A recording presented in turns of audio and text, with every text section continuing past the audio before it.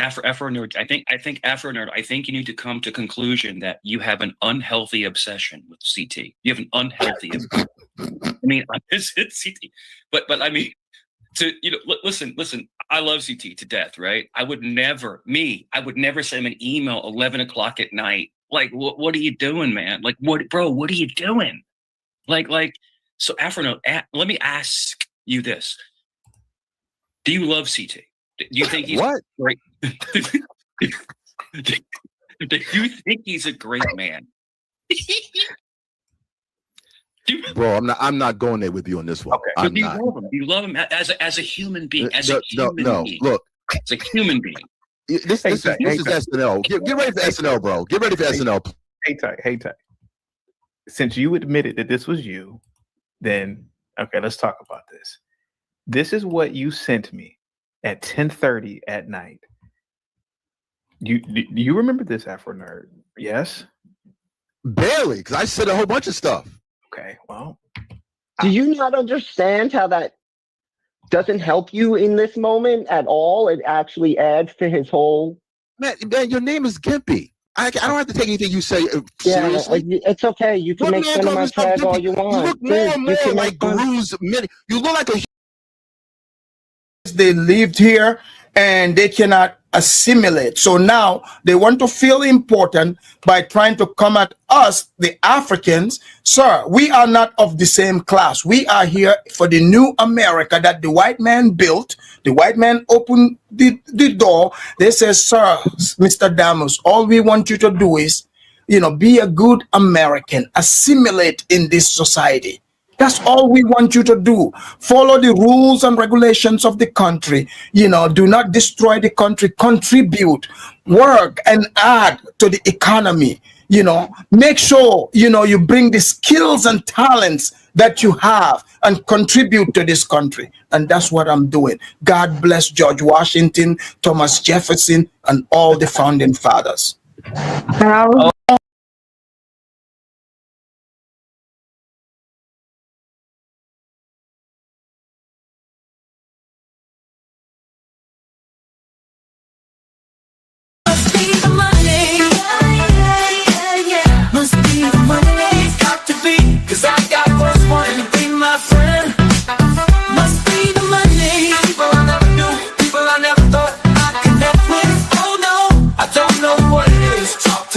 Check it out.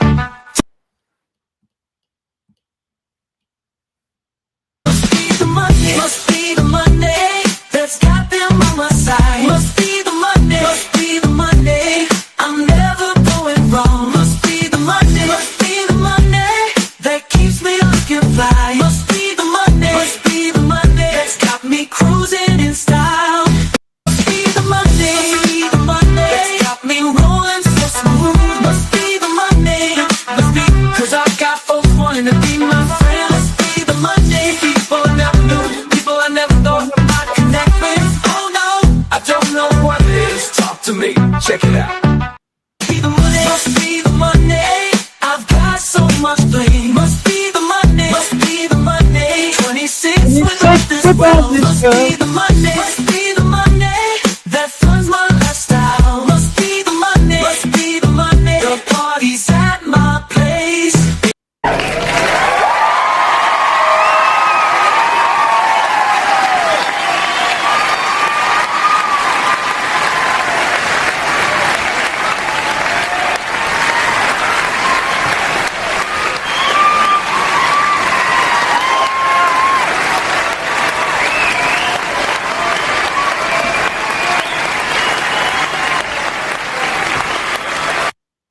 What up, everybody? What up, Bob? What's up? Happy Monday. Salute to you, man. Happy December 22nd. It is a beautiful, beautiful day. It is a beautiful Monday where I am at. Hopefully, it is a beautiful day where you are at. Guys, get the likes up, share the video. Salute to you, Bob. Guys, please go over to the Gospel of Bob and subscribe. Salute to you, Bob. Positivity is definitely coming your way, man. I hope all is well with you and your family, buddy. Guys, Bob is an incredible friend, an incredible supporter of the channel. Thank you so much, Bob. It's really crazy, Bob. We've known each other for years now, man. Years. So salute to you. Positivity is definitely coming your way, bud, at the speed of light. We got Kabuta in the building. What's up, Kabuta? Kabuta's in the building. Says her YouTube numbers say otherwise, talking about Candace Owens. Yes, I do think or believe now that Candace Owens is kooky. She is one kooky woman, and I'm going to kick her back in today, and justifiably so. But if anybody disagrees with me, please hit the like button, share the video. As per usual, guys, the channel is changing, and for the better. I need you to be on camera. I need you to be upright, not laying down in the bed, not not smoking weed, not drinking alcohol. If you drink some alcohol, like I said, there's a way to drink alcohol and be classy. If you drink a beer, put it in a long glass.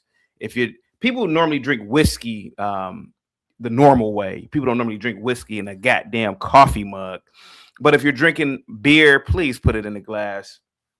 If you are smoking drugs, like a lot of you like to do, please just say, CT, just turn the camera off for me. I'm about to go smoke my drugs. So please, guys, you wouldn't call into Fox News smoking drugs. So please, guys, I know a lot of you believe that marijuana is not a drug. It is. But go smoke your drugs somewhere else. And also, no more coming on disheveled and high looking. Yeah, if you're too high looking, you may not need to be on camera. You might need to lay it down, set her down. You know, if you're too drunk looking, high looking, please, man, it's bad for the show, guys. Get the likes up, share the video, guys. Go over to Pops in Politics and subscribe, and go over to Just the Guys podcast and subscribe. Once again, Kabuta, salute to you, man. Positivity is definitely coming your way. We have the Goonie in the building. Says CT is swiftly coming in to defend the almighty J's. Yes, I will. I will. Jesus was a J. The first pope was a J. The Jays are the greatest ethnic group in human history. So of course I'm going to defend the Jays. And if you could prove me otherwise, turn your camera on and prove me otherwise. Prove me otherwise. Show us that you are better than the J. Guys, get the likes up, share the video, guys. Happy Monday. We have Long Shot Beats in the house. Says always CT got Candace looking crazy. Isn't she talking crazy? Isn't she behaving crazy? Sometimes she even looks crazy. So it all fits the description. Get the likes up, guys. Get the likes up. Let me know how the mic is sounding. Let me know how the camera looks. Salute to you. You got Seven Still in the building. Seven Still, a longtime friend, a longtime supporter of the channel. Salute to you, buddy. Positivity is definitely coming your way, man. Happy Kwanzaa. Happy Christmas or Merry Christmas to you all. I don't believe that Jesus Christ was born on December 25th. So I had to throw that to just disrupt your way of thinking. I don't believe that he was born on December 25th. There's a lot of evidence to suggest he may have been born in the springtime. Check into that, as Eddie Bravo would say. Guys, get the likes up, share the video, guys. Positivity is definitely coming your way, man. Who else do we have in the building, man? Guys, get the likes up, share the video. Cliff, man, what's up, Cliff? Cliff says that thumbnail is not doing Candace Owens any type of justice. I don't know, man. I don't think anything can do her any type of justice now. She's really losing it, to be completely honest with you, Cliff. She's really losing. Maybe it's all an act. This is like the WWE. It's all scripted. Who knows? Cliff? But salute to you, man. Positivity is definitely coming your way at the speed of light, buddy. We got Yeti Life in the building. Says CT salute. Exactly, bro. Why involve us black? Oh, yeah. A lot of people don't know what she said. I'm going to kick her back in today. Cliff says liberals got the strongest human civilian army. They stand together and back each other no matter what. Liberals stand strong together. It's almost memorable. Yeah, they do. And they fight for theirs, man. They fight. I remember Karine Jean-Pierre the former White House press secretary. She's about 5 feet tall, a little old woman. And some crazy dude got on stage right before Kamala ran for president. She was the senator at the time. Got on stage. Well, no, yeah, she was the no, not a senator. No, she was the attorney general of California, if I'm not mistaken, right? What was Kamala Harris? Oh my God, I got to get back on my political game. Kamala Harris, Jesus Christ, guys, holy smokes. Get the likes up, guys. Share the video, man. Positivity is definitely coming your way. Yeah, she was a senator for Cali. Yeah, for California. She's on stage with a whole bunch of other cackling hens. I don't necessarily think Karine Jean-Pierre is a cackling hen. I think, well, I really believe she's a company man. You know, she's still liberal, a Democrat, but company man. But she was on stage and some crazy dude got on stage, some big 6'5" dude got on stage and tried to get in her face about protesting. And she jumped right in the face of that guy protecting Kamala, while all the other coward men didn't do anything. But yeah, these liberal, particularly women, they fight for theirs. What's that big girl's name? Simone Sanders. Simone Sanders, man. Some dude got on stage at, I believe it was Biden. And this big back woman, she ran a 4.40 and tackled the guy. So these liberals don't play around, man. So you are absolutely correct. In America, the liberals, it would appear they do have the strongest civilian army. Now, a lot of them are do fundies, you know. Individually, you might be able to mop one of them, but when they come together, man, Summer of Love, George Floyd, when they come together, man, they can cause sheer and utter damage. Salute to you, Cliff. Positivity is definitely coming your way, buddy, at the speed of light. Guys, get the likes up, share the video. Cliff, do you guys celebrate Christmas where you are at? Put that in the chat. I have no idea. I should look into that. Get the likes up, guys. Share the video, man. Angel says, am I blocked? You shouldn't be blocked. Now, I keep telling people not to block people. We have Plasma Void in the building. CT with the J defense. It's coming. I don't have to defend the Jays. The Jays are defending themselves. They are defending themselves. Are they not? Are they not defending themselves? They got you guys so scared to even make a comment because you think Mossad is everywhere that you know better. So yeah, I don't have to defend the Jays, to be completely honest with you. I don't have to. Don't have to, guys. Get the likes up, share the video, guys. We have it's Tio in the building. Now, CT, this is where I draw the line. You've gone too far. Keep my baby Candace name out your mouth in the name of Will Smith.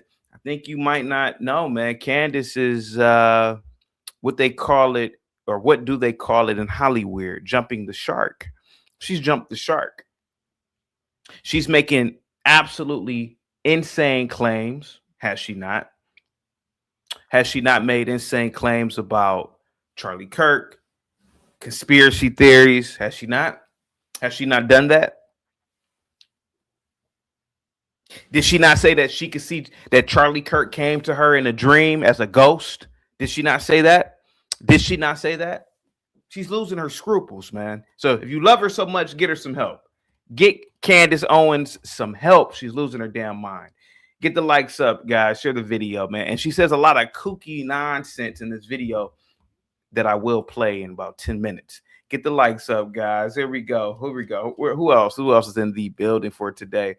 Thoughts all the way from South Africa says liberals only have allies when there is an enemy to ally against. When left alone, they eat each other. I have no idea. I've only seen liberals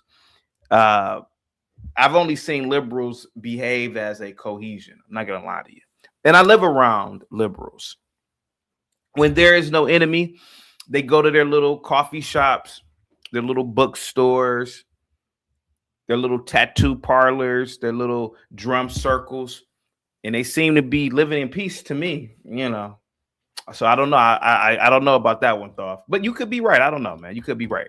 Get the likes up, guys. Share the video, man. Who else do we have in the building? Rita is in the building. Rita, I got to time you out. You keep on spamming the chat. No disrespect, but I got to time you out. Wolfpack says, CT, good day, sir.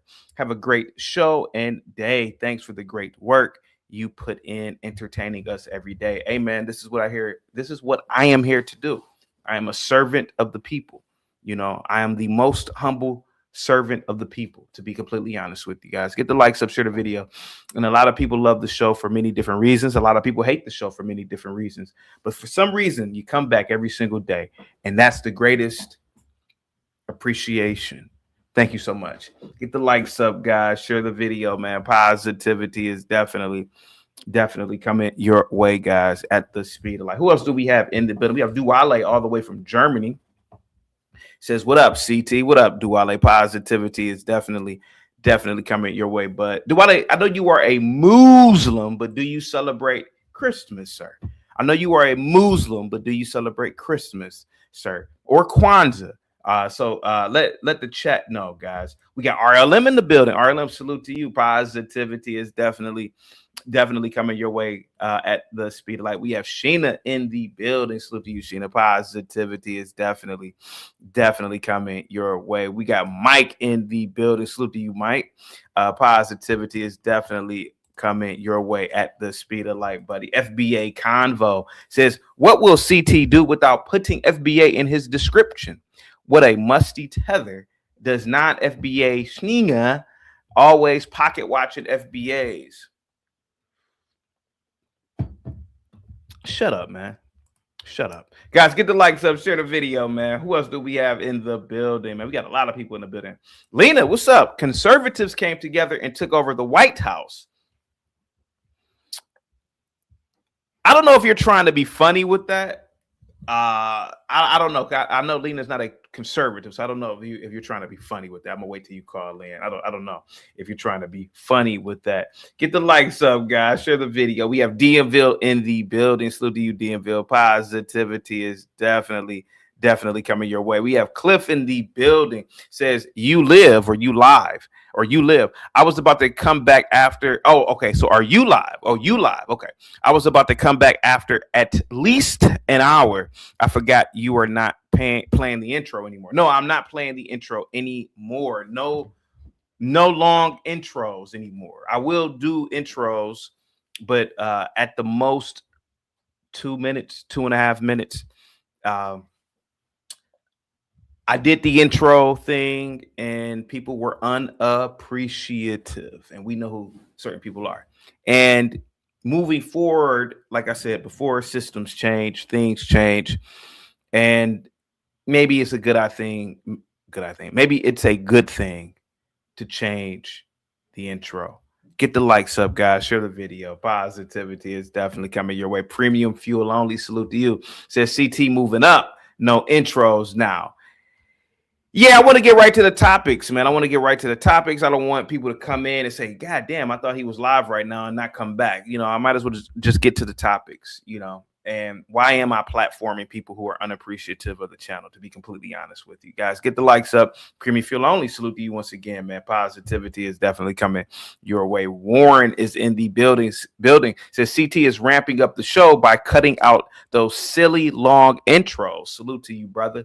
Looking forward to sharp. Thank you so much, man. I really appreciate you. American Millennial is in the building. Says shout out to Candace Owens, Kyrie Irving, and Kanye West. I kind of want to get your ass up out the chat for that, because I know what you are trying to say. I really want to time your ass out, American Millennial, but you've been a friend of the channel, supporter of the channel for many years. So I'm not going to time you out, but you know what you're doing, and I don't like it. I don't like what you're doing. Blue Baggins, what's up, buddy? Positivity is definitely coming your way. Happy or Merry Christmas to you all, man.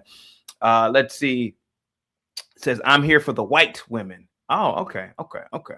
Duale says, CT, definitely I celebrate Christmas. I live in a Christian nation. Oh, okay. All right, I didn't know, buddy. I didn't know. Guys, get the likes up. Share the video, guys. Positivity is definitely coming your way, guys. Hit the like button, share the video, guys. Go over to Pops and Politics and Just the Guys podcast and subscribe. Guys, put a 1 in the chat if you will be celebrating Kwanzaa this year. And if you are, what is your favorite day of Kwanzaa? Mine was Kuji Kagalia. I think that means unity or something. I don't know. But I used to celebrate Kwanzaa when I was a kid, and I hated it. It was like a poverty holiday. Instead of getting gifts, you had to make gifts and give them to people. And I was like, oh no, you can't make me a PlayStation. That's impossible. I would rather just celebrate Christmas, man. You know, I know a lot of people who, you know, in the 90s, everybody was into this pro-black conscious bull crap, and everybody wanted to celebrate Kwanzaa at the schools. They had little local library events, and to me, it was just a poverty holiday. I couldn't get down with it, man. I hated it, man. All the incense burning, candle burning, a bunch of nonsense. What's up, Universal Jones? Salute to you. Positivity is definitely coming your way. Rise Girl, what's up, sweetheart? Positivity is definitely coming your way at the speed of light. Happy December 22nd, 2025. But yeah, I used to celebrate Kwanzaa as a kid. Blue Baggin says, I've been FBA the entirety of my life. I don't know one ninja that celebrates Kwanzaa. Yeah, man, growing up where I grew up at, I knew a lot of people who celebrated Kwanzaa, man. And especially when you got into like college, you know, a lot of professors, oh man, you know, dude, come to the house, we're gonna celebrate Kwanzaa. And we sat around talking about a whole bunch of mythical black stuff, you know, and it was a bunch of candles burning. And I didn't like the holiday at all, to be honest with you. I like commercialism. I like commercialism. I like the buying and selling of goods. I like the giving of goods and the receiving of goods. Not something you made, you know. No, I don't like that. No, not at all. You can't make me a flat screen TV. Sorry, that's, you know. Listen, when you celebrate Kwanzaa, expect poverty. Even if you might have, even if you're middle class, upper middle class, rich, just expect a poverty ceremony. You know. Oh, thanks for this. This clay, you know, when people they make those you know, the pottery things, you know, they go to like a little pottery event and make some pottery bullshit. Oh, thanks for this pottery clay thing. What is it? You know, so that was my Kwanzaa experience, guys. Get the likes up. Thank you so much, Sheena. Positivity is definitely coming your way at the speed of light. Premium Fuel Only says December is a wonderful month. Desperate people selling stuff on Facebook for pennies on the dollar. And Roz Girl is laughing at what I said. It's true. I'm pretty sure Roz Girl celebrated Kwanzaa. Guys, once again, guys, if you are suffering with depression, or if you are sad, if you are drinking because, you know, whatever it is, that is weak, and get your weak ass up and go outside. Go for a walk in the winter. Go for a brisk walk or a light jog. Start eating healthy and drinking a lot of water. Quit all that soft, depressed stuff. You were born in America, or you may have been born in a Western country. You were born in the greatest hemisphere on the planet. Get off of that weakness. That's weak stuff. Oh, I thought you were going to say something nice. No, I'm not. No, I'm going to be brutally honest today. I'm going to be brutally honest every day. Get the likes up, man. Share the video, man. We got Long Shot Beats says Kwanzaa hijacked Hanukkah. That's possible. It's very similar the way you celebrate it with the menorah and the lighting of the candle each day. Home Alone, by the way, guys. Home Alone. There's a new theory that I just heard. I used to hear theories that the McAllister family were mafiosos, but now the new theory is the old man is Jesus Christ. The old man is Jesus Christ. Has anybody heard of this theory about Home Alone and the old man who saved Kevin is Jesus Christ? And there's a lot of things in the movie that actually symbolize it. Like one of the most obvious was in the store when Kevin was attempting to pay and he got so scared he ran out. The old man puts his hand on the glass counter, and the old man has a wound. In the wound, you can see the hole in his palm and on the back of his hand. So there's a lot of stuff about the old man that indicate that he is actually Jesus Christos, or Jesus Christ. Get the likes up, guys. Share the video, man. Thank you so much for the PayPal, Cliff. Positivity is definitely coming your way. Says, We celebrate Christmas heavily over here. I'm in and out today. This is a down. Oh, thank you so much, Cliff. Positivity is definitely coming your way. Sheena says the McAllisters are American Irish. Oh, yeah. That is an Irish name. So, yeah, they wouldn't be in the mob. They would be affiliates. They would be associates of the mob, but they would never actually be a made family if they were Irish people. Yes, they could be a part of the mob, but only as an associate family. Get the likes up, guys. Share the video. Lena says, I needed to hear that, CT. I've been depressed lately. Get your ass up, Lena. Go to the store. Get you some. You probably already have it. I don't know, but get you some onion. Get you some garlic, get you some vinegar, get you some kale, get you some tuna, mix all that together, and get you some unsaltine crackers and some water. You'll feel good. You'll feel absolutely good. And go for a walk or something. Can you go for a walk in the south side of Chicago? Get the likes up, guys. Share the video, man. Positivity is coming your way, guys. Send over positivity to Lena. I know I joke a lot, but some people actually do suffer with depression. And I know I am joking, but I don't want, I do actually care. But guys, get the likes up, share the video, guys. Go over to Pops and Politics and Just the Guys podcast once again. Let me see. Roz Girl. Okay, Roz Girl is sending over positivity, guys. There we go, guys. Get the likes up. Get the likes up, guys. And what are you doing for Christmas this year? Are you going to your relatives' home? Are you going across the country? Are you traveling overseas? And if so, guys, when you go to a family dinner, be the Alex Jones at a family dinner. While people are talking about their smarty-arty degrees, oh, I'm just working on this. They talk about their boring jobs. Oh, yeah, just got promoted, dude. Bring up conspiracy theories there at the dinner table. Disrupt the dinner table. Disrupt the dining experience for everybody. Be the guy that people say, yeah, we don't want to invite you next year. Be that guy. Be memorable this year. Be memorable this year. Ask about the Epstein file. Hey, what do you guys think about the Epstein files? When somebody's talking about their boring college degree or their boring promotion or their boring new car purchase. Hey, what do you think about the Epstein files? Hey, what do you think about that chef that the Obamas K-worded? Things of that magnitude. Bring stuff up like that. Hey, what do you think about the government releasing evidence that we are not alone in the universe? Bring that shit up at the dinner table for Thanksgiving while everybody's in their stupid overall pajamas. You see a lot of, hey, Roscoe, you see a lot of this dumb shit now.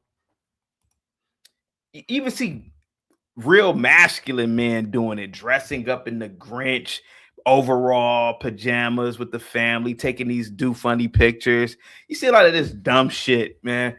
So when people are doing that, you come in there and you really raise hell when you go visit people this year. Angel says, CT, you are turning into your Uncle Ben. People say I look like Uncle Ben. I wish we would bring that old black man back, by the way, for the cereal box, man. Oatmeal box, whatever.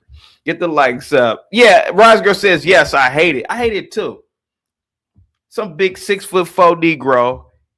And I see white dudes.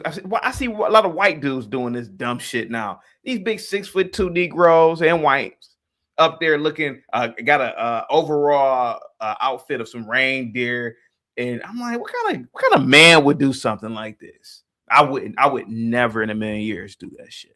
Never. Warren says CT talks about the space-time continuum at the dinner table while his family looks at him like he's speaking a foreign language. They look at me like I'm insane. You got to do it, man. You got to do it, man. You got to talk about interdimensional beings at the dinner table this Christmas, man. Please do it. Please do it. Guys, get the likes up. Share the video, man. Angel says, my grandmother's birthday is Christmas Eve. Shout out to your grandmother. Happy birthday. I'm telling your grandmother I said happy birthday and many, many more years. 100 more years, man. Guys, get the likes up. As Angelia, excuse me. I said Angel. Get the likes up, guys. Let me see. But yeah, man. Let me see. Wolfpack says going to Colorado to see family. I will sneak text from the bathroom, hiding for a bit. You gotta do it, man. You gotta be a disruptor. You know, you gotta do things that other people won't do. I know a lot of people say that this is controversial. This individual I'm gonna bring up, but be like JP this dinner, this Christmas. Be like JP, man. You know, have a family member wanting to fight you. You know, that's what you have to do this year. Have a family member wanting to fight you because you brought up a controversial topic. Mike says, in high school, I had gold fronts and wore my pants backwards for crisscross. It was hilarious. Let's see. D from Boston says, salute, CT. Salute to you, man. Positivity is definitely coming your way at the speed of light. Guys, get the likes up, guys. Share the video. Positivity is definitely coming your way. Nobody said that they were going to celebrate Kwanzaa this year. So I'm just waiting for people to verify if you are going to celebrate Kwanzaa. Let me see. Do I have this kooky woman's video on cue? Yeah, I do. I do have her video on cue. Here we go. Let me see. Rob is in the building. Says, why does CT have a spray-on hairline? No, sir. I don't have a spray-on hairline, sir. My hair is robust. I have pure West African Nigerian hair, sir. I have pure hair. My hair curls up to the universe. That's what makes my hair very unique. It curls up to the universe like an antenna or something, right? Yeah, I have pure Nigerian African hair. Atticus says, peace, CT. Peace, man. Lila says, you have nice hair, CT. Thank you so much. I really appreciate that. Lena says, I thought you were going to say have a welfare Christmas when you said JP. No, why would I say that? No. FBA Young Lion says, CT, is Trump making weed illegal again? If so, good. No. Remember, the states have rights. So the individual states have their own weed laws. So weed is still legal. It will still be legal in the states. Badass, it says, good morning, ladies and gentlemen. Salute, CT. Listening while grinding at the shop. Salute to you, man. Positivity is definitely coming your way, badass, at the speed of light. Guys, once again, go over to Just the Guys podcast and subscribe, and then go over to Pops in Politics and subscribe. Warren says, CT, which West African country do you think has the best jollof rice? Without a doubt, Ghana. Without a doubt, Ghana. If you have Ghanaian friends, which I did growing up, you knew you were going to eat some good jollof rice when you went to their homes. The Ghanaians produce the best jollof rice on the planet. Guys, get the likes up, share the video. What do atheists do for Christmas? I would love to know. If you are an atheist in the chat, I know you don't believe in God. You believe that the universe started by the snapping of or the Big Bang Theory. What do you believe, or what do you do for Christmas? What do you do for Christmas if you are an atheist? Do you just sit in an empty room and just do nothing? I have no idea. Like, what does an atheist do for Christmas? And should atheists be allowed to participate in the Christmas ceremonies? You know, if you are an atheist in the family, should your mom say, well, you're an atheist, so I didn't get you a gift? You know, should your mom do that? When you are an atheist, should you go around family members and they say, we're not giving you any food because we're going to pray over the food and you don't pray? Guys, get the likes up. Get the likes up. Atticus says, I don't know about y'all, but I celebrate Christmas. Premium Fuel Only says, atheists sit at one hating on God. Okay. Clip says, CT, I watched a piece of a JP stream. It was not as polished as this show, but he did a good job. I've seen something you've always said. The hate JP got was amazing. All the hate for a guy on welfare. It's incredible, Cliff. It's incredible that a man on welfare has more confidence, more women, more wisdom and less debt than these smarty arties with college degrees. It's fascinating. FBA Young Lion says, CT, why do Africans in Africa celebrate Christmas in Africa when it's a European pagan tradition? I've never known Christmas to be celebrated in Africa. Man, you got to give me the link to that one. I've never known that. That's actually funny. I mean, could you imagine celebrating Christmas in, like, let's say Ethiopia, you know? They have malls in Ethiopia. You go to a mall and it's a 110-pound Santa, you know, because most Ethiopian men are about 120, 130 pounds at the most. Imagine how crazy that'd be. Imagine how sick that'd be, man. How funny that'd be, man. Going to a Christmas ceremony in Africa. Get the likes up, guys. Share the video. Cliff says, you are right, CT. It's astonishing the hate that guy gets. I'm for supporting JP. He's a legend, living legend on welfare. Yes, he is a living legend on welfare. Thank you so much, Sheena. Positivity is definitely coming to you guys, man. Duwale says Ethiopian have their own Christmas. It is January 7th. I have no idea. Mike says Joe Curry. Okay, let me see. Okay, let me read that. Tropes says Kwanzaa was invented in the 60s. Yes, by Malanga Karanga, whatever. Malanga Karanga. Some Negro got out of penitentiary. He needed to make some money. And he created a holiday, which, you know, it was lucrative for him, you know. But yeah, he created Kwanzaa. Some Negro. He was in prison studying all that black nationalism. And he said, I'm going to create a holiday. Shit. I'm going to create a holiday, mother. He created it. Yeah. I think Malanga Karanga was in prison for murder, if I'm not mistaken. Let's see, guys. Get the likes up. Share the video. Who else is in the building, man? Atticus says the Ethiopian Orthodox calendar. Oh, okay. I kind of figured that. Okay, so they have a different. Okay, I didn't know that. Okay, awesome. Dolomite is in the building. Even the people you think are above hating on GP can't help but jump on the hate. Let's see. Shig, or okay, I think that's Shy, says Kwanzaa is the original Festivus. Yes, I plan on celebrating Festivus this year on camera. A Festivus for the rest of us. A holiday created by George Costanza's father, Frank Costanza. EAE is in the building with the CT's favorite supermodel, Anak Yai, is fighting for her life. Send positive energy or prayers her way. Really? What happened to her? Hold on for a second. Damn. What the fuck? How did that happen? She don't look sick, but okay. I mean, she doesn't really look that sick, but I had no idea. Wow. She's been diagnosed with a congenital lung defect that's been overworking my heart and slowly destroying my lungs. Yikes. I mean, I'm not gonna lie to you. She really doesn't really look sick in the video or the footage, but wow. Yeah, I'm gonna send positivity her way as well. Wow, look at that. Look at that. Jesus Christ, man.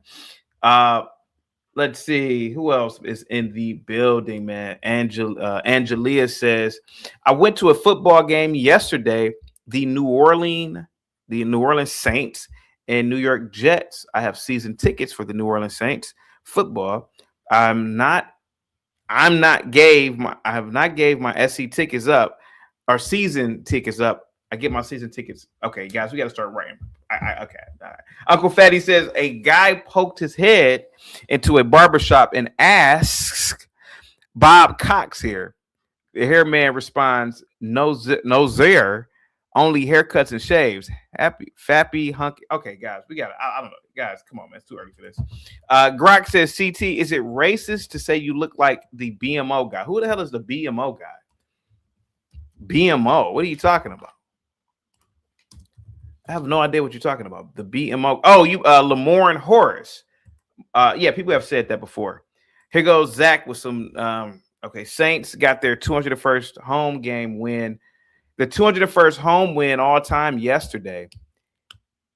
What a script. Congrats to the winner. Jesus Christ, man. This guy's insane. Rastafarian says, CT, do you think Nigeria will lose its lead in international open defections? Guys, can we write English? You mean defecations? Okay, guys. Oh, okay. First of all, that's not today's topic. We're not talking about open sewage systems and who's worse between Nigeria and India.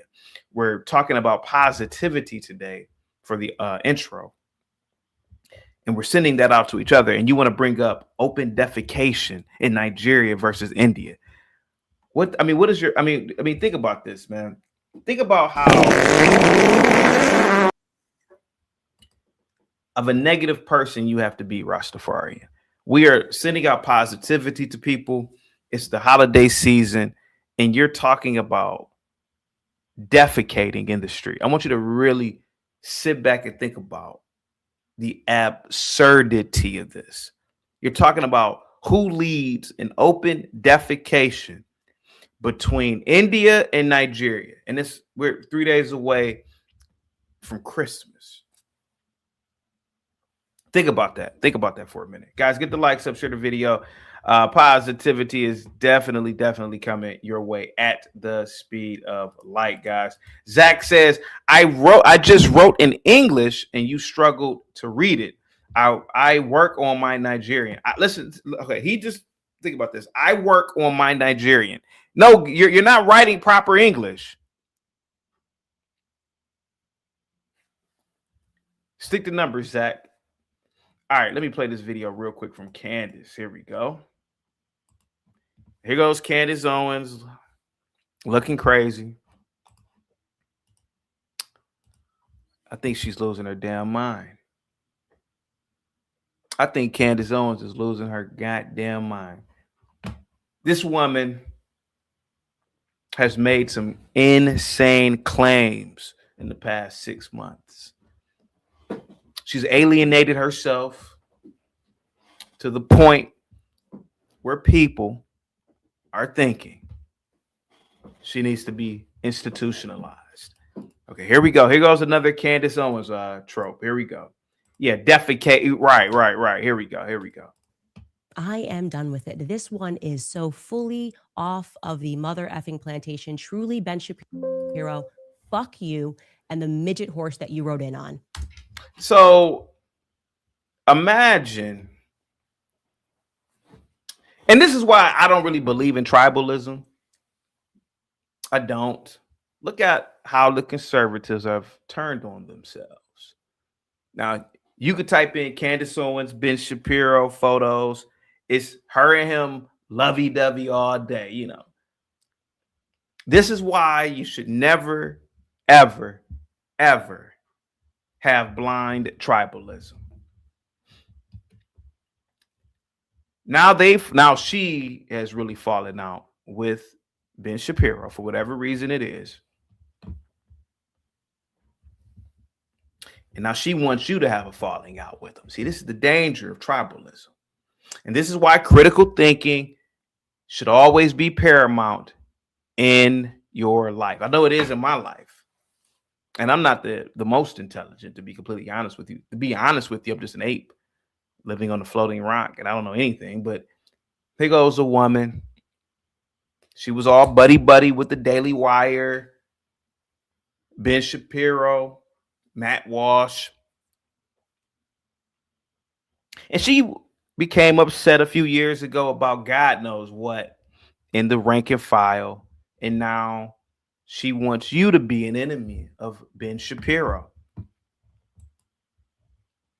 Here we go. Here, look at her. And I say that on behalf of the world. She wants the whole world to be against Ben Shapiro now. What a kook. She's using a damsel in distress tactic. I still love Candace. I ain't gonna lie to you. But she's using a damsel in distress tactic now. Now she wants the whole world to hate this man. This is some high level shit here. And I'm not trying to, the other day I did a red pill topic for women, but What do women do when they get mad at a man? What do women do when they get mad at a man?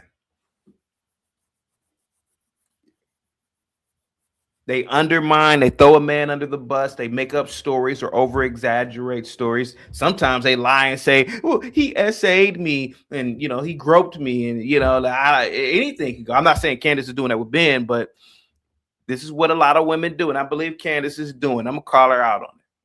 I'm going to call her out on it.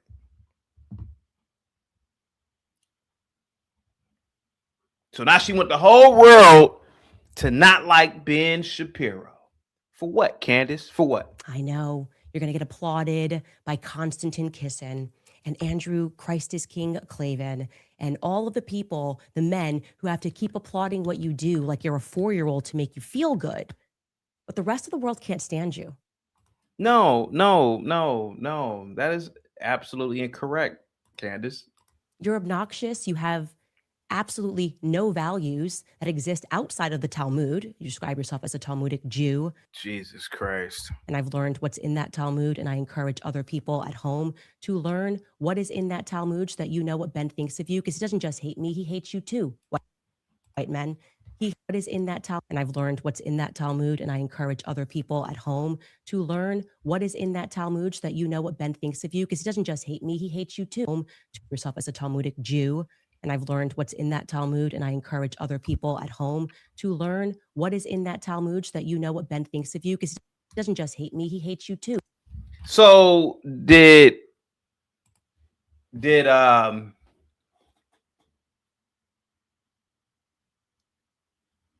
hate you when he was paying you at the Daily Wire? Candace, did he hate you when you were rubbing shoulders with him at the Daily Wire? I'm confused here. When did Ben Shapiro hate you? Why are you reading the Talmud in the first place? That's the question I have to ask myself. Why are any of you people reading the Talmud? It's not for your eyes to see. You're not a Jew. You are not a Jew. Why are you reading that book? Why are you reading that text or any other text that these people have? Oh, let me go read the Talmud. Why are you reading the Talmud? Aren't you a Southern Baptist? Why are you reading the Talmud anyway? It's not for your eyes to see, Candace.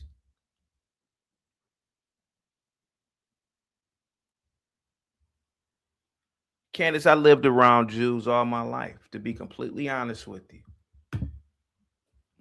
To me, the nicest people I've ever encountered in my life, Jews. Sorry. That was my anecdotal experience. But the nicest people, Candace, that I've met in my life are Jews. Now, if they hated me, I couldn't tell. I couldn't tell if they hated me or not. My first office that I rented out, owned by a Jew. The whole complex owned by a Jew. He charged me 90% under the market rate. Swear to God. He said, I believe in you, man. He said, you have something about you, man. I it wasn't a black. It wasn't a whitey. It was a Jew. It wasn't an Asian. It wasn't an Arab.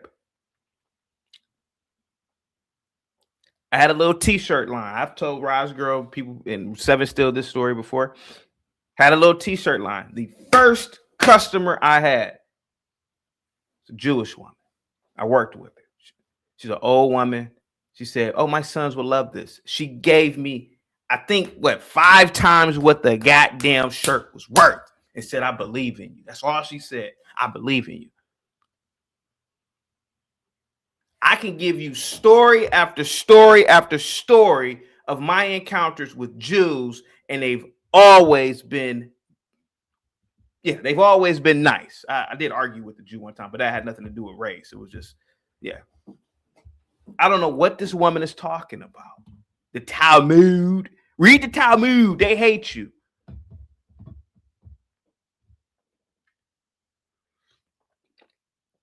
Well, if they hate us, man, they're doing a bad job of hating us, because last time I checked, what have really the Jews done to people? I can't see it. Well, that's your own anecdotal experience, CT. Hang tight for me, Zach. Oh, I got a lot of super chats. Jesus Christ, my fault. Blue Baggers with the $5 super chat. I'm with Candace when it comes to this small hat. Ye was right. Here goes. Ye was right, Blue Baggers. A man who's clearly insane. He's right. Kanye West is right. He goes on 10-minute rants about God knows what. But he's right. A man who rambles and bumbles. And obviously, man, let's be honest about it. Other than rapping, what other talent does he have? But because he says something about the Jays, he's right. What is he right about?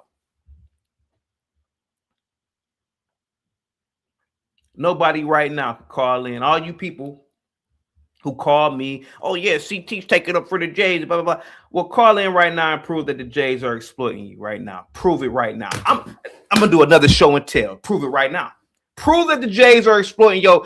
Prove that they are exploiting you now. Prove that they hate you right now. Prove it. Prove it right now. If you were a victim of a crime, prove a Jay did it. If you were a victim of a financial crime, prove that a Jay did it. What are you guys talking about? Well, it says in the Talmud. You shouldn't even be reading the Talmud because you ain't smart enough and you're not even studied enough to read this damn book or this text or whatever it is. I've never even laid eyes on it. Truth be told, I never laid eyes on anything that the Jews done. It's just that I respect their culture. It's not for you, Blue Baggins. It's not for you. FBA Young Lion says, I'm with Candace too. Shapiro is Israel first.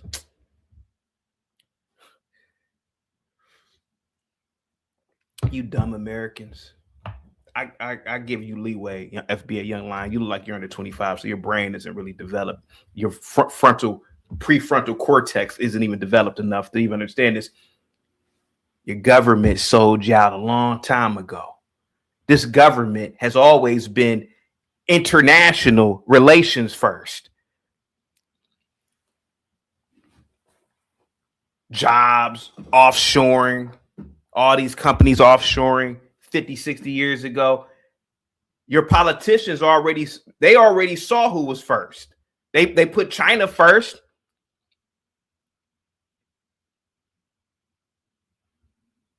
They put the Philippines first. They put these other countries first. Where do you think a lot of your stuff is made at? They put the Chinese worker first. Hey man, the Chinese worker, he'll work for 50 cents an hour. Yeah, these stupid Americans want to unionize and do this. Well, F them. You guys, I really believe a lot of you guys don't understand the world, man, to be completely honest with you. Blue Bag says, I'm making no distinction between the white that prays in a synagogue or a church. That's pretty brutal what you just said. Jesus Christ, man, you guys are brutal.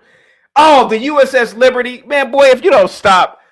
How old are you? 23? You just read that somewhere. Oh, okay. You bring up one military mishap. We've had all types of military mishaps throughout history. That was one.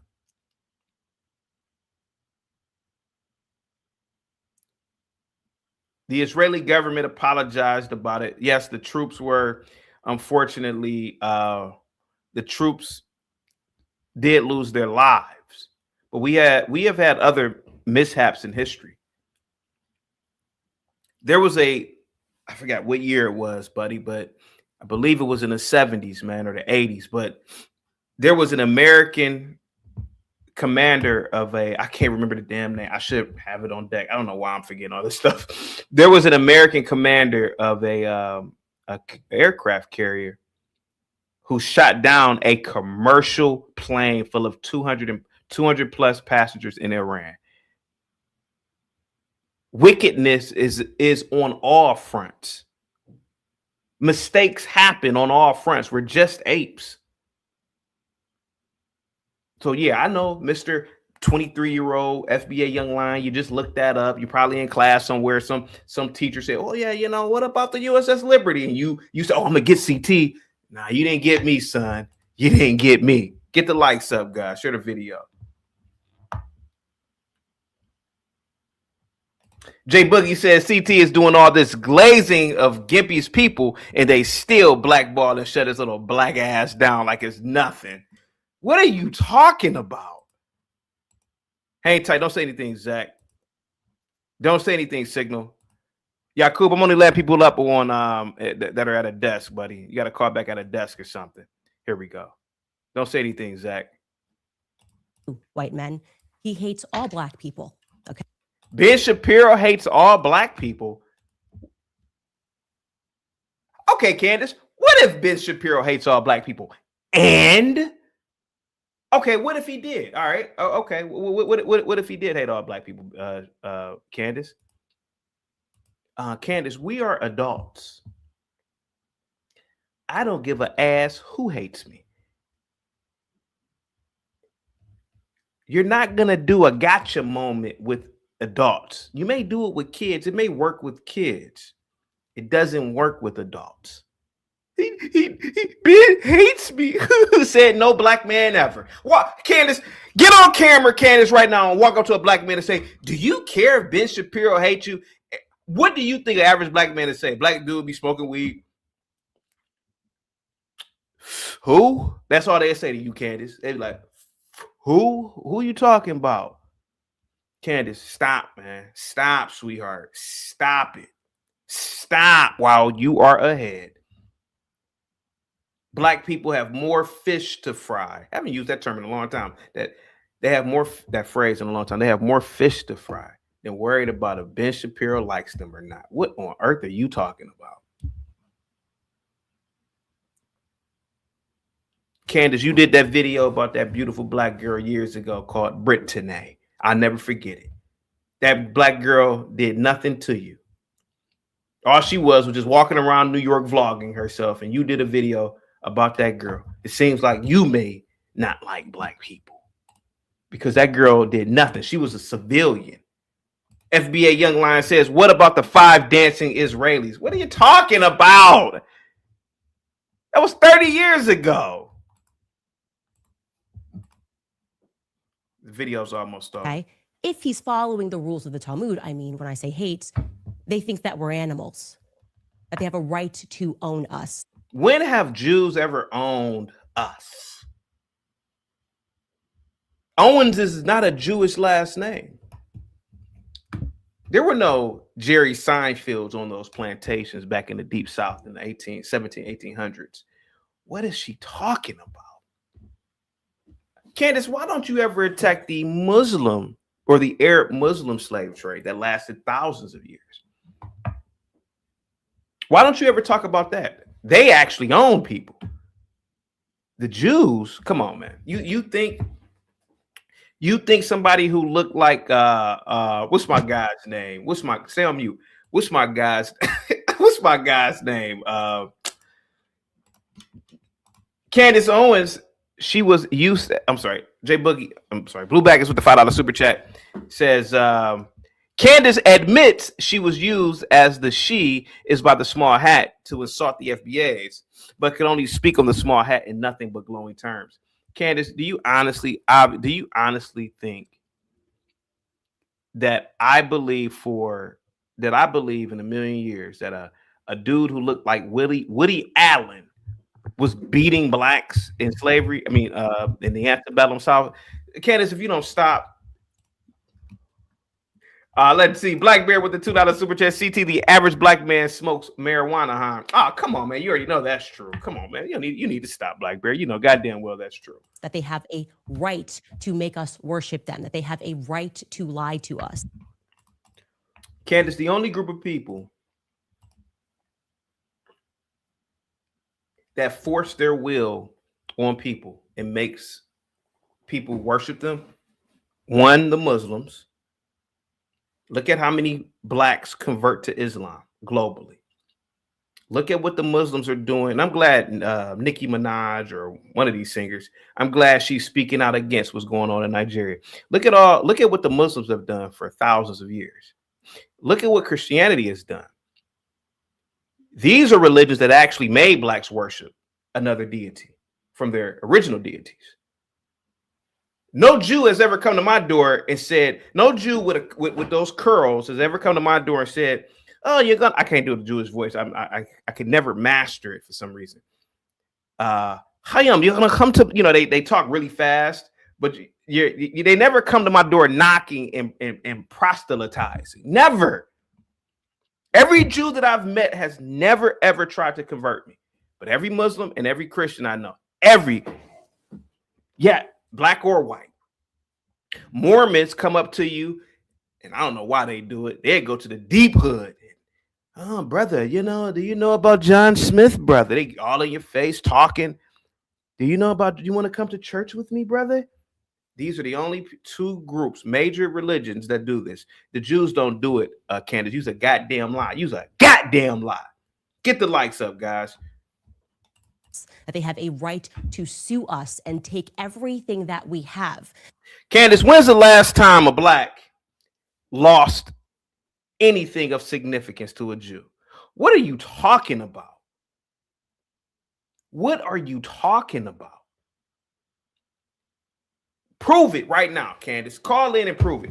Prove it right now. Give me some Negroes who lost something to some Jews at a large scale. I don't know what this woman is talking about. She just says anything at this point. That they have a right to deceive us.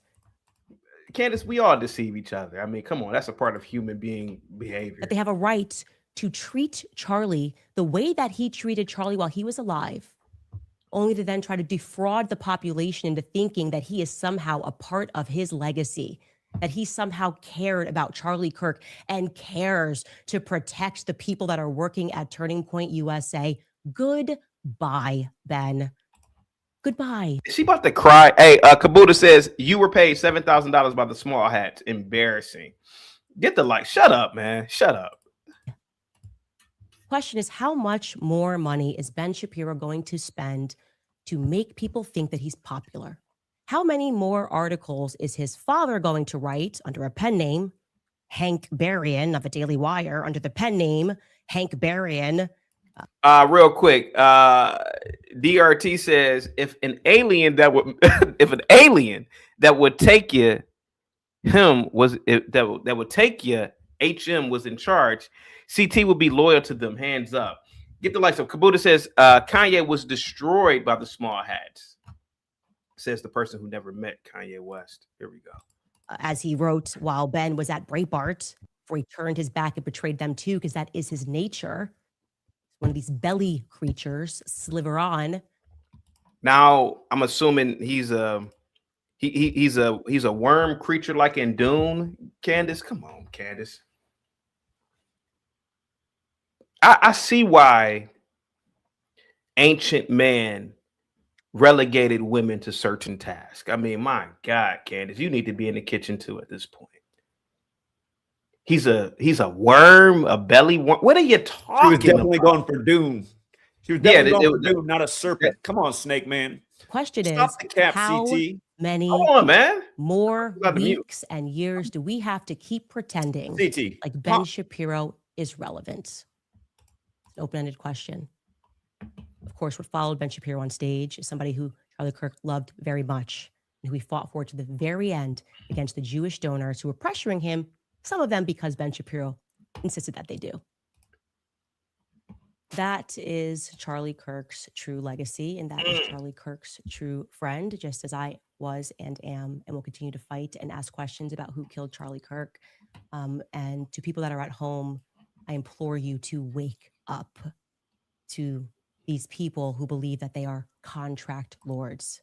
I challenge Black Americans to wake up to your true history, because your quarrel is not with white men. What? Hey, look, Candace, stop. First of all, don't listen. One thing I'm not going to let you do is bring blacks into this. Blacks have nothing to do with your beef with Daily Wire and Ben Shapiro specifically. Nothing. Either you're with blacks or you're not, Candace. At this point, either you're with blacks or you're not. Listen, you're not you're really not black adjacent. To be completely honest with you, you don't have any real ties with blacks other than the fact that you are black by genetics. But the fact of the matter is, Candace, I'm going to be completely honest with you. Bringing blacks into this is really absurd, and using trigger words like "your true masters" and they hate you. That doesn't work anymore with a lot of black people. That's bullshit. The Jews were not responsible for the goddamn transatlantic slave trade. You didn't have people. Who's some more Jews we can name? Some famous Jews. Hold on for a second.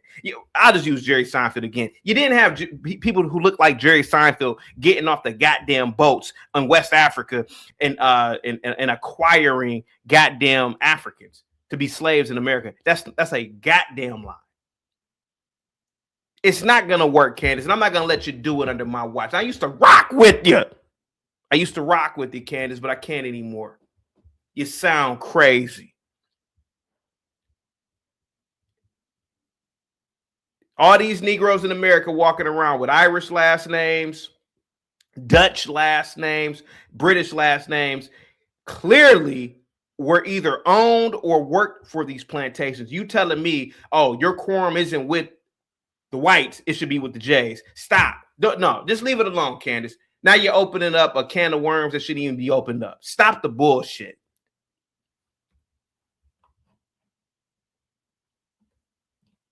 Kabuta says, compare Shapiro versus Candace numbers. I don't know. I think they get the same amount of numbers, to be honest with you. Here we go. Okay. Wake up to who publishes these books and keeps us warring with one another. Christians versus Christians, right? Christians versus Muslims. Wake up and learn the true history of slavery, because that wasn't exactly a white men sport. No, it wasn't. It was a human sport that had been taking place for thousands of years by all ethnicities. If you ask me, the whites were the Johnny-come-latelys with it, and they actually were the first people to stop the shit. It wasn't the Jews. It was the whites who stopped it, to be honest with you. But the Jews had a very small part in the transatlantic slave trade, if any part in it at all. Here we go. Okay. Jewish people were the ones that were trading us. That's a goddamn lie. Goddamn. Candace, stop, man. What is she talking about? Candace, if you don't stop this dumb shit, you are doing something dangerous here, Candace. It was not no goddamn Jews that were solely responsible for the transatlantic slave trade. And let's assume that they had a little bit of a significant role in it. What about the Muslim slave trade? What about the current slave trades right now, globally? What are you talking about?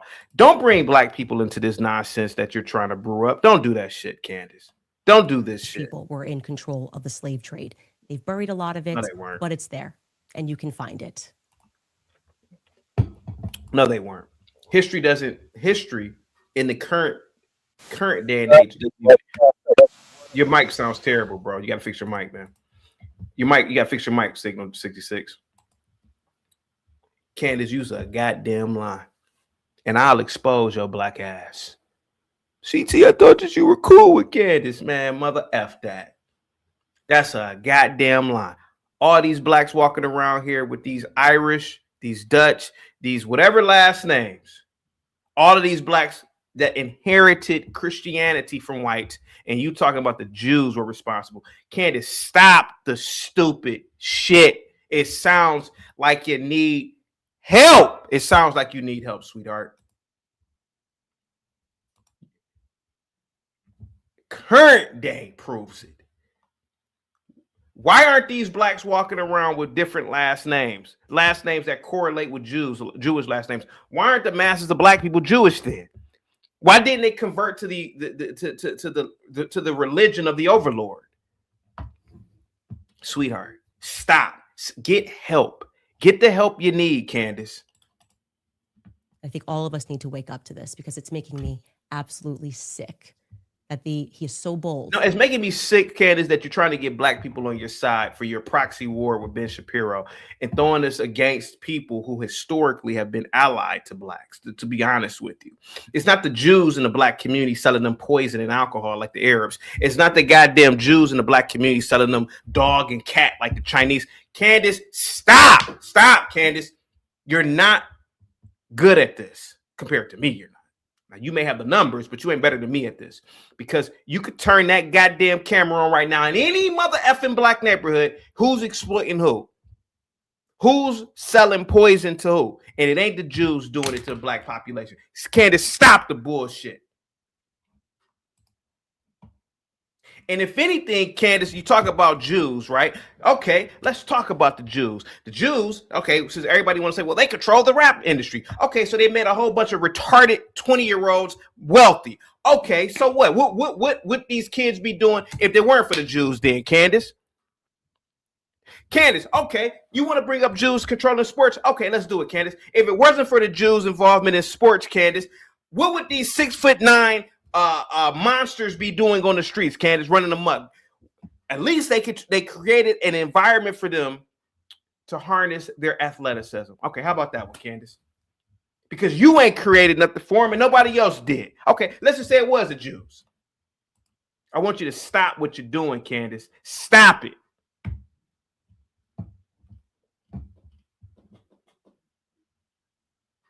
Sam says, CT, you never talk about the Jays, but you freely speak about Christianity and Islam. Sam, I was rocking with you last week, man. Me and you were on the same side. But I'm going to kick your back in too. How many goddamn times have I shown the cathedrals inspired by Christianity, you son bitch? How many times have I done that? I speak highly about the Christian church. I speak highly about the institutions created under Christianity. Hospitals, right? Have I never not mentioned that? What are you talking about? Schools. What are you talking about? This woman is insane. Imagine somebody who you once thought was your contemporary, and you see her declining into a state of just insanity. I've seen this before in real life with friends of mine. Smoking weed, doing drugs, and then they spiral into these conspiracies and they end up crazy as hell. This woman is saying that the Jews are solely responsible for slavery. That is the dumbest shit I've ever heard in my life.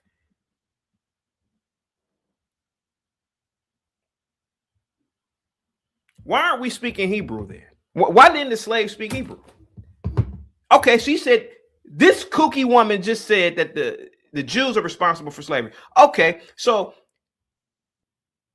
why aren't the current blacks speaking Hebrew? Why didn't the slave master teach them to read the Torah or the Kabbalah? Whatever text that the Jews read, why didn't the slave master teach them to do that, since it's all Jews inspired by it? You mean to tell me the Jews are so goddamn good at everything that they are just some sort of phantom goddamn overlord? That says a lot about the Jews and everybody else on the goddamn planet. That this small group of people are able to wield so much goddamn power that everything is almost not just abstract, but omni-goddamn present.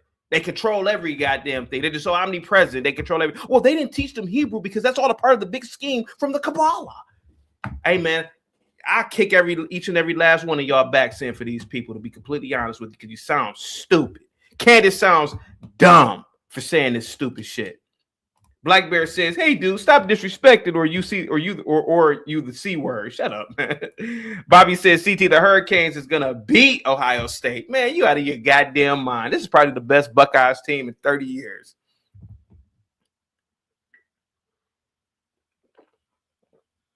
Hey, Bobby, do you remember when I was in college at the time? When Kellen, he's in prison now, but when Kellen Winslow was in the locker room, he said, "I'm a soldier." Man, I wish live streaming existed back then. We was ranked. we were ranking Kellen Winslow when he said that stupid shit. Like, man, you a soldier. Man, you grew up in America. Your dad was one of the greatest tight ends in NFL history. You grew up in $1 million mansion. Boy, you ain't no goddamn soldier, and you know it. He said, I'm a soldier. Said I missed your super chat. Oh, my fault, FBA Young Line. FBA Young Line says the noble painter was right about them. Hey, boy. I'm going to get your ass up out of here. Keep on, son. I'm gonna get your ass up out of here, FBA Young Lion. Get up. Thank you so much for the super chat. Here goes this jackass. JK says, CT, you were talking like the Jewish mafia doesn't. Hey, you can't drink on camera anymore. I told you that, Signal. He says, CT, you were talking like a Jewish mafia doesn't even exist on USA soil. Oh, okay, what if they have a mafia? So did the Italians. So did the Irish. So did blacks. Blacks. If you ask me, blacks and Italians run tandem. Go to DC and ask anybody about Rayful Edmond.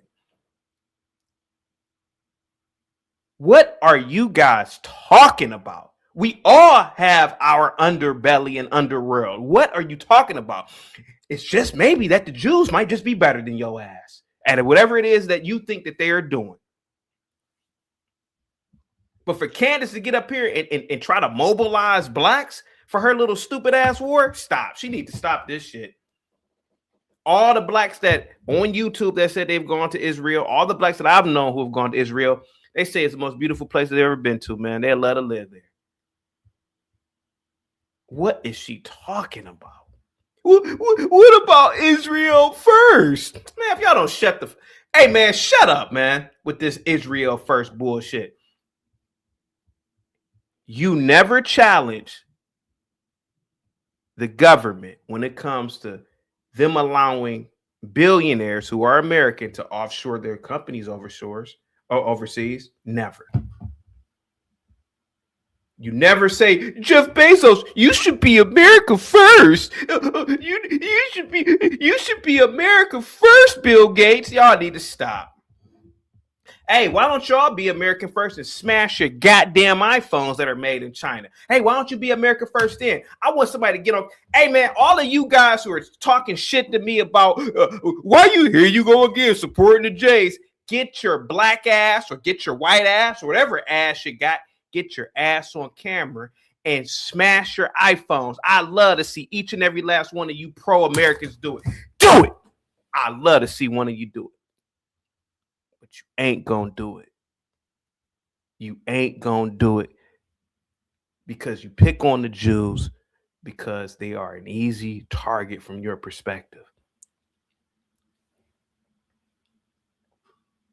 See, they don't have videos BHing people. I don't want to say the word because I'm in YouTube's good graces, but show me a video of the Jews BHing people like the Muslims do.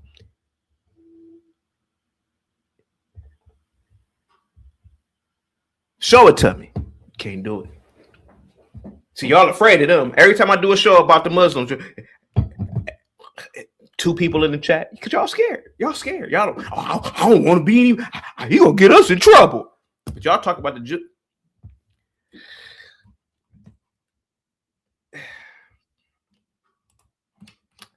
Blue Baggers, what's up, man? Says when it comes to Candace, he cooning even when it comes to Candace, he cooning even a broke clock is right 2 times a day. Get the likes up, guys. Share the video.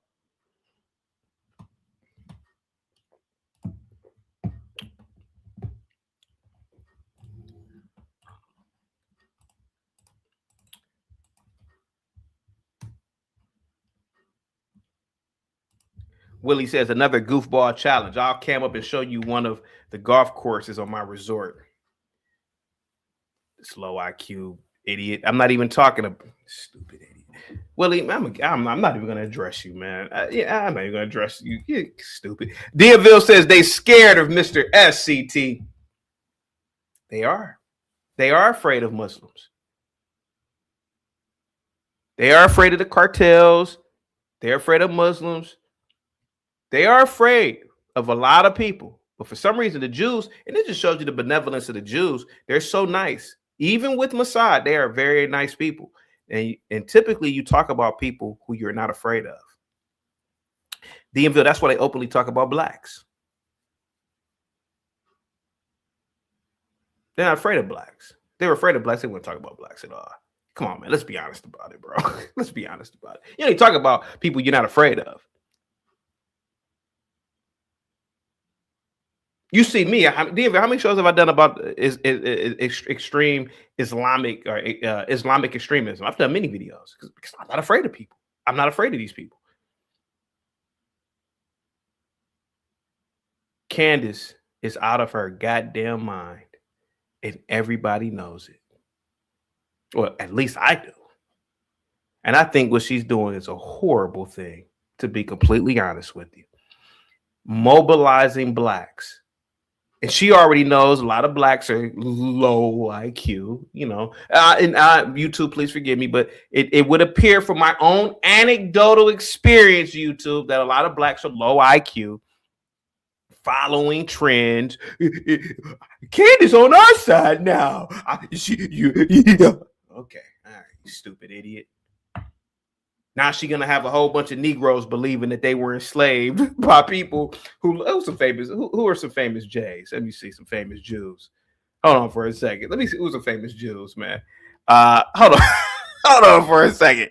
Get them goddamn likes up, guys. Salute to you all, man. You guys are an incredible audience. You gotta be on camera. You gotta not be smoking drugs. You gotta be at a desk or something. I'm not letting anybody up anymore, just looking crazy in the background. Get the likes up, man. Who are some famous Jews, man, right now? Get the likes up. Give me some famous Jews, guys. Hold on. Let me see. Barbara Streisand. Yeah, you think some chick who looked like Barbara Streisand was sneaking into the slave quarters trying to get her back blown out by one of them black bucks? Stop. That was a Dutch woman or an Irish woman. Y'all need to stop. Kooky ass woman right here. Mr. Wise Guy says, CT, what if the small hats owned slaves, sir? Is it impossible to believe? Sure. I'm not saying that it's implausible, but what I'm saying is that this woman is basically saying that Jews are the sole responsible group, and that is not the case. It sounds ridiculous considering the fact that modern blacks literally are Christian, literally have Irish and Dutch last names or German last names. This woman is insane. How come they're not practicing Judaism? L says CT was kissing Candace's ass last year. It's funny how things change over time. Because, man, I don't like seeing a contemporary of mine who I believe we would be friends if I knew her, going down this slope. And when you want to help your friend, if you thought your friend was going crazy, when you want to help your friend, if you thought your friend was losing their scruples, this woman's losing her goddamn mind and talking. She's talking. She's actually saying this out loud. I'm like, what? The Jews did what?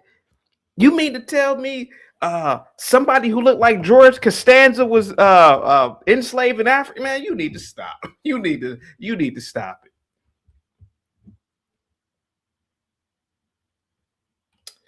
Mr. Wise Guy says Candace is our new civil rights activist, brother.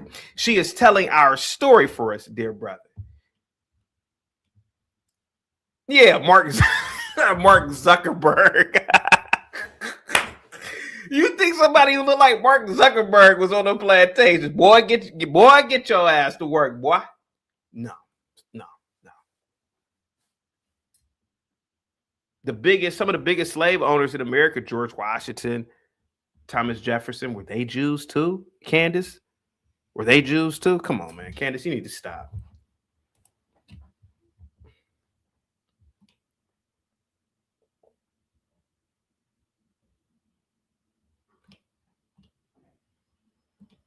Zach, you can call back in if you want to, but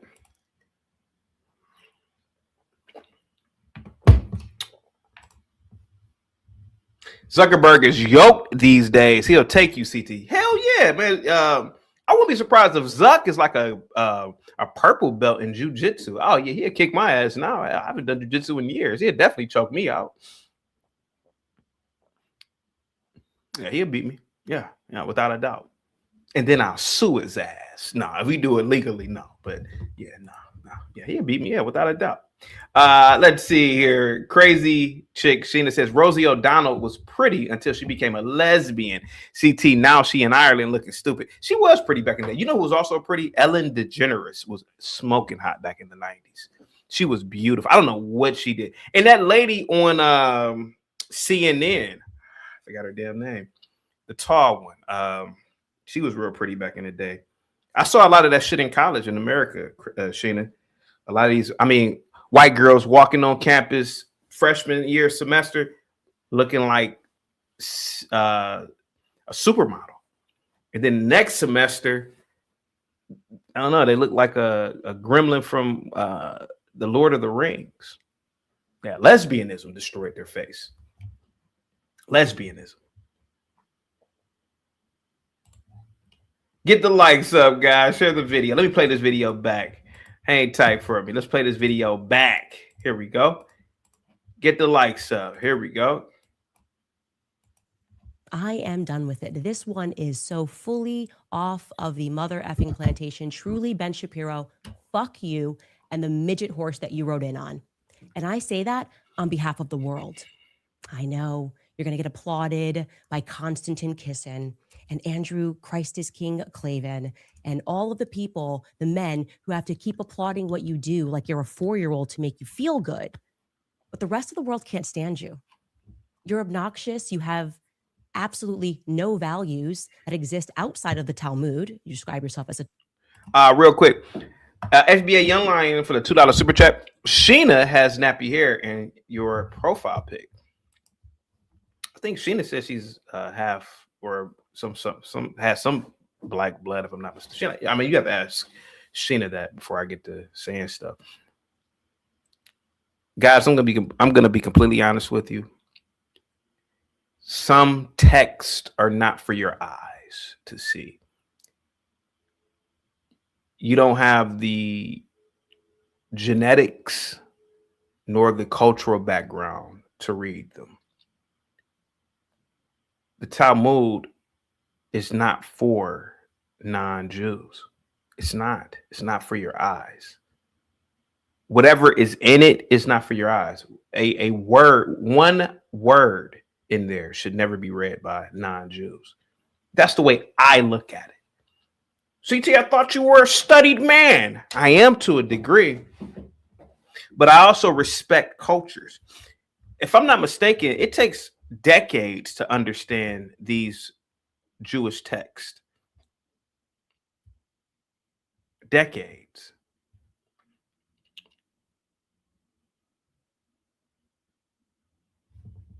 Just like with being a priest or being a monk, these things are institutional titles or offices that you need to be initiated in to a degree. It's studied in. And you can't just read that and just, start talking because you sound insane when you talk. That's the way I look at it. And who am I, right? Who am I? I'm nobody in the grand scheme of things. But the fact is that you have a lot of stupid people on Twitter, on Instagram. CT, the Talmud said this, the Talmud said that. Why are you reading it? Billy Bob? Why are you reading it? Tyrone, Tyreek? It's not for you.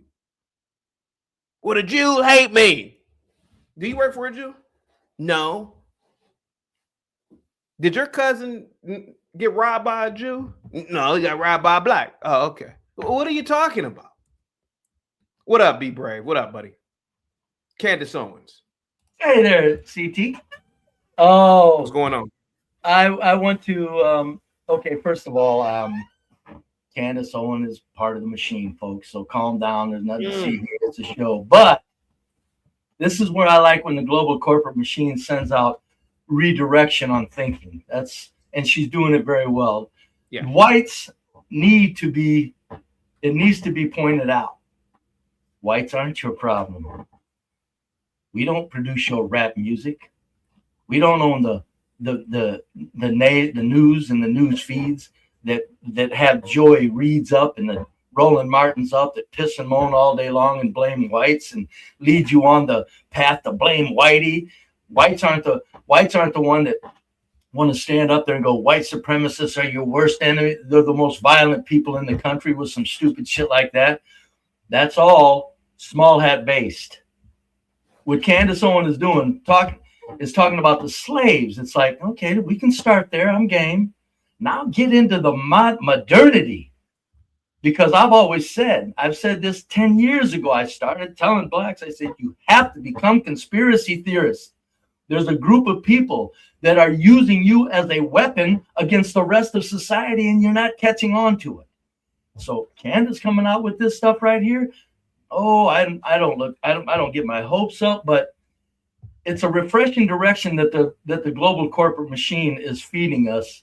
In other words, okay, it'll help blacks because as whites get sicker and sicker of blacks as they get worse and worse behaving, it'll help blacks understand something. Wait a minute. You know, maybe they'll start catching on to, like, let's start looking at a higher pay grade than Billy Bob Ray and these stupid ass white people. So I'm saying I'm loving this. I didn't. When did she do this that you have? When did she do this? A few days ago. Oh, just a little bit I heard of it. I'm going because I know she's playing the game, you know, go against the small hats and all that. I get that. But still, this part of it, even though it's a game, there's a lot of value in it. Thank you, Candace. Thank you, Global Corporate Machine, for helping these dumbass blacks understand that whites are just a bunch of peasants with you. Yeah, we're the white people. We got white privilege, but we have no power. You got to start talking about who's really effing with you, black people. It ain't whitey. Oh, it's a light skin colored people. I call them white people, but it ain't Gentile-y whitey / whitey. So it's just a matter of when I seen this, I seen your thumbnail and I said, "Oh, CT, bless your heart for this one."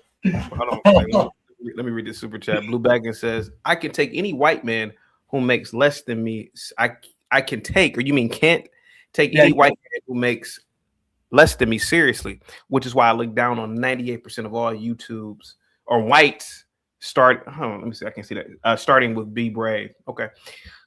Oh, that hurts so much, Blue Baggins. I'm so concerned about what you think about me.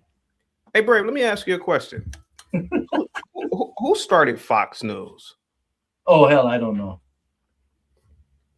There's probably if it was a Gentile behind it, I'd say if you look up Rupert Murdoch. Oh no, I think he's Irish. No, hold on.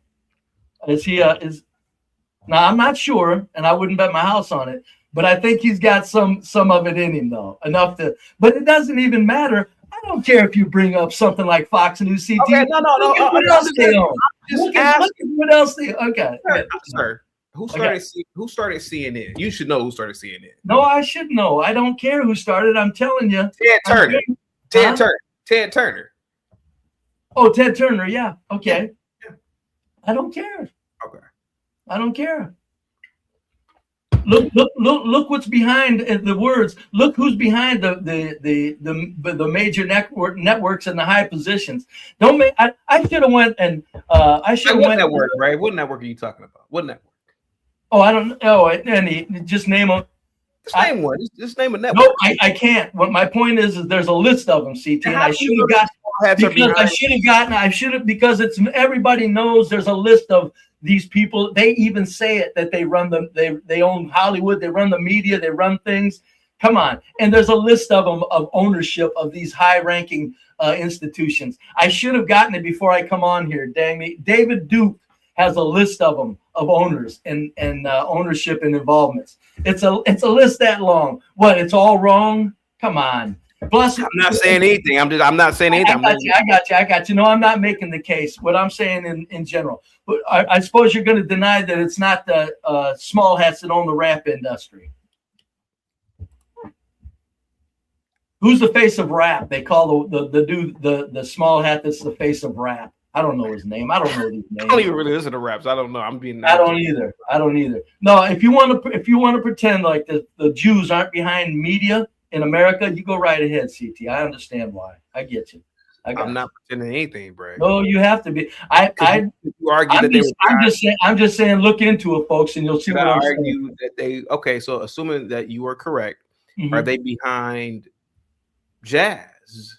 Are they behind jazz? Oh, they could have very well at the time been behind the promotion of that industry. Yeah, my money says that if they owned Hollywood at that time, and they do now, and they did then, they probably were behind the music industry at that time. So you can safely assume that they were behind almost every genre of music. If you look, as far as marketing, yes. So okay, so are they forcing people to listen to rap or no? They're not. No, it doesn't matter. Look, it doesn't matter if you're producing this filthy stuff, and you have rappers talking endlessly about how they really wish that they could. They tried to put in more positive lyrics, and they were told no go because it's according to the people who they were producing said it's not going to sell. And look what comes out to the kids: porn rap and death rap. Can I ask you a question real quick? Yeah, go ahead. You would agree America has an obesity issue, right? Oh, hell yeah. Candace brought up blacks should be in allegiance to a degree against certain groups of people or to wake up, right? Well, okay, let's assume this is used black because she brought up black. Black women, in large part, are obese in large parts. So you could assume they become obese by the food companies, right? No, their own decision. And well, the food company, right? Well, I'm just saying, like, okay, so for example, McDonald's, right? Let's use McDonald's. Was that founded by a J or was McDonald's? I'm not looking at McDonald's for obesity, so I don't care. So who are you looking? Okay, so how did they get obese? By shoving food in their mouth as individuals. What kind of food are they shoving in their mouth, Brave? Everything. Too much, too many calories. Hell, I don't know what kind. Too many calories, period. Let me read these super chats. Chris with the $5 super chat. Jay-Z is the face of the rap industry, and Trump wants to take over CNN. That'd be good if he takes over CNN. Wine with the $2 super chat. Player hating on Gimpy's people. Brave, let me ask you a question real quick. So go ahead. Candace is basically saying that blacks need to wake up to who is okay, she did. But right quick, back to your talking about obese women. What are you saying when kids that listening to this poison that the fucking small hats put out, the 5-year-old kid's going to separate from it because his idiot parents didn't keep him away from it? I can't sit here and give responsibility. I would never hold a 5-year-old responsible for what they listen to. That's kids. What I'm saying. And so how does this music get into the 5-year-olds, the adult blacks? My parents are stupid to play the ignorant music around. Exactly. What I'm saying, Brave, the woman is blaming the Jays for a lot that's going on in the black community. And I brought up obesity because obesity is a major problem in the black community. But the food that is consumed in the black community, these major corporations weren't started and are not run by the Jays. These are ran by whites. I'm not blaming them. These are ran by whites. Yeah, I'm not blaming Jews for obesity. I'm blaming them for putting eggshells around blacks that nobody can talk about them. They use their media machine to make it. I'm just using Brave, but I'm just using food right now as a subject, right? Okay, all right. Candace said again that blacks should wake up. Yes, right? So obviously food might be one of the problems, right? I'm assuming. So going off that assumption, I could argue that, well, I don't think the food companies are ran by the Jays. I mean, to me, I could go to any food company right now. That's not a good issue to bring up with it, because she's talking about blacks need to wake up as to who is really doing things that are affecting them and producing very negative results, regardless of the individual black that wants to be responsible. The small hats have grabbed their entire culture and turned it into a complete trash. What up, Jackie's with the $2 super chat, Blue Note Record. Salute to you. Thank you so much. Hey, bro, let me ask you this real quick, right? So she's saying that the Jays are responsible for certain things, and the blacks should unite and wake up against the Jays. Yeah. Well, Brave, who's responsible for the ozone? Who's for pollution in America? Let's use pollution. You argue that pollution affects people, right? Pollution. Yeah. Who's responsible for that? Well, we're all taking part in it. We love it. It's the corporate global machine. Is that the Jays too, or I'm not saying the Jays are in control of it all. I'm just saying they have this. They're the face of what blacks are facing in right now at this time, as far as media and the protection and the advancement of their cause. The protection they get is undue because blacks need to be pointed out. You're acting like idiots, and who stop people from doing it. It's like, no, you'll find small hats behind it everywhere you go, man. You're out of your tree if you don't think that. You're crazy, man. You're crazy. I'll tell you what. It's a damn shame. I'm about to get off here and go get that list that David Duke's got and write it down and give you some of the owners of things in important places. Do you think? Okay, I will replay the video. Do you think while I'm replaying the video, you could just look this stuff up real quick? I'll go get the list and see what it is. Yeah, you can stay on screen if you want, but I'll just replay the video. I'll put you on mute. What you said, Barry? All right, go ahead. Yep. There you go. I'll just replay the video. Here we go. Here goes Candace Owens. I am done with it. This one is so fully off of the mother effing plantation. Truly, Ben Shapiro, fuck you and the midget horse that you rode in on. And I say that on behalf of the world. I know you're going to get applauded by Konstantin Kisin and Andrew Christ is King Clavin and all of the people, the men who have to keep applauding what you do like you're a 4-year-old to make you feel good. But the rest of the world can't stand you. You're obnoxious. You have absolutely no values that exist outside of the Talmud. You describe yourself as a Talmudic Jew, and I've learned what's in that Talmud, and I encourage other people at home to learn what is in that Talmud so that you know what Ben thinks of you, because he doesn't just hate me, he hates you too. White. Imagine not being a part of a fraternity or sorority, and they have a history book. Like my fraternity has a history book. What are you reading our history book for? Well, I mean, it's public area. We can read it. Well, I mean, you're not really in the fraternity or sorority. The history book is really for us, right? It's a general history book for really us. Why are you reading it? Well, I can read it. I mean, I have every right to read blah, blah, blah, and suck my... take it easy. Calm down. That's how I feel about the Talmud. That's how I feel about the Quran. That's how I feel about a lot of different things. Maybe certain things are just not for people. I don't know what it is about me. I was able to read The Room growing up.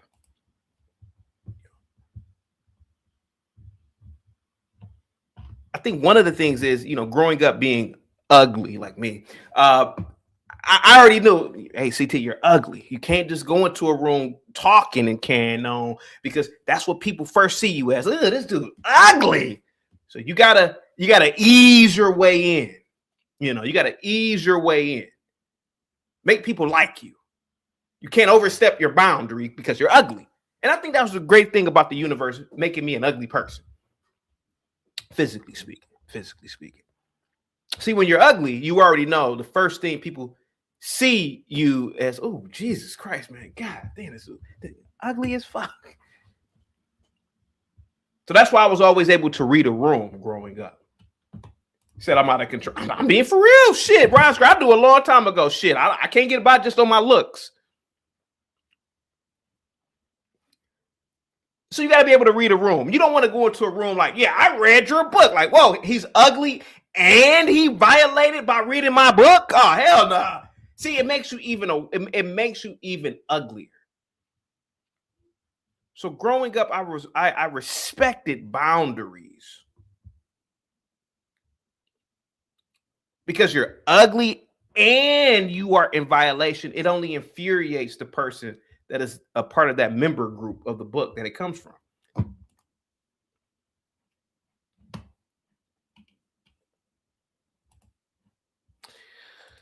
The boss says, by that logic, why are we attempting to have the Epstein files released? I don't give a shit if the Epstein files are released. To me, I have my own conspiracy theories about the Epstein files, which I probably need to do a video about.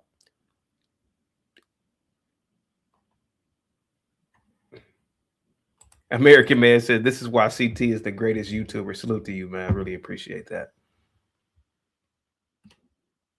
DC, man, what's up with the $10 super chat? CT, you are capping. You know, whoever controls messaging controls the narrative, and the small hat folks have a lock on that. Hence is why rap music is so degrading and at the expense of black folks.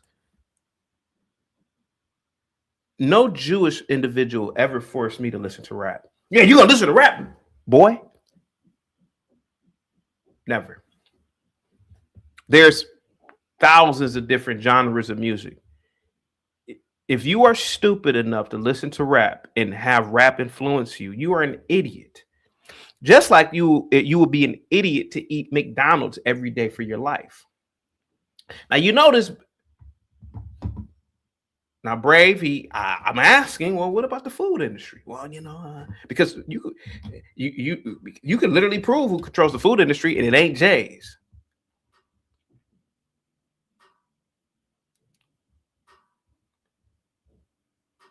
Rap music is bullshit. It is gutter music. It's jungle music. Just like McDonald's is gutter food. I already know, man, I'm about to eat this Big Mac. It's going to taste good at first, but I already know in about an hour and 15 minutes, I'm going to feel like shit.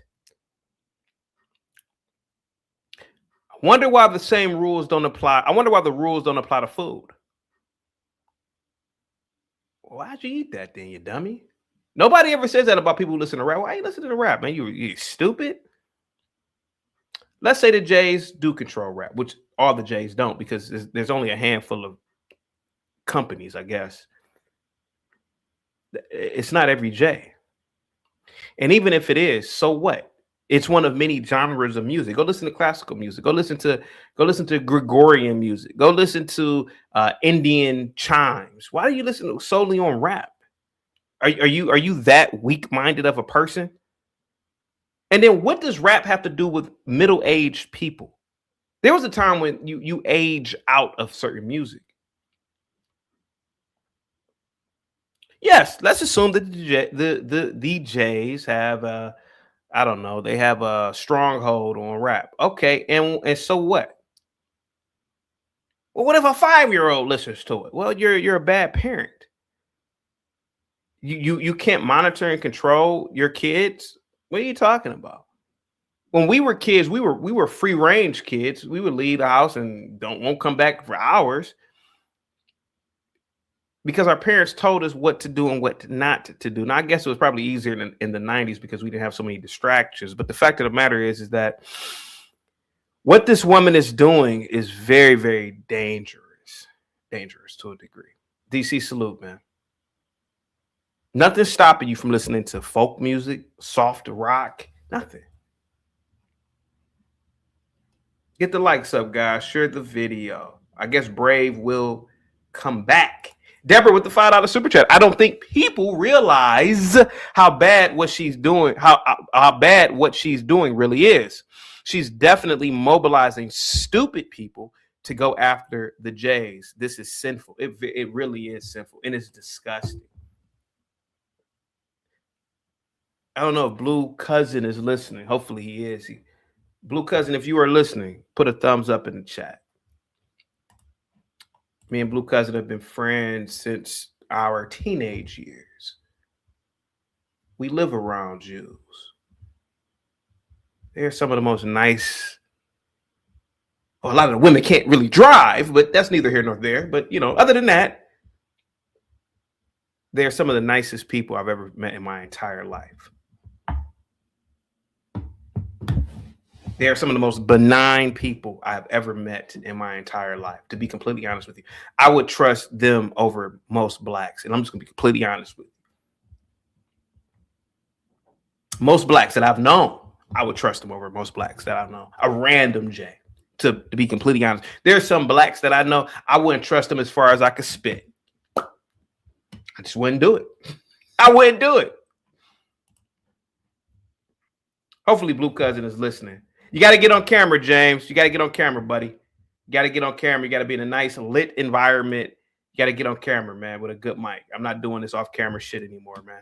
So call back, bro, or salute to you, man. What's up, Cut? Salute to you, buddy. Positivity is definitely coming your way. Here goes a variance. Go to their country. They'll spit on your black ass. Here goes a variance. Trying to do exactly what Zachary K. Hubbard does, trying to do what a lot of people do, trying to scare babble you, just like they do with China. Oh, you know, blacks aren't treated good in China. I've shown dozens of videos of blacks in China walking around, mingling with people, socializing, working there. People, even on YouTube, that have called into this channel, American Man, Blacks Who Defy, few BD, they've gone to Israel. They've never got spit on, but here goes a variance. They're going to spit on you.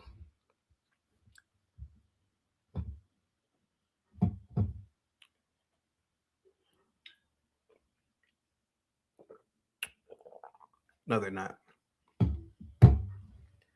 Here goes America. No, you know, no, listen, I totally don't believe that slavery existed the way that we are told that it did. And I certainly don't believe that the Jim Crow era was that bad. But to a degree, you could argue that there probably were lynchings. There probably were a level of discrimination. But now Varian C, he wants me to totally suspend that history and talk about some J's spitting, which I don't even know why or how or what's that all about.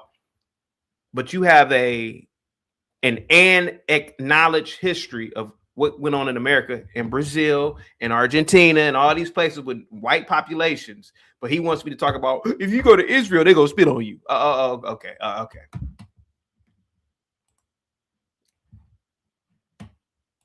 Get the likes up. Get the likes up.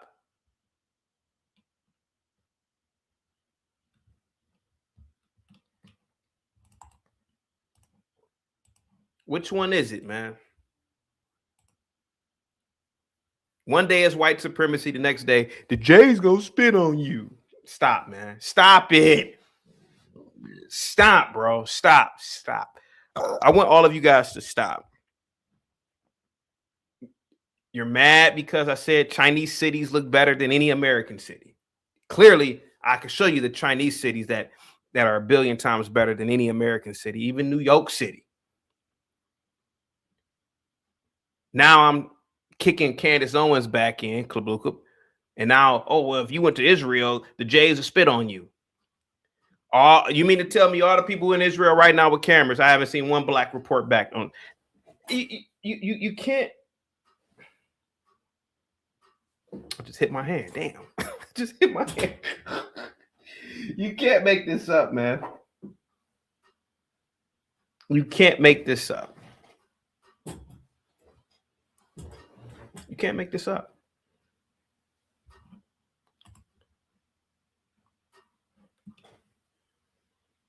Sire, didn't you go? Didn't you travel to Israel, sir?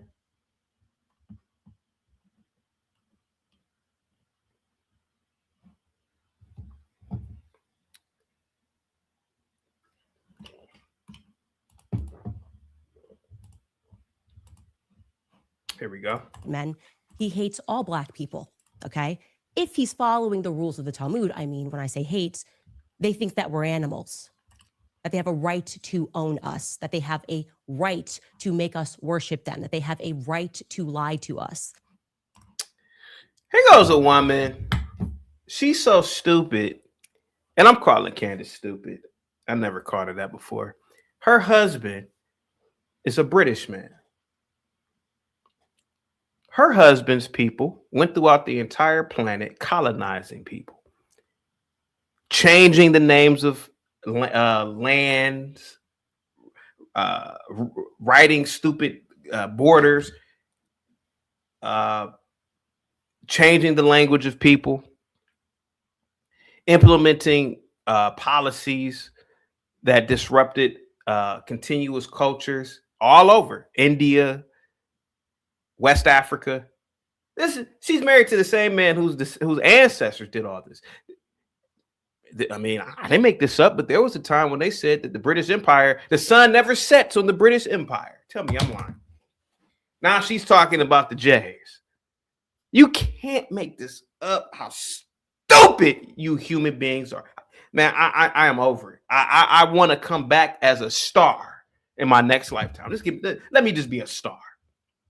Let me be a star 1,000 light years away from this goddamn stupid planet. If that's even possible. I mean, because I think, yeah. I know the universe is expanding, so all the stars we see were already, anyway. Yeah. I mean, it takes billions of years for a star to form, so I don't even know how that's going to be possible. But let my consciousness go into a star. How about that? But this woman is crazy. The British went throughout the world, overthrowing people, conquering people, killing people, maiming people. Well, this is our sea now. Well, we've had this sea for 1,000 years. It's our sea now. What you gonna do about it? We got military technology to take over this. Did she forget about this shit? The Jews never did that. But her husband, who's an Englishman, that's what her husband's ancestors were doing. They weren't Jews. They were not Jews. They weren't. You can't make this up. You cannot make this up. How stupid most people are, man. And she's one of them. She's a stupid person. Crazy chick. Sheena said facts. It is a fact, without a doubt, Sheena. I'm going to call it out. Her husband, who's white, his ancestors probably were officers in the military back then. They traveled along the coast of Africa, traveled to Europe, overthrowing people, disrupting entire, I'm not going to say they had complex centralized economies, but they had their level of the economy, whether it was just simple trade and barter. So if you want to condemn one group and forget about everybody else, I'm not going to let you do it. I'm not going to let you do it, Candace. I'm not going to let you do it. And I'm not going to let you recruit stupid blacks, because blacks are that stupid that they'd go out and start harming one of these people just because of stupid shit that you said. Booker RLM says for the $2 super chat, I grew up around Jays. They are solid people. They are. I'm not going to let you do it, sweetheart. I'm not going to let you do it. Not going to let you do it. Because I already know you, and you know blacks are that, a lot of blacks are that damn stupid. But I'm not going to let you do it, Candace. What up, Moxie? Salute to you. There you go.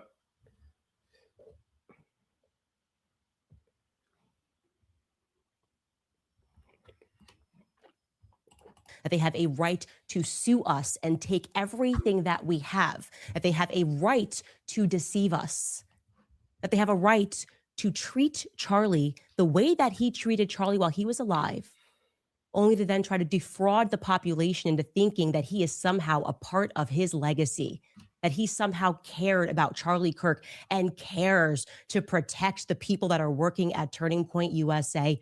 Goodbye, Ben. Goodbye. Question is, how much more money is Ben Shapiro going to spend to make people think that he's popular? How many more articles is his father going to write under a pen name, Hank Berrien of the Daily Wire, under the pen name Hank Berrien, as he wrote while Ben was at Breitbart, before he turned his back and betrayed them too, because that is his nature. One of these belly creatures, sliver on. The question is, how many more weeks and years do we have to keep pretending like Ben Shapiro is relevant? It's an open-ended question. Of course, what followed Ben Shapiro on stage is somebody who Charlie Kirk loved very much and who he fought for to the very end against the Jewish donors who were pressuring him, some of them because Ben Shapiro insisted that they do. That is Charlie Kirk's true legacy, and that is Charlie Kirk's true friend, just as I was and am and will continue to fight and ask questions about who killed Charlie Kirk. And to people that are at home, I implore you to wake up to these people who believe that they are contract lords. I challenge Black Americans to wake up to your true history, because your quarrel is not with white men. Yikes. Okay? Wake up to who publishes these books and keeps us warring with one another. Christians versus Christians, right? Christians versus Muslims. Wake up and learn the true history of slavery, because that wasn't exactly a white men sport, okay? Jewish people were the ones that were trading us. Jewish people were in control of the slave trade. They've buried a lot of it, but it's there. They buried a lot of it. How fucking convenient, Candace. How fucking convenient. They buried a lot of it. Man, you can't make this shit up about blaming a people and scapegoating a people to the point where the more questions you ask, the more omnipresent the answer will be. The more mythical the answer would be. Well, they buried all the information.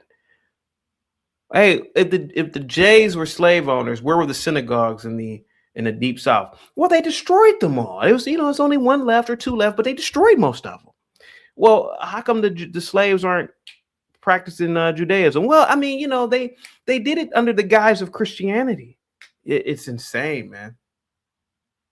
Even this stupid look Candace has on right now. Look at that look. You can't make this up with Candace, man. You can't make this up, man. Chris says Candace is insane. She is. Get the likes up, man. Share the video.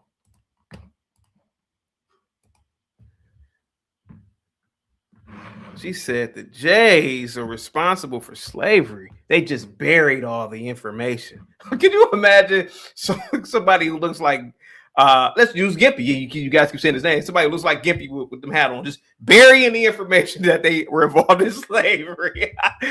Dude, what in the fuck is she talking about? Man, what a kooky bitch, man. Sam says Jays think they are the chosen bloodline, CT. They don't want conversions. Do you do any research at all? What if they are the chosen people? What if they are? And what if they are? How come you don't believe that you are the chosen people? Sam, why don't you believe you're the chosen people? Hey, the Jews believe that they're the chosen. They believe that they're the chosen people. So what? It's up to you to believe that you are the chosen people. And then you create institutions and build institutions, and you become the people at the forefront of institutions. You can't blame a people for winning. I can't blame these people. They're winning. They're winning. You sent the super chat. Oh, RLM says, I already read this one, but I'll read it again. I grew up around Jays. They are solid people. Thank you so much, RLM.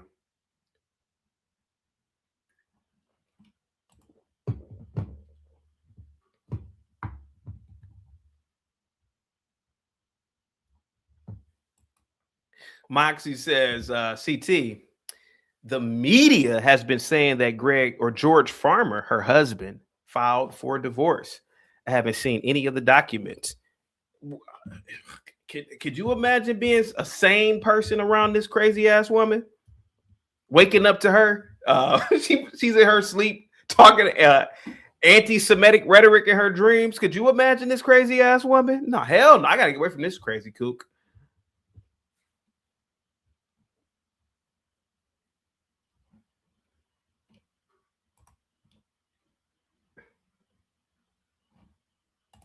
You got to get on camera, Willie, man. Bro, get on camera, man. Stop all that stuff, bro. I'm being serious, man. I'm being dead serious. I'm not playing around anymore. Get on camera, man. Be a man. Get on camera, man. If not, just don't even call in. Don't call in. I'll acknowledge I'll acknowledge your chats, whatever. But you got to call in and be on camera, man. I'm tired of all that silly shit, man. No, you're not on camera, bro. You weren't on camera, man. You got to be on camera. You got to be at a desk or sitting upright. Square center, man. You're showing me a Christmas tree. That's not on camera. Because if Fox News, if somebody else wanted you to be on camera, you be on camera, man. Get on camera, man. If you don't respect the show, I understand it, but just step off, bro. And that goes for anybody. Just step off. It's a new day, man. Step off, bro. If you don't respect the channel enough to have to be on camera, to have your face showing, to give your opinion, then you don't need to be here, bro. Go somewhere else, man. I'll talk to you later, buddy. Let's see here. Questions to ponder. Salute. You can listen to this of Candace Owens over and over, and you can listen to how stupid it sounds more and more. The fact is, let me see. Moxie says this show is better than Fox and CNN combined. Have respect. Thank you so much, Moxie. I really appreciate that. Moxie, you know what it really boils down to is this, man. Most people are underperforming and underachieving. And they look at the Jays, they see a small population of people who are overrepresentatives in the best fields on the planet. And they're jealous. They are jealous. Even Candace is jealous to a degree. She's jealous. And now the fact that she's trying to recruit blacks, that's absolutely appalling, considering the fact that she's never championed blacks. To be honest with you, well, at least that I've seen in the past 5 years, she doesn't champion blacks. So why now all of a sudden get all blacks to be on your side in your little quasi little war against Ben Shapiro? That's bullshit, and it's disgusting behavior. To be completely honest with you, what's up, Norman? Salute to you, man. Positivity is coming your way.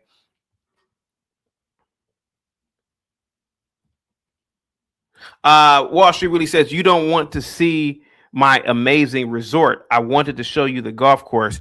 No, I want you to be on camera, man. I don't give a shit about this golf course or you showing off. I just want you to be on camera, man. That's all I'm asking, man. I mean, salute to you for what you're doing and being on vacation, man. But turn your camera on, man. Wall Street really says I love turning tethers into bitches. Happy holidays for my FBA reserved golf course, and it's way better than anything you will see in China. I doubt that. Guys, get the likes. I'm going to play this video one more time from Candace Owens, and I'm going to move on to the next topic. I am done with it. This one is so fully off of the mother effing plantation. Truly, Ben Shapiro, fuck you and the midget horse that you rode in on. And I say that on behalf of the world. I know you're going to get applauded by Konstantin Kisin and Andrew Christ is King Clavin and all of the people, the men who have to keep applauding what you do like you're a 4-year-old to make you feel good. But the rest of the world can't stand you. You're obnoxious. You have absolutely no values that exist outside of the Talmud. You describe yourself as a Talmudic Jew, and I've learned what's in that Talmud, and I encourage other people at home to learn what is in that Talmud so that you know what Ben thinks of you, because he doesn't just hate me, he hates you too, white men. He hates all black people, okay? If he's following the rules of the Talmud, I mean, when I say hates, they think that we're animals, that they have a right to own us, that they have a right to make us worship them, that they have a right. Woo, she lying, man. Never heard a Jay say that ever in my life, man. And even if they did, when have they ever done it? And again, to circle back, the Muslims have done it. The whites have done it.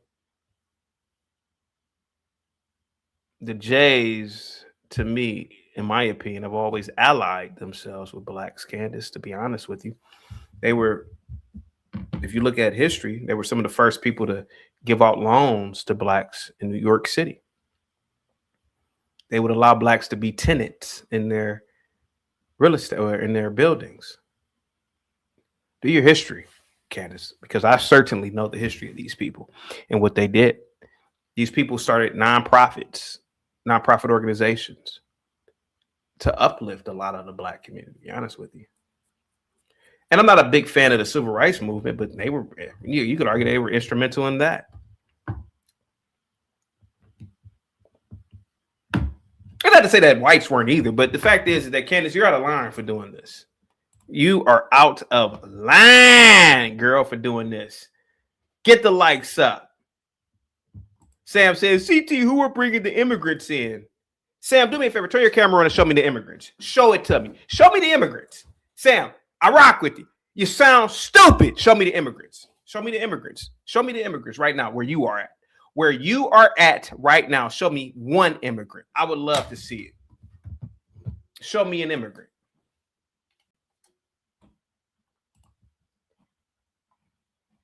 What up, Be Brave? Hey, mister, how you doing? Can I give a, well, I better not. I suppose I'd better not give a title, a very informative 8-minute little video to people. They might want to listen. Can I give it? You want to tell the video or what's up? Huh? I don't know if I should show the video because. No, don't show it. Don't show it. What's the video about? Just the title of it is David Duke on Gaza and Media Bias. Just go. It's an 8-minute video. Go ahead. I know David Duke. I hate to break it to you folks. I like David. I kind of think David Duke is a corporate agent, CT. I do. but yeah, go listen to that. But no, here's CT. You got AT&T, Comcast, Google, Facebook, Wikipedia. Some are Redstone as A, B, and C or NBC in the media.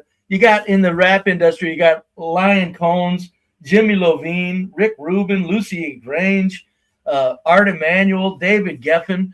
I mean, the list goes, those are all a bunch of very mind-shaping institutions. Look who's at the head of them. And the rap is the part that gets me. That's the part that just grinds my gears. I'm with you, CT. I've always said, these white son of a bitches are the most talented. I always say that if there's a motherfucking, sorry about that. No, you can say you could make some. Okay, yeah, I always say if there's a goddamn, if the aliens came down, they went to northeastern Europe and said, "Oh, look at these bunch of intelligent people. Let's use these people," because that's where all these people hail from, northeastern Europe, man. All the prime ministers of Israel are from there. The ones that are born in Israel. Their parents are from there. The people that are successful in the USA, that are born in the USA, their parents are from northeastern Europe. Come on, folks. God damn it. It ain't scary. It's just, my thing is, like I said, it's the rap thing they've done with it. It's like, what are you doing? Porn rapping and death rapping? Because so many blacks are low IQ and half retarded. And look what they're going to play for their kids, man. They know this stuff's going to find their way into the face of 5-year-old and 8-year-old kids. CT, they know it. It's engineered. I'm listening to you, Brave. Go ahead. That's why I'm saying, God damn it, Candace, please, Candace. Corporate agent. Candace, it doesn't matter. If they send out reality drips to us, we got to take advantage of them and make use of them for our own individual enlightenment. Nobody's stopping this machine. Nobody. But it doesn't hurt when somebody like Candace Owens comes out with a whole bunch of damn good truth. Even though, again, folks, I'm serious. Candace Owens, I think, number one, you know how many white people are going to love her with this new this direction she's taken here? Because, and rightfully so. Because she's pointing out that there are white people that are powerful and there are white people that are just nothing, lunkhead peasants. Even millionaire white people, no power. We don't have the power to mess with you. We didn't have the power to mess with you. It's been the white people that have owned the planet and means of production. Look at what you have on your face. That's a good one. I know I'm ugly, man. If I wasn't ugly, I wouldn't wear this. I'm too goddamn red-faced and ugly. And I can't hide my old dingy colored teeth. Brave. Candace Owens said that Jews were responsible for the transatlantic slave trade. It looks, all things point in that direction, CT. There's too many. If you discount that, you got to do some serious disproving, because a lot of I've never looked into a CT. I just, in passing, all I knew is, 35 years ago when I stepped through that door of enlightenment, I just looked back and said, "Oh shit, what about?" So my point is this: I've never looked at what the transatlantic slave trade seriously. I've just heard in passing. And from what I've heard in passing, I'm saying in passing, you got a lot to disprove, as opposed to the people who are saying who are the people behind the transatlantic slave trades and stuff like that. The ship owners and the stuff like that. Just stuff like, I couldn't hang my hat on the transatlantic slave trade, but I can goddamn hang my hat on the fucking music industry, rap, and fucking Hollywood and major outlets of news and everything we deal with.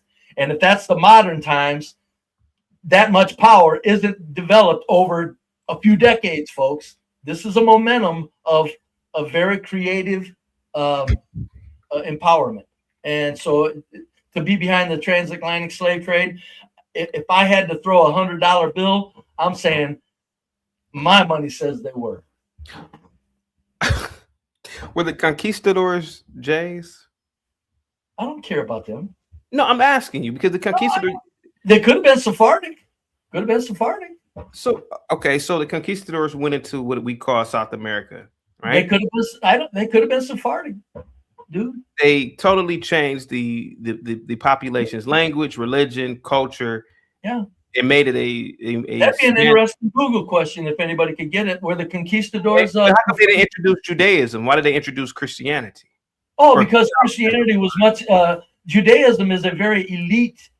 That's their elite religion. Just as you were saying earlier, white men don't have the right to read the Talmud. Did you not say that? I didn't say white men. I said most people. I said non-Jays.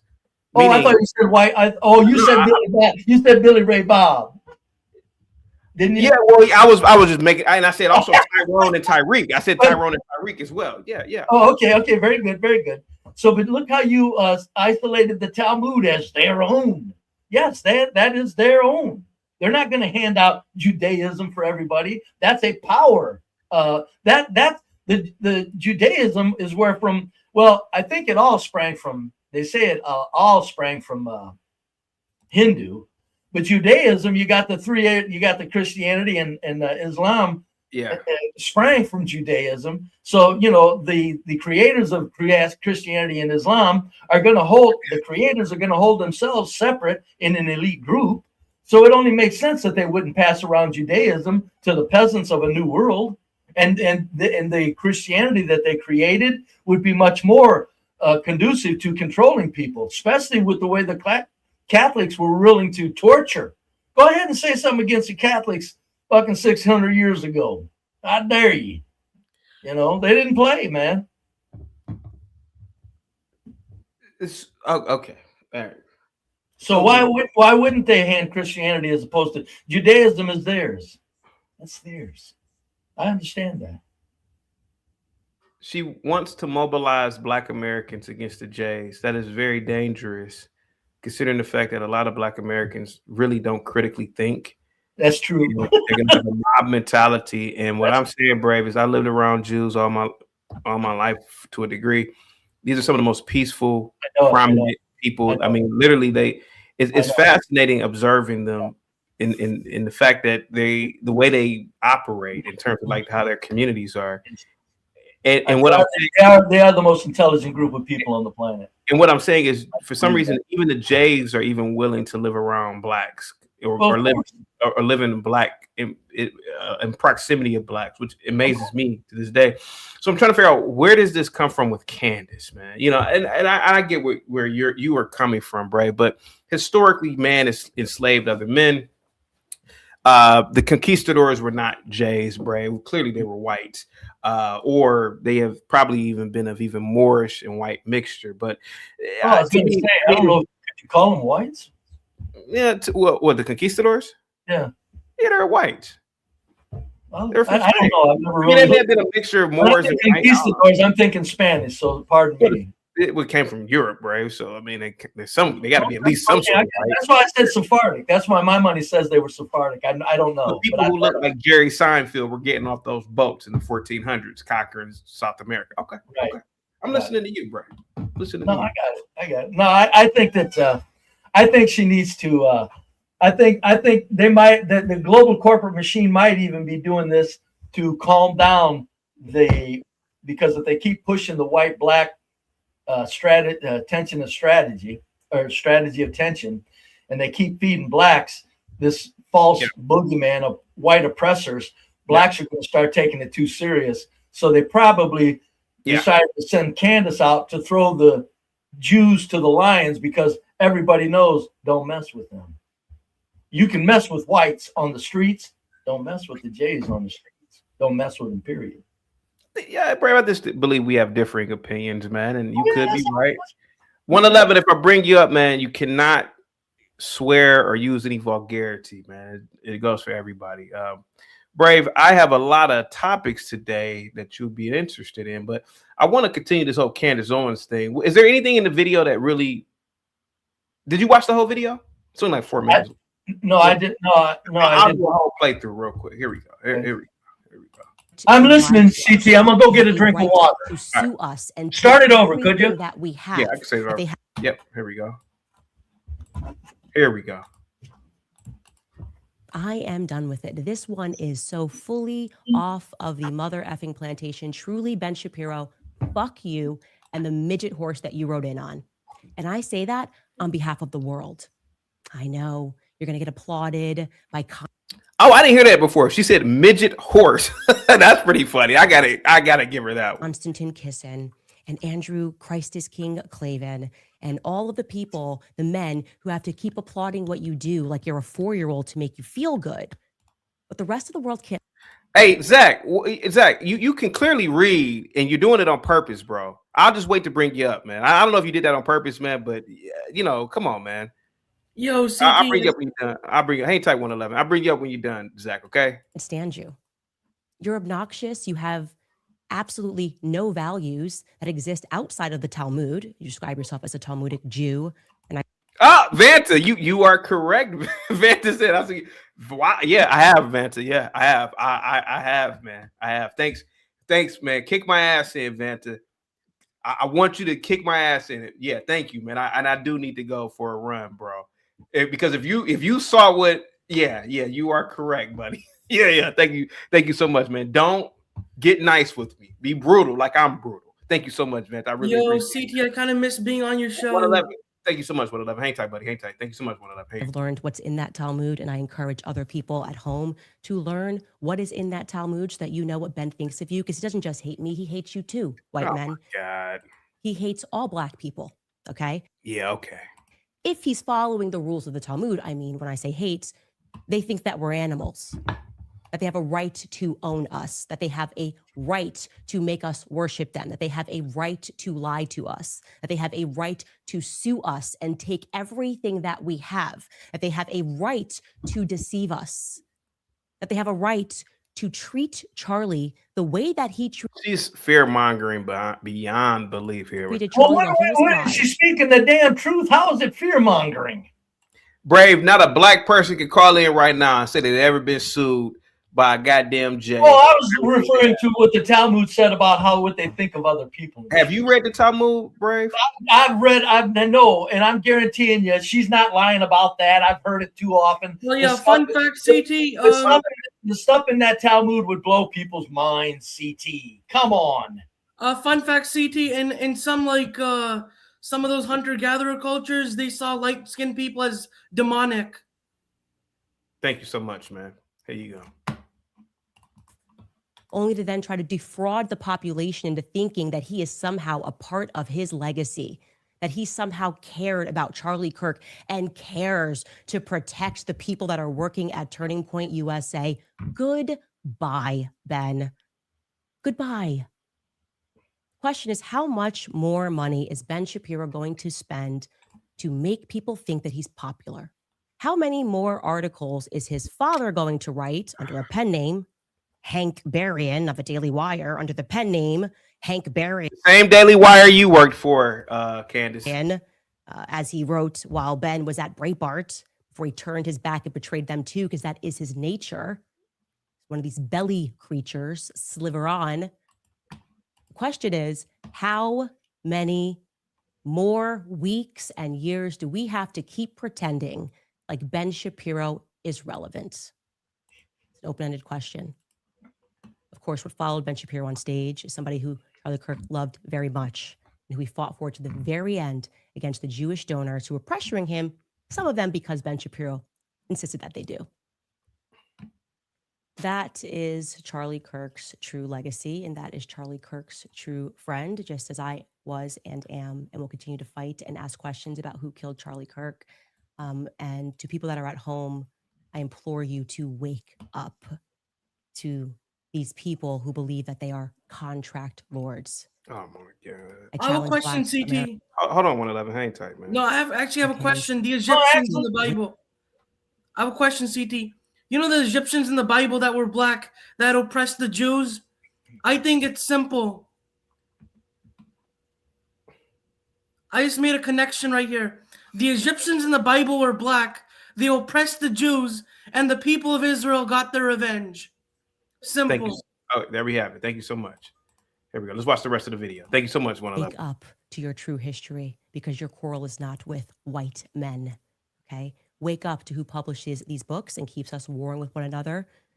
Yeah, Candace, say that to the 4 girls family who were killed at the Birmingham church bombing by whites. Oh, boo-hoo. Shut up, CT. Hold on, Brave. Hold on. Brave, hold on. Hold on. Christians versus Muslims. Wake up and learn the true history of slavery, because that wasn't exactly a white men sport. Okay. Oh, shut up. Jewish people were the ones that were trading us. Jewish people were in control of the slave trade. They've oh my God in heaven. Buried a lot of it. Oh my God, the ancient Egyptians were like. I would bet money, CT, that I got 1 minute. I got 1 minute. Nobody needs to hear from racist Santa Claus. Anyway, no. Hold on, man. Hold. First of all, the video is like a minute more. Hang tight. Hold on, Brave. And Brave is going to speak first. And you can find it. I think all of us need to wake up to this, because it's making me absolutely sick that he is so bold that he dare sit near Charlie Kirk's chair, that he dare grace that stage. She is a Catholic. When Charlie Kirk knew exactly Catholics. I thought Be Brave was going to talk, but go ahead, Zach. I mean, go ahead, man. Go ahead. Let's go back to when this first happened and they gave us the 33-hour manhunt. The only relevant thing Candace Owens has said the whole time is she pointed out the actual timeline. She goes, isn't it interesting that it wasn't 33 hours, but they put that number everywhere? In that same stream, she dropped, I'm the Mason of Turning Point. As we know, 33 is very important to Masonry. It's the highest degree of the Scottish Rite. How many weeks after her birthday do you think it was when she met with Erica Kirk on the nose? I don't know, Zach. 33? 33. Yo, CT, I got a connection here. Well, again, just look at the whole thing. Go back and look at Charlie Kirk and Trump doing their handshake. They do the Masonic handshake. Zach. I got a question, though. Have you been squatting the basmati rice bags or what? Because you don't look like you dropped a pound since you were on here last week. Yeah, I've been going to the gym, but the thing is, I need to get started on a Zep. Again, better than ever. Do something about it. Brave, go ahead, buddy. What do you think about the video? Go ahead, Brave. I can't do this. I think it is a very valuable video. Okay. You have to look at it for what it is, who she's connected with, what she was a part of, could still be a part of.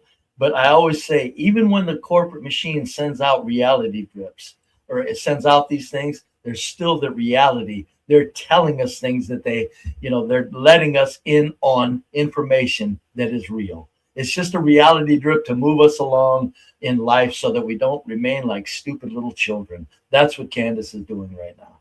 She's helping everybody out. Grow up. I got to chime in on one more thing, and then I got to go. CT, your grift of getting up here and promoting ignorance is pathetic. Nobody promotes ignorance that's a worthy person. Saying not to read something is just dumb. In that text, it explains that when their Messiah... That's just my opinion, Zach. That's my opinion. I just think that the Talmud is not for your eyes. In that text, it explains that when their Messiah arrives, they'll have... What's the number? How many Goyim slaves per U? How many times did the Jews... Sir, there is slavery going on right now. 3,000 Goyim slaves? Again, wake up. Some of these people in Israel are saying that their Messiah has arrived, and it's that orange fucking goon whose hat you wear. Is that it, Zach? Well, is that it? Is that you want to say anything else? How about give me something intelligent, not the. What did I say in contrast of the video that you didn't agree with? Well, the whole thing about don't read books because you're not in that religion. I said don't read the Talmud or Quran. It says you, Goyim ass, will be their slave, right? And aren't you a Goyim to him as well? Exactly why all of us should read it, us Goyim. Exactly. Zach, can you show me on the doll where the J has touched you? Show me, man. Show me. Like I just said, they got no J has affected your life, bro. To be honest with you, plans to butt break you, boy. You're a millionaire, bro. What are you talking about? Well, I got to pay a lot of my money to these assholes. Are you kidding me? What? Mic drop? What? You froze on that one? No comeback? Yeah, I got to pay way too much money to these assholes.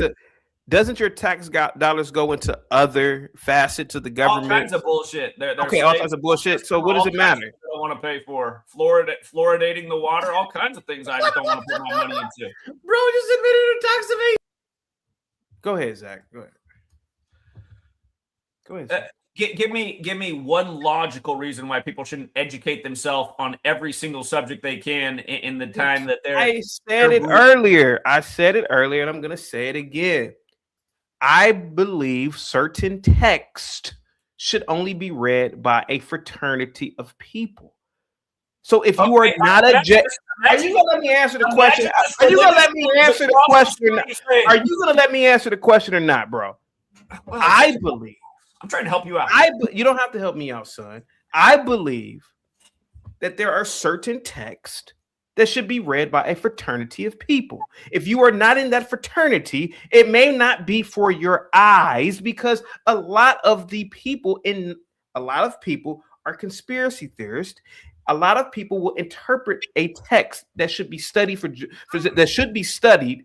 Okay. Fair point. Hey, that's actually a fair point. I want to acknowledge that. But how about we just watch them in their own words talk about how many Goyim slaves they're going to have in the near future? Because just like a lot of Christians who are anticipating the rapture any moment, there's a lot that think their Messiah is about to arrive, and they're going to have you as one of 3,000 of their own slaves. So again, you have this religious group in your community, and they're plotting like this. You don't think you should know about it? Somebody in the community is like, oh no, we shouldn't know about that. They're plotting to make us their slaves. Stop talking about that. That's their right over there. Is that what you would say, CT?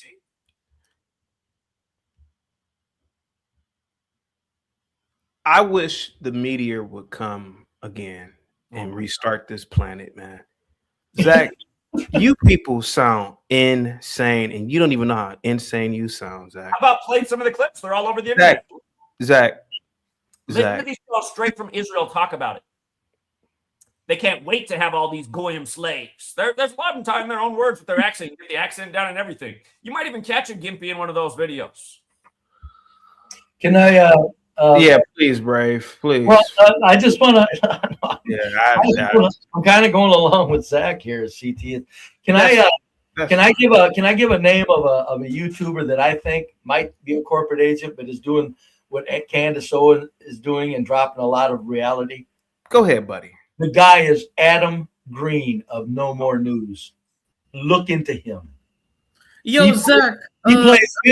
111. Shut up. He plays video after video after video after video of their own words of rabbis, high-ranking ones. He ain't chump change. He goes right to world-renowned rabbis what they're saying, CT. It's not nothing to panic over. It's just something to sit back and go, well, I'll be damned. That's all I see it as. Like, I'll be damned. That's interesting. But Adam Green, no more news. You want to see what the small hats are doing? Go there occasionally and you'll get a kick out of it. Don't panic. Nobody's changing anything. But you'll get a kick out of it, man. It's I think it's cool as hell that it's coming out to us all. I don't know what the reason that it's all coming out and they're giving us this information. I think it's just to move us along spiritually so we can grow up and mature, not in any spirit. Yeah. You know what? You know what fascinates me? Slavery right now is occurring right now in the Middle East. Yeah, it is. Nobody ever talks about the Middle Eastern slavery the way that it's okay, Zach. Let's say that the Jays do say this in this Talmud. But what about the current slavery that's been taking place in the Middle East for thousands of goddamn years?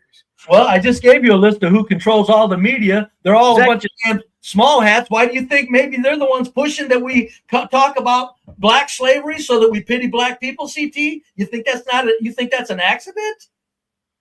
They're going, never mind over here. We want we want the blacks to be pissed off right now. Come on. And which I said is dangerous what Candace is doing. No.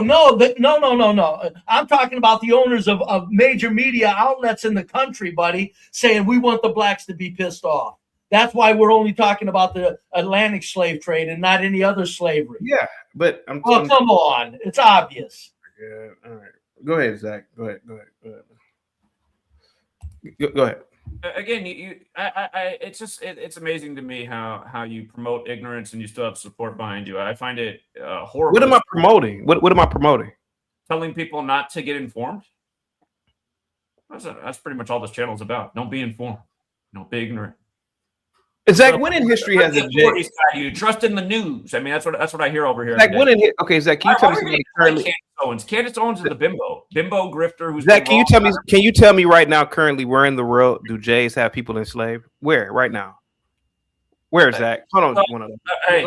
To be fair, when I talk about the Jays, to be fair, I want you to answer my question. Where do the Jays currently have people enslaved right now? Gaza Strip. Well, you could argue the entire world since they do have influence. Have you been to the Gaza Strip, Brave? I don't care. They're blowing the hell out of it at will, and I'm telling you, Hamas is an Israel-created organization, and the Gazans and the Palestinians have no choice. It's controlled opposition, and it's run by Mossad Hamas. They need that boogeyman enemy, just like we need that boogeyman enemy to broaden our. Zach, have you ever traveled to the Middle East, or you ever traveled? Those poor Palestinians can't do anything but say yes, massa, because if they vote against Hamas, it's on. As an individual. Zach, have you ever been to the Middle East? Well, you know the answer to that question. Zach, let me ask you a question. Why don't other Muslim countries want the Palestinians? Who knows if that's true? Well, how do you know if it's true what's going on in the Gaza Strip then, Brave? How do you know that? Showing pictures of it. I asked the goddamn question. That's true. How do you know anything's true? You got a good point. I'll go with you on that. But if they're showing videos and pictures and pictures and pictures, it's like somewhere, okay, is this fake news? And when it says that when it finds out that they started Hamas, they started Al Qaeda, they start the Muslim Brotherhood, and now Al Qaeda is our friends. Doesn't any of that strike you as like pretty? They started Al Qaeda, Brave. Oh, I guarantee you they did. ISIS. I guarantee you. I don't know for sure. I guarantee you. Wow. They started a Islamic terrorist organization, Brave. Wow. Why would they do that? You're acting like just because it's an Islamic organization that hates them for the sake of public persecution, so we all pity them, the small hats. What, you think that's some unheard of tactic? You think these people don't engineer their own misery for the sake of victimization and power? I think Zach's Jewish. He has a pointy nose. The rabbis speak of the necessity of the value of persecution. CT, you think they wouldn't create persecution? I'm listening to you guys. I gotta ask you about three things real quick, CT. We have another dead HBO actor who was in The Wire. Yes, I know. He was also in It, and HBO show on It just concluded last Sunday. dead at 46. Again, Genesis 46 about sacrifice. Sacrifice equals 46. They want to say he deleted himself. And think about the way language manifests. There's a lot of people who do delete themselves for all kinds of reasons. Don't you think some of these people who are on the edge, maybe seeing these constant celebrities supposedly deleting themselves, don't you think they might actually use it as an incentive to delete themselves? I almost feel like that's why this is going on, because every single one of these articles starts with call this number right now. By the way, they introduced that deletion hotline by the numbers. We covered that at the time. So that was one. George Clooney sisters dead. I'll skip that one for now. But did you see the driving home for Christmas singer is now dead at 74? CT, how many times have I taught you about 74 and Jesus and killing? How many times have I taught you about it on this show? Because, I've written 2 books about it. This book begins with the whole Jesus 74 killing code. But come on, man, the driving home for Christmas singer dead at 74, 3 days before Christmas. Tell me about it. Just another coincidence. Before I tell you about it, can I just ask you one question and one question only? I'm listening. What the fuck are you talking about? Oh my God. What are you talking about? What on earth are you? We're talking about Candace Owens, and I don't even know what the fuck you're talking about now. What are you talking about? Candace Owens is misdirecting everybody away from who's really responsible, which is the same religious group she joined, the Catholics. That's who runs the show. They gave us the language in the calendar. And I'm just reminding people about the code they work by that's so repetitive, that's so redundant. And this dumbass who promotes ignorance has to keep going, what are you talking about? I'm talking about killing people by the code of ABC123. There's a movie about it. There's a TV show about it. There's multiple songs about it, including one called Gematria, the Killing Name. What don't you get about it? Fraud. Are you really this dumb? We know you're not this dumb. I don't know what you did, though, man. You did make yourself look younger in the last few days. Is that a facial? He needs to get rid of that. I have been working out again about a week. But Zach, what are you talking about? I'm trying to follow you, buddy, but I don't know what the fuck you're talking about. Oh my God. What are you talking about? What on earth are you talking about right now? Zach, we're talking about what Candace Owens said in the video, bro. Can we just stick to the video? She's talking about a bunch of nothing. Okay. Well, that's good. Zach, how about again? How come you can't comment on her meeting with Erica Kirk exactly 33 weeks after her birthday? Okay, Zach, she met with Erica Kirk 33 weeks after her birthday. What does this have to do with the tea in China? Doesn't that seem weird? What does that have to do with tea in China? Okay, it's 33 venerated by masonry. Yeah, I mean, 33 degrees of masonry. Was the Mason of Turning Point. Did she even point out to her own audience this whole 33 thing when they said it took 33 hours to get Tyler Robinson? Because didn't she do a whole stream on that? Yeah, she did. But so now she meets with Erica Kirk 33 weeks after her birthday. Not suspicious to you? On the nose. I don't know. Hey, Bray, what do you think about this? Then I mean, maybe I'm missing something. What do you think about this, Bray? There's so much that my dumb ass has never looked into, CT, that when I sit back, I go, you know what? If this little bit over here is true, and it's real strange, that probably means there could be a whole lot that's true that people just haven't looked into, CT. Yeah. Zach's gematria could be one of those things. I don't know. Okay. I have no interest in learning anything about it, but I'm not going to discount what the mysticism of this existence. Okay. If this little bit is true and very strange, that probably means that there's a whole lot that's very strange that we're not looking into. Hey, 111, I got to charge. Hey, 111, hey, real quick, 111. I got to have a clean show, bro. What you said could get us flagged, so I got to charge you about $20 in the super chat or PayPal, however you want to pay to come back. I got to fine you, man, for that. That was pretty absurd what you said, man. One more thing. You hopped into my stream the other night. You were listening. I did it. You weren't in there the other night. You weren't in the chat. You didn't hop on for a second and hop right off. Okay. Anyway, yeah. Okay. Sure. What about what? Yeah. Go ahead. You were there. You were in the stream. Okay, about what? I got to get to the next topic. About what, buddy? About what? How did it feel hearing all those people talk about how much they liked the knowledge, how much money they made off over the weekend off of it? I mean, how did it feel? I'm indifferent. I don't really give a shit, Zach. Why did you get so scared when you came up there and didn't say anything and just hopped off? What was that about? Because I respect other people's panels. If you follow me on YouTube, you would know I don't go on panels over talking people. No, Brave, how many times have I been in your channel? I don't skip. When I go to Brave's channel, I just sit there quiet until I'm called on to speak. I don't try to convince people of anything. Hey, you believe whatever you believe, pal. Yeah, completely. So why did you just to hop off? What was that about? Zach, you kicked me off. What are you talking about? I didn't kick you off. Stop. No, no, you're right. You are correct. It was like 12 o'clock at night. You know, I'm on the East Coast, man, and I told you I'm at the shelter, so they cut the lights off at a certain time. Go ahead, bro. Go ahead, man. Go ahead, Zach. All right, I'm gonna get to the next topic, Zach. You ain't talking about nothing. Here we go. Anthony Brian Logan. I think he's kind of losing his mind too. He's another. Hey, Brave, do you watch Anthony Brian Logan? Fuck no. Why not? Who is he? What does he do? He's a content creator. He's a conservative content creator. Oh no, I can't stand conservative content creators. They're insane. They live in a dream world.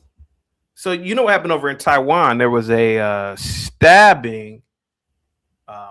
This crazy Korean dude started stabbing people. He killed like 4 people.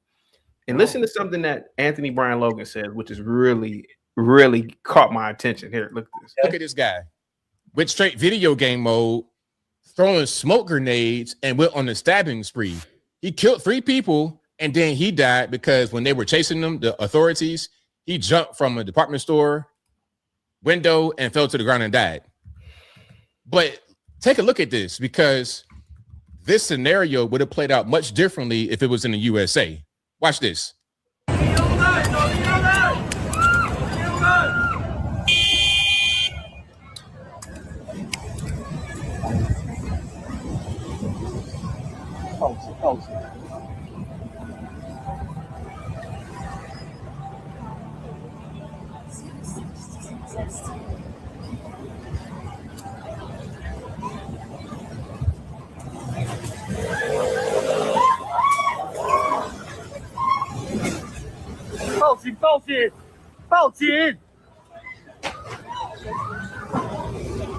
It's like they saw Godzilla.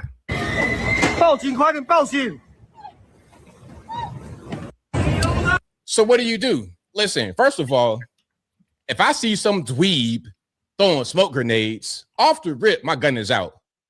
Off the rip. Look, this ain't Metal Gear Solid. This ain't Final Fantasy. This is real life, bro. You throwing smoke grenades just for no reason. And where are the instincts of people to defend themselves? Just kind of sitting around like, in America, a homeless dope fiend would have smoked him off the rip just for no reason. Just because he's doing some erratic stuff, they would have hit him off the rip. And then the knife gets look at the knife. The knife is out. Now, obviously, in a place like Taiwan, you cannot have no knife out there like that. You can't have guns, but a knife like this, obviously, you can't do that. Now, when he begins his journey walking across the street with the knife, the crowd sitting there just kind of like chilling, like, where is the sense of urgency? It doesn't exist. And then he gets to slashing and dashing people. They still kind of not really moving. He goes in the actual store and now they come running out. No one can defend themselves. Everybody just trying to run for cover. And that's going to be what happens when you don't have any weapons in a society where someone goes crazy. The police cannot be there all the time to protect you. You cannot protect yourself. So what do? What do? Hey, man, nah. In America, no. Like, hey, do that in Atlanta, Georgia. He would have been Swiss cheese immediately. Right there on the street, he would have been Swiss cheese. I feel comfortable when I go to Atlanta, Dallas, anywhere, any city that has gun rights. When I see people having their guns on them in public, open carry, I feel so comfortable. I feel very comfortable. When I don't see that, I'm like, uh-oh, it might go down. And anybody gonna do nothing to actually stop it? Hey, but that was over in Taiwan. All right, that is in Taiwan. Now, speaking about different countries, migrants. Let's come back to the United States. Talk about immigration. I don't know, Brave. What did you? Well, it's a shame because that's why I appreciate conservatives. That's why they're so sad, because they've got such a lock in on the reality of human protection and self-preservation like he does. And then they'll talk really stupid about all kinds of other things pertaining to safety nets and things like that. It's like, God, they're so correct on that point. Exactly what he said. Beautiful, beautifully said. And then they go right over and go stupid shit, you know. Let's do away from welfare. Let's do away with all this dumb shit they say. But that's what I'm saying. That's why I say conservatives are the saddest group of the saddest persuasion, because they have the foundation of logic, and then they blow the hell out of it with their stupid ideology. The rest of what they got to back up for the sake of pleasing the, you know, the Rush Limbaughs of old and stuff like that. So, but no, I mean, you know, he's absolutely correct. I mean, you know, that's the beauty of America. You know, it's like, you know, we have the right to, you know, stop something in its tracks if we can. But Brave America has a homicide rate 8 times that of Taiwan. Yeah. Crimes per 100,000 people is 0.05 in Taiwan versus 6 in America. Mm-hmm. To me, ABL is babbling too. It's far more dangerous in America. Taiwan has 24-hour. Taiwan operates 24 hours a day. Atlanta, yeah, you do need a gun because it's so goddamn violent. Mm-hmm. What is he talking about? Well, what is he talking about? I'm not going to bring it up. Dallas, come on, man. Come on. Well, CT, I'm not going to bring it up, but no, you can bring it up. You can bring, as long as you don't. Yeah, you can bring it up. I've lived around white people all my life, and it's not. No, it's not dangerous, sir. I'm sorry. It's not dangerous. So when you say something like that, you got to be clear. Are you talking about drunken, alcoholic-ridden Indians on reservations? Are you talking about people coming over the border in southwestern America? Are you talking about inner cities across the rest of the nation?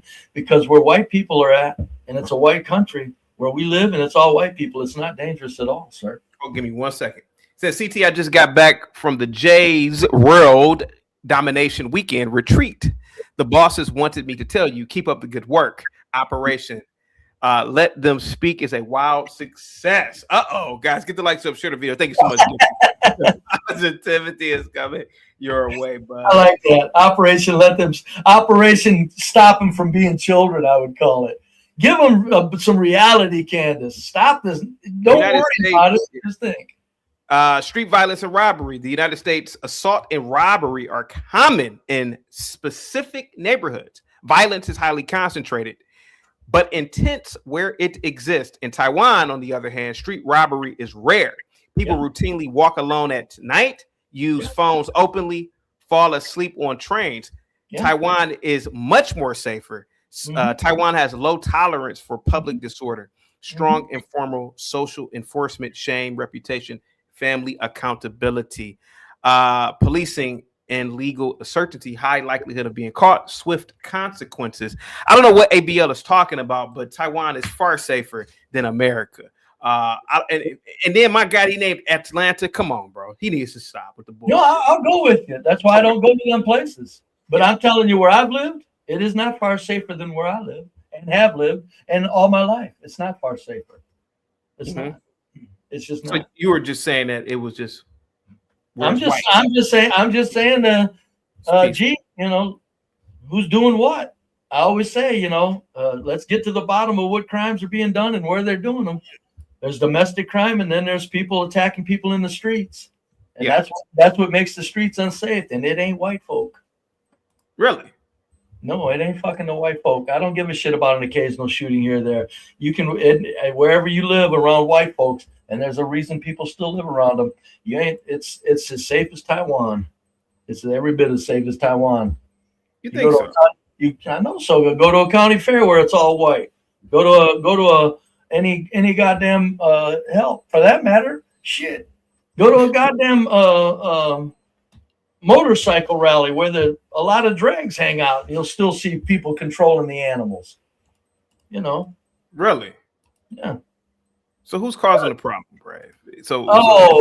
Black people are tearing the shit out of stuff, man. They're tearing the shit out. No, there's no. What do you mean? That's what? Hell yes, it is. They're tearing the shit out of the cities. They're tearing the shit out of the cities, man. You got other isolated spots of Spanish in Southwest and Indians on their reservations, and they're not even doing it that bad. No, there's nobody that sends out 14, 15-year-old kids with guns, stealing cars at gunpoint, shooting at each other, emptying magazines up and down streets, mass shootings. There's no other group doing that shit, man. No. Like I said, like people have told you before on your show, go ahead and take all the black street crime out of America and see how peaceful the streets are. I think it'd be really peaceful, huh? I'm telling you, the cities would be magnificent. You talk about magnificent cities, they wouldn't have to build new cities to compete with China. The existing cities would be magnificent and phenomenal with business and thriving and people wanting to live there and people enjoying living there if it wasn't for black people. Yes. No shit. Okay. Yes. Okay. Ray, I want to show you something real quick. I got a lot of topics. I want to show you something real quick. Tell me what you think about this. You see this image? The proof that Allah exists, the proof that God exists, the proof that Spider-Man exists. What do you think about it? Well, you know, that's why I say. What do you think about this, Ray? Go ahead. When I get in my spiritual moments, that's why I always never try to convince anybody else of my spiritual Spider-Man exists. Yeah, I just because we don't know. What do you think about this? When I say yeah, go ahead. Yeah, when I say thank God, I mean thank whatever God is out there. Yeah, I just want to thank something. Yeah, but to get real, that's what these religious people are up against. You want to claim that? It's it's about. Can you prove Spider-Man exists? No. Well, you may have some about the same problem proving the other shit. I mean, if right down to it, I don't care if it's been done for 2,000 years. Go ahead and prove the dude exists, man. Go ahead and prove that Muhammad was pulled to the moon on a horse by a rope. That's what they say. I think that's how Muhammad was taken up to the moon on a horse or something like that. Some happy horse shit. It's like Jesus. Ray, a few weeks ago, people were calling in arguing about stones. They Invanta named it Stone Wars. So other people were talking about their stones could prove certain things about their religion, and I just thought it was the most fascinating thing that they were talking about stones and what was written in stone. I said, "Oh, okay, that's interesting." Anyway, we call it Stone Wars. Yeah. Well, if there's writings on stones, it doesn't still. There's writings about Spider-Man too. Yeah, there are. Yeah, there are. Guys, get the likes up, guys. Hit the like button, share the video. What's up, Afi? Salute to you, man. Positivity is coming your way, but at the speed of light. Life Boy says this is a very interesting conversation, and so is this conversation. Try to get through these quickly. There's some misinformation going around. She's a pretty girl. About your stance on reparations. I guess just based off of someone proposed what we do with tax dollars, and you gave critique for the idea, but you weren't necessarily saying you were anti-reparations. No. And you've told me you've come lead on a couple projects. Yes, like Truth and Reconciliation in the House. That's something that Barbara Lee was leading on that I'm now working on. I think that anybody that knows me knows that I'm a fan of making sure that people understand our contributions, as well as acknowledging the harm that has happened as relates to. Yep, this is Jasmine Crockett. Yep. Yeah, listen to how she's doing voice creep. Fucking witch. All right. Our people.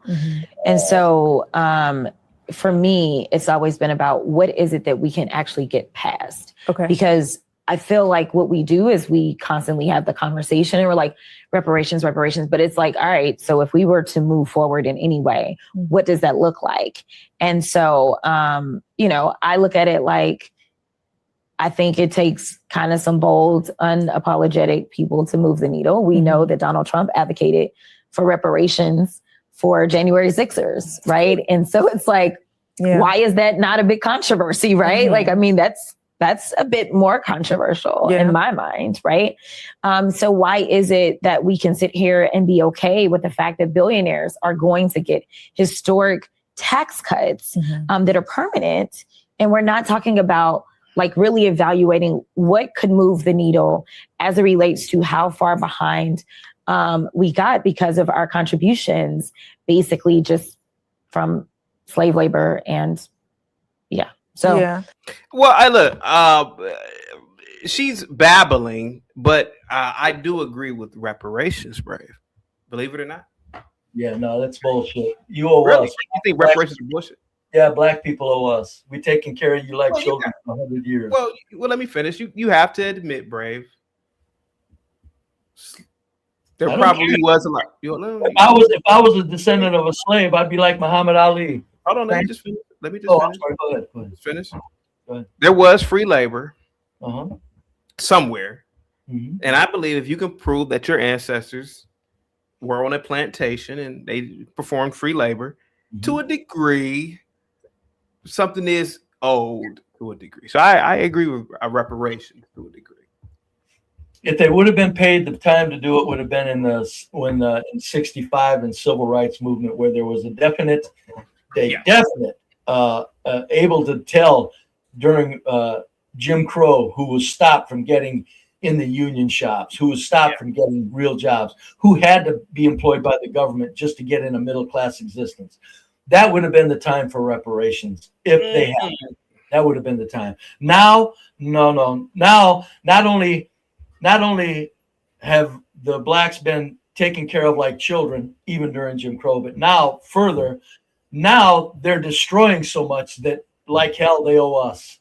You owe the rest of society reparations. If somebody's owing, you're destroying the inner cities and destroying everybody's life around you. You're costing everybody money that they can't live around you. They have to live in ridiculously expensive homes they can't afford to get away from you. You owe everybody else reparations right now. So therefore, if you don't want to pay those reparations right now, the bill's paid. The bill is paid. You've caused so much damage that we have to clean up after. Now you're going into debt. You're going into debt, black people. You're causing so much trouble that you owe us now. Why do you think Chicago taxes are so off the charts? Why is that, Brave? Black people. Okay. Yes. So if there were some sort police, housing, everything, schools, what you come on, man. Black people don't do anything but cost. If you were to go to a city hall meeting and they were talking about high taxes, if people in there talking about high taxes, you would just say, you get like about a minute and a half to speak. You would say just black people are the reason why. Are you out your goddamn mind? You think I'd say that? Yeah, if I had bodyguards, I would. And wasn't going to live there. Yeah, I'd say it. I'd turn around, I'd talk to the black people. I'd say, you motherfuckers are apologizing for people that are destroying the fucking city that they have to clean up after. But no, it's a minute and a half. Hell no. Like a lot of black men say, you wouldn't say that in person. I'm going, no, I wouldn't. Jesus Christ. Hell no, I'm not. I wouldn't say it in person to even a white person. I'm not going to say stuff that can get you in a fight to people that are half-wits. Yeah. Come on, man. Yeah. Let me play it back one more time. Here we go. Let's play it back. I'm going to try to get through these quickly. There's misinformation going around about your stance on rep. How pretty is this woman to you? She's a very pretty, and she's thin too. Yeah. She's not very pretty. You don't think she's pretty? She's pleasant. She's pleasant. Okay. Yeah. Very pretty is very pretty, and I'm telling you, very few black women are very pretty. They're just pleasant. They're pleasant and slim. Hey, you're talking to somebody who I ain't never needed very pretty. Pleasant and slim and soft. That's beautiful to me. I'm just saying we got to be real. Real prettiness is like there's only a few women that are, and it's going to be among the lighter races. Sire says she's very pretty. I think she's pretty. Well, she's very pretty as black women go. You got that right. I'll go for that. To a black, she's very pretty. No, as black women go. Okay. In other words, she's at the top of the heap, but as far as like the rest of the world, line her up in a line of all the other races, and she's mid-range. Period. Okay. Dead ass mid-range. All right. There we have it. Yeah. She is what we would call beautiful. Natural hair, skin, flawless, natural makeup. I would say that. I would say that's beautiful. I can understand it. You asked me, you said, I'm just telling you, wasn't your question like if she was really kind of Yeah, phenomenal? like how attractive is she? I mean, how attractive is she? She's just very pleasant looking, very, very, very refreshing. I when I look at her, it's like I could kiss that cheek in the morning when I wake up beside her with no makeup, I'm sure. Okay. You know, all right. There we go. There we soft go. spoken. Reparations. I guess just based off of someone proposed what we do with tax dollars, and you gave critique for the idea, but you weren't necessarily saying you were anti-reparations. No. And you've told me. Brave, believe it or not, man, there's a possibility that Jasmine Crockett will be on the 2028 ticket, buddy. Yeah, that's what I'm saying. That they're bringing the nation down to, I don't know how far they're taking us down, but that's just pure proof that we've got to put up with as a society of a ratchet, dumb piece of shit in the Senate. The Senate is supposed to be, of the two houses, the Senate is where the logic is. The buck stops for logic. The people's house, that's where they get crazy and do all kinds of stuff. The Senate was always supposed to be the more intelligent people. Correct. Yes, you are correct. And it's coming Jasmine Crockett. That's what I'm saying, folks. Nobody's changing any of this shit because look what they're doing. Jasmine Crockett in your Senate. And this is another thing. And you think conspiracy theorists are crazy? You got Jasmine Crockett being pumped into the Senate, folks. You think that's not a deliberate decay? She's in the House. She's not in the Senate. She's running for the Senate. She's going to run for the Senate. Right? I didn't hear about that. Let me see. Oh, no, she's running for the Senate, Daddy-O. Yeah, I think so. Yeah, I think it's official. And it's Senate hopeful. Crockett. You are correct. Wow. Yeah, so she's lining herself up to be president then. That's why. Wow. For you people that don't understand conspiracy, there you have it. What more do you need, folks? Jasmine Crockett as a fucking senator? They're forcing that upon us. That is pretty wild. Who controls the political process? Never mind. Let's see. Yeah. Critique for the idea, but you weren't necessarily saying you were anti-reparations. No. And you've told me you've come lead on a couple projects. Yes, like Truth and Reconciliation in the House. That's something that Barbara Lee was leading on that I'm now working on. I think that anybody that knows me knows that I'm a fan of, making sure that people understand our contributions, as well as acknowledging the harm that has happened as relates to our people. And so for me, it's always been about what is it that we can actually get past? Because I feel like what we do is we constantly have the conversation and we're like, reparations, but it's like, all right, so if we were to move forward in any way, what does that look like? And so, I look at it like, I think it takes kind of some bold, unapologetic people to move the needle. We know that Donald Trump advocated for reparations for January 6ers, right? And so it's like, why is that not a big controversy, right? Like, I mean, that's a bit more controversial in my mind, right? So why is it that we can sit here and be okay with the fact that billionaires are going to get historic tax cuts that are permanent, and we're not talking about like really evaluating what could move the needle as it relates to how far behind we got because of our contributions, basically just from slave labor and So with all that, Brave, you still believe that it's the other way around, that blacks owe reparations. Go ahead. Yes. They've done too much damage. Everywhere they go, they cost people money. Everywhere they go, nobody can live around them. Everywhere they go, and I'm talking low income Section 8ers and stuff, as opposed to I can name you locations all around the USA where white trash live and everybody lives around them.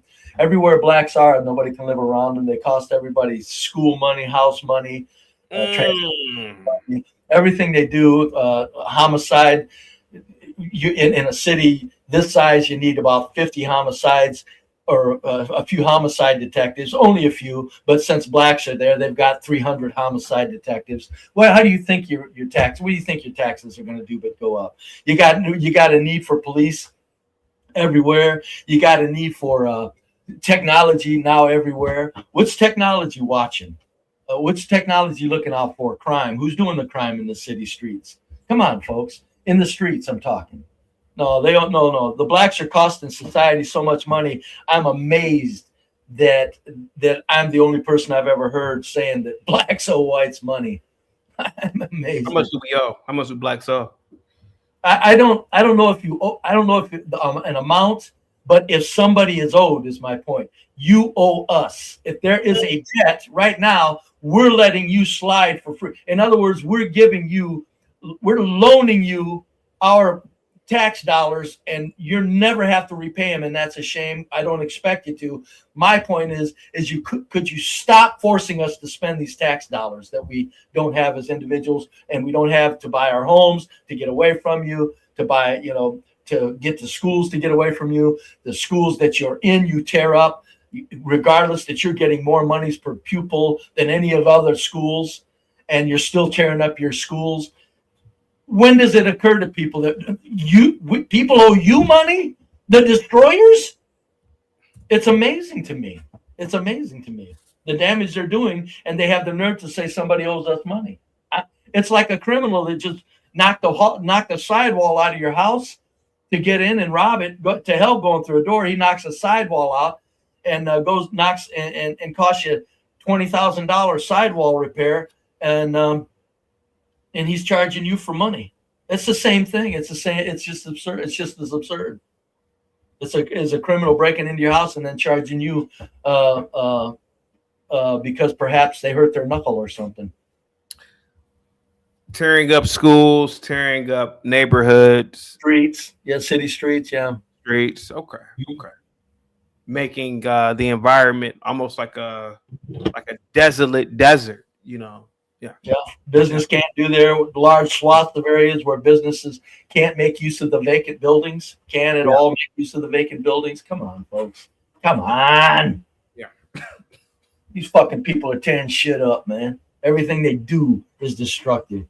At least Indians, the Indians on their reservations, when they're drunk and violent, it's domestic and it's in their own little area, their little reservations. Yeah. No, blacks are spreading out now. Anybody knows if Section 8's in, anybody that can has to hit it. Wonder why that is. Well, because it's going to bring blacks in, and it's going to bring black teenagers in. Yes, and the reparations to me is absurd. I think it's the biggest joke. It's just it's almost as big a joke as I can't think of a more insulting statement than to say whites owe blacks anything at this point. Now again, right at Jim Crow, stop it. At that point, as you say, CT, some reasonable payouts wouldn't bother me a bit. You got to be on camera, Rick. But going past that, 60s, not bad. 70s, not bad. 80s, yikes. 90s, wow, that they had to stop discipline in schools. Carol agrees with you, by the way. She says, "Be brave." Hush. I hate to agree with you. Jesus Christ. Yeah, the schools in 90s, all of their discipline problems were done away with because of the blacks. They didn't want to focus on the problem of blacks. Everything they touched, they've destroyed for the last 35 years. And so, I mean, how can we owe them money? I would say if I was a black man and I was a radical, I'd say, yeah, we destroyed your shit because we didn't get our reparations. If I was a black man, I'd be the finest motherfucking tap. Go ahead, Brave. Go ahead. You're a black man. What? Go ahead, Brave.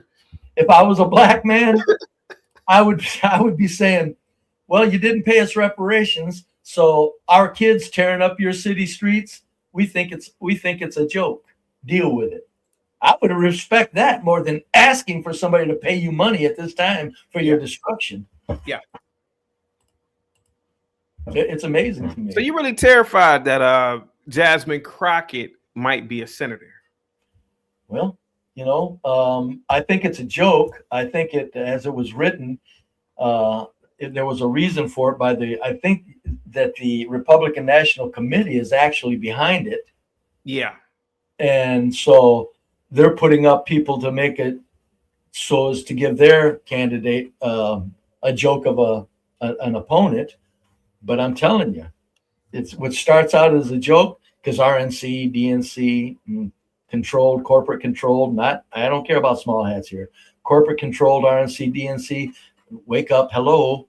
So who knows what things they're setting in motion that they could actually kick into real. Well, we're doing this because we want to destroy her. We want to destroy any other opposition to a viable Republican candidate. And then in the end, she wins. Oops. And the Republican National Committee gets to say, well, we didn't expect that outcome, when in reality, she was back, pumped, everything occurred. And in the Senate, now we got a ratchet goddamn piece of shit human black female. I wouldn't surprise me a bit. If she's elected as president, what do you? How would? All right. So, what would the country look like if she's elected as president, and particularly cities? Well, it's funny that you say that, because I could actually picture the way that the media controls our minds, that they could put her up as a president and we would have to deal with it, rather than see, at that point you would think the citizens of the country would go, all right, now we know it's bullshit. Yeah. You would think at that point, but you know what? It wouldn't surprise me if she ended up there and on a ticket that probably actually made her way to a debate stage, because that's what we're forced into. And that's what I'm saying. The Jasmine Crockett is why I tell people, live your life and shut up. Nobody's changing this. See the shit they're doing with you? Jasmine Crockett is proof of this. Jasmine Crockett in the fucking Senate. They're even playing with that. It makes no sense. The Senate is something where dignity is supposed to reign supreme. And I feel if I was a black person, I would be so pissed off. That's the black that is going on the way to the Senate. Man, that would piss me off. Oh, that would just fry me. That's why as a black person, I was, again, that's probably as a black person when I'd at least say, I got to become a conspiracy theorist. Something ain't right. How is a ratchet, stupid bitch like that being taken and put forward when we got all of these other fine, upstanding black people that can do a job in the Senate? It is kind of terrifying, man. That's a possibility, man. That is kind of terrifying. It's disgusting. It's just it's decay. That's what I'm saying. Folks, I don't know how far down they're taking us. That's what I'm telling it, people. I mean it. Live your life. We're living like God still. But with stuff like this, I don't know for how much longer, man. They could be pulling off some shit, because they're doing some stuff that doesn't make any sense as far as just raw logic when it comes to preserving one of the most viable cultures that's ever existed in the history of man, the white culture in America. There's been nothing like it. Nothing. And look what they're doing with it. So I don't know. So you believe that if she became senator and or president, that's furthering the destruction of white culture? Oh, fuck yes. Oh my God. Yes. Oh yes, because it would empower the blacks that are already half-wits and insane. I'm talking about the 70%ers that are not low IQ but are still psychopaths because of what they believe, what they want to lie about, what they want to think. It would embolden them. Now you got 70%ers with even more of a goddamn legitimate voice, a ratchet in the Senate. So yeah, I know it's in it. Something's afoot. That's why I say they're changing things pretty fast. Go ahead, Bob. Well, what about when senators had shootouts in the 1800s? Yeah. Yeah. It was the times. Now over the last 100 years, smooth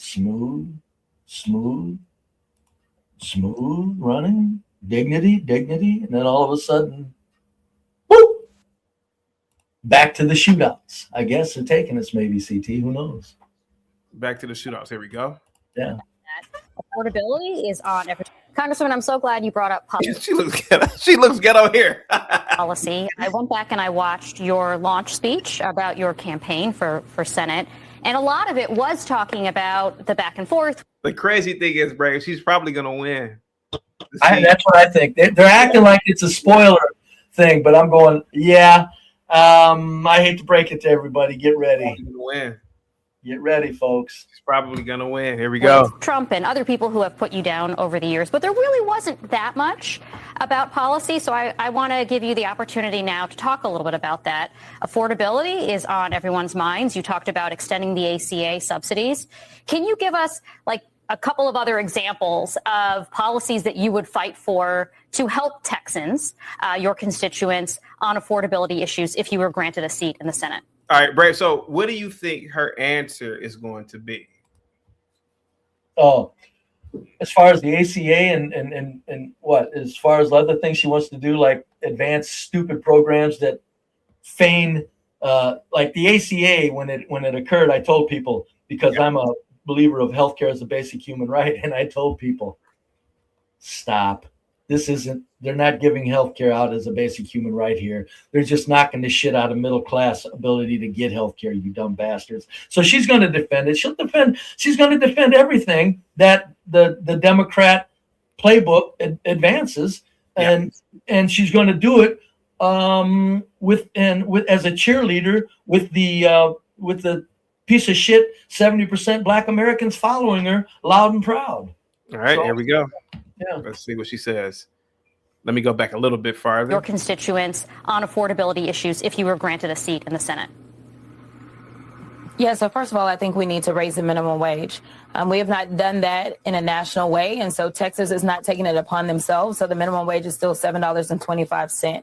We can start to go ahead and put more money into working people's pockets. And whether you're a minimum wage worker or otherwise, we know that once you raise the minimum wage, everyone else's wages go up. We know that costs are going up to the extent that we know that when people were showing up in those food lines, as the president was sending $40 billion over to Argentina, instead of making sure that people that are supposed to get their SNAP benefits had their money, we know that there were a lot of working class people.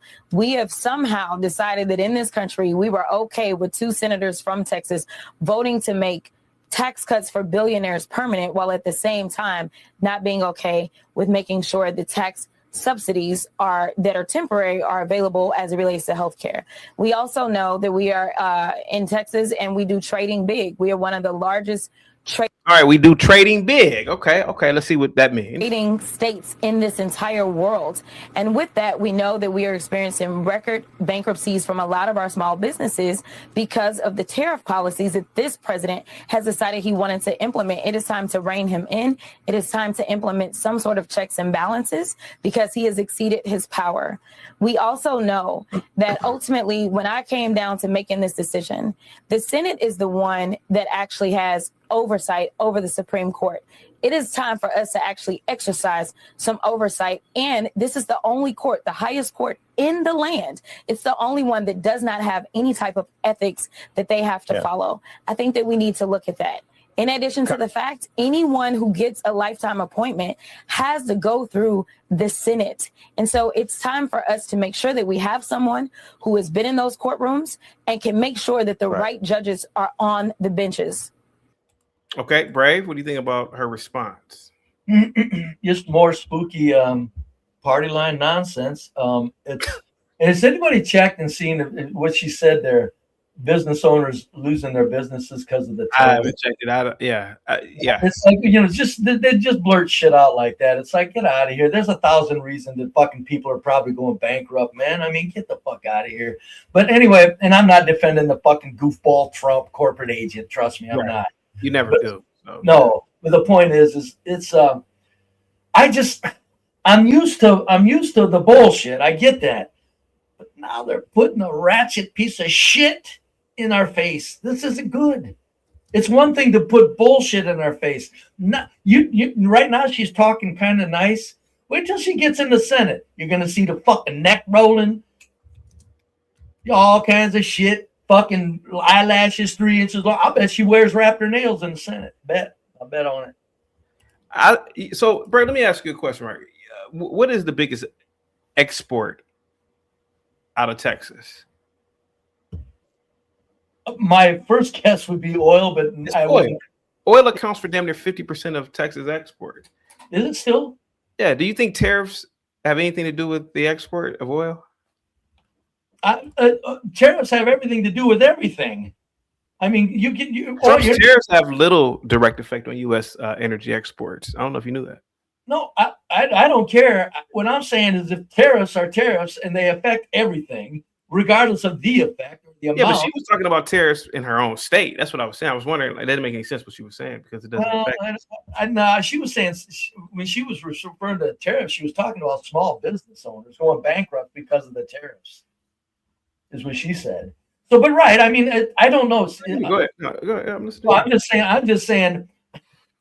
When people brought up the tariffs and they panicked over it when Trump, oh no, look out! I was telling people, no, stop, relax, it's okay, and everything turns out it's no big deal.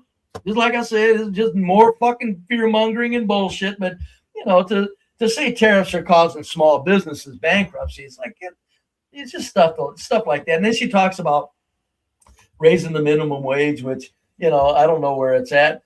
She said 7 something. That wouldn't bother me. But the point is she's talking about the champion of the poor people. As a bottom feeding, 2-bit loser, white trash person. Yeah. I'm spiritually political. Not, I'm not spiritually religious, but politically, I'm spiritual. It makes me sick to my stomach that this piece of human shit is being offered as a spokespeople for the bottom people that have no voice and have no economic might. This is disgusting. As a person at the bottom, that she would be a spokesperson for me. I get that. But had I been in that room, I would have asked her, well, these small businesses in Texas, why don't they just rely on domestic goods? Why import materials or components for certain parts of your business? Why not just to me, this goes to me. I would just make fun of the fact is that we're too heavily dependent on. Well, you got to remember who was talking to her. Yeah, I would just ask her that. Yeah, you got to remember who was interviewing her. Yeah, but that's the reason. I mean, listen. Well, that was a small hat. Why do you think she got? The small hats have something to do with number. No. I'm just saying. I'm telling you. I bet you that woman that was the person there. I'll bet you they were a small hat, and that's why this soft, stupid questions. She's not going to ask real questions, and that just has nothing to do with small hats.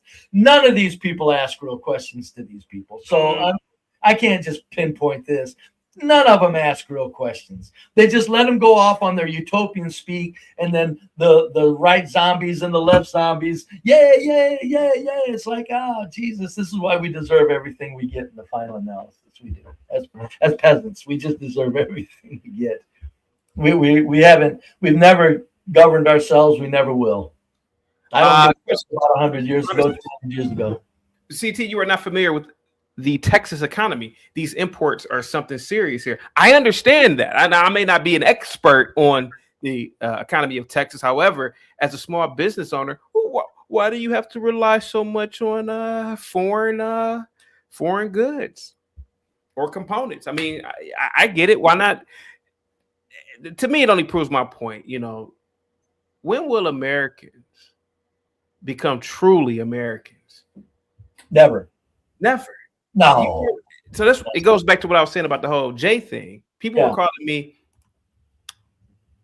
We're asking, are you Israel first or blah blah blah? I'm like, you guys aren't America first.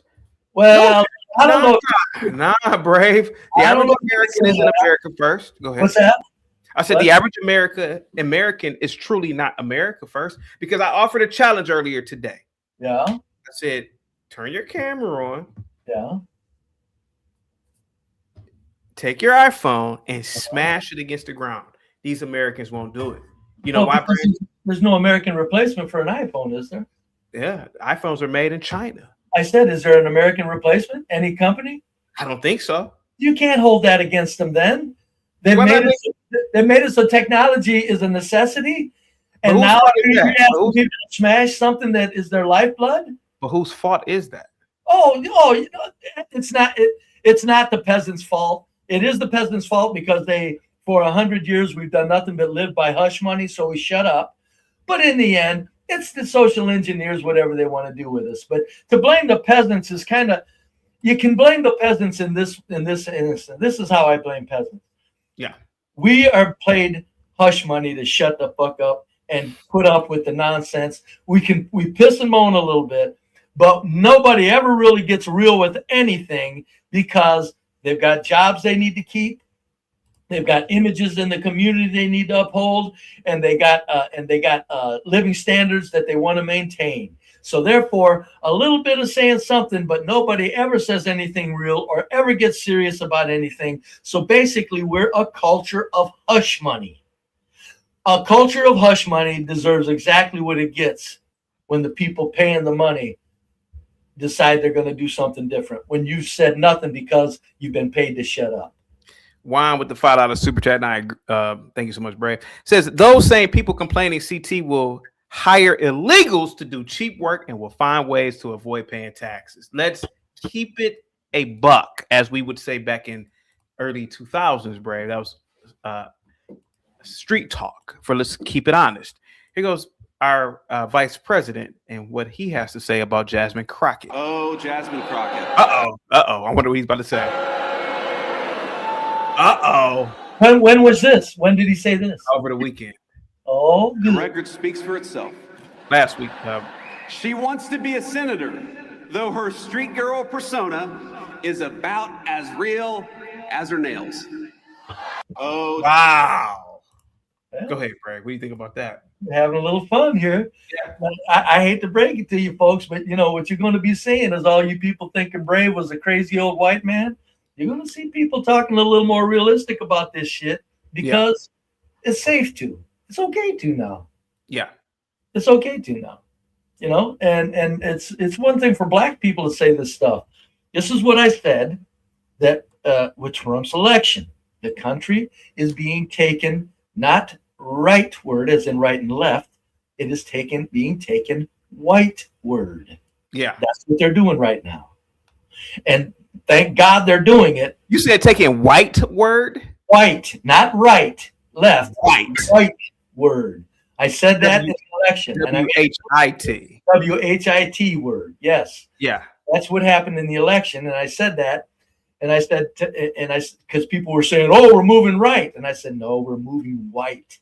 It's just you white people are afraid to say that. And that's what they're doing right now. So you got the vice president mocking raptor nails and weave and ratchet behavior. Now, I know it's a show, but there's gold in them hills. Yeah. With him doing that, there's value there. Years ago, he'd have got blackballed. I mean, he would have got. Yeah. He would have had to resign for that. Yes. A long time ago. Yeah. Here we go. The fact that he said I have a quote unquote street girl persona, I'm sorry, but anybody that you talk to knows my credentials. They know that I've gone to school. I'm sorry, but anybody that you talk to knows my credentials. They know that I've gone to school. They know that I'm educated. The fact that he said I have a quote unquote street girl persona. You do have a street girl persona. Well, I guess she reeks of it. Yeah. And it gets thicker when she gets comfortable. Wait till she gets in the Senate. Yeah, you know what she's gonna do? You know what she's gonna do to piss people off? Yeah. She's gonna roll that neck and it's not a racist, and it's not a racist thing what Vance said. Vance is from Ohio, so he knows about. I don't know if he's ever been to Cincinnati. I'm pretty sure he's closer to Cincinnati. Yeah, it was a racist thing what he said. You think it was racist what he said? Yes. Yes, it's subtle. I'm telling you, it's white word. They're giving whites permission to go, fuck black people. Fuck them. They're giving whites permission to do that. But I don't know why she's in denial about it. She does everything possible to act ghetto. Oh yeah, and not only like I said, she didn't really even respond to it. She went from persona to education. So she's too stupid to stick to the fucking statement she was making. Yeah, he was inconsistent there. He's talking about your persona, not your education. You stupid bitch. I can't help it, man. Just real quick. She's destructive. Go ahead, BD. You have lost your mind to Why? think that Jasmine Crockett would win a Senate seat in Texas when Beto O'Rourke, who is an articulate, handsome white man, couldn't do it. and you think a black woman with ratchet tendencies, as educated as Jasmine Crockett is, and she's very educated, let's not leave that out. She's very educated, but she has ratchet tendencies, and you think they're going to elect her to a Senate in Texas? Absolutely not. You've lost your mind. You're going to be shocked. I can at see the you've lost your support, mind. the money. You're going to be shocked, BD. And no, at I'm the not. support, that Listen. the money that woman is about to get, all the Colin all the Allred special- played in the National Football League and You're got gonna be smoked by Ted Cruz. All right. You talking about somebody who played in the National Football League, got smoked by Ted Cruz, and you think they're gonna vote for a black woman in an all-red state? You've lost your mind. He doesn't get it, CT. He doesn't Well, get it. you know, teach his own, BD. But I can tell you this: the powers that be want that woman as a president. That's like what you're saying basically. Brave to me sounds, out there, respectfully, but he's right about that shit. I think Dems want that woman to be president, and I'm telling you, if she's on that goddamn ticket, if she's senator, being senator is automatically gonna put her in the door. You got higher pay grades than even. Man, I'm telling you, they want that. The Democrats have tried twice to run a woman for president and failed. Not this type of woman. They're Not this not type. You're gonna see. They're freaking stupid if they run a woman a third time. All right. He's not getting it, CT. I'm listening to you, BD. I'm not saying anything. I mean, man. listen, what you're saying is akin to Karl Malone running for Senate in Utah and winning. BD, did you ever think, as a young man, forget the female running for president, did you ever think you'd see a piece of shit like Kamala running for president?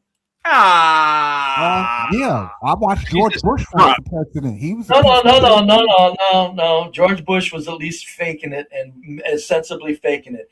Kamala's a outright piece of shit, in your face piece of shit, and she ran, and they put her as a nominee. Okay, Michael Dukakis was a piece of shit too, faking to be a tank general. But I'm telling you, they were still very in line with the game. The president, Kamala. My point is Kamala broke the game image. So when they want to break the game image, putting a Democrat in Texas, a ratchet black woman, nothing to it. Well, here's the thing. She got ratchet. There's a difference between being ratchet and have ratchet tendencies. She's not ratchet. She has ratchet tendencies. Now, if you want to call somebody ratchet, call Cori Bush ratchet. Call Cori Bush was ratchet. Yeah. Okay. Ratchet, yeah. Jasmine Crockett isn't ratchet. She just has ratchet tendencies. There is a difference. No, if you think there's a difference, fine. But I'm telling you, of course there's a difference. I don't think. No, I don't think there's a difference. Well, let me say right quick, because if you're willing to act ratchet, you're going to get credit for being ratchet, and you're going to influence 16 and 14 and 15-year-old children to say, here's a ratchet woman in the Senate. That's why I'm saying she is ratchet. If she does that for effect and persuasion of psychological destruction, that's a ratchet witch. That's ratchet. All right, let's watch this video. Here we go. Just watch the rest of this video. The fact that he said I have a quote unquote street girl persona, I'm sorry, but anybody that you talk to knows my credentials. They know that I've gone to school. They know that I'm educated. I never tried to put on. What is this thing about going to school makes you all? No, it doesn't. No, it doesn't. It's all they got. It's all she's got. And that's bullshit. Yeah, that's some random story about where I came from. But at the end of the day, I am who I am, and I am authentic. And that is actually what they are fearful of, is my authenticity, because it rings true with every single American, whether they're a Texan or not. It rings true that I am fighting for real everyday people. And instead of talking about policy, when you're talking about the record speaks for itself, baby, let's talk about your record. Because the only reason. Give me 1 second. Here we go. We got one with the $5 super chat. As an immigrant, y'all love these politicians like they are your family. It's why they got away with a lot. That is true, Juan. Here we go. And you're the vice president is because the current president tried to have his last president killed. Let's. Whoa.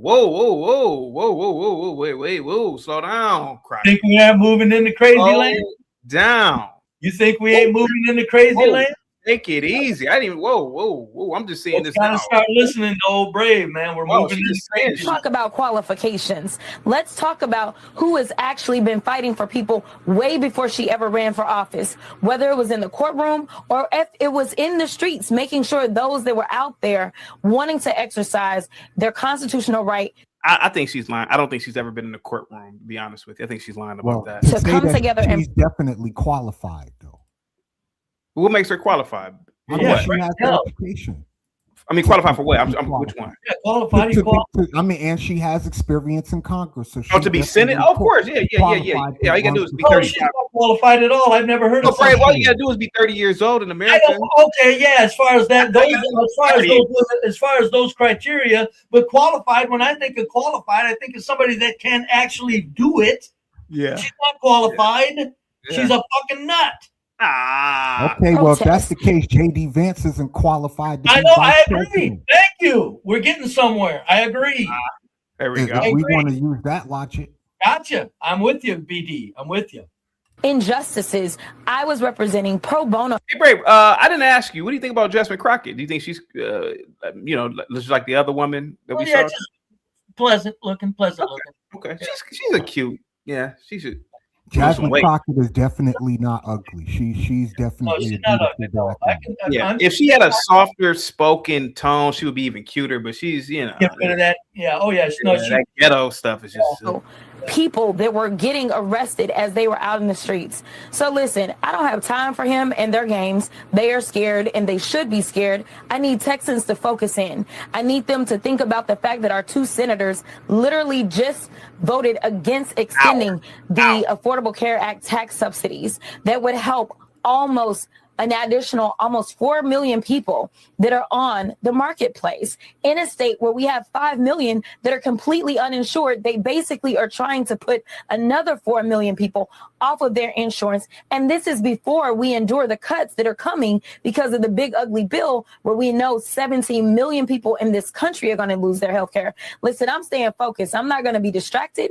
And when they can tell me about their policies that are helping Texans, then we can have a conversation. Until then, take whatever shots you want to I feel like she's going to start rapping anytime soon in this interview. take Why? at me Because she got because some fast to her stuff. Yeah, it's like the build up to a rap verse. That's what I feel like every time I listen to Jasmine Crockett. That's so stereotypical, CT. Yeah. Well, I mean, to a degree, you gotta. Okay, all right, that's stereotypical. Here we go. I have been a black woman my entire Oh my God, we know you're black. Why do you gotta keep saying black? Why does she always mention she's black? Because we know you're black, man. CT, you should know you do it all the time. That is true. It does sell. life. I promise you, there are other people just like JD Vance who have tried to do the same racist tropes my entire life, and somehow I ascended and became a U.S. Congresswoman. It will not be different. Well, I mean, it's not that hard to be a Congresswoman. I mean, come on. When I become a U.S. Senator, and we can have a conversation when I get to the Senate that might be a little floor if he wants to talk. Oh. Well, here's the thing. If she was running in Michigan, New York, California, she would win hands down. Yeah. But in Texas, it's not happening. It's not happening. Well, let's say it like this then.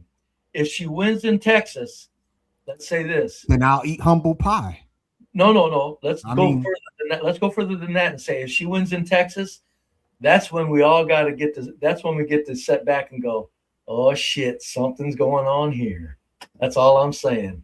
Because it doesn't surprise me if she wins, and that's an indication that folks, they're knocking the shit out of they're knocking the shit out of this country, and they're doing it. Would you feel Dave, let me ask you a question. Would you feel that way if Trump would have let Marjorie Taylor Greene run for Senate in Georgia? Do you think she would have won here in Georgia? Marjorie Taylor Greene run for what in Georgia? Senate Georgia? Yes. Marjorie Taylor Greene bugged me also. I didn't like her. So I don't know. I never listened much to her, but my point is Marjorie Taylor Greene at least knew how to act in a formal sense, even though she was acted silly sometimes. Sometimes. That's an understatement. Sometimes. She went on the Congress floor and wanted to talk about people's eyelashes. That's And not for good very reason. Yeah, you don't. congressional.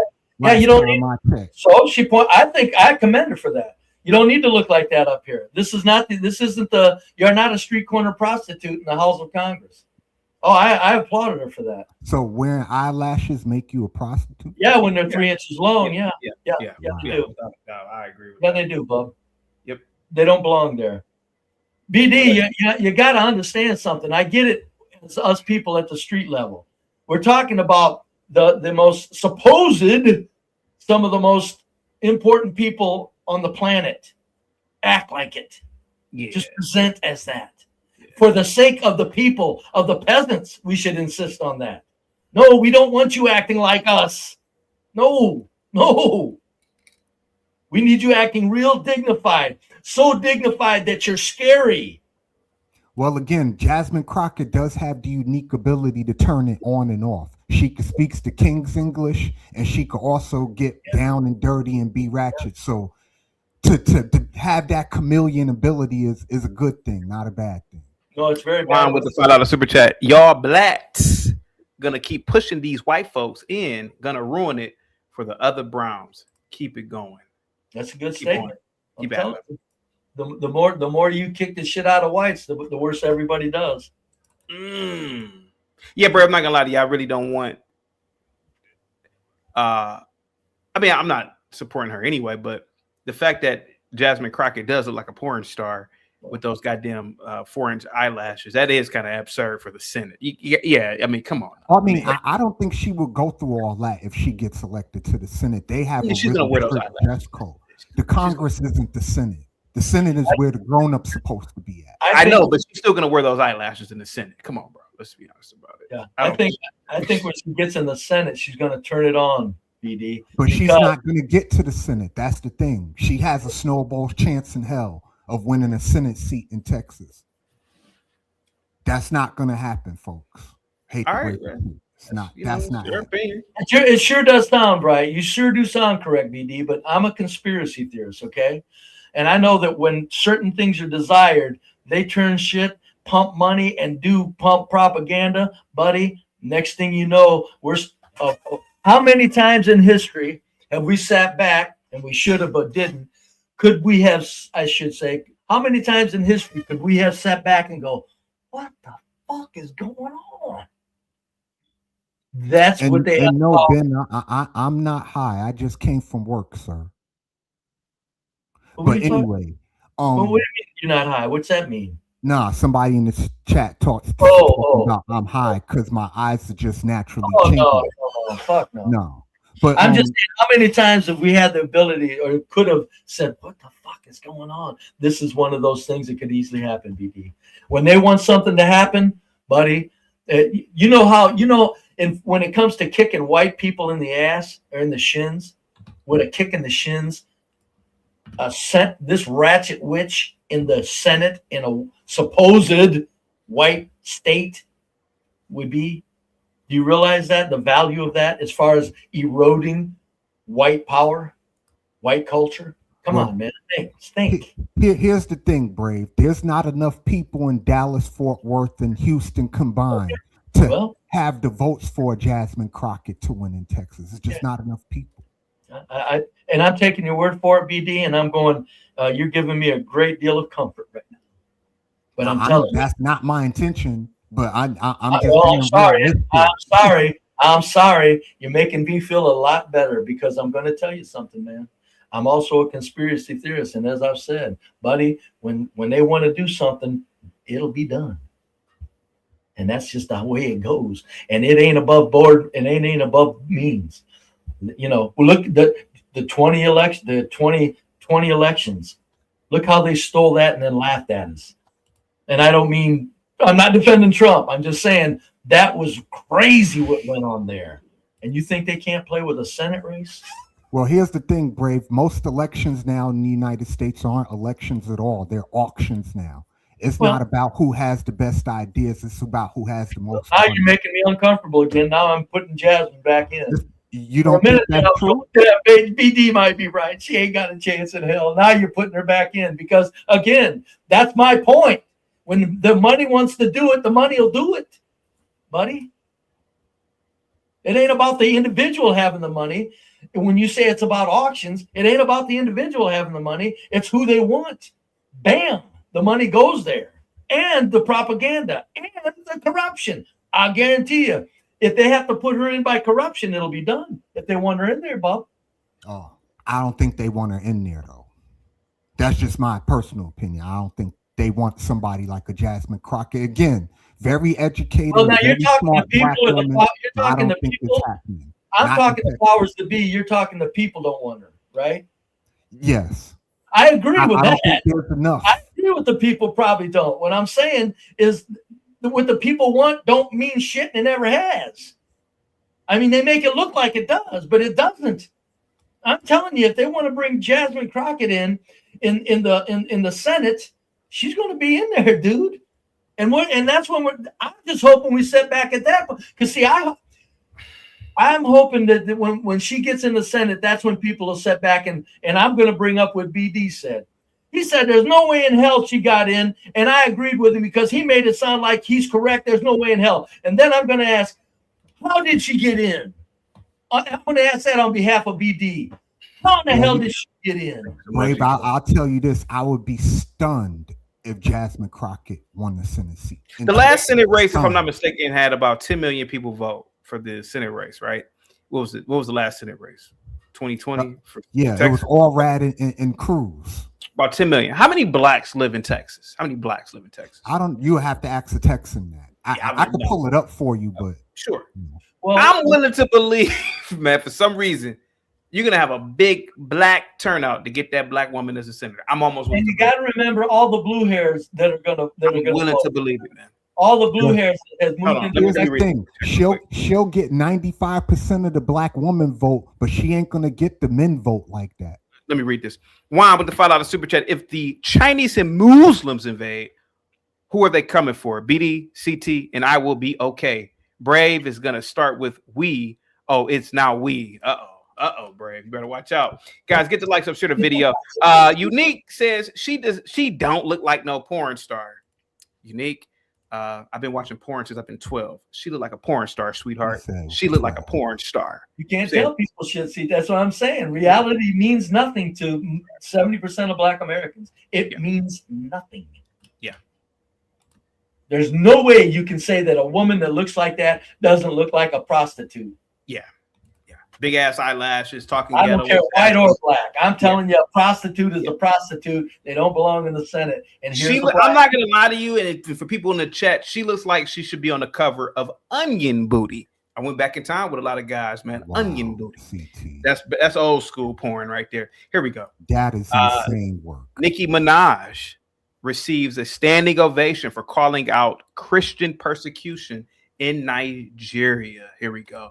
Brave, are you familiar with Nicki Minaj, sir? Of course he's not. Okay. You might be. You might be.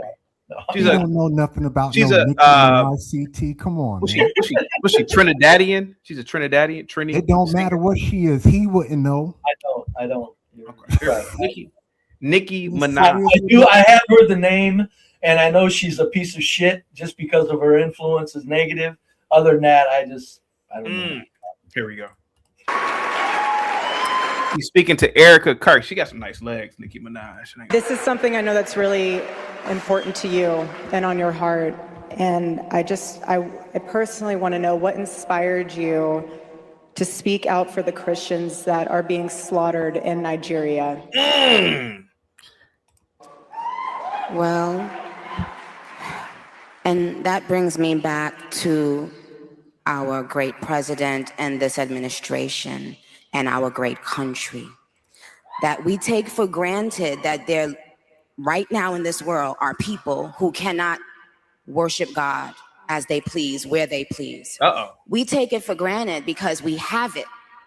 We can't even imagine. I mean, I know there are Christians being persecuted by Muslims in northern Nigeria, but I can't get over the fact that Nicki Minaj has some beautiful legs, man. Okay, she might, hold up, before you say it, she might have the right message, but she's the wrong messenger. How can you espouse Christian values when you're married to a pedo? Oh, I have no idea. How can you espouse Christian values to a whole pedo? Doesn't and she? had a Doesn't kid she? with a whole pedo? Doesn't How she do you more? espousing Christian values, but you're married to somebody who molested We, kids? we just heard you. Does she? Oh, come on. Doesn't she do mild porn rap too? She's a rapper. Yeah. No, I no, wouldn't call it it's mild porn. I didn't say porn Yeah. outright. Mild porn rap. No, it's porn rap when you're talking about booties and dicks. Yeah, And okay, shit. if you want to put it like that, then yes. Well, how else would you put it? It's mild porn rap. Yeah. Well, okay, hold on. Let's listen to her message. So it's Christian. It's Wine says, "Who the fuck told you to be Christian in other countries with their own religious law?" Here we go. Salute to you, Wine. Here we go. That right. But every time we pray and fellowship, we have to remember the people that are right now in this world hiding to pray and fellowship. And we have to pray for them. And first of all, Nigeria is a place I've always loved. Someone very dear to me, my pastor, is Nigerian. I have lots of Nigerian barbs. And so hearing that people are being kidnapped and while they're in church, Hold people up, are being pause it, kidnapped. please. It's pretty wild what's going on. Go ahead. Brave, what's a Nigerian barb? You know what that is? A Nigerian bar. Yeah, Nigerian barb. Do you know what that is? I'm sorry. Am I hearing BAR or BAR? ARB. Oh, I don't know. What is that? What is that? Okay, well, Nicki Minaj in her raps, she likes to reference Barbie, like the Barbie doll. She called herself a Barbie doll. So she's referencing Barbie as in like the Barbie doll when she says Nigerian barb. I just thought I had to translate that for you because I know you have no idea what she's talking about. No, I don't. I just know that I'm amazed that anybody takes her serious with stupid Erica dumb shit up there talking about.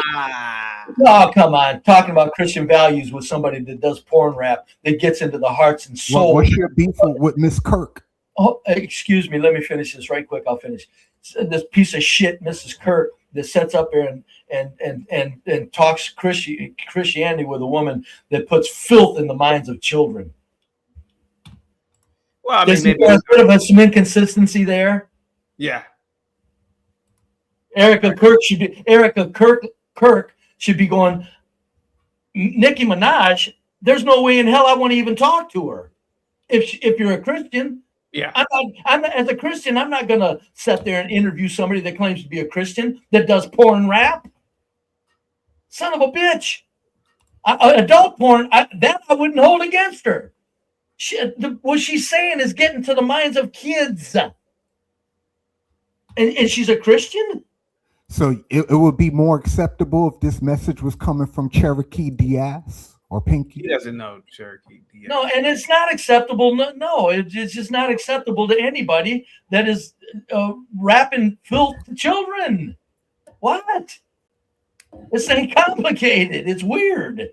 Again, an adult porn star, Christianity, hey, that's between you and God. But a woman that drags pornography to the minds of the babies. Yeah. Hey, Mulatto, I'm not doing any more camming up with in the cars anymore, but I'm sorry about that, man. Yeah, I'm not doing any more with that. All right, here we go. Kidnapped, people are being killed, brutalized, all because of their religion. And that should spark outrage in the great America. It does spark outrage. And that's what it did. And again, we're not backing down anymore. We are not going to be silenced by the bullies anymore, okay? Know that. Hear that. Receive that, bullies. We won't be silenced ever again. That's we will funny. speak up She for talk Christians about bullies when she wherever they got are in this bullied by world. Remy Martin and Cardi B. Amen. That's wrong. Amen. I don't know if you can see this at home. Real quick, I want to give a shout out to Blue Baggins. Says, "Be Brave doesn't understand women, the sisterhood, or feminism. They will almost never go against each other." Brave, you want to address Blue Baggins and what he said? No, he's right. Women that are confused, idiots, and crazy, he's correct. Then there's this other small percentage of women that are just soft, sweet creatures. No, they don't agree with none of these stupid, none of this. My question is this: where's her energy for the Uyghurs in China that been being abused by the Chinese? Where's her energy for that? Well, we don't see videos. Same religious persecution, isn't? But we don't see videos of just outright K-wording of Uyghurs in China. Now the Uyghurs in China are able to work, and for all I know, they even have their own communities, and the government to a degree keeps them isolated but protects them. But you see videos, some wild videos in Nigeria for the past 20 years of just outright just K-wording and all types of horrific crimes being taking place against these Christians there. Like, I mean, literally churches burning, and they keep these people, they burn them alive in the churches. Okay, well, I got a better question then. Where's this energy for the Palestinians that been getting slaughtered for the past 8 months? Where's that energy for that? How do we, never mind, I'm not going to answer that one. Go ahead. What do you mean, how do we know, CT? Are you serious with that? I mean, let's be honest about it, bro. I'm going to be honest about it, man. People are sick of Islam, to be completely honest with you, bro. I'm just gonna be honest about it. People are sick of Islam, and the Palestinians, man, have. To me, I asked the question: why don't they just go to a Muslim country, or why don't other Muslims want these people? Well, here's the thing: they protected the white Muslims in Bosnia and Serbia. Who did? Why they can't do the same thing for the Palestinians? Who protected them? The United Nations, the United States instituted a whole no-fly zone over Bosnia in the 1990s. When they were having their civil war. It was ethnic cleansing of the Muslim white Serbians. Ask Yaqub, he'll tell you all about it. You know what scares me about the piece of shit Erica Kirkland doing this with Minaj is, you know how blacks hate Trump? Yeah. Okay, if Trump wants to really do something in Nigeria, gee, guess who they got up there? A black person saying, "Let's go get them." They got black. Nicki Minaj is black. She's some sort of black, right? Yeah. I'm going. Is she when blacks think of isn't she a black? Isn't she a person that blacks look at as a value? Yeah, you would say a lot of blacks think she's black. Yeah. All right. God damn it, CT. Quit getting so technical on me. All right. I just, just to be clear, they're white Muslims too, and they protected them. So I'm just saying Nicki Minaj is getting blacks to go side with Trump if they decide to make a move in Nigeria. Erica and Nikki looks like it could be a way to get blacks to understand and not hate Trump for going into Nigeria. Minus black representation, Trump can't do anything right, even if it's protect Christians. With Nicki Minaj, he could possibly pull this off if he wants to do something. With Nicki Erica and Nikki sounds like a podcast or a porn movie. What's that? Erica and Nikki sounds like a podcast and or a porn movie. Yeah. Well, they made it sound.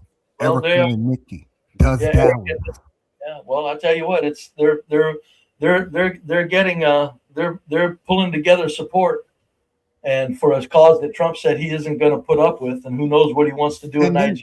And what make it even funnier for me, Nikki is not even American. She's Trinidadian. She's an island person. What do you care about a Nigerian for?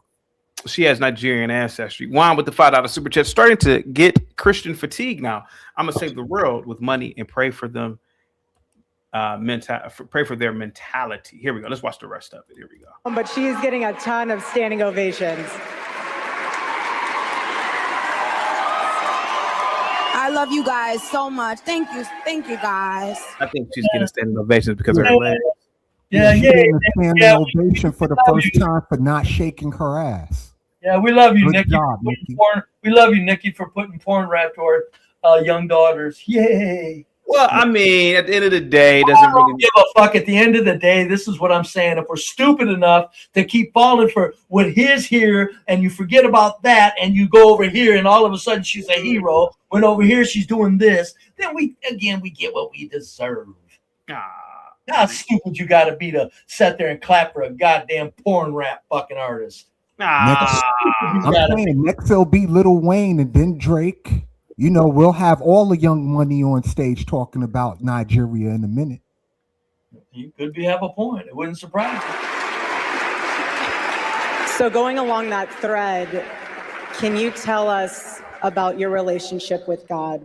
Because I think a lot of us want to hear. Jesus. Sure. Well, my relationship with God started, well, when I was a toddler in Trinidad.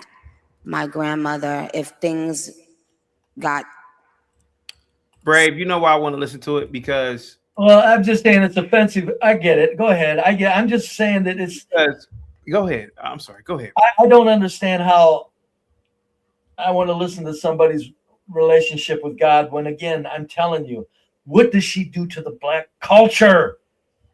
She's a part of ripping it to pieces. Brave, do you know the story of Rehab?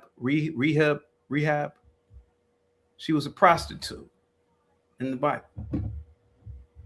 Yeah, but okay, but she probably do you know the story? Do you know the story, Brave? No, but did she renounce what she was doing previously? I don't know if she renounced what she was doing. Nicki Minaj isn't renouncing her porn rap, pal. Brave, can you let me finish, please? Sorry, go ahead.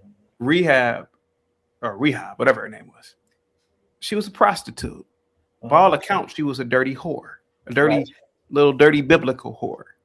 But she hid and saved scores of Israelites from persecution. Did you know that story? You should look this stuff up. Very good. No, and again, hey, when it comes to adult behavior, like you five. You think if Nicki Minaj was an adult porn star, I'd be saying this? No. Adults is adults. This woman is ripping apart, hampering and destroying psychology of young black children. Damn it. Brave. Did Jesus not himself associate himself around prostitutes? No. Yes, prostitutes that hopefully dealt with adults. Again, I'm consistent here. Go ahead. I'm talking about, do you go into the world of children with your destruction? God damn, it's not complicated. All right, let's watch the rest of this. Here we go. Spicy in the house. Like if the kids and grandkids were arguing or fighting, she would make all the little kids go in her room and make us say and say a prayer. So later on in my life, well, not much later, when I was like 10, 11, 12, I started going to church in New York. Okay. And it changed everything. It changed my life for the better because I was going every week. I was hearing the word of God be preached. And then I was going home and I was applying it to my life. Even as a little girl, I learned how to pray very early. Real quick, Roz Girl says, Nicki does not represent black women of the black community. There are many or more women like Jasmine than Nicki. It's the narrative that's always being pushed. This is white technology. Yes, I'll agree with you, Roz Girl. Nicki Minaj is not a black woman. You are correct. Absolutely. Yep. Go ahead. Let me play the rest of it real quick. Here we go. I always had this faith that made people think, the kind of faith that you think a person is crazy, like, oh, please, like, but I had that faith instinctively. Once I started hearing about God and, just getting more into the Bible, I got baptized when I was about, yep. Amen. I got baptized when I was about 13. I got baptized. And I have just always applied those teachings to my life. I try to.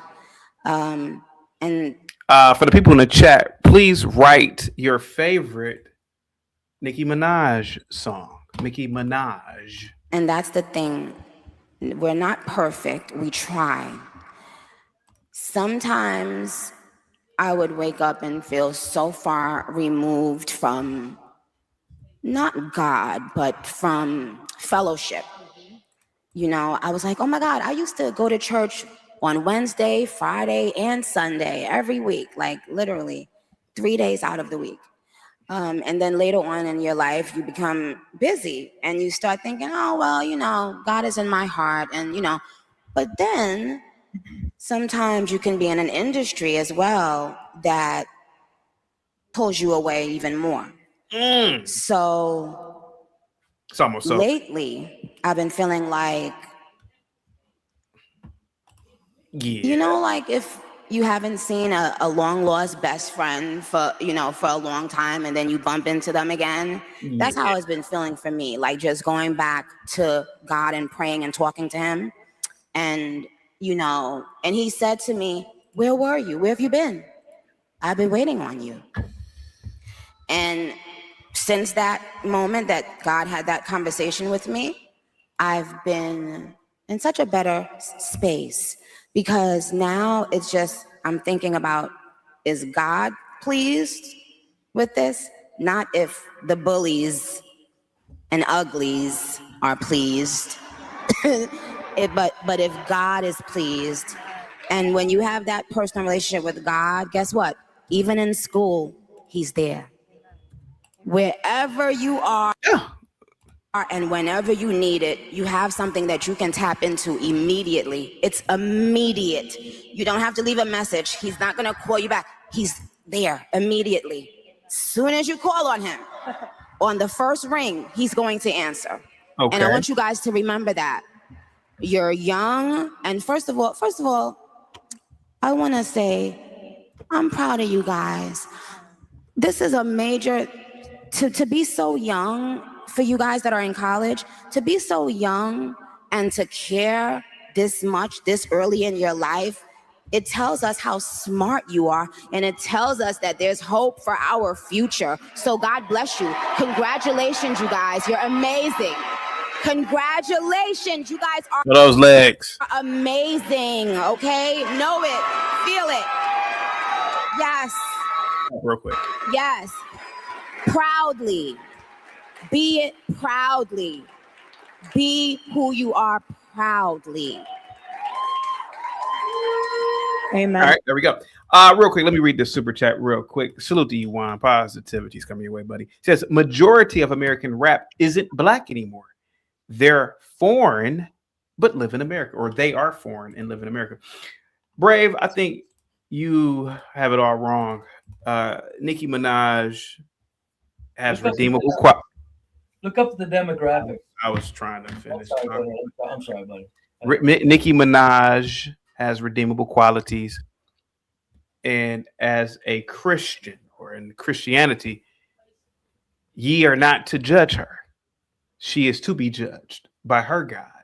So if she's talking about the tragic events going on in northern Nigeria, I think that she has all right to do so. Go ahead, sir.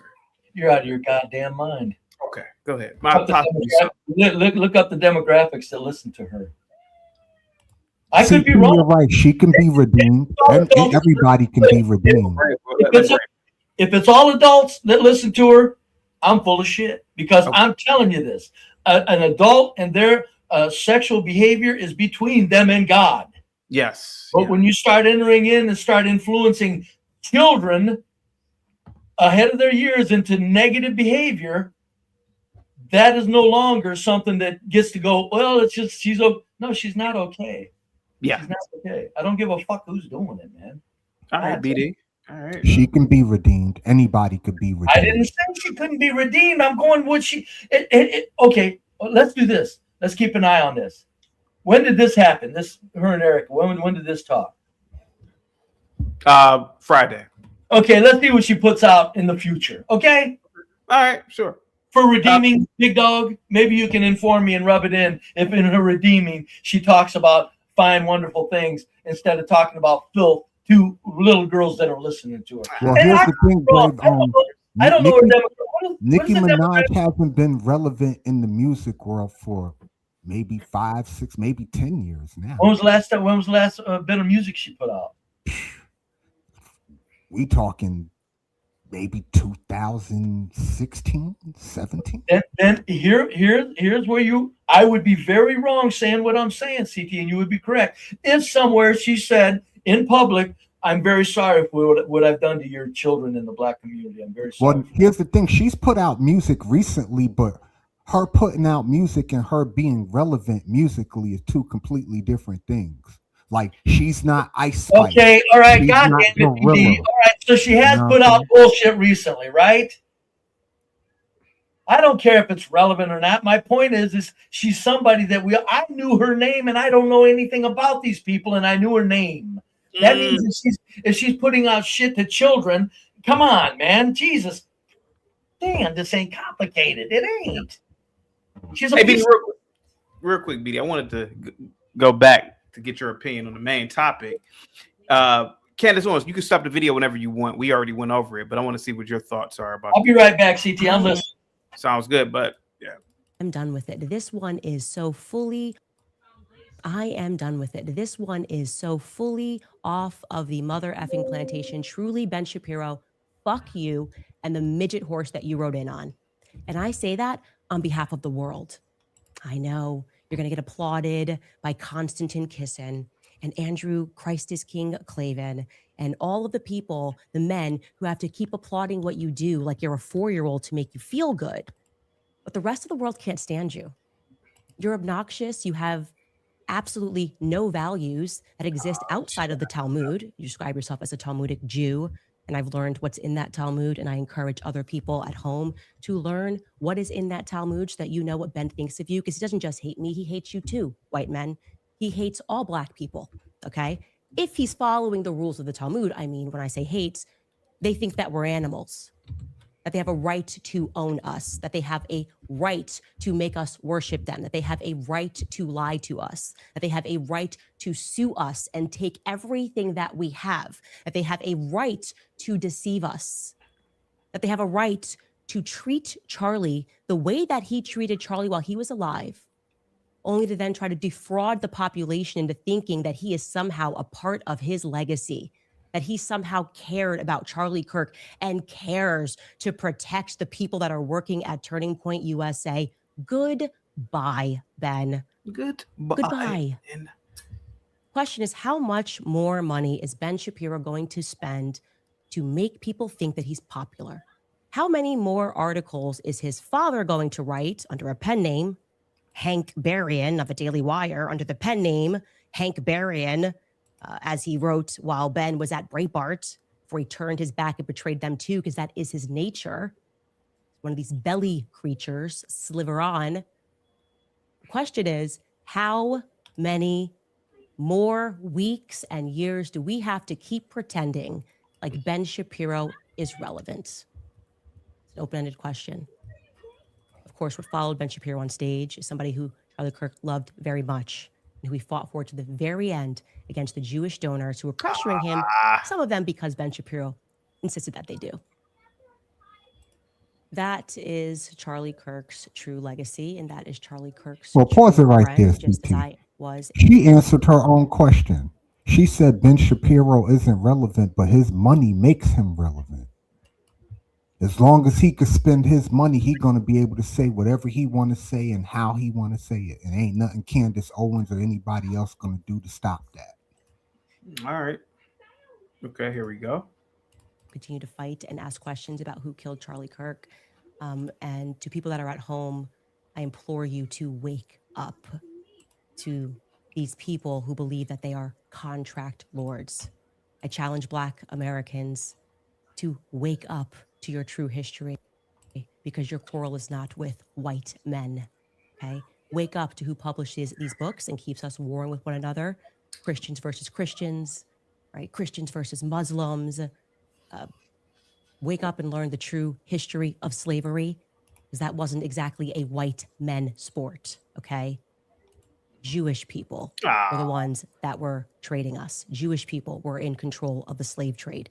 They've buried a lot of it, but it's there, and you can find it. No, stop it. I think all of us need to wake up. BD, what do Black people have to do with this crazy woman's proxy war or quasi war with Ben Shapiro? It sounds like to me she's lonely, and she done ran out of friends. That's what it sounds like to me. But I could be wrong. Okay. I could be wrong. That's it. That's what it sounds like to me. She sounds like a lonely woman that done ran out of friends. That's You know, laughable. you can't, bash black people on one hand, and now all of a sudden you trying to unite black people. Yeah, that's what I. Yeah. It's kind of like, oxymoronic, if that's the right word. Yeah, it really is. But I'll land there. American Man, I'm not doing any more cars, bro. So I'm not doing any more cars, man. Thank you so much for calling in, American Man. Here you go. Exclusive Green Thumb Industries founder and CEO Ben Kovler. He's here to weigh in on this potential reclassification. Ben, I know you guys all talk. There's a lot of chatter. What are you hearing? Well, it looks like this may happen. You know what, which Ben? would finally Hold be. on right- Why does she cut him off? Well, it looks like this may happen. You know what, which Ben? would finally Hold be, on as you right said. now. Hold on. President Trump is in the Oval Office taking questions about this. Can we pop that up? Okay, that's why. Reports that you would be the Israeli Prime Minister. Please. Yeah, I mean, she was talking so damn long. I'm glad he said, "Yeah, speak up." The reports that you would be the Israeli Prime Minister that you hit on the Hamas general are true, and is Israel undermining your efforts to be a peacemaker? No, Israel and I have gotten along very well. My relationship with Bibi Netanyahu has been obviously a very good one. Okay. Just as we took it, he stopped talking about it, but he did say they were reconsidering the class. They were considering the reclassification of it, Ben. So let me just get to it. You're the chairman and interim CEO of a company called Rhythm as well. Both that and Green Thumb are publicly traded. Rhythm is the intellectual property holder of a bunch of cannabis brands. What would this mean to you and to any potential shareholders who are waiting to participate in this sector? Yeah, thanks, Liz. Thanks for having me. I think what this really does is give a lot of clarity. Investors don't like uncertainty, and by moving cannabis to Schedule 3, it allows real medical research into the positive attributes of this product. It does not legalize the product, but it allows for different structures of the business and allows for research, and we think that's a very positive thing as we look across the country. Well, you talk about, a class 1 and then a class 3. The class 1s are, there's no medical benefit to heroin. There's no medical benefit to the opioids that, are killing people. So we get it. It's really kind of. Brave, should weed be labeled as, I know you smoke, dabble here and there, but should it be labeled a class 1? No. The only thing that bothers me about weed is it's so easily used and during business hours. That's what bothers me about it. It's like people don't. It's like alcohol. At least people used to get the day's work done before they went to it. Weed is just no. Weed is no. You got to make it. You got to make it legal. You have to. If your society's so goddamn stupid that you don't know how to enjoy a vodka martini or whatever you call it and leave it alone, or smoke half a joint of weed and you got to stay stoned all day to function in large numbers, then so be it. But you can't throw people in jail for wanting a very mild altered state, because weed is it's a stimulant, number one. Yeah. And so number two, it's a very mild opiate. It's very pleasing. It's just very pleasing. So I mean, it's not doing anybody any damage. If you're smoking too much, right? But if you just smoke it a little here and there, your lungs aren't even being bothered by it, and it's just it's not debilitating. Get be right behind I wouldn't advise it. Get behind the wheel of a car. You're not gonna look out. What am I doing? None of that shit. It's like, in fact, they say that when people get really stoned, if they end up behind the wheel, they tend to drive slower than need be. I say end the prohibition on weed. Y'all ended the prohibition on alcohol. Ended on weed. You'll kill two birds with one stone. One, you put the cartels out of business, the same cartels you complain about south of the border A lot of their revenue comes from marijuana. When you could, marijuana is $1 billion business. Why not have Americans growing it? Just make it legal. I'm just They do more it for concerned about- tobacco. We smoke just glad cigarettes out here. I'm so just glad why that- not? I'm just glad that now they're doing it commercially, because back when I stopped smoking weed for years, because the guy that I knew that I got it from, he grew it, and I knew what I was getting, and he grew it very well, and he was very good at it. So I knew what I was getting. What I like about the making it legal more is that you're going to get. I don't know what they're going to do with insecticides and stuff. None of us do. I get that, but at least you're going to get. You don't have to worry about getting laced marijuana off the streets, because that's what people are doing now more and more. So that's why I say it. As it becomes more popular, you have to legalize it. You have to. Yeah, I'm with you, Brave. End the prohibition on marijuana, so I can smoke freely. Just so you can keep track of the quality of it, and the purity of it. Because I never was a weed smoker, Brave. You what? Never was a big weed smoker. Right, because you rather kill your liver than your lungs. You make a choice. Maybe so. Well, but you calm down on the alcohol too. I get paranoid on alcohol. I don't get paranoid on alcohol. Oh, paranoid on. You know why you're paranoid on weed? Because it's illegal. If it wasn't illegal, you'd sit back grooving. That's not why. I mean, it depends on what part of your body you want to destroy. Whoa. Marijuana is a stimulant, and it's a truth serum. Yeah. You're paranoid because you were afraid of getting busted on that shit.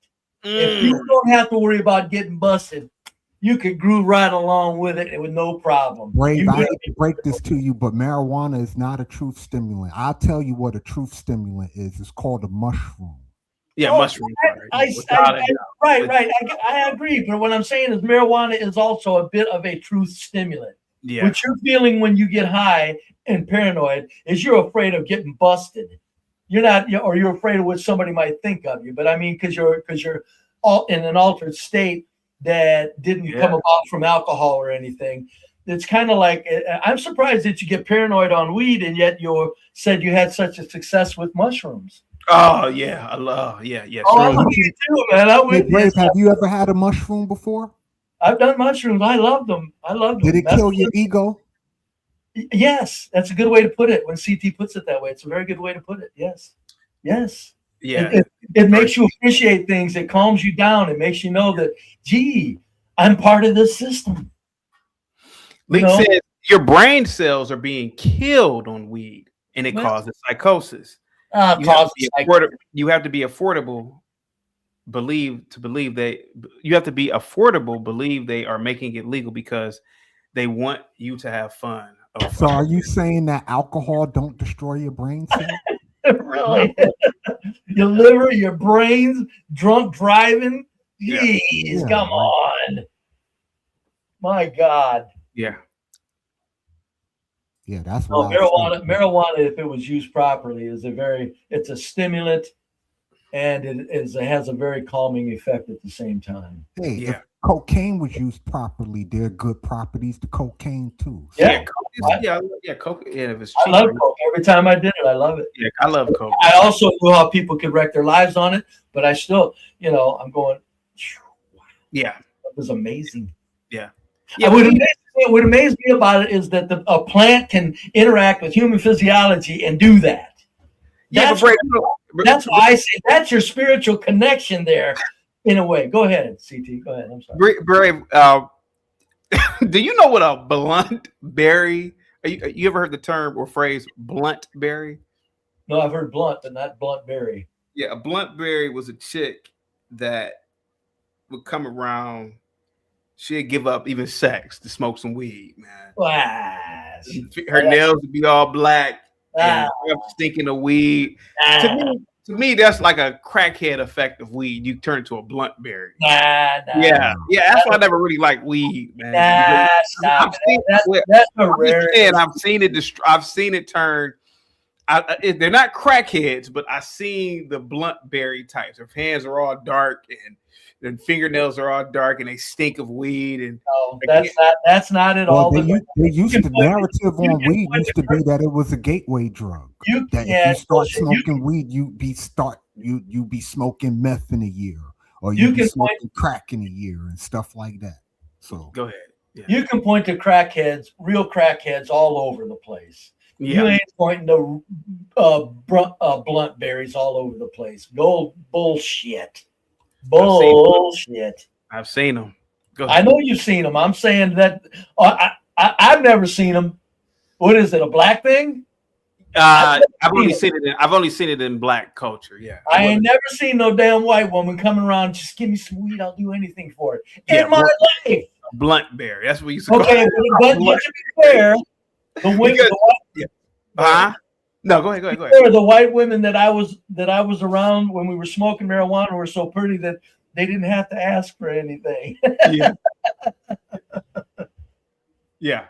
Oh, Moxie says blunt berries are junkies. Could be. Unique says, nah, it stinks and make people lazy. Yeah.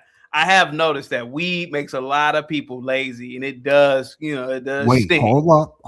It's the truth. It depends on the marijuana. You got sativa and you got indica. They're completely two different things. Sativa don't make you lazy. In fact, sativa make you want to get up and do stuff. It's the indica that make you lazy. No, it doesn't. Indica doesn't either. Indica, look. Ray, you don't smoke like I smoke. You're not gonna tell me nothing about no weed, bro. I'm telling you, I don't care. You smoke sativa or indica, and they're both a stimulant. One's more than the other. Yeah, one's an upper and one's a downer. The other one isn't a downer. Bullshit. Yeah. Big dog. Bullshit. Black says weed smells like boo-boo. It really does. It really does. It does. There's no such a thing as weed as a downer. It's a stimulant. To listen to them and then say, we don't think it's a gateway drug. We think it's an exit ramp. We think it's an exit drug from the opioid epidemic, and that there's a lot of positivity created by marijuana as opposed to an entry ramp. Let's look at the veterans. You're exactly right. States have a program that legalizes, but the veterans who are on a federal program do not have access because of the federal system that says it's illegal. There's 18 to 20 veterans that unfortunately commit suicide every day. By opening up medical access and medical research, we hope we can make a material dent on that number. Oh, there are cancer sufferers, glaucoma sufferers, our veterans who have been wounded, who find that traditional medicine is not working for them, but that marijuana gives them incredible relief. We get all of that. I mean, me personally, it makes me never mind, but I just find it to be a drug that it's an annoying drug to me. Like, it stinks, Bray. When people walk past me, and I live in a liberal area, so there's a lot of these smoke shops around now. It stinks. It's an annoyance to me. I don't really mind it. Let me ask you this: do vodka stink? No, not at all. No. Do tequila stink? No, not at all. And beer smells absolutely. I feel like I'm like that skunk. The one Pepe Le Pew, when he smells something and he gets a floating in the air. Beer smells so good to me. I kind of want some now just thinking about it. Go ahead. Because I've been around alcoholics, and when you're an alcoholic, you smell like alcohol. Hey, real quick, you're not drinking. Hey, yeah, that is true. Blue Bag is. I want everybody on camera, man. I appreciate the super chats, man. I just want everybody on camera, bro. Yeah. What up, Zach? Just to chime in with two things. BD, sativa. It's not sativia. Nobody's ever heard of that before. It's sativa. And Brave, seriously, you don't think indica makes people melt into the couch? It does. That's what the difference in the two strains is. Sativa, for example, you want to be thoughtful and creative. You want to write a song, a book, a poem. Man, smoke some sativa. You're gonna have way more creativity.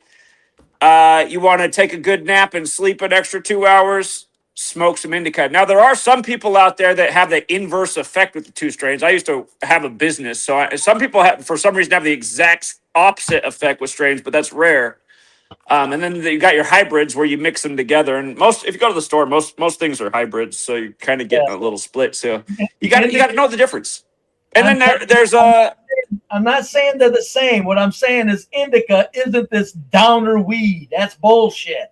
Well, not downer, but it's the kind that'll make you just want to chill out on your ass and watch Netflix all day. I mean, you want to. Whatever. It's not a. It's still a stimulant. By the way, here's another thing for all you broke college students. Hey, for all you broke college students out there, man, good way to make some extra tuition money. So if you catch my drift, what? I don't think any college students are watching this program. I'm just gonna be honest. I thought you had people of all ages watching.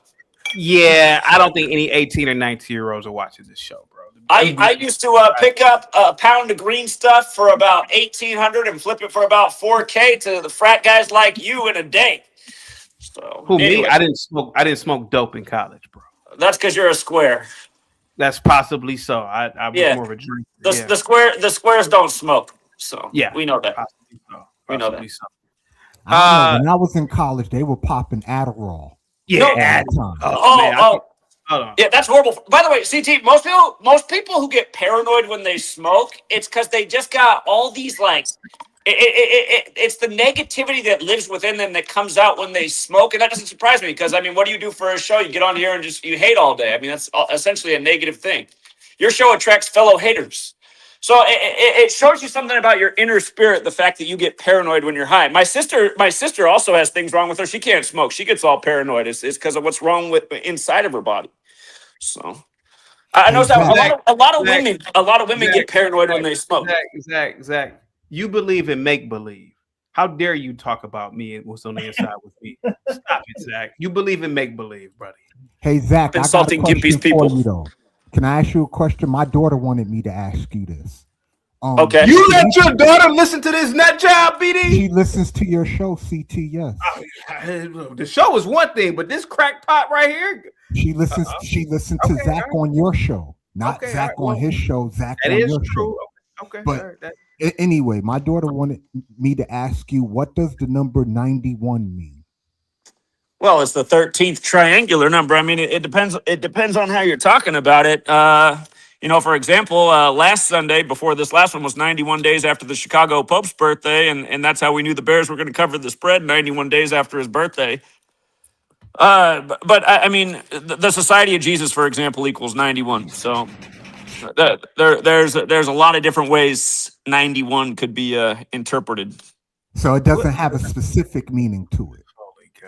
No, that gematria doesn't have specific meanings. But for example, the Chicago Bears equals 91. So does the Browns have the 91 connection. 2 weeks ago, they were playing each other 91 days after the Pope's birthday, which is 13 weeks. And the spread was at like 12.5. So we thought the Bears would win by at least 13, which they did. So that's how we use the numbers. But there's no one solid meaning for any given number. You have to understand how it's used in the situation. Okay, that's all I wanted to know. Thanks. Case in point, Chicago alone equals 46. The over-under for the game this weekend was 46.5 points. Remember, the Bears won their only Super Bowl with the revolutionary 4-6 defense, winning with 46. How did the game end this week? With a 46-yard pass to DJ Moore. We had the Bears and the under in that game, and DJ Moore for anytime touchdown. All through that one number, they were all connected, and it looked like it wasn't going to happen for either until the end of the game there, but that's how they script it in the National Fixed League, so... It's okay. The Browns covered for me, though. I saw. We had the Browns to cover yesterday. We dominated the NFL yesterday. We loved the Patriots to upset. We had Aaron Rodgers to pick up his 19th win over the Lions, 19 days after his birthday, touchdown underdog. A lot of big upsets yesterday. So we had the 11.5 point underdog Kings to beat the Rockets yesterday. Man, learn gematria and apply this knowledge. You'll see how it works in sports. Just a matter of calculating the words and the numbers. Deputy FBI Director. All right, I got to get out of here. Take care, you guys. Yeah. Thanks. Yeah. That looked like that was exhausting for you, see. Yeah, it really was. I don't know. Dan Bongino, Deputy FBI Director. We are learning in like the last literally 8 minutes, he is leaving that position. Yes. After some tensions, in part, right, around some of this stuff. Talk us through this. Yeah, I mean, that was, and he's sort of commented on this in Fox News. And by the way, this is his tweet or whatever online X post. I will be leaving my position with the FBI in January. I want to thank President Trump, Attorney General Bondi, and Director Kash Patel for the opportunity to serve with purpose. Most importantly, I want to thank you, my fellow Americans, for the privilege to serve you. God bless America and all those who defend her. In the last, you can see it. I mean, in the last 6 minutes or 9 minutes about this too. Real breaking news. But yeah, when he started out before he came to DOJ, he was in this sort of podcast realm, and he was saying a lot of sort of really inflammatory things. And he wasn't. Shut up, MSNBC. Wasn't he a talk radio show host? He was. Yeah. What position did he have, and how long did he hold it now? Deputy Director of the Federal Bureau of Investigation. And I think, go ahead. How long did he have that? How long did he have it? About 6 months. Why did he quit? Why did he say he left? I believe he quit because he said because he was away from his family. That's bullshit. I think he quit because he probably is in there and he can't really do what he wants to do in terms of he probably really wants to clean house. He probably can't do it. He probably really wants these people to get off their collective asses and go actually do police work. He probably is restrained. He probably can't do it. And I feel as though he's probably better off being a podcaster and getting the word out. And God only knows. Could you imagine what he's gonna when his tell-all about what happened? Oh, come on. You think he's gonna start spilling the beans, CT? I think so, man. John Bolton did. Why wouldn't he? You think he'd get K-worded, Brave, if he did it? There's a reason why he's leaving. But hold on, let me play the rest of the video. Let me see what MSNBC has to hate on. Questions that weren't necessarily backed up by evidence. And then, when he came into the Justice Department, or rather the FBI, one of the first things that he really leaned in on was the pipe bomber case. And I think that that's something that he sort of will now try to take credit for and say, we got related this to January 6th. Right. Exactly. Right. But, what got him interested in that was that he was fueling these conspiracy theories about the pipe bomb, that maybe this was a government setup. So it is just fascinating, as you're pointing out, to have these individuals who are very into these conspiracy theories, then sort of getting inside and being like, well, maybe this wasn't exactly what I thought it was from the outside. He didn't even last a year in this position, though. Is that unusual to see the deputy director leave after that shorter period? It's unusual to have a podcaster in there in the first place in that position. And I think that, certainly it's usually a person who is a career employee who knows what's going on, but certainly it's a very lucrative other side of the bar here. He's not making a huge salary right now as the deputy director or co-deputy director. He's going to make a lot of money when he goes back to the podcast. Well, he is. I was just pulling this up because President Trump, I want to make sure I get this quote right on my computer over here, that President Trump was asked just a little bit ago, did Dan Bongino tell you why he's leaving the FBI? And the president said, he did a great job. I think he wants to go back to his show. Yeah. He wants to get back to the podcast. And his family. He's also, that's been. Hey, Brave, by the way, Dan, since we talk about race all the time, Brave, what race is Dan Bongino? I'm going. I'd have to assign white to him. Yeah, he looks. In some angles, he looks like a black man or black. But yeah, he's Italian. Probably some, European extraction somewhere. Rough around the edges. European. He looks white to me. Yeah, no, but yeah, it's for the most part, yeah. A theme ongoing that he's been away from them, but the money doesn't hurt. We thank you for watching. And Brave, what does deputy director Bongino have? He's not quitting because he wants to go back to his podcast. It's something that he saw in the FBI. Yeah. Okay. First of all, when he got in, did anybody recall? Because I didn't pay attention to it. When he got in, Trump appointed him, correct? Correct. Okay. Was everybody cheering him on because Dan Bongino was the replacement for the thick, no good for nothing piece of shit called Rush Limbaugh, correct? He was that replacement, correct? Yes. No, he replaced Paul. No, he was the one that the person that actually filled in. I'm not talking about Dan Bongino. Oh, you mean in terms of podcasting? Talk radio. No, yeah. Okay. Yeah. Correct. He replaced Rush, the sick fat ass Rush Limbaugh, right? So I thought that was Eric Erickson, but maybe I'm wrong. No, I'm just saying. I know there was a fill-in, but Dan Bongino was the one that when people went from our hero Rush is gone to Dan Bongino was going to replace the hero position. Anyway, Trump appointed him from that position, meaning all the zombie conservatives were going, yeah, Dan Bongino. And it was just a place. And now, so Trump got that effect. And they probably told him, but don't take yourself serious and resign in about 6 months. We're doing this to get approval. But yeah, I think he might have had beef with Kash Patel, and maybe they bumped heads. No, it was exactly. First of all, he's powerless. Second of all, to anybody says he's going to start spilling the beans is ridiculous. Are you kidding me? At that level, the stuff he sees, fuck.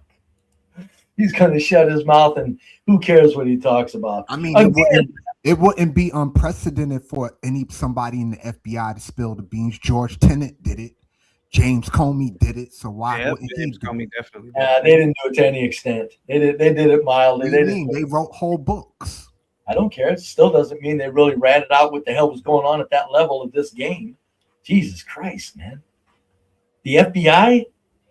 That's part of the structure. Obviously, they're not going to share classified stuff, but they did share what was going on within the bureau. I'm not saying there isn't stuff that wasn't safe to share. I'm saying if you're in there, you're not going to say the real shit. I know. I'm just saying. I agree with that. You're not going to say the real shit. No. Well, that's all I'm saying. Okay, got you. All right. Yeah, no, I'm not saying they don't run their mouth. Candace Owens right now, I'm not saying they don't give. It's about giving the peasants hope that somebody's on our side. That's all this shit is. When in reality, peasants are so fucking powerless. They've got these people that come out and ease our tensions, while really these people are just nothing but their employees. They're just out here to comfort us. Dan Bongino is comfort. Oh, look out. Like he's going to really say anything real about what he's seen or anything, if he's seen anything? No. Probably not, Brave. I will agree with you on that. Yeah, probably not. There's stuff that we're not allowed to know, and we will never. Hey, CT, quick question. Is it okay to have wine on your show? Yeah, if you're not drinking it out of a... sir, I have wine glasses. Sir. Oh, of course, man. Yeah. Yeah. Like I said, as long as it looks classy, man. So Dan Bongino, Brave. Yeah. So you're saying that he's not gonna get to talk. He's just gonna say, "Oh man, I just want to be back with my family." He'll talk safe stuff. He might, he's an employed conservative soother. He gives conservatives the hope that somebody's doing something for us at the bottom. Yeah, that's what his job is. When in reality, conservative peasants, we're all at the bottom, and ain't nobody doing shit for us. Again, live your life because we're all powerless. It's okay. How powerless are we, Brave? How powerless are we? Completely powerless. Really?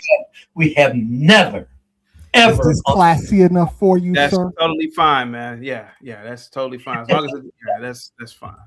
Yeah. Go ahead. We have never, ever governed ourselves on these shores. No shit. Peasants have never, ever go ahead governed themselves in this world. Really? Get that in your fucking heads. Go ahead. You'll be better off for it. Because you gotta understand the fucking power that's out there. And what power is that, Brave? It's just the power that they control. Right now, they've all the elites. From the elites, the Roman realignments, the Sumerians, the Sumerians, and the fucking Babylon to Rome. Going back since then. Yeah, to Venice, jumping to Amsterdam, to London, over to New York, the Pentagon, the Vatican. These people, the stuff that's in them Vatican archives would blow our fucking minds, man. The realities of life would blow our goddamn minds. Peasants have never governed themselves. So the elites would send out soldiers to dare them to govern themselves. Okay, they got over that show, all right? Now they gave us a show, 1776, Independence Day. Every time I see that shit, I laugh. I go, you poor bastards. You poor bastards. You mean so you look at Independence Day as a ritual every year. Yeah, and it's just a feel-good ritual. But to think of this is where we broke away. Jesus Christ, it's like motherfucker. Yeah. Stop it. Stop it. The whole revolutionary, the founding fathers, that whole show was just to reorganize at that time of history. Yeah. Now what do they got on their side? Now They've got technology, in control of technology. And you think that we're going to get closer somehow? When there was not much technology, they had us completely bamboozled. Now they got technology. Folks, that's what I'm saying, man. Just think of yourself as a very fortunate ant, and you'll be doing better in your life. That way you worry about your individual mind and your individual afterlife and your individual spirituality, as opposed to getting into the big picture of nonsense that literally leads people into thinking like childish fools. If we are all ants, let's use race. What type of ants would black people be? Oh, I don't. Not red, carpenter ants or anything. Okay. Thinking red ants. What's the type where if you stick your hand in their mouth? I think those are red ants. Those are red ants. Yeah, those are. Yeah, they bite the dog shit out. I'm not going to even dignify that with a response. Yeah, I don't blame it. Blacks have been culturally engineered to be the most pestilent fucking ant on the planet. Okay. Whatever. Okay. I think we might be red ants, if that makes any sense. Red ants. Yeah. The whites are just the ants that go around. Never mind. If you're in your house, it's no big deal. Just take us and stomp us out. We got in through a crack somewhere. It's nothing wrong with it. Is that it? Yeah, the red ants are the ones that, if they're out in your yard in a mound, watch it. Get rid of them. Don't step on. Don't mess with them. They'll eat you. Brave, did you watch any of it? BD, I know you watched some of AmFest. Yes. A little bit, yes. Okay. There is a threat to our freedom that is not often talked about. What threat is enough. that? What threat is that? And it is the greatest near and long-term threat to both our freedom and our security, and that is the threat of Islamist ideology. Brave, is this all just a part of the theater too? Mm-hmm. Okay. Absolutely, it is. Okay. They can turn up the Islamists when they want. They turn them off. But look who created the Muslim Brotherhood, man. Look at the origins of the Muslim Brotherhood. Who created the Muslim Brotherhood? Is the purpose of the Muslim Brotherhood is to take all of Islam and keep them in an animalistic frame of mind that they can actually stone a woman if she commits adultery. That's what the Muslim Brotherhood does. They turn Muslim men into complete animals with their fanaticism. And the Muslim Brotherhoods will enforce that animalistic attitude. Who created the Muslim Brotherhood? Yeah, who created them? Where did it come from? You'll find it. I hate to break it to you, but look it up. I guarantee you'll find it. Its origins are same people, Catholicism, Islam. Look at the two signals. Look at the moon and all of the crescent and all that. Oh, shut the fuck up, blacks who defy. Go back to your dream world, man. Go ahead. I'm sorry. I like it. You're good. Go ahead. Yeah. Okay, let's watch it. Here we go. Don't Tulsi Gabbard look like Rogue from the X-Men?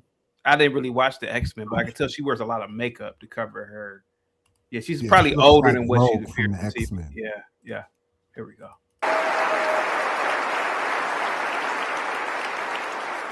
It is propagated by people who not only do not believe in freedom, their fundamental ideology is antithetical to the foundation that we find in our Constitution and Bill of Rights, which is that our Creator endowed upon us inalienable rights. Yeah. The right to life, liberty, and the pursuit of happiness. Do you want to know what? That's bullshit. Do you want? They had no problem protecting the white Muslims. They had no problem protecting the white Muslims. So I don't want to hear any of that. That's true. Go ahead, Bray. Do you want to know if what very high-ranking rabbis have said about Islam? What's that, Brave? It's called the broom that will sweep away Christianity for them. Oh, I mean, we can clearly. Oh, you mean this rabbi is saying that they will weaponize? They say they are the broom that will sweep away Christianity for the. Now, which rabbi said this, Brave? Because I never heard any rabbi.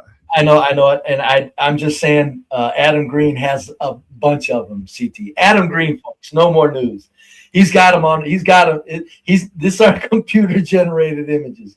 He's got them on video saying the damnedest things, just you could probably Google Islam is the broom of Christianity, and I'll bet you it'll lead you to a rabbi saying it. I'll bet you if you Google that. Try it, somebody out in audience land. Islam is the broom that will sweep. Is the broom that sweeps away Christianity. Why do you believe? Because I'm gonna check out Adam Jones. You said Adam Green. No more news. I got it up on the computer. Why weaponize Islam against Christianity? Even because Christianity to me would be seen as a buffer, right? If I was a J, it'd be I would look at it as a buffer institution. Okay. Why totally eradicate your buffer and have this enemy state and have this enemy, outright enemy institution after you? Because when it's all said and done, it's the Christians that would offer the most resistance to the small hats, if anybody ever did. They have the power at this time. Okay. Islam have no power. They don't have a Pentagon. They don't have a London. They don't have a Vatican. So, I mean, not for nothing, the Muslims aren't like infidel. It's still an Abrahamic religion, though. They still pray to the same God that the Christians and the Jews do. That's what I'm saying. The Jews made both religions. I'm guaranteed. I don't know. I can't say I guarantee. I'm telling you, the Jews started the Catholic Church, first pope.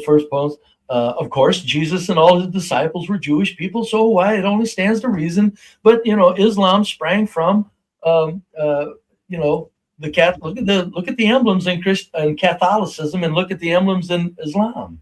It's like the same damn thing or something. The moon and the crescent and all that shit. But it's just like I said, I don't look into it enough to really. But just the footage that I've seen rabbis say, I'm saying, man, oh man, is this something to behold?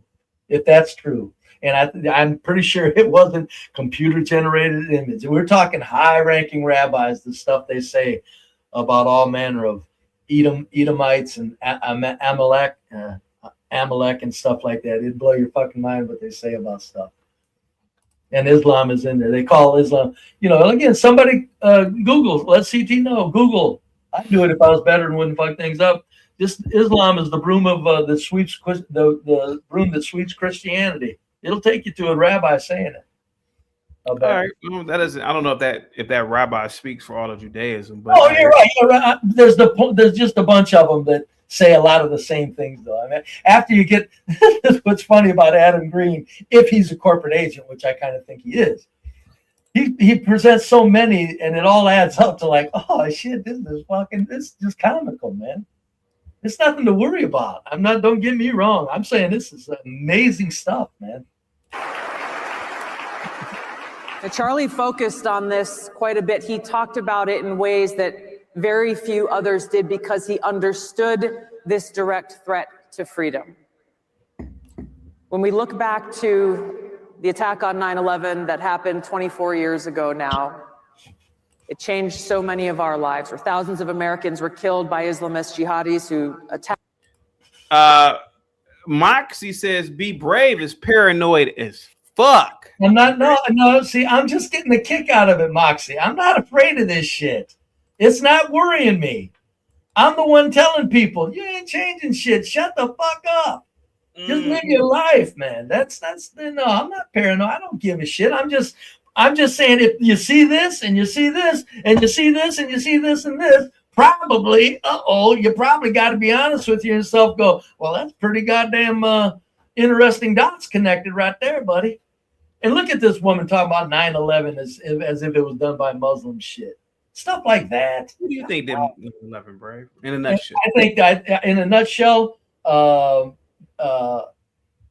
global corporate machine that controls Britain, U.S., Israel, and the banks, the Pentagon, and the Vatican.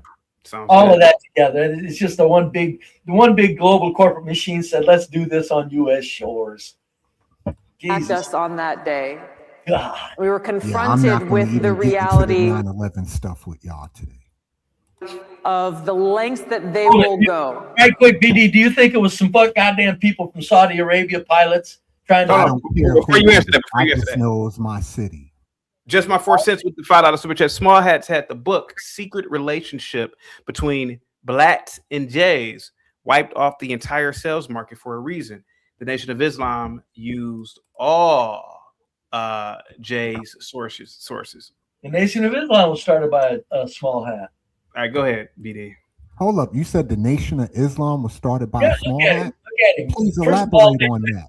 They say all of this, so he might be, and he might be Jewish. And then look at his upper lip. He's got the Jewish beak lip, buddy. Look Because at Charles. I was under the understanding that the NOI was started by Elijah Muhammad. No. Look at the guy that started the Nation of Islam. Look at Charles Krauthammer. Remember him, CT? He's dead. You remember him? Charles Krauthammer, the spokesperson in the wheelchair, the Jewish spokesperson, really highly thought of conservative commentator. Maybe you don't.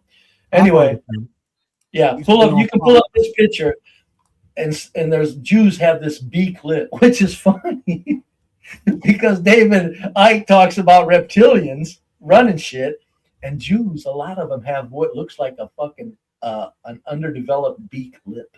It looks like a fucking beak. It's hilarious. It's cool as hell. But yeah, it's interesting as hell. So tell me that again. Who started the Nation of Islam? Wallace Farad Muhammad. Yeah. Wallace Farad Muhammad. Yeah. What year was this, or what decade? The 30s, the 40s? This was in the early this was in the early 1900s. He was the founder. Yeah. Okay. He was the founder of it. And Farrakhan wrote a very highly inflammatory and anti-Semitic book. And that's why it should be off the shelves, in my opinion. Get the likes up, guys. Do you think it was just no facts, or was it lies, or what? Why do you think it should be off the shelves? Well, first of all, I didn't read the book, but I know. Oh, damn! Not mad about that. Farrakhan, but I've heard statements that Farrakhan has said about these people, and he's called them the synagogue of you know what. And blah, blah, well, hell, he's practically proven that shit. But hold on. The goddamn religion that they've adopted was the very same religion that enslaved blacks and changed blacks' culture and religion, original religion. So I don't want to hear, even from Farrakhan, I don't want to hear it. I don't want to hear from Farrakhan. That's just me, Well, here's the thing. If that's the case, he fooled a lot of famous people. He fooled Malcolm X. He fooled Muhammad Ali. He fooled Kareem Abdul-Jabbar. All these people turned to the Nation of Islam. So, yeah. Was there some truth in what he was saying?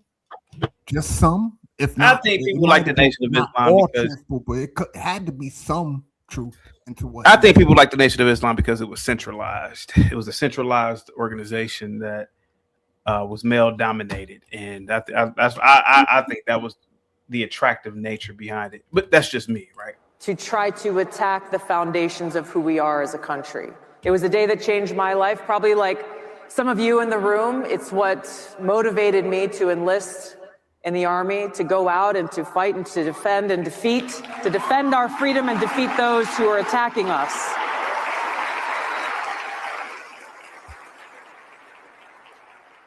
But when we talk about this Islamist ideology, yes, it is the ideology that fuels terrorist groups like Al-Qaeda and ISIS and Al-Shabaab and Hamas and Boko Haram and others, and they must be defeated militarily. And the Muslim Brotherhood is the one that enforces the lunacy. The Muslim Brotherhood is the hammer that comes down on people if you try to go astray from the strict lunacy. The Muslim Brotherhood is there to get you. I agree, Brave. It does seem like this is just the same thing over and over and over and over. Political theater. Talking, over and over. Yeah, just theater. Yeah. Could be her way of trying to signal to that she wants to run for president. Well, that's a possibility. I don't know. I didn't see your name. Who is this lady? Who is she? Tulsi Gabbard. Oh, is that Tulsi? Tulsi, yeah. Yeah. Yeah, bro. Well, she's saying this stuff. I have no more respect for her now. I used to, Tulsi Gabbard, when I heard that name, I thought of her. My initial thinking would be Tulsi Gabbard. Oh, that's one that probably would be a sensible female contender for presidency. Now that she's talking about, and she has to, I get it. Muslims doing 9/11 the way she just spoke. I was like, it's another piece of shit. Never mind, God. It's more God. Stupid to shit. actively Just more stupid shit. All right, here we go. plot and try to attack us. They are a threat to our security and our safety. But this Islamist ideology is a direct threat to our freedom because at its core, it is a Brave, let me ask you a question. Would you rather live next door to a former Al-Qaeda member? They've been Americanized, or a black woman with her children? The former Al-Qaeda member. Oh, and why is that, Brave? You think I'm playing, don't you? No, I'm asking a question. Think that's foolish. I'm asking a question. Why is that, Brave? You want a black woman and her kids will tear up your whole goddamn neighborhood in a heartbeat. Fast on a rat's ass, as the comedian said it. That former Al-Qaeda member, he isn't going to bring in and do anything to your neighborhood. He's just there as a piece of shit. That black woman will rip the shit out of your direct neighborhood. Give me the Al-Qaeda former Al-Qaeda member. Yep. That's how disgusting black women and their children are. Wow. Because remember, I'm not living in a gated community. I'm poor white trash. If she lives next to me, that means she's moving in among us trash. Okay. That means she ain't got no money. That means there's a damn good chance she's out of her fucking mind and she's raising little bastards that are no good for nothing pieces of shit. Play that music and ask them to turn it down and you'll be attacked. Get a gang of them out in front of your house and ask them and tell them it's 10 o'clock at night. Do you mind turning the bass off and you're screwed with bricks through your window or something? No. So you're saying that a former ISIS member could live next door to you and you'll be fine. Oh man, cool. No, I didn't say I'd be fine. You asked me which one I'd rather have. Oh, rather. Okay. There's a big difference. ACT, I had a question though. She complains about Muslim and Islamic ideology, but last time I checked, Christians have waged more war across the centuries and millennia than any Muslims have. I think they're about even. Aren't they about even? I mean, geez, I don't know. I wouldn't know, big dog. I couldn't say anything. All I'm saying is Islam right now is being used. I mean, I'll give two good examples. The two world wars. Both world wars weren't started by Muslim countries. No, they weren't. Nope. They were started by European countries. Catholic and Christian countries. I guess if you want to go there, but really, in reality, they were started by mere industrialists, nothing more, nothing less. Well, really, World War I was nothing more than a family feud because they were all related to each other. The King of England, the Tsar of Russia, the Kaiser of Germany, they were all first cousins. So it was pretty much a family feud. Now, the Second World War, that's something different. Yeah, both world wars were nothing but a refinement of the world order that we're in now. The industrialists just destroyed the ability of anybody in Europe to be sovereign. They destroyed it once and for all. Don't have to worry about it. That's done, and that's all. That's all the two world wars were.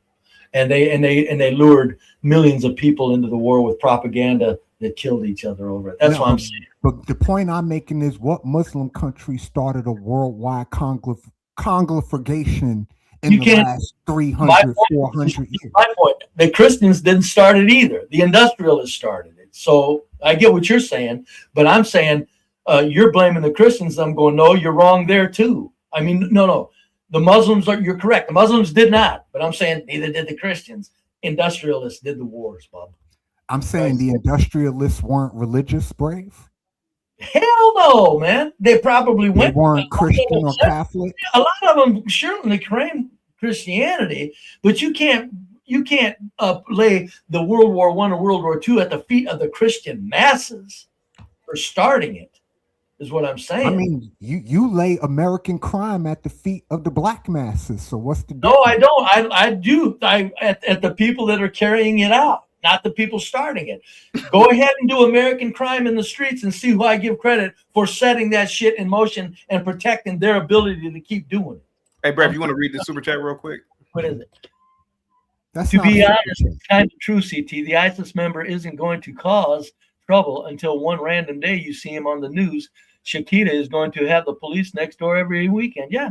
And not only that, but if they're not next door, if the police don't come out, you and the number grows because it's like a cancer, let a little tumor grab, it's over. Oh, now we got 3 women and her kids. It's done.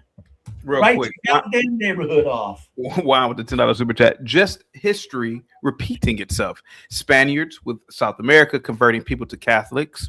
The Brits taking North American, converting natives to Christians, and now trying to do the same with Islam. Good point, Juan. Thank you so much. Yeah, that's very interesting. Political ideology that seeks to create a global caliphate that governs us here in America, threatening Western civilization, governance by Sharia law, governance by what they are calling their Islamic principles. And if you fail to comply, if you fail to adhere to this ideology, if you dare to exercise your God-given right to free speech, censorship is not what we face. They will use violence or any means they deem as necessary to silence us. That's hilarious. That's what? That is hilarious. What's hilarious about it? Talking about Islams and their caliphate and their declarations, and I get that. Again, folks, I'm telling you, look at what high-ranking rabbis say about their inevitable control over the planet. I mean, you know. Well, Brave, let me ask you, what do you think about Islam as a religion and its effect on the world?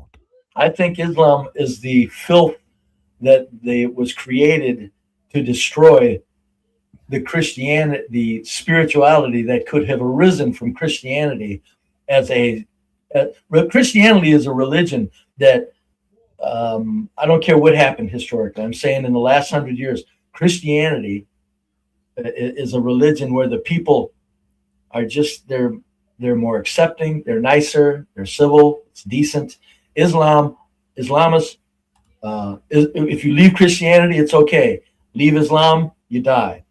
Just stupid shit. Islam is the destruction of what Christianity could evolve into. Therefore, they keep the religions at a very destructive, very destructively. As they're with the fruits of Christianity and Islam, the fruits of Christianity are more destructive because of Islam. Because Christianity and Islam, you know, it's just Islam gets in the way of Christianity really growing for the world. Even if Christianity is fake, Christianity is a religion for the world. That's something that where the people could actually just go, you know what? The code of behavior that is expected here is decent and humane. Do you feel Judaism is just as destructive as Islam? Judaism is a magical religion to me, just because of the power they have in the history of it. It's I don't look at it as anything other than a big old goddamn business deal. And they started Christianity. Don't get me wrong. I'm just saying Christianity as a tool is something that could work very well if they let it actually run its course. But they're not. So they put Islam in the way so Christianity doesn't run its course in its decency. So the other religions that's out here in the world, the Hinduisms, the Sikhisms, you know, all the other stuff, the Buddhist kind of thing. What do you think about those? Or those religions just ineffectual worldwide? Because they didn't have the power of the purse, and they don't have the power. They don't have the need to conquer. And many of those religions, I don't know a lot about them, but from what little I do know about them, they're just people that are just, you know, basically just, yet they're more of religions that say, just leave me alone and you do your thing and I'll do mine. Islam is not that religion. Islam is not that religion. Islam, don't let me say this about Islam only. There's only 2 religions that talk about running the world. That's Islam and fucking Jewish religion.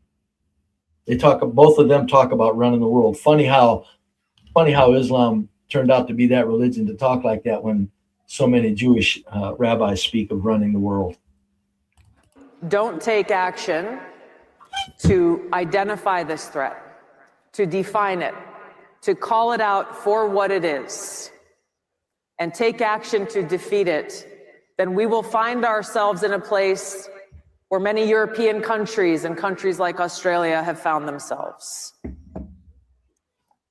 Countries where you can get arrested for praying silently on the street corner. Yeah, Aversi, what's up? Hey, sir, how do you do? Gentlemen, be brave.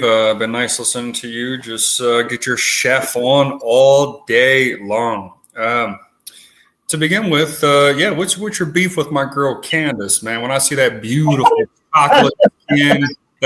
chocolate skin, man, what's the beef with her? She's trying to not only solicit but recruit through nefarious means to get Black Americans in on her quasi war with Ben Shapiro and Daily Wire, and then weaponizing that against the Jews. That's my problem with her. Well, to begin with, how many Blacks do you think actually follow her to begin with? I mean, it would have to be nominal. You would be surprised at how many Blacks know of her, and the possibility of just using trigger words to get a following. I know my people up here and see. There's plenty of Black conservatives that follow Candace Owens. And I would like to finish talking. They are a blind, stupid people of here and see. And not all, but a lot of Blacks, all you got to do is use certain words. My people are like you ever seen Dune when they use the voice and they can get people with the voice? Yeah. All you got to do is just use certain things. And she was doing that there. Oh, the Jays were responsible for the transatlantic slave trade. Man, that's going to get a lot of Blacks looking at her differently now in a positive sense. And I don't like that because the Jews weren't involved at a high level in the transatlantic slave trade. Excuse me, guys. Go ahead. I do agree with you on that. Now, I do see in like white nationalist circles, they will try to just put it all on the J-dubs. Now, they were the ones primarily in control of the transporting them here because they did own the majority of the ships. But yeah, I wouldn't go as far as saying that, on all those southern plantations. It still was the elites at the time, 1.4%, the elites at the time, that profited and owned them and all that. But they did, I agree with you, they did play a role still, but you still have to understand why people complain about that because they do not get blamed whatsoever. Okay. When I was taught that, we're taught these like through almost every grade, almost when you start in middle school in the United States.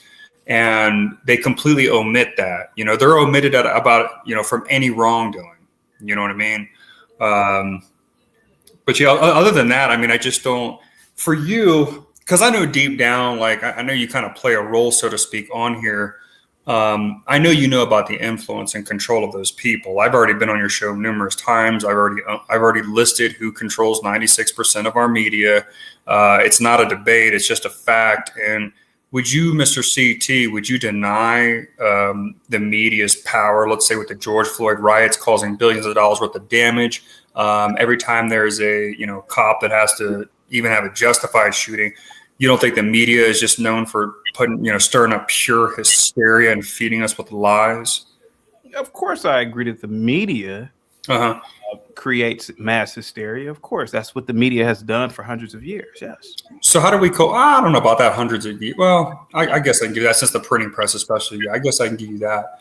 But either way, when it comes to argue going back thousands of years with the I know Rome was one of the first civilizations to do an equivalent of a newsletter, like somebody would hammer something into a stone and they'd be like, they'd go to the town square supposedly and say the events. I don't know, man. I would even argue that. I can concur with you, I guess, with that point. But the thing is like the whole purpose when you have like leadership and people own something, that's who has to take accountability. If there's a military operation that goes awry, you're going to have, whoever the general or admiral, the officers that are in charge, that basically have ownership of it, so to speak, the situation of the tactics, whatever. You for some reason, you just act like accountability cannot be placed. Oh, they do own it, but they do own it. They're in charge, of what's disseminated because they control that apparatus. Ain't tight. When I says y'all complain about blacks being victims, whites are victims crying about Islam in small hats. Okay. Absolutely not. I would be honored to address that. So I agree with you, CT. It's our fault. I know that to the 5 whites that are in the chat, or how many, it is our fault. People only get away with what you allow them. So I do put it on that. When I point out the agendas, who's behind certain agendas, just like Be Brave was doing, it really is just for like accountability's sake. But at the end of the day, I guess you could say that it rests with us. Whites are more cucked out than they've ever been. But on a mass scale, other than people that are based in the circles of the internet, I don't really see whites as a whole crying victim. I don't really, there's no lessons in school that allow us to cry victim. At your job, you can't cry victim. So I don't really understand that. I think that was just a typical dumb black comment. But back to what I was saying, so where can accountability lie? If I own an industry, I think Juan he's a Mexican, so he's not black. Almost just as bad. So when people own these industries, when does accountability start is my question. So they own 96% of the media. They control the rap game. So, what I mean? So at what point does the accountability? Would you argue they control the jazz genre of music? Music, period. Music. No, Bray. Whoa. I know you. I appreciate you being here all day. When do you hold yourself to account when you the one who control everything? Help me out, Paul. He was talking to me. He up here simping for Candace Owens. So I don't. Oh, this is easy. This is such an easy topic. Let me ask you a question. So by your own logic, don't the Jays control the jazz industry? All forms of entertainment or genre related. By your own, do they control classical music? I mean, I listen to classical music. Do they control EDM? Do they control Gregorian music? There's thousands of different genres. Why do you always go back to rap? Oh, that's really easy because the media apparatus can always highlight certain events, right? So, or a genre of music, if you will. They can always emphasize and highlight something and put it, more in the forefront of the masses' consciousness, so that something's pushed more than others. When I was in school, it wasn't cool to listen to classical music and Gregorian and jazz and stuff like that. It was, rap was primarily pushed. If you, as a youngster, when you got home from school, you turn on MTV or Total Request Live or something like that. It was rap and other degenerate kind of music playing. They weren't playing classical. This was Pharisee is not white. That is pure Caucasian debris, Irish maybe. Go ahead, man. I'm only 12% Irish. I don't know if it's I am white trash, if that's what you're implying. But yeah. White trash power. but yeah, I think that you really just the way that you. So you mean to tell me, a teenager, is so weak-minded that instead of going to the library, picking up any type of book. Hey, say no more. A teenager weak-minded? Yes. Duh. Like, yeah. The hell? Can I finish? Yes, sir. I'm sorry. So you mean to tell me that instead of blaming yourself for being so weak, that you have to, instead of going to a library and looking up a book, ancient Roman architecture, you're going to go look up rap. So these kids are so stupid that they went home, instead of watching an educational video, they turned it on to MTV. So blame the Jays for that. Don't blame the stupid kid for having choices and he chose or she chose to watch MTV rap. So blame the Jays for that, right? Okay, let's say that I took sole accountability for my personal own life and scenario, right? Which at that age, again, as a teenager, you're under the tutelage and upbringing of your parents, right? So like, even if I took accountability to that, the rest of the masses are still stupid. For example, when a crackhead named George Floyd died, and this whole country rioted, burned a bunch of shit down. Me, I'm smart enough to know not to fall for stupid. Hey, guys, Savage. I'm not doing any more cars, man. That goes for everybody. Man. Stop, man. That goes for everybody across the board, man. Everybody. So I'm not doing any more cars. You got to be. Thank you. Go ahead, Aversi. I do like this style, by the way, because even though I do want to hop, it's a cleaner style this way. It is rougher for the working man. It's only like the bum ass ends can like get on during the day during business hours. So it is detrimental in that sense. However, I have noticed that it does keep us away from a lot of low lives. You don't have Wall Street Willie up here interrupting every 5 seconds. So shit like that. So I do understand that. But anyway, CT. So I knew not to fall for the propaganda as far as like George Floyd, but the rest of the masses did. Right. I'm not them. I'm not in their body and mind. I can't control them. So the rest of the masses did and caused tons of destruction and danger. Where I lived at the time in San Diego, the whole town center that was right behind my house was burnt down by rioters and protesters.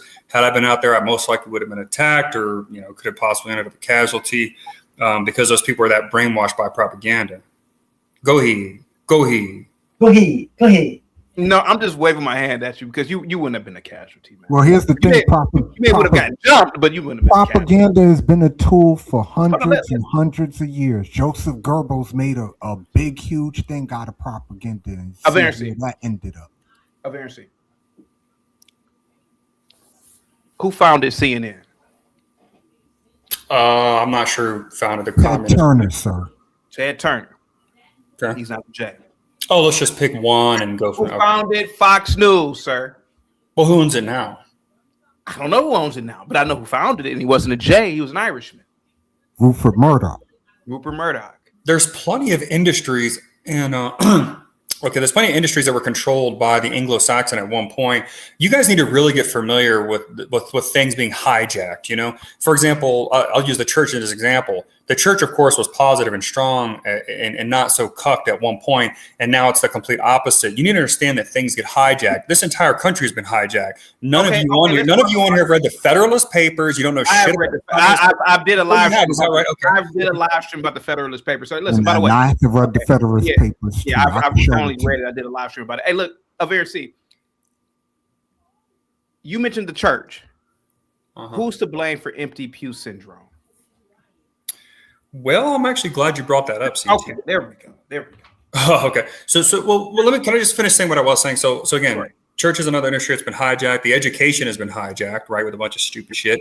So you need to get familiar with things hijacked. And this whole nation, as we know it today, is completely unrecognizable to what the founders intended and all of that shit. But as far as like church goes, I don't know if you know this or not, but within white nationalist circles, there's a huge schism unfolding right now. A lot of people are leaving Christianity, and me, I'm kind of on the fence myself because you guys have been talking about other religions throughout the day, Judaism, Muslims, etc. All those two primary religions their holy books teach them to unleash utter destruction upon outsiders. Meanwhile, Christian religion, my religion, is just completely cucked and of course just welcomes in their own destruction, and so eventually I'll have to trade this fly bling for something else, I'll have to replace it with another charm pry, because I'm ink. What's that? Try an ink. An ink? What do you mean? An ink. Replace your cross with an ankh. With an ankh. It's an Egyptian thing. There's nothing. I'm not a sun man, BD. Yeah. Go ahead, man. Empty pew syndrome. Yeah. I'm not really sure how you want me to respond at that point. I'm kind of glad to see membership going down in the church at this point. Again, I did some research within the last week or two, about churches and, the predominant church that's in my state. And they donate to illegals. There's large charities that, primarily donate to illegals and stuff like that. And it's completely cut. You would think that Utah's a really red conservative state, but Christianity is really just it's a liberal religion. That's what it is. It's hey, just walk on me, destroy our country, welcome in. But the other religions, their holy books don't preach that. In the Bible, there's not even a verse that says it's okay to fight back. So whose fault is this? Oh, about what? What do you mean? Empty pew syndrome. Oh, I'd say propaganda, yeah. Created by who? By the J-dubs, of course. Oh, okay. Okay. Okay. And I would assume you believe that the reason why we have more women on college campuses is because of the J-dubs, correct? Yeah, they're behind all of those agendas. Yep, there's actually names and people you can be accountable for. That's why when you sit around and be like, "Oh, Jay," you try to just discount everything like it's the dollar store, and it just doesn't make any sense, man. There's names we can point to. For example, when it comes to the third world immigration, the Hart-Celler Act, it's right there. When it comes to the majority of Second Amendment and First Amendment infringement, it's Who was them. responsible for the immigrants coming on Ellis Island in the 20s? That was different, right? The Jays weren't responsible for that. That was different, right? No, we were probably still primary under. I do agree with Brave. There still would have been elites with probably agendas and whatnot. They just needed a higher population here. But yeah, you could say that was good old fashioned Anglos to bring in more. If you ever notice, most people, except like liberal cuck whites, most people just want to bring more in of their own kind. You know, Somalis in Minnesota want to make it little Somalia. The Haitians want to make Southern Florida theirs. The Mexicans, I mean, they want to put more Mexicans here. So everybody kind of just looks out. They want more of their own group, I guess. You know, so yeah, I think it was just whites already here, and they just wanted to bring in more like-minded people, just like themselves. Which at the time, with the Immigration Act of 1790, that fits in line with that. And if you look at the founding documents of the country, that's how it was meant to be. But as far as empty pew syndrome, I mean, it's pretty obvious. All you have to do is simply look at the 60s and 70s, all those revolutions pushed therein, and then it's obvious, you know. I don't know what it means by switching from subject to subject. We can pick any topic and roll with it. Atticus, we've been talking about the church now for a couple minutes. I can gladly stay on that. Right quick, hold on. I want to say something real quick. E. Michael Jones. Okay? E. Michael Jones. He's old. He's getting ready to kick the bucket. He's an old Catholic man. He wrote a book called The Jewish Revolutionary Spirit. Yeah. He documented. Nobody messes with E. Michael Jones either, man. Trust me. Nobody messes. They don't want him anywhere. They don't mess with him. They don't debunk. He's never been debunked. Nothing. He wrote a huge book on Jewish Revolutionary Spirit. 2,000 years of documenting what the hell the movements that they were behind all through 2,000 years of the last 2,000 years. E. Michael Jones. And he says in that book, basically he implies no matter what surge happened, small hats were behind it. And he's got a book that reads it, and I'm telling you, nobody's messing with him on it. In other words, there's this one thing that if he was as well known as he is, which he is, maybe not to a lot, if he was full of shit, there would have been people jumping all over it. Nobody touches him, folks. Well, Brave, that's what I don't understand about this topic. Is this topic here, again, I have a PhD in this. There's only a couple topics in life that I really do get really heavily involved with. World War II is another one. BD was talking about the causality of World War I and World War II. I highly doubt that, you know, he knows the actual causality of those two. You know, why don't we have that conversation? Yeah, we can. I might surprise you. Oh, okay. Yeah, you might. You do say things from time to time that I am like, damn, you know, that's a smart brother.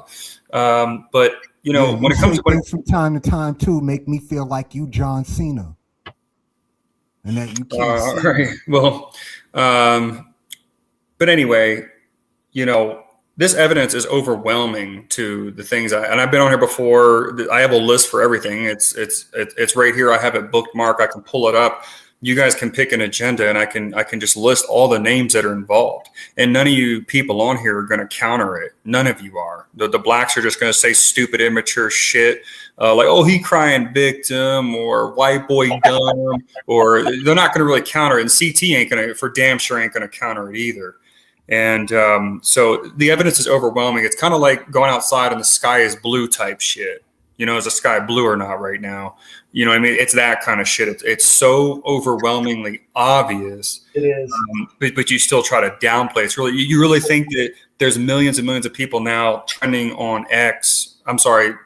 The topic is trending on X, but you think there's millions of white people, you know, that are talking about this stuff on X that, you know, it's just for nothing. You think that's just for no reason. Everyone's caught on to this shit. You know, again, I was doing it when it was very unpopular, but now it's caught a lot of, you know, headway. But it's just overwhelming. I mean, you can literally pick an agenda. I mean, it just doesn't matter. Give me an institution. Give me an what's that? Give me an institution, any institution in America, any industry, any industry. I mean, you say institution. I mean, we can. It'd be. Let's do defense. You want to do defense? Oh, you mean military industrial complex? You want to do defense? Okay. What are the top 3 defense companies in America? Lockheed Martin is one of them, right? It doesn't matter, sir. It doesn't matter. No, I'm not trying to debate. Because you don't understand chain of command. That's your problem. You think, oh, military-industrial complex, sir. APAC is the most powerful lobby in the United States, sir. So all they do is make weapons and sell them. All the Anglo and the Goy does with the military-industrial complex is make weapons, armament, stuff like that, and then they're utilizing the military, et cetera. Which none of them you don't. So APAC is more powerful than all the top law firms, the top defense companies. yeah. I can easily answer that. Yeah, that's easy. Yeah. It's even more powerful than the U.S. military. Again, okay. This is what I'm talking about, and I'm glad this is Sesame Street. I'm not debating. I'm just asking you a question. If I may, you have an audience out there. Listen, you have an audience out there, the majority of which are extremely unintelligent. So let's play Sesame Street and let's learn something today, guys. Okay. So you guys need to get familiar with hierarchy and how chain of commands work. Okay. So the military, they take orders from non-military people, from civilians in certain positions of power, right? Those people in those positions, they take the orders from, politicians, et cetera. The people that finance the politicians and put them in those positions of authority, those are going to be the world's elite, 80% of which are JDub. So that's the chain of command, guys. When I was in the United States Navy, or when BD was, in the military, if we had to partake in a certain military operation, it isn't because the admiral or general said, hey, you know what, man, we're just going to go ahead and do this. You know what I mean? It's a chain of command. That admiral general is operating based off what a civilian told him, that's going to be led by a politician who, again, was funded by the elite. That's the chain of command. So this whole play dumb about like, oh, well, the fact that you mentioned law firms, that's funny. I mean, Jays are a powerhouse in law firms too. That's one of their best fields of expertise. I mean, even if I want to sue somebody for a fender bender, I'm going to haul ass to Vegas and get a J-Dub lawyer too, because I know that, once they smell blood, it's a wrap. You finna get paid. So yeah, this whole question real quick. I mean, I know you want to finish. Sure. What are one of the top law firms in America? I'm just gonna assume it's I don't know. To be honest with you, I don't really know off the top of my head the most powerful law firms. I mean, the only thing I can think of is like when there's federal cases, but even the law firm only has so much. I mean, you have judges involved, stuff like that. So, I mean, it's just a huge process, I'm sorry, a huge chain of command is what it is. But the source is the leadership. It is the money. That's where it comes from. So I'm just really sick of this playing dumb with, oh, well, such and such doesn't control this. So such and such doesn't control this. It's like, They're gonna like them in Watkins. This is one of the top 3 in the country, right? So why is it that what was the name again, CT? Latham and Watkins. Latham and Watkins, right? And I'm listening to you, Aversi. I want you to continue, but where are all these J-Dubs at here? I'm trying to figure this out. Just because you show me a law firm that, hey, look at Abdullah. I'm listening to you, buddy. Yeah. Again, just because you show me a law firm, that law firm, no matter what, when they go to court, and they have if there's any kind of litigation that they're involved with, any kind of case at the moment, they're gonna have to follow laws. They play ball with the laws that have been pre-constructed for them by politicians, which again, at the end of the day, are bought and paid for by the elites, 80% of which are J-Dubs. I go to the source. When I got out of the military many years ago, CT, I had extremely bad health problems. Okay. I knew that Western medicine was a failure and an absolute, just straight up fucking joke. Okay. I took my health into my own hands and I started attacking things at the source. Right. And it's helped me significantly. You go to the source. You change your eating habits. Yeah. So I had a bunch of autoimmune issues.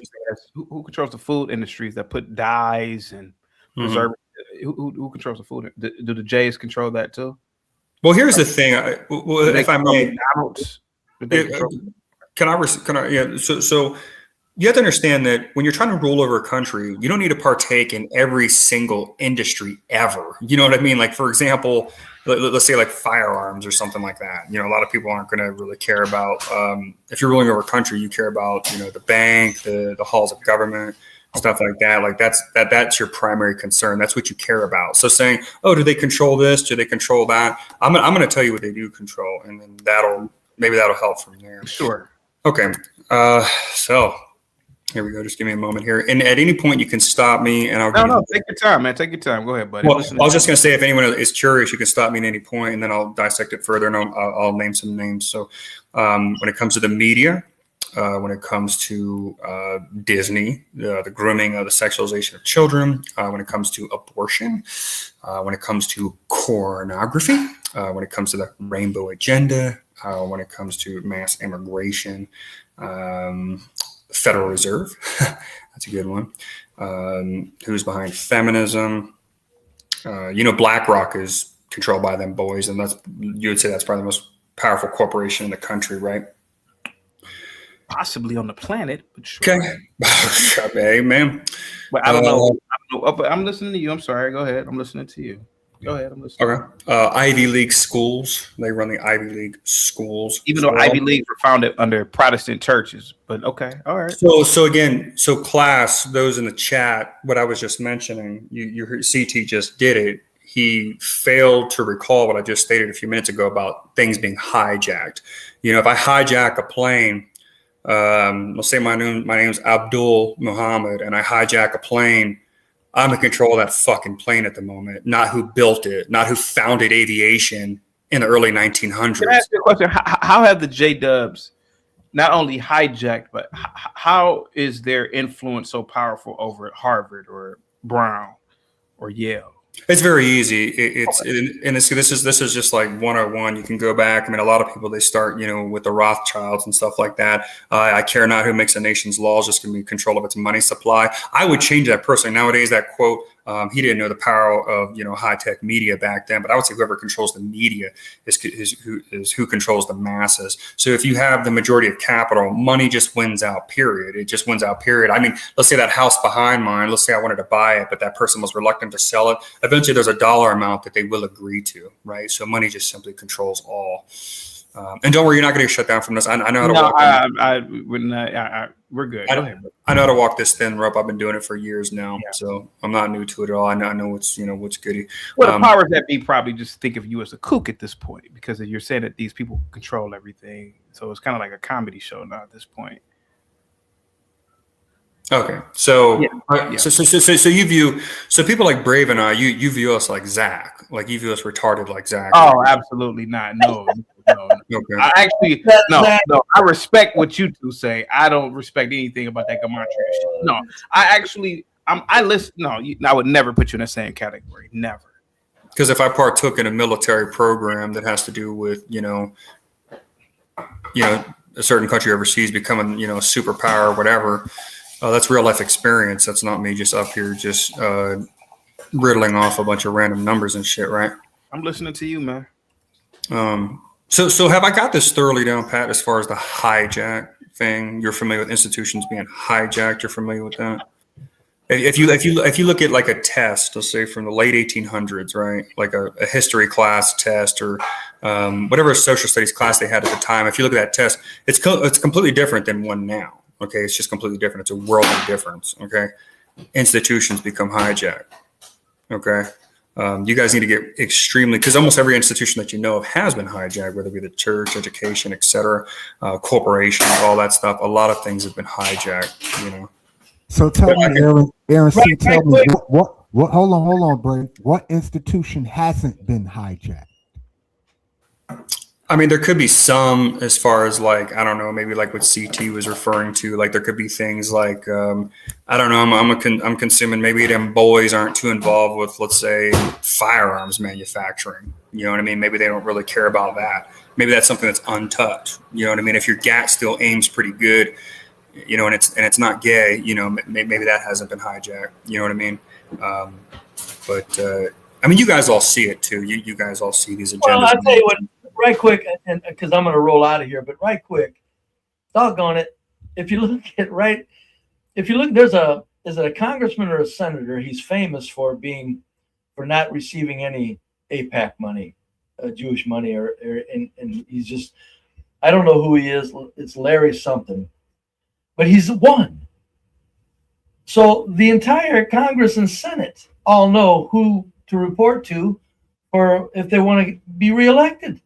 So if this group of people have control over the Senate and the Congress and the presidency because of all of, look who Trump's donors are. Look who they are. So if they have control over the Congress and the Senate and the presidency and they're determining who's going in and what's going on there, that probably means they control the planet. A large part of the planet's business and everything else in it, folks. It's the Congress and the Senate and the presidency. That's not chopped liver stuff. Yeah, you can't get involved with politics if you ain't down with AIPAC. Like you can't even, you just not even on a local level. There's people that have experimented with it. And there's one guy he's becoming famous for being the one holdout that doesn't deal with AIPAC money. I'm going, just the fact that there's one holdout, it's like it's kind of comical. But yeah, there's 1,000 different things that it's in your face. Look at it. It's not even scary. And like I said, folks, we still live like gods. I don't care what it is. Yeah, we do. And that's the problem. Like Be Brave said, that is the problem. And until things get worse, people ain't going to do shit until their back's up against the wall and, possibly starving and shit like that. But, that one politician that you are referring to, sure, he might not take donations from AIPAC, but I assure you he ain't going to speak negatively against them boys. He ain't going to do that. You can't do it. We've already had this experimental. I noticed one thing that CT does all the time with people. He always says, well, why don't you run for Congress? Why don't you change the world, Sonny? Why don't you do? But the thing is eventually games get rigged to a point where you cannot even put up a fight. Let's say you're in a prisoner of war camp, or let's say you're locked up in jail or something like that. The game at that point is so stacked against you, you don't have a snowball's chance in hell, no matter how strong your fight, no matter how intelligent, shit like that. There's just simply nothing you can do about it. You're simply screwed. And that's the way that our system is now. It's essentially just an open air prison that, clearly has boundaries that if you step out of them, if you break out of the jail, let's say like maybe Charlie Kirk was going to do, you get clapped by the guard in the guard tower with a .308 rifle, right? So there's always, So, and the reason why I can speak on this positive is because several years ago I remember the first Trump election. I remember 2016, 2017, 18, 19 timeframe. There was a couple people. One of them was named James Alsop. That's who used to be partners with Fuentes before Fuentes really blew up the way he did. Now, if you, him and a couple others, they just try to become registered Republicans and take a basic Republican position in their local office. Okay, we're not even talking about on DC, Capitol Hill, none of that shit, just locally. And because they slightly, and they weren't going in there like me and Braves, yeah, man, these damn small ass destroying all Western countries. They didn't go in there like that. We're talking just the slightest of criticism, and they were immediately removed and kicked out and banned from joining the Republican Party, right? And the next thing CT might say is, well, start your own party, dude. You start your own party, you don't have you don't have a snowball's chance in hell, because everyone at this point knows that we have, it's Democrat, Republican at this point. The other parties have no chance. It's been like that for a century or two now. So, it's just weird because, CT, you swear you're a patriot and stuff like that. You wear a MAGA hat and shit like that. And it's like, well, if you really do care about the country, then the people that are behind its destruction, I think it's pretty weird to you. And like you, again, I know that, for show purposes and stuff, I get that you can't just be like, oh, you know what? Yes, the J-dubs, because then there's no show. The show's over in an hour instead of, these 20-hour long streams that you do. And God bless you for doing them. Our lives would be jack shit without them and without you. But weekends are tough, man. Weekends are like heroin withdrawal. But yeah, man, it's to the point where the deck is so stacked against you that you can't. And I know you talk about agendas all the time. You talk about libtards, you talk about you do funnies and stuff like that. But the source of it, you for some reason just completely downplay. And to the blacks out there in the chat, make no mistake, Americans, my fellow FBA brothers, FWAs and FBAs, it's our fault. This is our fault. We allowed it, I guess. But the problem is that it's really like Brave was saying, it goes back so far. It's kind of like our ancestors' fault. You know what I mean? It was your ancestors' fault that you guys ended up, slavery. And then it was my ancestors' fault for being retards falling for propaganda, especially World War I and World War II. to fall for that level of propaganda, to go annihilate people in the millions with high-tech weaponry. So we all dropped the ball, so to speak. I am definitely accountable, without a doubt. It's not like I'm still alive. It's not like I went that hard. But again, at this point, it's kind of like, and you understand my analogy. If you're in prison or if you're in a POW camp, it doesn't matter. You can have the most brilliant brain in the world, but combined with as much brute in the world, the situation that you're in, you're simply stuck like Chuck at that point. So all I can pray for is mass accelerationism. I would like everything to pick up. I hope that the blacks continue what they're doing. I hope that they double down with all of the bullshit, because that's the only way Whitey's going to get off their ass and say, hey, man, you got to stop acting like this. And then the same thing with the J-dubs as well. We have to deal with each one of these issues and until it's accelerated, because Brave's right. We do live like gods. You guys might think that you're hearing me like bitch and complain, but I mean, damn, we live like gods, man. You know what I'm saying? As soon as I leave here, I can hop in one of my 4 cars, one of them being an old school lac. I can either go bowling, I can play golf, I can go, get some twat. I can hit up that ex that y'all know of, you know what I'm saying? Have her handle business. I mean, it's just such gravy, man. You know what I mean? And until that deteriorates, man, it's just, people aren't going to do jack shit, man. Once people have nothing left to lose, they lose it. When you look at the Revolutionary War, with the taxing of tea, whatever, the financial issues, whatever, when it came to that kind of oppression, the people had nothing left to lose. If they were when the British were commandeering, farms and houses and stuff like that, well, if I have nowhere to work, nowhere to live, I don't know where my next meal is coming from, I have nothing else to lose, so then I'm going to lose it. You know what I mean? And unfortunately, that is what draws people, to make a difference. It has to escalate and accelerate to that point. I'm kind of with Be Brave, though. I'm like pretty black-pilled kind of. I mean, people are just stupid, and people don't learn. With the 2020 situation, I felt like there was a mass awakening at the time. But now all the same dumbasses, all the same idiots, they're just back to actually watching politics. I see channels that, that question that whole situation are now covering politics, just like it's no different than watching ESPN. It's just like watching ESPN, man, except, and people revert back, and I see this a lot with the blacks. This is why earlier you were saying a bunch of shit. I was super charged to come up here because, again, I have a PhD in this J-dub shit. No one can see me with this topic. But when it comes to the listeners of this particular channel, I feel like it's just kind of futile, because we can review something with you guys, and then the next day you come back and, we can review like crime stats and shit like that. And then the next day, the same blacks are like, y'all commit more crime. Y'all do that. You extremely, not even slow learners, but just blatant, an example of which would be, you remember Bro Sanchez? Bro Sanchez, right? Yeah. Mm-hmm. Yeah, he's kind of far out, but 5 years ago or so, we hopped on one of his streams and we schooled him to the game. And then for about a year there, he was mentioning J-dubs. He knew it was white. Now he's just back to just hating Whitey. Now it's just back to, pussy, yeah, white boy. You know what I mean? So, you personally, having you as an ally be valuable, but as far as the blacks as a whole, it's just useless. It's not going to make a difference. It's not going to do anything. Do you feel hopeless? I'm sorry if I'm coming across as low energy. No, I'm just tired today. No, you're good. But do you feel hopeless? No, I don't. All I have to do is open the X app right now. I can open the X or Facebook app.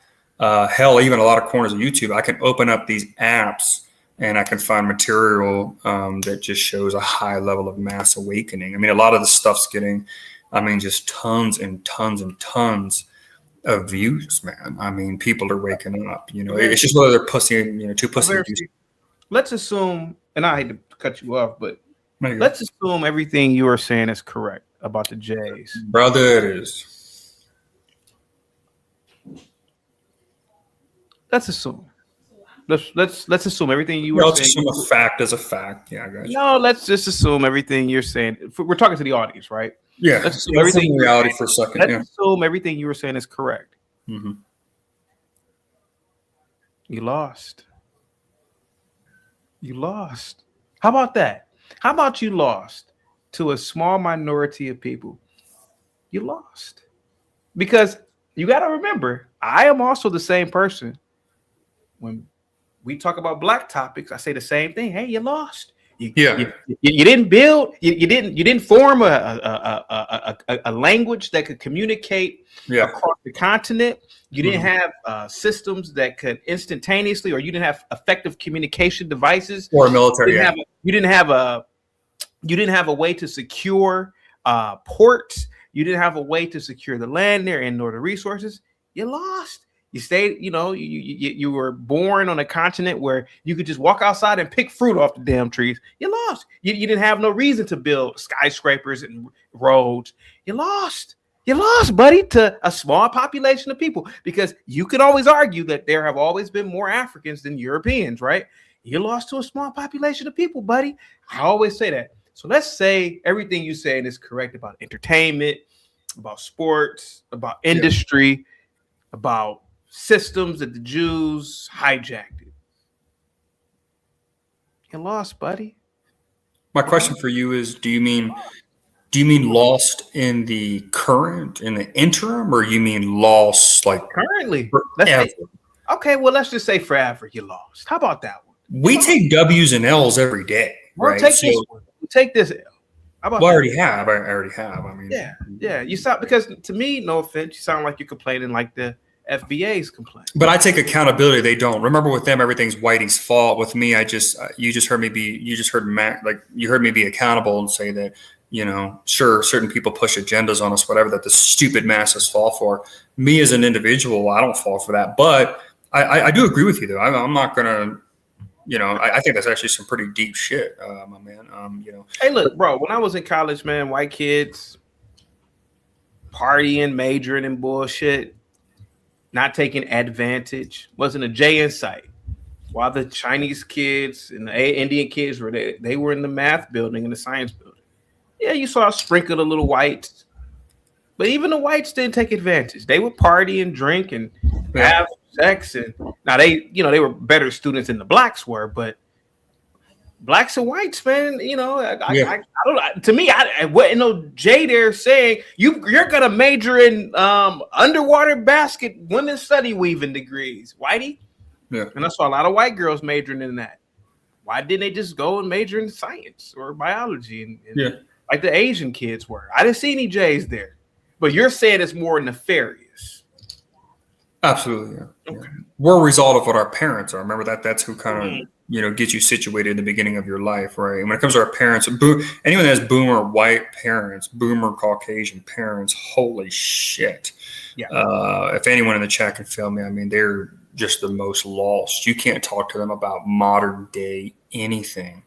They are the most susceptible to agendas, and their parents too. The World War II generation that they say is the greatest generation, but was just the greatest generation at following orders, unfortunately. But again, if you mean like a current L, it'd be hard for me to accept that, we're just simply doomed for all out eternity and stuff like that. Because if you look at history for any time period, CT, whether it be a half century, whatever, or even within 20-year spans, you see these power struggles. You see power constantly, the levers of power constantly being thrown back and forth as far as who's controlling them, stuff like that. This is stuff that can just be, I would like to think, can possibly be subject to change. But as far as holding that L, like right this second, yeah, I can do that. Yeah, I mean, that's yeah. So currently we're losing. I think that any conservative that's, even a conservative, or certainly anyone that's in a nationalist movement of any kind, they can all tell you that we are losing. A lot of people start off the sentence by saying we're losing because we don't fight as dirty as the left or the communists or the Marxists. So it's okay to admit that you're losing sometimes. You know what I mean? My roommate, I'll play him in pickleball sometimes. If I'm losing, I'm currently losing, but then I know to, pick up the goddamn pace and, try to kick ass and do the best you can. But I do agree with Brave as far as I do think it is an engineered thing. If there's something that I wish that all of you could do, especially UCT, and this is what's really unfortunate, because you know that I have the views that I do. They're not as bad as, I don't call for violence against anybody or extermination, anything like that. But, you're familiar with my views. It's really unfortunate because the average person, I know that to someone like you, it's probably cringe when people bring up the mustache man. But everyone not at all. Not at all. Okay, because a lot of his speeches. Lost. Yeah, he lost. Yeah. A lot of times righteous people lose. Yeah, righteous people lose all the time. But hold on, stop. Go ahead. What? I'm just sitting here listening to you get your Justin Timberlake on, but I gotta stop you for a second. Go ahead. What made the mustache man righteous? See that right there. I'm glad you said that, and that further proves my point about when it comes to World War II. All you know is just the mere basics. Like UBD, you're probably under the impression that World War II began in September 1939 when Germany invaded Poland. No, World War II began right after World War I ended. All World War I was a 20-year armistice. I guess I could kind of get down with that joint, but as far as that's what it was. Yeah, as far as the mustache man, it's very unfortunate because the event that does start with an H that all of you follow as gospel. I mean, you guys, CT and yourself, you guys are more faithful to that than people are to this. You're more faithful to that than the people are to this. I had to pull a Dr. Umar and repeat myself. So he was trying to save Europe. That was a battle to save Europe. The Axis power is located in Europe. That was a battle to save Europe. They lost, and now you see Europe getting destroyed, and it is being destroyed. So it was a battle to save Europe. BD, if you were able to isolate the event that starts with an H, I'll pull a CT herd. Let's say what you're saying is true. Let's say it did happen. Let's say 500, 600 grillion thousand, whatever the largest number is in the world, let's say, perished. Let's say no chip. Anyway, let's say that volume of people perished, that amount. If you're able to isolate that, BD, I don't think you could tell me what he did. What else did he do that was bad, other than try to defend and save his home country? His home continent. He was from Austria originally, but to save the country, the continent of Europe, our homeland. That's all they were trying to do. Throughout World War II, a lot of people don't know this. The average person is an idiot. Okay, the average person is extremely stupid. Throughout warfare, whenever a war starts, there's negotiations being made constantly throughout the entirety of the conflict. Okay, throughout the entirety of that conflict, there's negotiations. Once they had been defeated on the western and eastern and southern, Italian fronts, a treaty could have easily been reached. Where it's like, hey, you Germans, let's put you back in your own border, keep you there. But they had to be totally destroyed. It had to be total, utter destruction. Churchill called for it. His elites, they controlled him. If you want to remember, I was telling you that how the modern day politicians are funded by the elites. The elites at that particular time that controlled England were the Rothschilds. Okay. Not to cut you off there, but let me ask you this. Why didn't the mustache man stop at the Sudetenland? Well, I agree with you as far as his blunders. Again, I'm not one of these a lot of times you'll meet like a straight up like cringe kind of like fanboy. And my second question, why didn't he wipe out the British at Dunkirk when he had the opportunity to? He could have ended the war right there. Right. It sounds to me, yeah, and that is a fantastic question. That's awesome. So when it comes to Dunkirk, that right there, you're told on the History Channel that's a blunder. It was a blunder. He let him go. No. The reason why he didn't annihilate all those British people is because he was still trying to avoid a war with mainland England. Okay, he did not want to go after Great Britain. Okay, again, this is what's really important, BD, about translating his speeches. Okay, some of the shit he says, and I know it's going to sound like a fanboy, but it's almost prophet level shit. You understand? It's prophet level shit because the way that he describes. It's funny because it'd be nice to just drop a link because these are translated now. It'd be nice to drop a link and CT play a translated one, but he can't do that because the mustache man, if he does that, his channel will get banned, strike, whatever consequential actions will take place And that's because you're ruled over by that group of people that you can't do that, even though it's a historical reference, right? So, but if you listen to his speeches, you'll hear him describe left and right to our modern day left. Hey, Jay Rillo, salute to you, man, for the $2 super chat. Japan was a part of the axis of evil, and they are doing fine. Yeah, because they were Well, they rebuilt were kind with of the evil. Marshall Plan. Of course, they're doing fine. Yeah. Well, yeah, Japan, I'll get to Japan in a second. But again, like I was saying, there was, negotiations, treaties made. Again, there was blunders, but Dunkirk was not an actual blunder. He was still negotiating peace at that time with England. Okay. They're still sending these radio transmissions, trying to avoid it. There's last hour transmissions that were made to Poland to try to avoid, annexing that as well, invading that. But once the Western elites with their media apparatus, and again, if you were to listen to his speeches, especially back then, the way he describes left and right, BD, I'm telling you, I swear to God, it's identical. Well, to our here's it's another identical. thing for you. Before World War II even started, Hitler took his Luftwaffe into Spain. If you ever heard of Mr. Franco and the dictator that was there, he tested all of his weapons in Spain during the Spanish Civil War. So my question to you is, why didn't he enlist the Spanish to help him fight instead of using the Italians, who were never good fighters in the first place?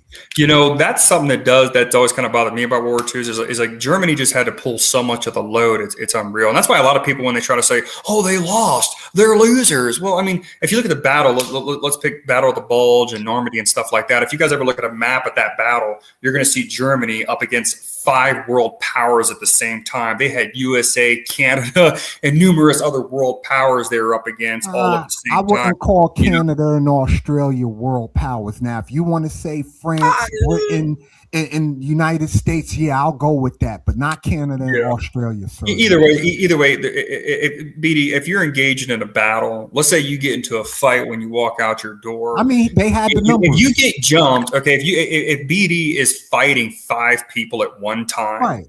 If you take that L, I'm not gonna be like, ha, you got your ass whooped, nigga. I'm not gonna be like that. That wouldn't make sense. Yes, sir. You got it. Won't do it again. So yeah. I mean, that's what I'm saying. So, and again, they've been immortalized anyway. But I agree with you as far as like Spain and Italy pulling their load. It is stopped at the Sudetenland. That was mistake number 1. He should have stopped there. And 2, why attack Russia? Why open the second front when you were already fighting on 2 fronts? I agree with you. Yeah, you definitely don't want to militarily doesn't make sense. Well, the main reason why he wanted to push through Russia and get that over with so quick was because it's easy to underestimate your enemy. The enemy that they're up against. If you guys look at the CT, you're probably familiar with the KDR ratio, right? 20 million Russians. A couple million German soldiers were able to liquidate 20 million Russian, Soviets. I mean, that's how good that military was. But they had to get those Caucasus oil fields because Germany, being the nation that it is, man, it's a small country, man. I've been to Germany. It's a small ass country, man. And they just had to get those resources, man. That's what they were after. They wanted a quick war. And that's why Japan bombed Pearl Harbor, because they were under the expectation of, trying to end things quickly, but again, the most important thing that any of you can do is listen to his speeches. You're going to hear numerous times in his speech, not just once, not just twice. You're going to hear this numerously. If you ever review his speeches, he's going to say, we don't want war, but if you take us there, we'll give you one. Okay. He's going to say things along the lines of, we really don't want war. We really don't want war. Anglos, the people that occupy Great Britain, which is predominantly what I'm made up of, descendants of Germans, damn near the same people, just descendants of them.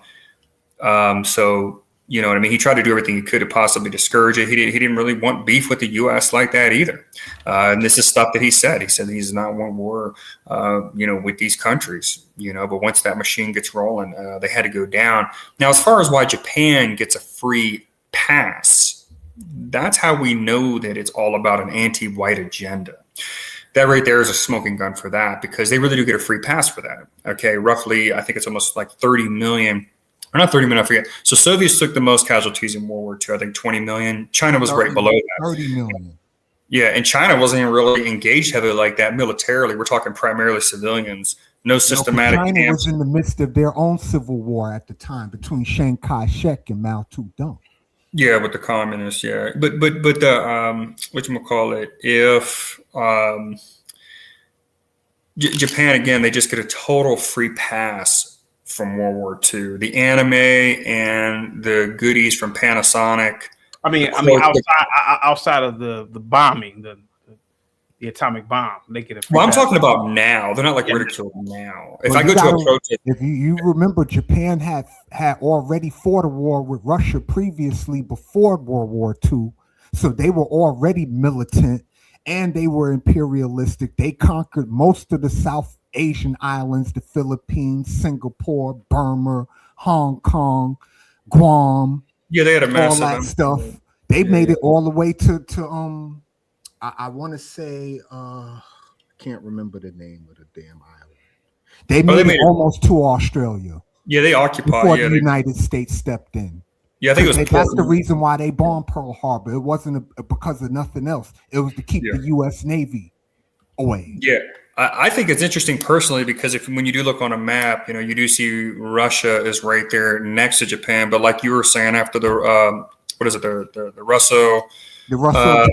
Japanese War. It's the Russo-Sino-Japanese War. After that, they decided it wasn't worth it for either one of them.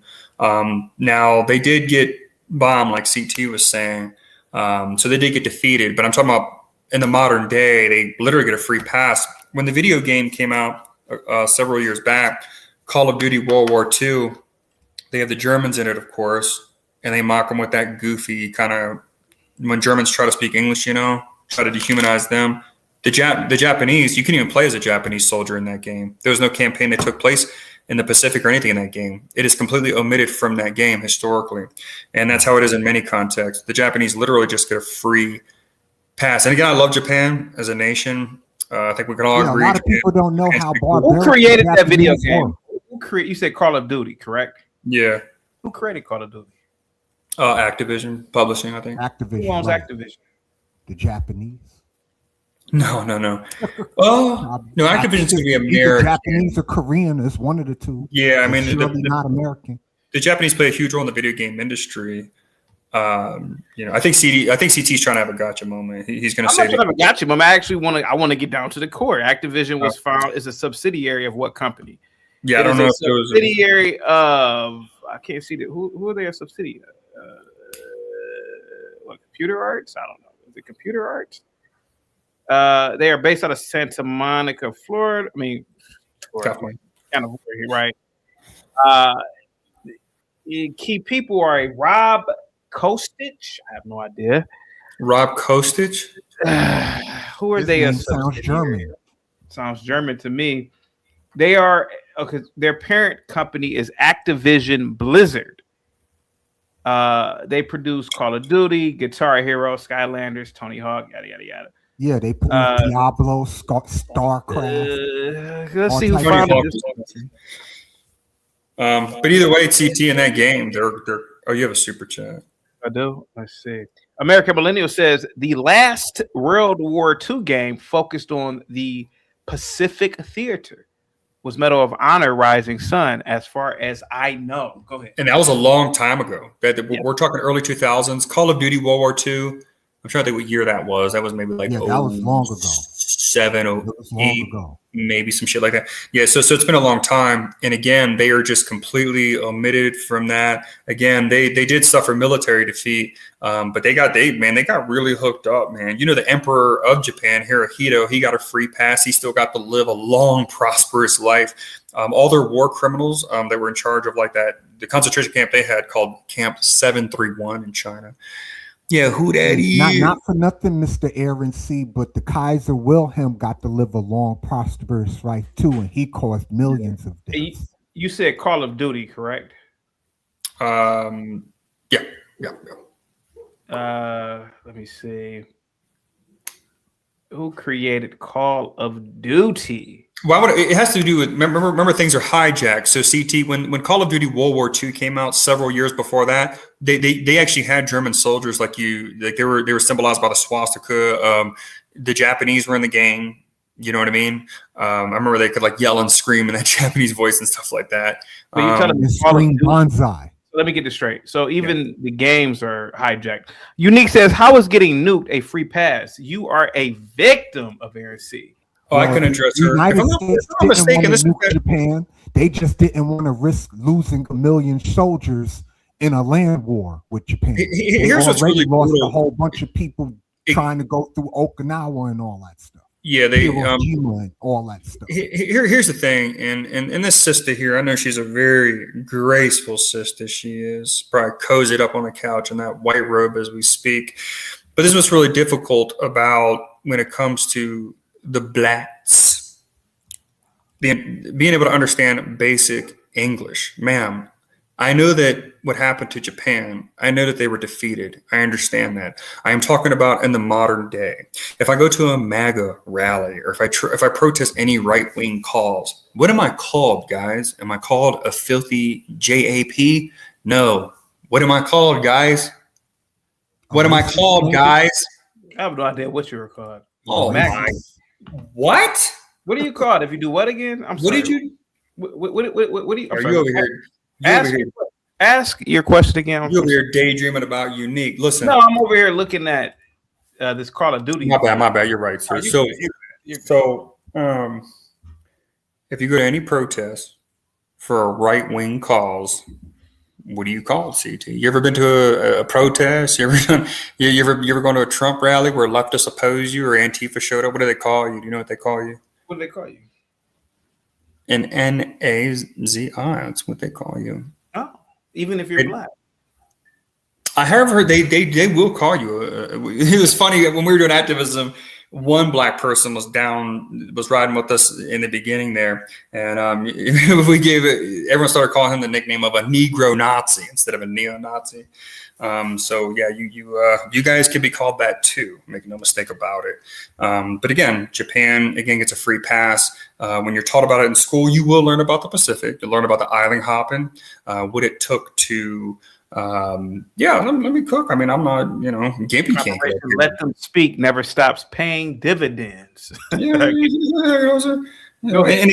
Gimpy, I'm not gonna lie, I do like, even though it's all political theater, like Brave and I are aware of and try to tell you guys, listen to some of his stuff, his linguistic ability when he talks about some politics stuff. I know that that's your N-word and stuff like that. But anytime you've seen this topic debated with me and him, it's really interesting with J-Dubs because they're actually the worst debaters of all. They're actually worse than some people. If you've ever noticed with Gimpy and I, you can review the footage. Let me ask you this question. You brought up this video game and how it seems to undermine the N-words, the Otzies, even though they did lose. How did the game become compromised? Like, how do you think that goes about? They go to the developers who are developing the game and say, "Yeah, you better make the Germans look horrible." How do they do this? Sure, it's really easy. So when it comes to the anti-white agenda, it's extremely easy to push that because again, they're 80% of the world's elites. They have the controls, and this is very easy. This is I can defeat this argument in 5 seconds, and that's exactly what I'm going to do. CT, they would have pulled that off the same way that damn near every country worldwide during the 2020 situation had every motherfucker on board within a 2-week period. So it's that easy. Can I share my agenda, screen with you? You real don't quick? go against the agenda. And you know that if you're the CEO of something, let's say the blacks finally came up with a distribution industry like you say they should, or aircraft or whatever industry, CT, you know the lines not to cross. You and I know we're diplomatic people. We have to float and get by in the world that we live in. I just wanted to share with the audience how much land the Japanese actually controlled at their peak. Well, there's mainly ocean. Very brutal. Like RLM. They were very brutal. Look at all that. We talking about almost 2 million square miles worth of stuff that they were in control of. But it was mainly water though, BD. We're talking about the Pacific here. You know what I'm saying? Like, and they had that Victor disease, kind of like the Germans did. You know what I mean? They had that Victor disease. They wanted to keep pushing. I mean, because nobody stopped them. They threw the British out of Singapore, threw the Americans out of the Philippines. Why would I stop when I'm winning? Yeah, that was the mustache man problem. He was winning too quick. Well, I guess. He got greedy. Yeah, as far as his blunders go, there's some things in life that there's some you can variables. take it off now, CT. I just wanted to show that. there's some variables that you can't account for. For example, that was the coldest winter when they invaded Russia during Operation Barbarossa. Right. That was the coldest winter in probably, I think they said the coldest winter in like 50 years or something like that. It was like the coldest winter ever, because Germans are used to cold, but not that damn cold. Well, here's the thing about the mustache man. He didn't study history, because 150 years prior to that, Napoleon made the exact same mistake. Yeah, but again, see, shit like that is just kind of, you are correct, my man. You are right. But at the same time, that's more of just like a spiritual kind of like connection to be like, oh, wow, interesting. Because we're talking a completely different kind of warfare. Napoleon was with, the warfare was different, but the premise was the same, though. Yeah.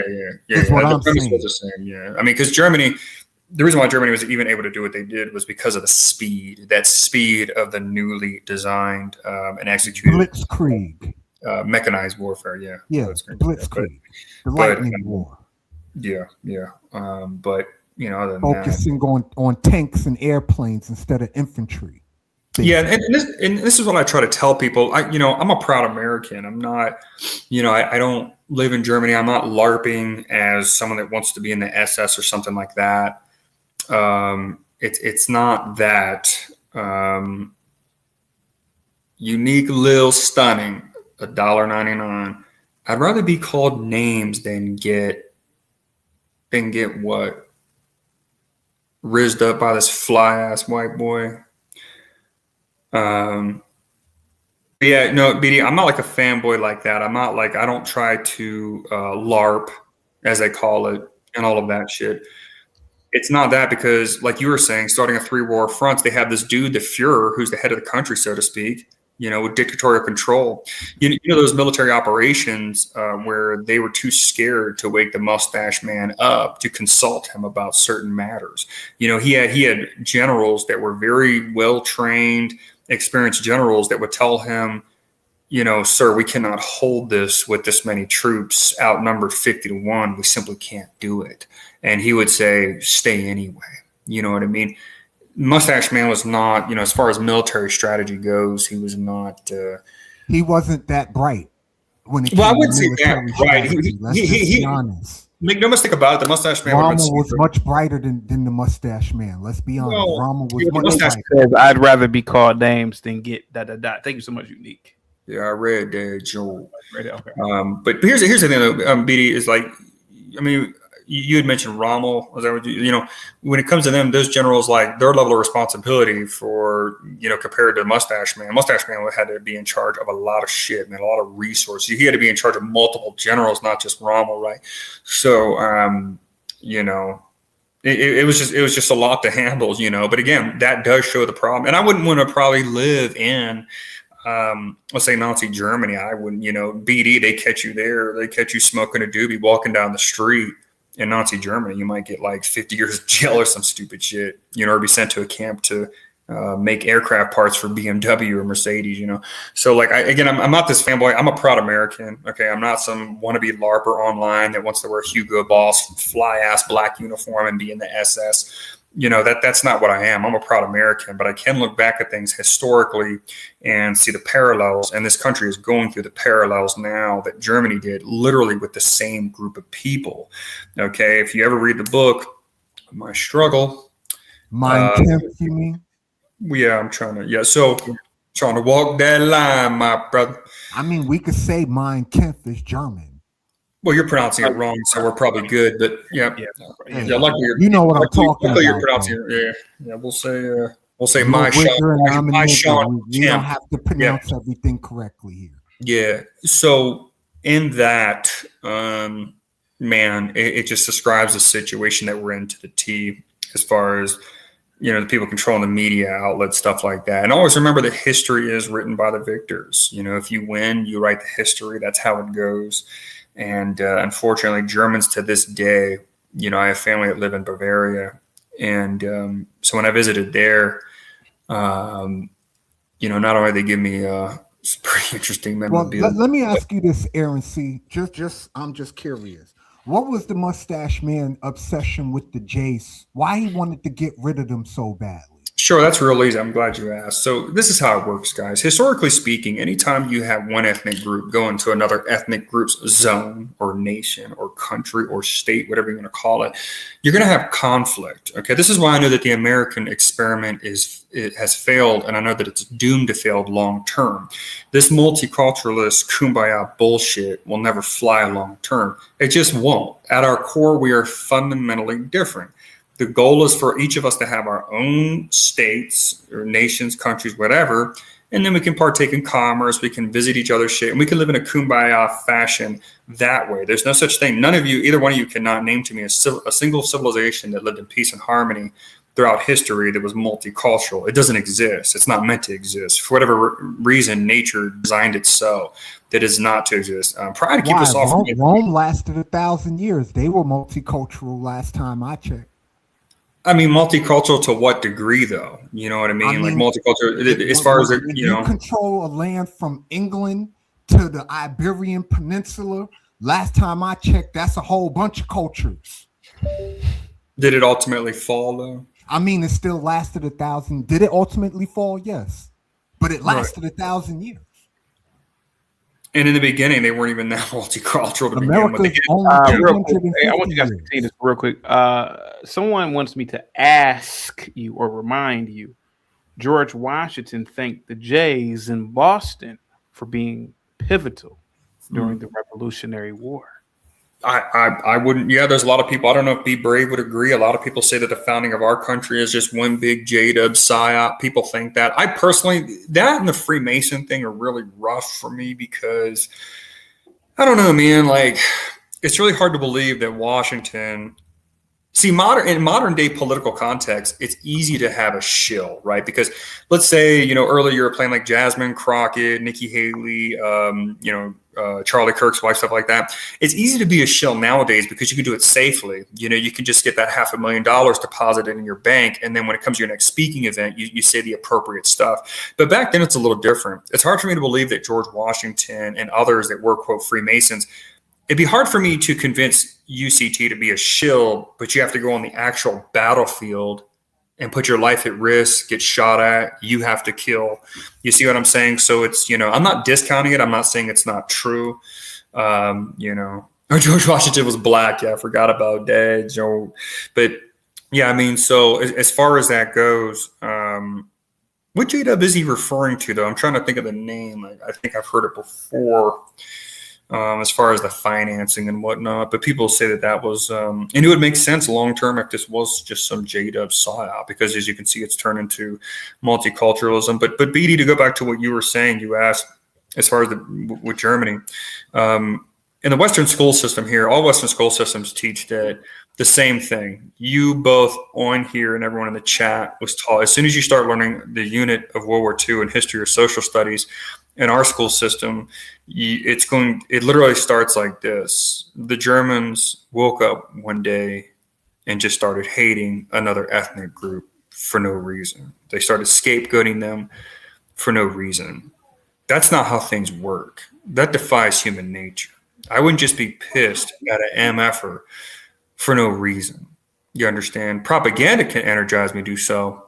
But again, when they started hating the J-Dubs, they weren't in control of the propaganda of the country. That was Gimpy's ancestor. So what happened was you had one ethnic group move into another one's territory. And but the real thing is, and I'm really glad we brought this up, guys, the cause out of World War II is this. Communism and Marxism that originated in the Soviet Union was literally created by those people. Engels, Marx, Trotsky, all of them.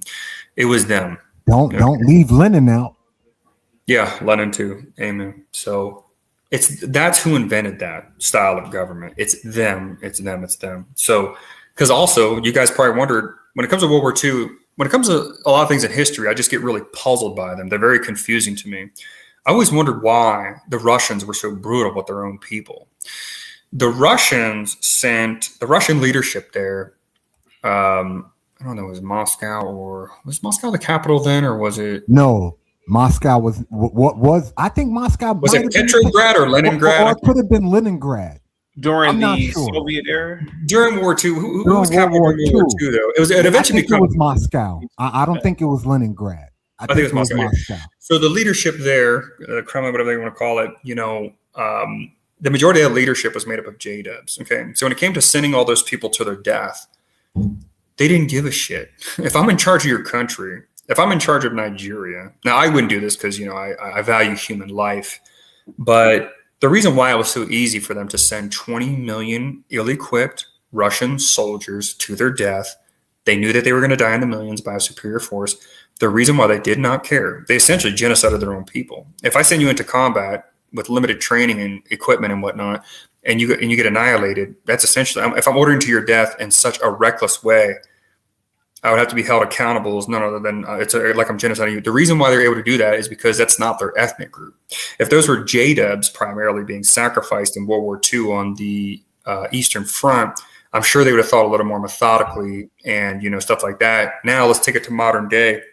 Modern day Ukraine is controlled by Zelensky. Okay, he's a J-dub. Now, Zelensky doesn't give a shit about sending tons of Ukrainians to their death. He doesn't care how bad that war gets, the casualty amount. He doesn't care because it's Didn't not. Stalin kill all the J Bolsheviks? No. Nah, the Bolsheviks was Lenin, sir, not Stalin. But the doctrine itself, like all the names that we meant that founded the doctrine itself, is all them boys. And the early 1900s there in the Soviet Union is very important because all the isms that you're hit with today, feminism, racism, all the isms were founded during that time period in that country. That's where they started. And again, that's why they had no qualms about sending all those people to their death. Just like modern day Zelensky has no problem sending all those people to their death because it's not their people. Our country today is primarily controlled by like AIPAC and their interests, right? Well, they don't care for a bunch of U.S. people, a bunch of stupid white and black goys. They don't care if we go over there and get mass murdered. Not mass murder. If we go over there and we get annihilated in combat, my bad. Hey, not to cut you off, Aaron C, but I gotta go cook for my baby. I'm gonna listen though. Good. But in the modern day, they don't care about sending a bunch of U.S. Soldiers to get whooped on the battlefield, killed, come back in body bags. They don't care because it's not their people. Okay, if you're in the U.S. military, there is no J-dubs. They're not fighting the wars. We're fighting the wars for them because we're under their control. But I'm gonna ask you, CT, because I consider you a smart person. Almost everyone that I know personally, they hear me listening to your show. They know of you. As far as I speak highly of you. As far as World War II and the causality, do you have any ideas yourself? Have you looked into it at all, or you just start with they just woke up one day and just started hating people, or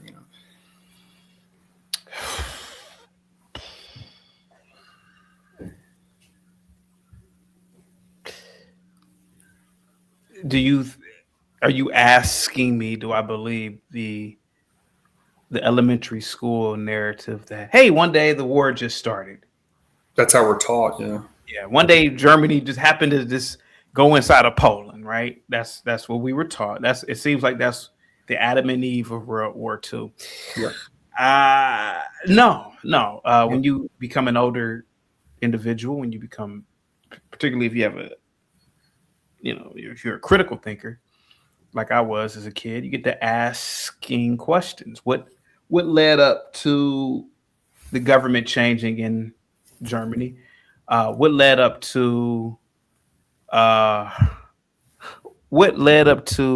events in Germany where there was hostility?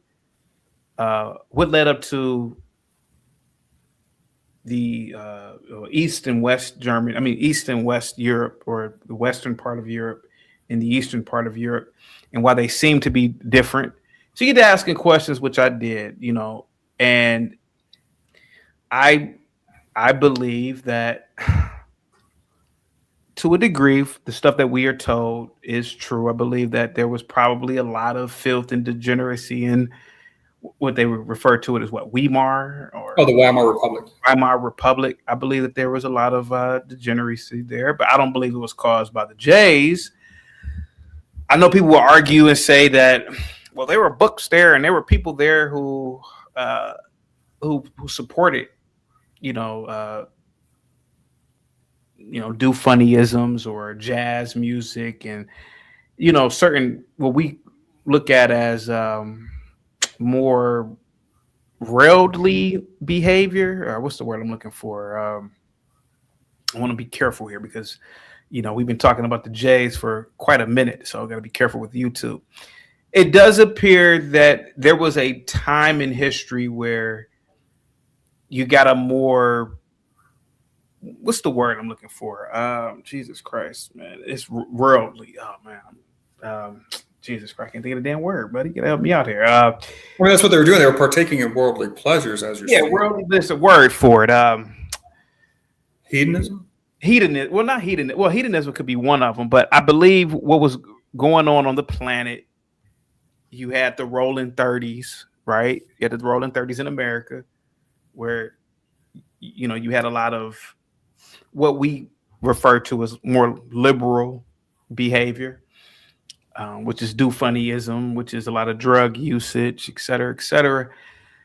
So it may have went across the ocean. It may have just happened at the same time. So I believe that you had a man, be very careful here. Our United States during the Roaring 20s or 30s, though, CT was nothing like the Weimar Republic at all. They had prostitution on the street open. Secularism. Jesus Christ. I don't know why yeah. Listen, World War I devastated Europe. Okay, we can argue that. World War I devastated Europe. Germany completely was a impoverished nation. Last time I checked, they didn't really have any colonies anywhere, so they weren't wealthy like the United Kingdom or France or other European countries. And there probably was a lot of jealousy within the country because wherever Jays go, they typically are a successful group of people. Let's be honest about it. They typically are resourceful people. You don't think the Germans were successful on their own? You ever see how high tech those cities were on their own? Let me answer the question, or I'm just let me answer, or I'm not disagreeing with you. I'm just trying to stay within the TOS terms of service, and I'm also okay. The Jays had been there, I don't know, since what, the 1400s. I'm going to use a movie reference, which probably isn't the best thing to do, but in Schindler's List, I know, but Hyman Goth did a speech, which probably was true. They came here, they had nothing, and then within a generation or two, they became the doctors, the engineers, yada, yada, yada, right? And I believe that there was a lot of resentment there, and particularly after World War I, one group still remained to be relatively successful, while the other group were just losers. Let's be honest about it. And I believe there was always that tension there. The Mustache Man exploited that tension, and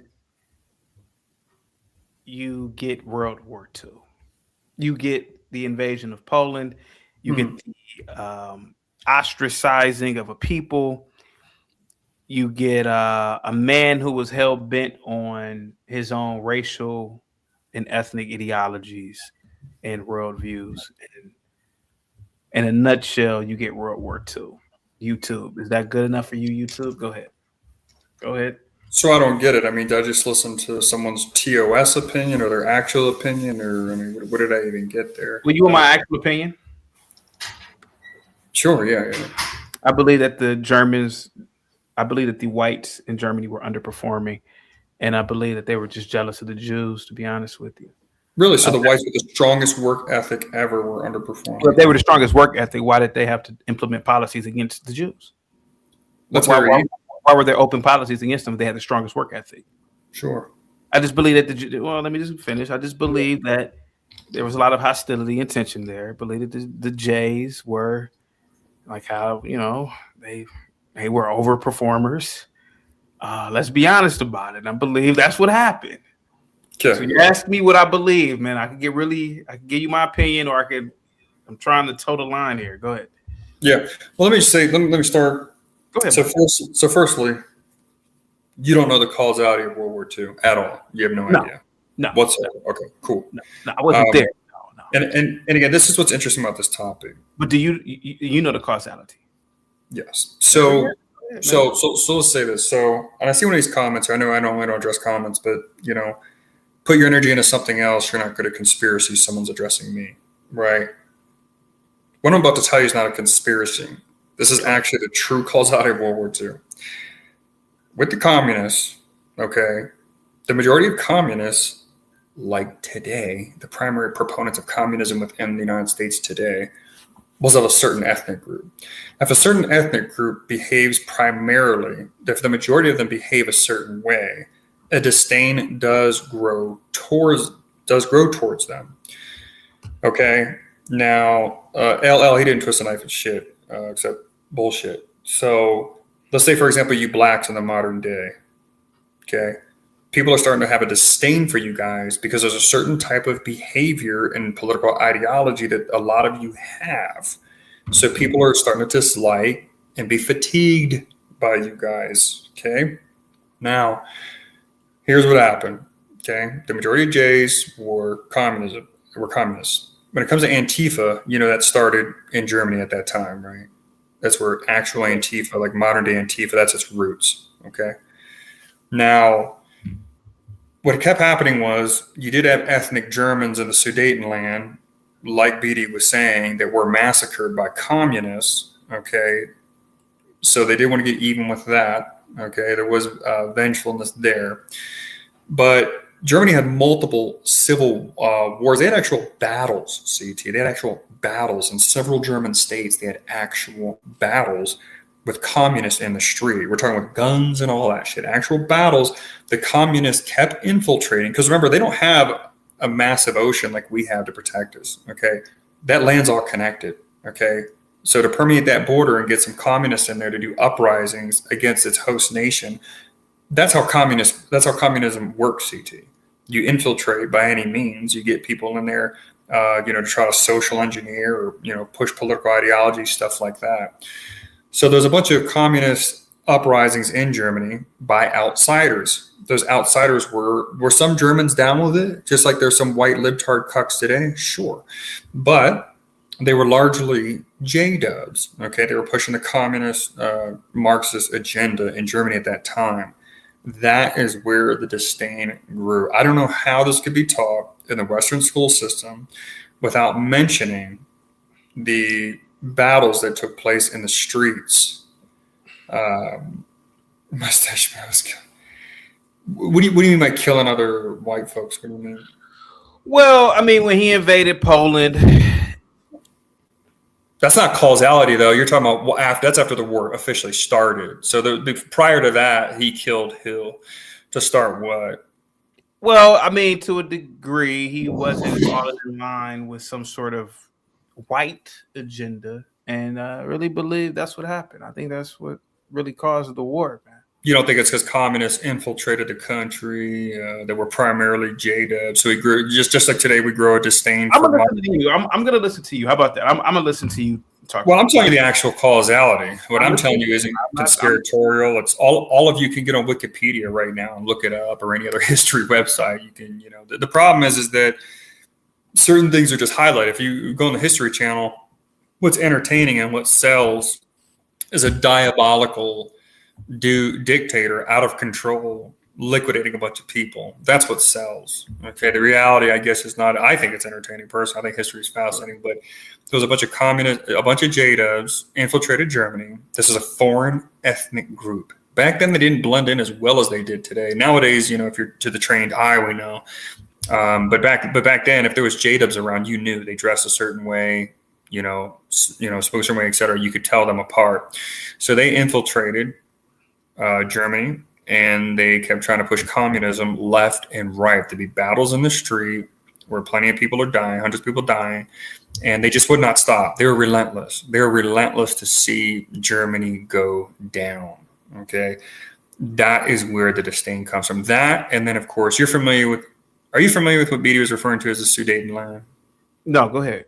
The Sudetenland is an area of land that's up there by, what body of water is that? Is that the Baltic? I can't remember. It's the northern part of Germany. Maybe the top part of Germany. If you make your way eastward towards Russia, there was a slab of land there, and there was tons of ethnic Germans there, and they were massacred by the communists. And remember, the communists are associated with who? The J-Dubs. That caused disdain. And then thirdly, there's the Treaty of Versailles.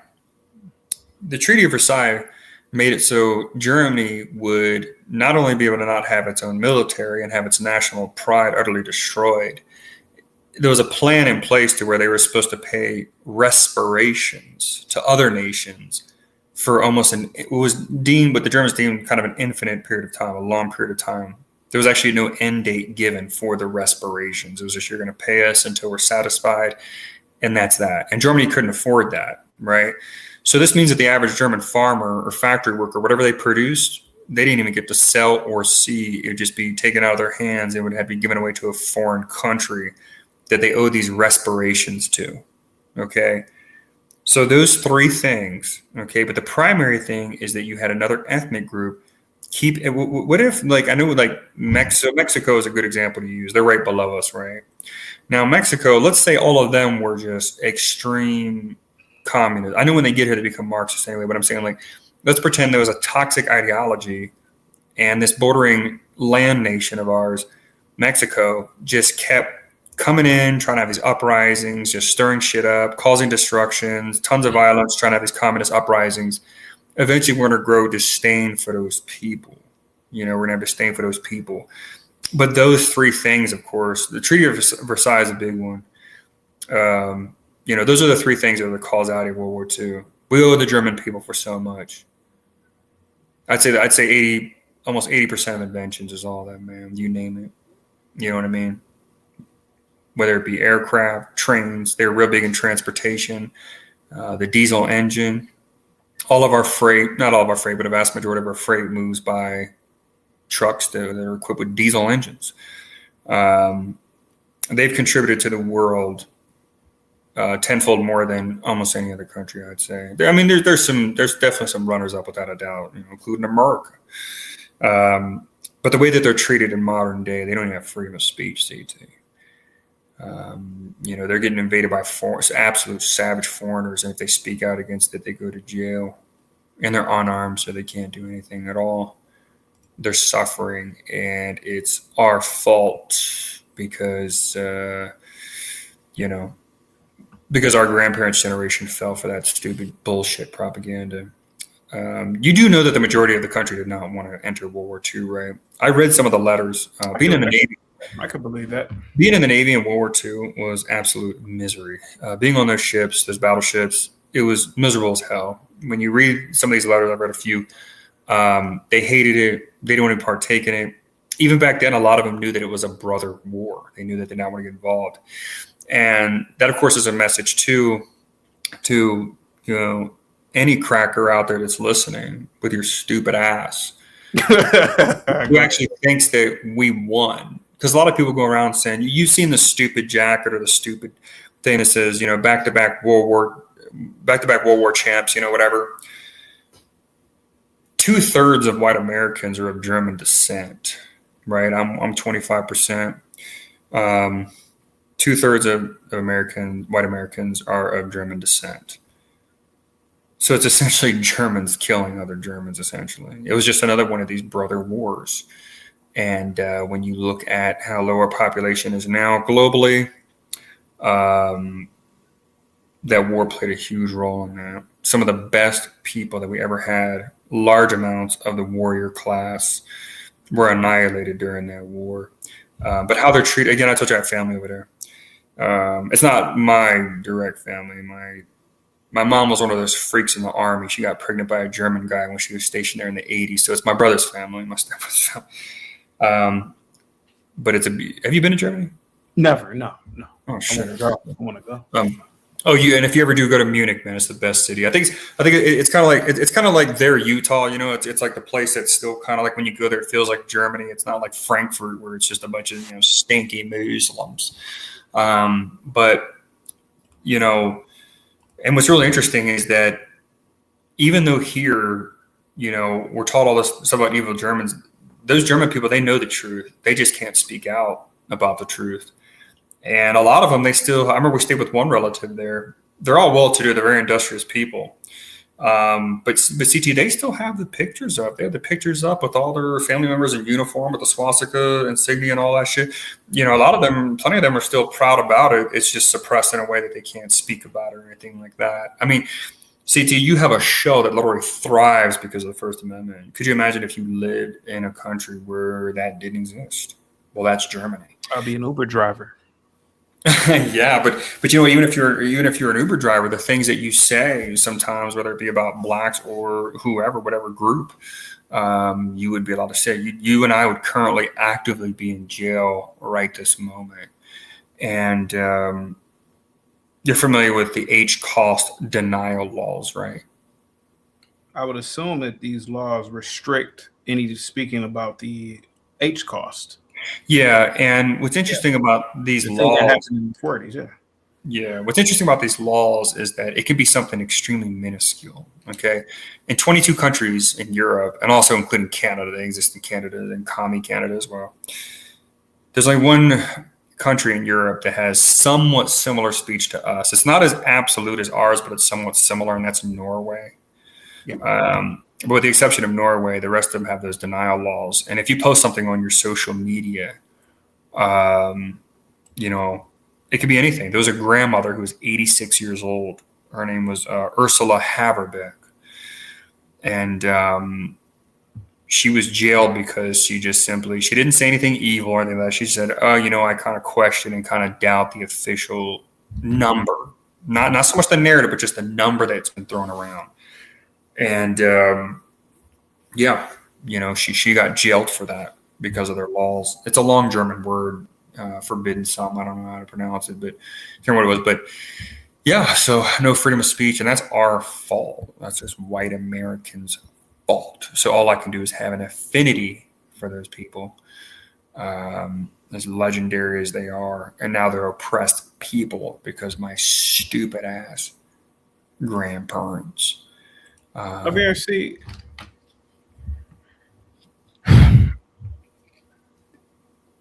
could it just be that these people are just better? I'm not debating. I agree. Throwing that out there. Could it just be that these people are just better? Well, let's break it down. So better is kind of like a subjective term, right? Like I can say that you're better than me because you can run like 50,000 miles. Okay, let's talk about that.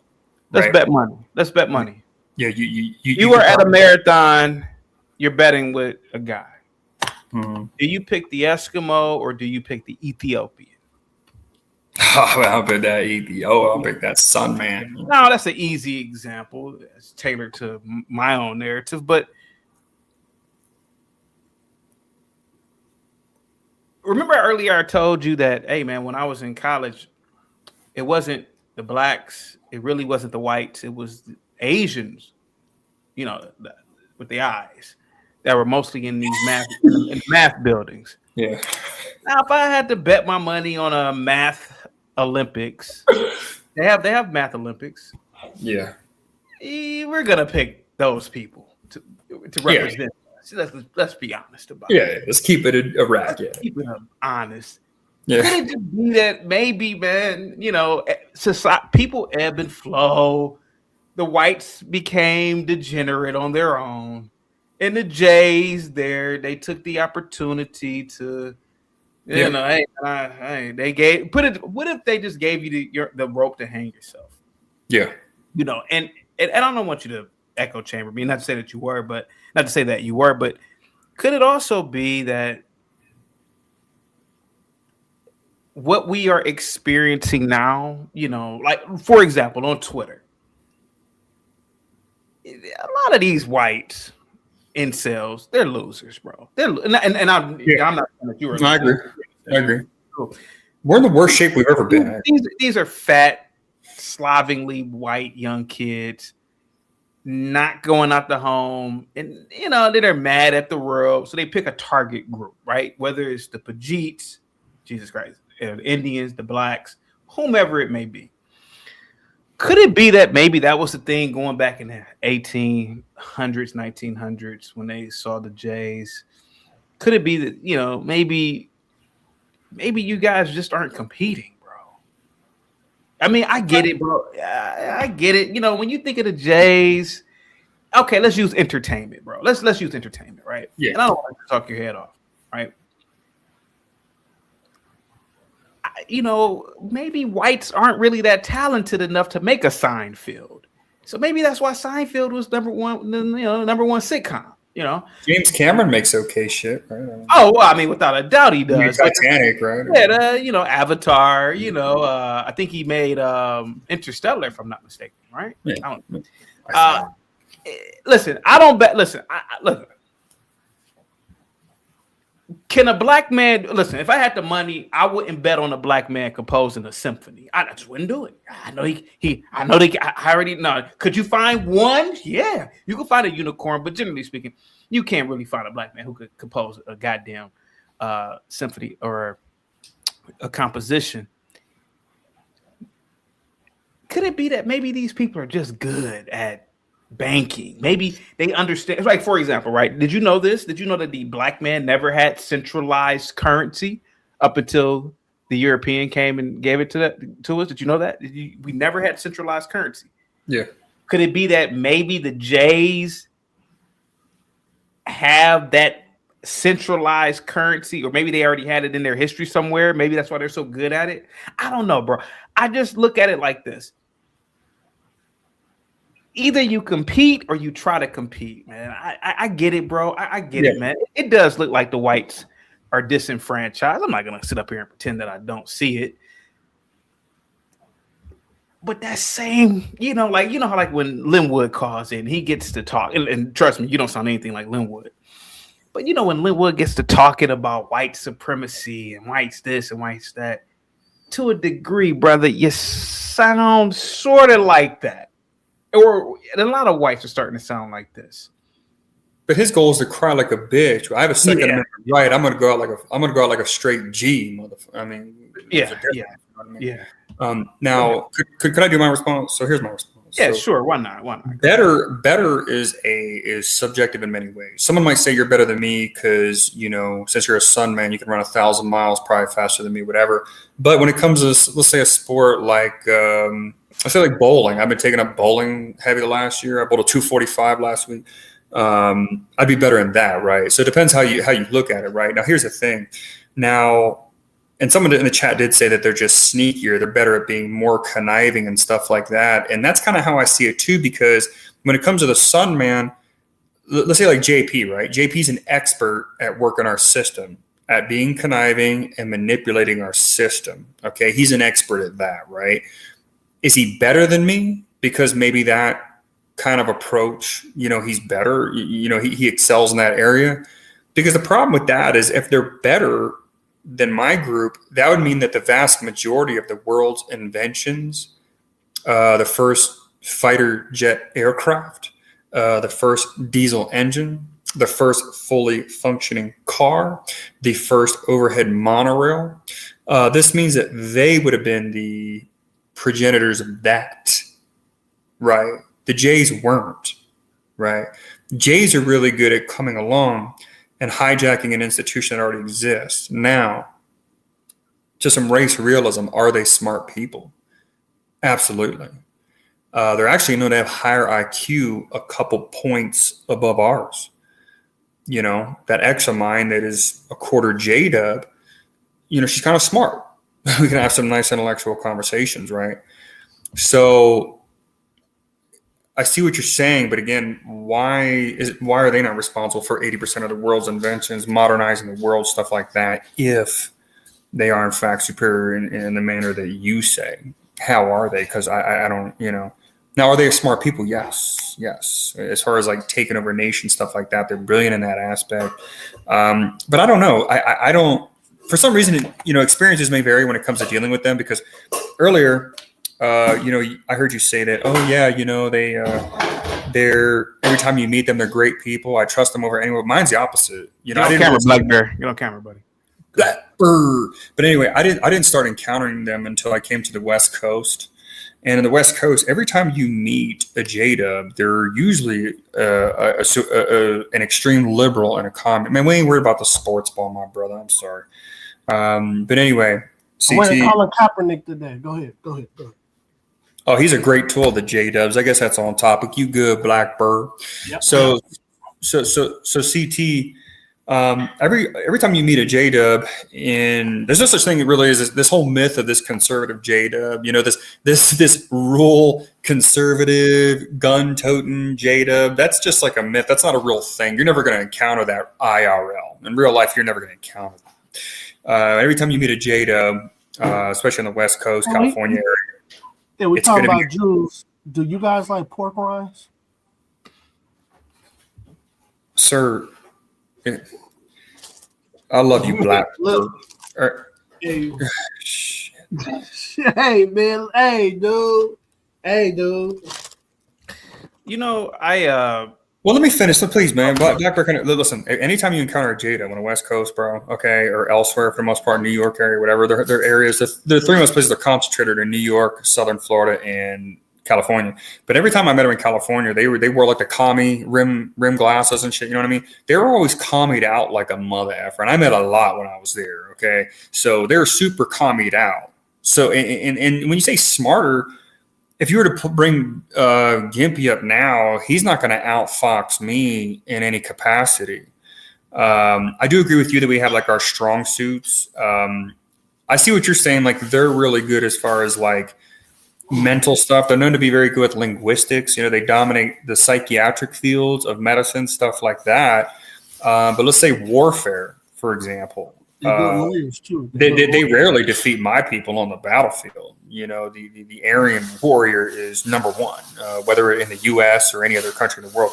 War is simply our shit. But Blackbeard is. It just is. You can look at any warfare that we're involved in, and that's our shit. That's just our shit. You know what I'm saying? Just like sports, drugs, and entertainment is y'all shit. War is our shit. You understand? That's our shit. Blackbeard, that one cannot be taken away. From back in the day, this is the weakest generation of men ever. Dude, it's white people. Warfare is white people. It just is, bro. Whether you pick the Romans, the Greeks, it doesn't matter. World War They I. don't even want to go to war. They got robots now, man. Well, it's kind of off topic, but what I'm saying is, Controversy, real quick. Yeah, can I get my go ahead? Yeah, go ahead. Go ahead. I like entertainment. So that's why you worship them, yeah. I don't worship anything. Did they make Dune? Is that what? No, they make your favorite movie you reference all the time? I find value in entertainment. I find value in art. It's inspiring. It's mind-boggling. Some of the art that I've seen, that the human mind can think of something and then put it on canvas or put it in stone. It would appear, right? It would appear that do funnies, right? Do funnies, with the broke wrist. They are better at stage plays. They are better at acting. They are, bro. In my opinion, I'm not trying to get you to believe anything that I say, but from what I've seen, they are better at entertainment. And if we just had conservatives, right? I'm talking about just gun-toting conservatives. Get my gun, son, bitch. Brother, we wouldn't really have an entertainment. We wouldn't have any entertainment in America, man. Because conservatives generally aren't entertaining or entertainment. They're not, bro. They're not. And if they were, you would get a Broadway in Bozeman, Montana. You're not going to get that there. You're not going to get the art. Mulatto went to the art museum in the city that I live in. He said, man, that's one of the most beautiful art museums I've ever seen in my life. I said, I know. Thanks, liberals. Thanks, do funnies. You're not going to get that with. Well, let me just finish, Blackberry. You're not going to get that type of entertainment, bro. We're going to just use entertainment. Do funnies are supported by, certain groups of people. And it would appear that the Jays will support the do funnies. Brother, look at New York City. Entertainment is big business there. It's big business. You've been in New York City. You've been in New York City.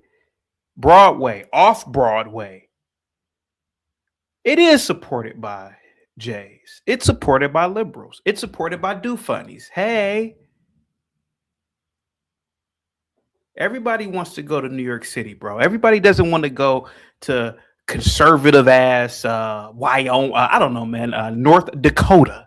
Soyax. What is it called? Soy, North Dakota, bro. Let's go to Soil, whatever, North Dakota to watch Sioux Falls. Hold on, Sioux Falls, whatever. It just shows you. And so what I'm saying, man, is that am I a do funny? No. Am I a J? No. Am I a liberal? No. But there's an appreciation for seeing a purple-haired, skinny girl behind the counter making a caramel macchiato. I don't want to see B Brave's ass behind no goddamn counter making no goddamn coffee for me. It doesn't look right. And he's not going to make it the way I want. Do funnies, Jays, blacks, whites, we all serve a purpose in this world. Fat people, skinny people. We serve a purpose. I don't really think you want to live in whatever you were. I don't think you do, bro. I know you say you're gonna move. You moved to Utah, right? I get it. I get it. But bro, I don't think you want Jays not to be in Hollywood because it'd be boring, bro. CT, listen. People like Brave and I and others, when we wake up to the agenda in Hollywood, all movies suck. CT, you know what me and my ex did the other night? Hey, Dante, you like pork rinds? Hold on for a second. Well, you're speaking about my character's flaws. No, what I'm saying, Aversi, is Hollywood's retarded now. Yeah, that's your opinion, and that's fine. But Doom making $1 billion proves you otherwise. Avatar proves you otherwise, sir. So you can sit up here and say that the Jays took over Disney World. Okay, fine. They took over Disney. Okay. But their sales, their overall sales prove you wrong, man. It's all about the money at the end of the day, bro. And conservatives taking over Disney, come on, man. Let's stop. Come on, bro. Let's stop. Let's stop. White males like you taking over Disney, come on, bro. So you're saying conservatives can't have a renaissance of their own? Give me one. Sure. Germany in the previous century. That's easy. That's a conservative. Oh yeah, and I'm sorry. How long did that last? How long did that last, buddy? Almost. I mean, like what? 15, 16 years. I mean, yeah.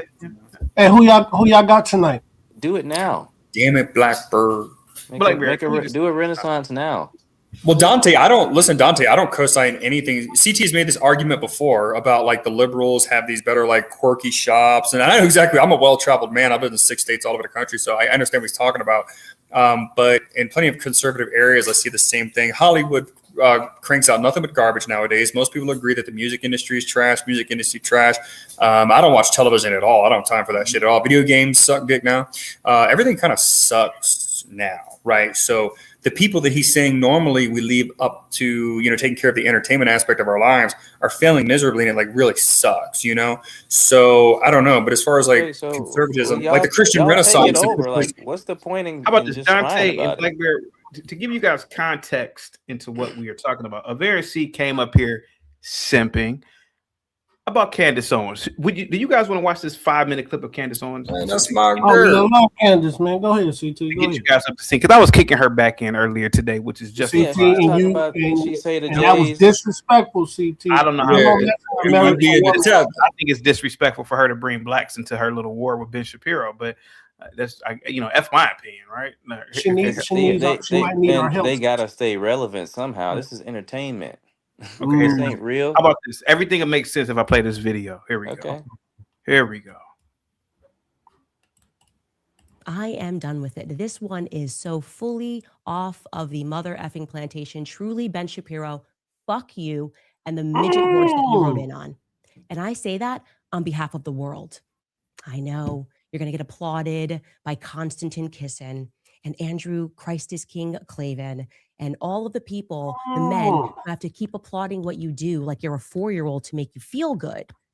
But the rest of the world can't stand you.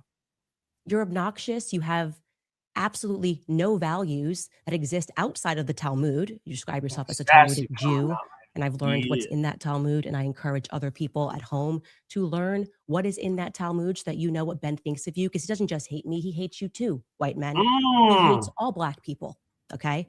If he's following the rules of the Talmud, I mean, when I say hates, they think that we're animals, that they have a right to own us, that they have a right to make us worship them, that they have a right to lie to us, that they have a right to sue us and take everything that we have, that they have a right to deceive us, that they have a right to treat Charlie the way that he treated Charlie while he was alive, only to then try to defraud the population into thinking that he is somehow a part of his legacy, that he somehow cared about Charlie Kirk and cares to protect the people that are working at Turning Point USA.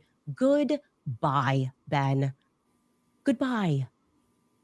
Question is, how much more money is Ben Shapiro going to spend to make people think that he's popular? How many more articles is his father going to write under a pen name, Hank Berrien of the Daily Wire, under the pen name Hank Berrien, as he wrote while Ben was at Breitbart, before he turned his back and betrayed them too, because that is his nature.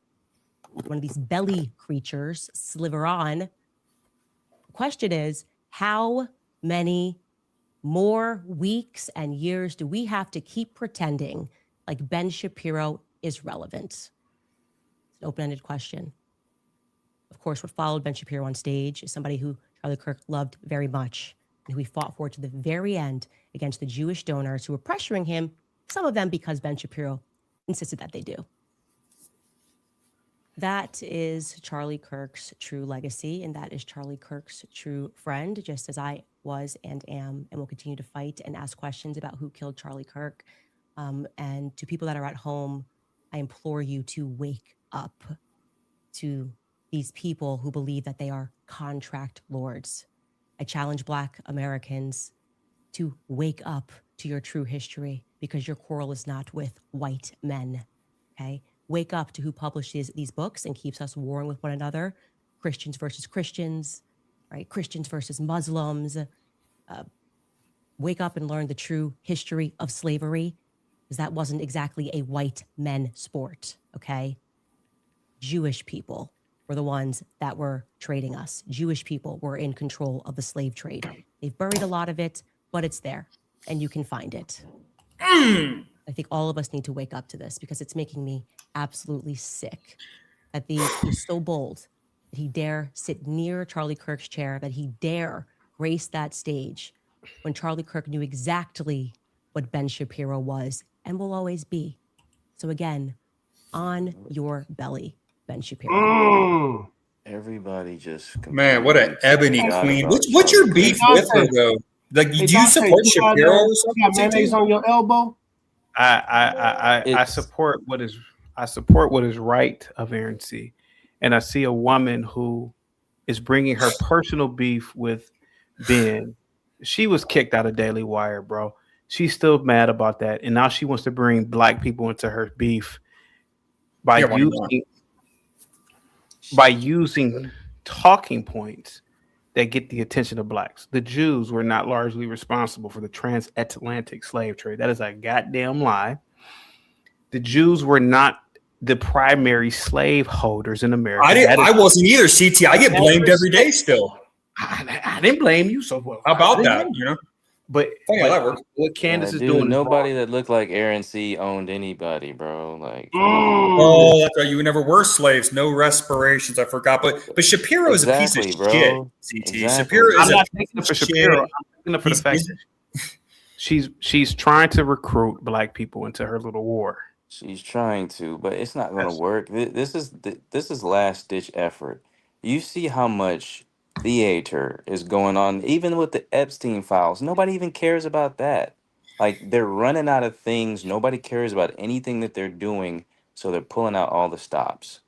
You can cry about the Jays all day long, but I can do whatever I want in this country. No Jay is stopping me. You No actually Jay is can't. stopping You want me to tell you. you what you can't do? You want me to tell you what you can't do? What? Dante, you want me to tell you what you can't do? What can't Since I you're so do? uninformed. What You can't I cannot go to the state of Florida and pass out flyers or any other kind of, source propaganda of any kind, any nothing on any kind of paper, Crying leaflet, about nothing. Jays. I can't Completely. put out Let me flyers finish. crying Let me finish. about Let me finish. Jays. Let me finish. Let me finish. Come on. Let me finish. You can't go to the state of Florida and criticize those people and pass out flyers saying Can't that do you that about any ethnic group. Yeah, but I wouldn't do Right. that, bro. Actually, if it's about white people, you're not going to get charged. CT, I'm give a me a grown break. adult. Dude. I Give wouldn't me a do break, that. dude. Hey, CT, we need to have another skirmish on that one because I remember that day you thought you was sunning somebody, but you wasn't sunning shit. I was sunning anybody. You weren't sunning shit. like- You ain't sunning like- data. So Dante, they have limited your rights in your country, and your tax money goes overseas. Not anything I would ever do. I'm not gonna walk the streets with flyers. Did you hear what else I talking said? about Your tax Jays, money bro. goes to Israel. Your tax money goes to Israel. Your money's stolen from you and goes to Israel, bitch. You're a bitch. You don't know anything. You're a bitch and you're stupid. Okay, that is That your money is stolen from you and goes to our Israel, bro. Our tax money does go to Israel. Okay, cool. But You don't have a problem with it? but I me- do. But me, yeah. But me personally, no Jay, nobody that looks like you could stop me. from doing Shapiro anything. supports that. She was criticizing Shapiro, who wants us all to go fucking die for Israel and give all our tax money to them. You're retarded. Yeah, but everybody that you support, none of them can get in office to change anything. Who do I support? You don't even know who I support, dumbass. Who do I support, Dante? The Nick. You support Nick. the group. No, I don't. Everyone says he's a fed, dude. Hold on. Because he's getting emotional. You're getting emotional. I'm Well, you're just listening. stupid. It's hard. It's hard. Okay, Yeah. I know. Go ahead, Black Mr. all of Rogers. Say more all of stupid shit. The group that you said that you used to speak for and y'all used to go pass out flyers, nobody listens to y'all, so y'all have no power. So you Yes, can't they get do. into Man, office. this guy's retarded. Man, Sun Okay, people, so Blackberry. I'm why- sorry, why are CT. we- why This haven't is they Sun stopped people, the bro. money from going This to is Israel your then? brain as a Sun person. This is That's unbelievable. what I'm saying. You're Dante, talking over man, me you because are just so because you don't stupid, want to bro. hear what You I'm so saying because you it's so true. That's why you're dumb. trying to talk over me. Okay, I'll let you finish. Then I can go. Yeah. All right, go ahead. Nobody. You just said our money's going to Israel, so Right. none of y'all's people are stopping it. You don't think I've tried? If people are listening, You don't think I've tried? You don't think I've tried? I know You don't think I've tried? but that's my point. Nobody ever is going to listen to you in life. Your entire Yeah, life. see, look, HT has Nobody will lots of ever followers. listen What are you to you talking and about? take You don't know seriously. shit, dude. That's what You don't I'm know talking anything. You're just about. another stupid Sun man. You're just You another will low never IQ be taken black, bro. seriously. And people that walk the streets, passing out flyers like you guys, nobody will ever take you seriously, bro.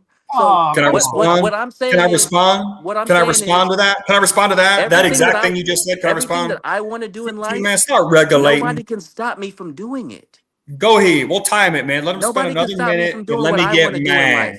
I don't want to walk the streets and pass out flyers for KKK rallies like you do. You're a retard, bro. So You got a minute? Go ahead. What I want to do is be productive in my life, and nobody can stop me. No Jay, no white, no black, nobody. Oh, they can stop you, all right. No, they can't because they're not stopping. I'm doing what I want to do now, and nobody's stopping Talk your me. talk, Dante. Talk your You know what I'm talk. Go ahead. saying? Yeah, your life's so that's great why with you big have- ass that's why you have to- shopping that's bags why you under have your to get- eyes. That's why you have to get emotional. You've been having nightmares, man. Look at your eyes, bro. That's why you have to Look at get them emotional. bags, boy. Look, you got punched in the eye by Mike Tyson, mother. Man. Yeah, see, now you're going to attack personally because you have nothing intelligent to say of Aaron C. I do have something intelligent to You say. have I do, nothing Mr. Rogers. I intelligent do. to say. You, So all right? I sure. you pop your pills and then you Fair. get on here and try to talk. All right, CT, can I respond, man, without the... I have a response for Dante. Dante, 2018, 2019 timeframe, I did activism for 4 years. Nobody listened to you. No, can you gotta let me finish. See, the Sun Man, see, Black Billy, CT, everything between you and I, there was not a single interruption the whole time. Now we got a Sun Man on. I just got to get this out. The interrupting mid-sentence. Let me just get it out. Changed. You can shit on me all you want. I'm poor white trash. I'm homeless. I'm a bum. Whatever other bullshit. Okay, I get no pussy. Addict. I get it. Yeah, I'm a drug addict. I'm a drug addict. I'm a drug addict. Okay. Yeah, I got it. I just did meth. So let me get mine. So no, listen, you pop pills. and you smoke. So weed. I'll try my best to get this out. That's what you do. It's sad too, because when you first came on these streams, the way that you talk so eloquently, I was like, man, this seems like a decent guy, but I don't know, but you like to be interrupted just like everybody else. So Dante, let me explain something, okay? When I got in the military, okay, 2018, 2019 timeframe, started doing right-wing activism for about 4 years, okay? And it started with anti-lockdown protest, shit like that, okay? And then we started, there's activism, naming the J, okay? When we were doing it, it wasn't popular at all. It wasn't popular at all. People would sometimes want to scrap. It wasn't popular at all. Trust me, it wasn't, okay? However, now, when I go on social media, there's millions and millions of people. It's now a trending topic daily. So now it's caught on mainstream. Fuentes was on Fox News or one of those news outlets. Tucker Carlson. So let me get this out. Social media that's controlled by the Jays. So I did something before it was popular with a group of people. It caught on, is now mainstream. And the person that I did that activism with, the group or whatever, that dude now makes a ton of money. It's super popular. He has thousands of people watch him daily on his live stream, on his website, not on YouTube, on his own website. Okay. So I just had to say all that to respond to your statement. This idea of, you're a loser passing out flyers, blah, blah, blah. No one listens to you. Well, it turns out they did. It turns out they did. And it's one of my proudest memories. Okay. Huh? Y'all are spreading anti-J stuff on a platform on the internet that's run by Jays. How do all battles start? X is run by Jays? Who's it run You're by? just stupid, bro. You're just another stupid son, man. Elon Musk is a J now. By? Elon Musk, dumbass. Is he a J? You talk like Mr. Rogers, but you're dumb as shit, bro. You're supposed to be instilling life lessons with us and having that little trolley come around the corner behind your head. So explain. You're a dumbass. What laws have been changed? Are we still giving money to Israel? Are they still? Oh, so the doing change is everything the same? again another sun man. And blacks don't have delayed gratification. So you think change comes in 5 minutes? You think change comes in 5 minutes? No, So bro, political change comes in 5 milliseconds now? No, man, this stuff has been talked about for 50, 60 years. It has? Really? Yes, man. Really? So in the 60s and 70s, they were J-naming? Yes, bro. This has been. They were really? There's been a Wow. sector. There's the internet in the 60s and 70s, and there was X, and people were naming the J. Look up British Israelism. This stuff started a long time ago before the internet existed, bro. All ethnic And they're groups hate on each other. I all get that. I the get that. all the same My. talking points that you're talking about now was in British Israelism, was in all type sectors of the Ku Klux Klan. All of these talking points are old. They're not new. And y'all have not done anything. Y'all haven't changed anything. You're not going to. So again, listen, I get it. You're a sun man. Like, let's say, I know you want respirations in 5 minutes, right? So you don't understand that there's a fight for things, and that's how they change. Isn't life a marathon? Or do you just live for 24 hours, do what you can, fuck who you can fuck, and then that's it? 24 hours. It's a marathon, right? You way earn that more bread than over a 24 lifetime. hours. I'm sorry? It's been way more than 24 hours. It's been literal decades. I remember Yeah, it's mainstream now. It's I discussed remember mainstream. reading all the stuff that you're talking about now. I was reading about on the internet in 2008. Hey, you said that. In You said 2008, I was reading I about got you. on the internet. Can I go? So you said that it hasn't caught on. So you said nothing's happened. No laws changed. The ICE deportations and shit like that. The majority of Americans have starting to develop a anti-immigration sentiment. What's that have to do with the Jays, bro? Well, that's the agenda we were pushing. That's the agenda. Well, the Jays are behind, man. See, you don't know anything. That's what the whole video was about. Was the Jays? What's that have to do with them? You don't know anything, man. Did you listen to the show with me and CT before you just hopped on? No, I'm talking about. No, you don't know anything. I'm We just talking covered a about, whole vast topic, bro. Candace or whatever her name is. They were All right. talking about the Jays. What is it? What is the immigration? What does ICE have to do with the Jays? Whoa. They're the ones behind mass immigration, you idiot. See, you're just stupid. Go to sleep. You need some sleep, man. See, he doesn't he's all lost. Look at his stupid son, man. He's just lost. What? They They are? are? The Jays What, are man? the Jays What? are The Jays behind immigration, dude? Yeah. Yes, they are. Yes, they are. Yes, they are. Hey, he started Aaron. tweaking when he You are so stupid, bro. Tweaking With out. your Cocoa Puff ass looking head, bro. You are such a fag, bro. He's tweaking because he doesn't know what he's talking about. So the Jays are behind immigration. Oh, I didn't even know some, man. I never heard that one before. Okay. CT's cousin Ock Nation uses it. Yeah, I learned that on Ock. That's when they're Some trying to throw people. somebody off their point. And they start Okay. just doing personal insults. But you see, I Some. ignored it. Dante, So you I just can- come up here and 'cause you I don't can beat you- 'cause understand I can beat you with anything I about can beat you with politics at all. intelligence. Hold on for a second. I can beat Black you with girl, intelligence. What I say don't you have to about Candace attack you Owens? You don't personally. understand anything. I think Candace is she about to start a war. Yeah. It ain't nothing like a woman's the Bible says ain't nothing like it. So I don't know what old Ben did over there. She called him small. She went after his height. So yeah, it's personal. It's personal. Shapiro's a snake. What do you think about her trying to bring black people into the fold? The more CT, hands, the better. CT, we do need to fight for our country, though. CT, Grifting. we do need to fight for our country. Guess who? Well, I'm not gonna say all Jews, but Invisible. I mean A bunch of George. invisible people. You don't think we should fight against George Soros? He's invisible. Yes, CT. Yeah, I will admit he was bankrolling a lot of these prosecutors, but Yeah. But don't you think it's bigger? Black Lives Matter. You remember he put like over 100 million in it. CT. Yeah, but why not fight against just George Soros? Well, would it been is backed by George Soros too? Because another one of his people will fill the ranks. That's why, CT. It's study history, buddy. Okay. Take out George Soros, another Epstein or whatever. History and lied pass about out some more today. That's flyers. entertaining. First of all, Engels isn't Jewish. Second of all, Yeah, he is. communism comes out. No, he's not. He's a Protestant. Go look it up, you retard. all right. Yeah, dude, go look it up.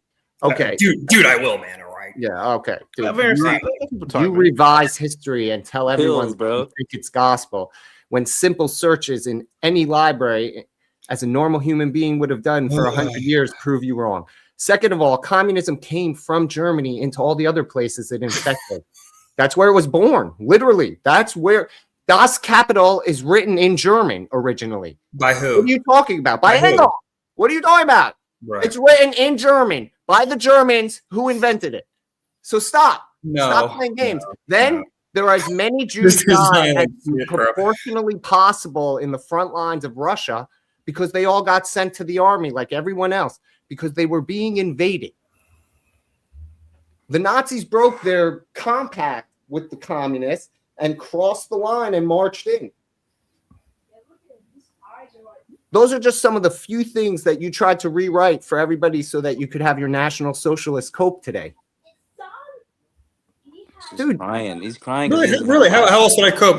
Please, I'm done. It goes on and on. I'm not here to waste time. I'm still going to the Engels thing. He was Jewish. I don't know what you're talking about. He was Jewish. Engels was Jewish. You can go to hell, Gimpy. You're full of shit. Is a Protestant. Oh, turn that off. Knock yourself out, dude. You funded your own downfall. If that's all you want to cry about, then the whites funded their own downfall. I give your people props, bro. You're slick. Like CT said, you guys are slick. I never said that. Failure, blaming everyone else for it. Yeah, I told you. Communism was around. He's just like the Sun people. He's just like he cannot criticize. He cannot debate me. It's just you're No, a I'm loser. just telling you, I debated you. I came up here and I showed exactly how you lied in multiple instances through your ramble today. How am I a failure, but I live like a god? Dude, because you about overall. How am I a failure, but I live like a god? Man, dude, stop doing. You gotta stop popping pills for you and you come on the make show, bro. broad statements Dante, about go to sleep, bro. compensate for some lack of like pride in your own race. Dude, that's all How you am do. I a failure when I live like a god? Guys? I live like a god. How am I a failure? I live in the best country on rewrote earth. history. Because You you do try to drugs. make things into this magical thing. I that do drugs, but aren't. I'm smarter than you. If I do meth, but I still outsmart you, Dante, then what are you? You don't do. What are that. you? pop I can see your frontal cortex missing from here. You see look how low your head is from your eyebrows. Yeah, let's watch the personal attacks. Go You ahead. guys are insane. You Oh, are but Gimpy can say I'm a failure. He can say whatever he wants to me, And though. You're illegal, bro. over and He's over. God's chosen, right? He can Dude, the Germans were the most well-documented army on earth. They had records up the wazoo. By their own hands, they were convicted in their trials. By their own record, you live in a delusion. And then when you talk about Russian Jews and all that nonsense, there are as many ancient, like my wife came down, told me a story about some grandpa who some guy made a comment like this man here, and he walked up wearing his entire thing from head of all the medals he earned in World War II fighting on the front lines. Jewish guy. Yeah, you live in this delusion where you want to blame one group of people for your problems. You can't help it. You are the low IQ guy that you claim everybody else is, buddy. Did I take a confirmation bias as you continue to manipulate facts? Tell everybody, oh, you got to learn it the way that they teach it to me, that it confirms my hate. Dude, when all by their own hand, the Germans were incriminated. By their own methods, they were incriminated. They did it to themselves. They wrote it all down in fine detail for the world to study for generations. You just want to live in denial that that didn't happen. Yeah, Have a nice day, buddy. Yeah. Yeah. Hey, free Israel. Free Israel. Yeah. You made up shit about Russia. You made up shit about Germany. You're a revision. What did I make about Russia? What? You said that the Jews sent the Russians, not caring that they're Russians. They sent everyone because they were being invaded. Yes. Ask any Russian. I had one upstairs that you compute. So they valued human life? They valued human life? The ideologues in the entire... They valued 20 million souls' lives, bro? Who believed in equality because they lived in 1,000 years of oppression under czars leading up to communism. They had one laws for Russians and one set of laws for Jews in the Russian Empire. But so you're saying I was incorrect, that they did value human life? They didn't just sacrifice them willy-nilly to the front to an absolute machine, just devouring them to death? Stalin did. And you know why he created the purge after the war? Because they spoke out against his tactics. You live in a delusion that denies. How about all the economic turmoil globally that you glazed over during your walk from the World War I and the Treaty of Versailles through the Weimar Republic leading up to World War II? Because at first they weren't crippled by it. At first it was just to keep them in check that they couldn't grow. But then no. They were getting loans from the United States. We were funding our own No, don't look at the economic history of what actually happened. You're lying like shit. So the Treaty of Versailles was a great economic plan? That was a great economic plan?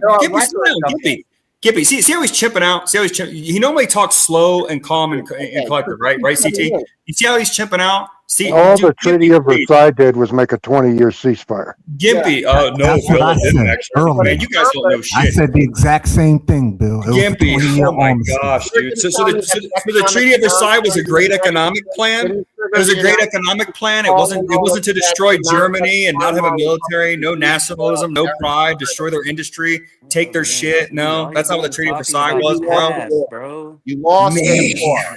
You lost the war, and in the beginning, ladies and gentlemen, meet the J-Dubs. In the beginning, they were. Well, now CT's gone. It's just utter chaos. Whatever. Economies in the world. Whatever, man. Whatever. Wants its money back. Yeah, I just keep lying. It's cool, bro. Hell in Germany. Give me some more lies. That's cool. I like it.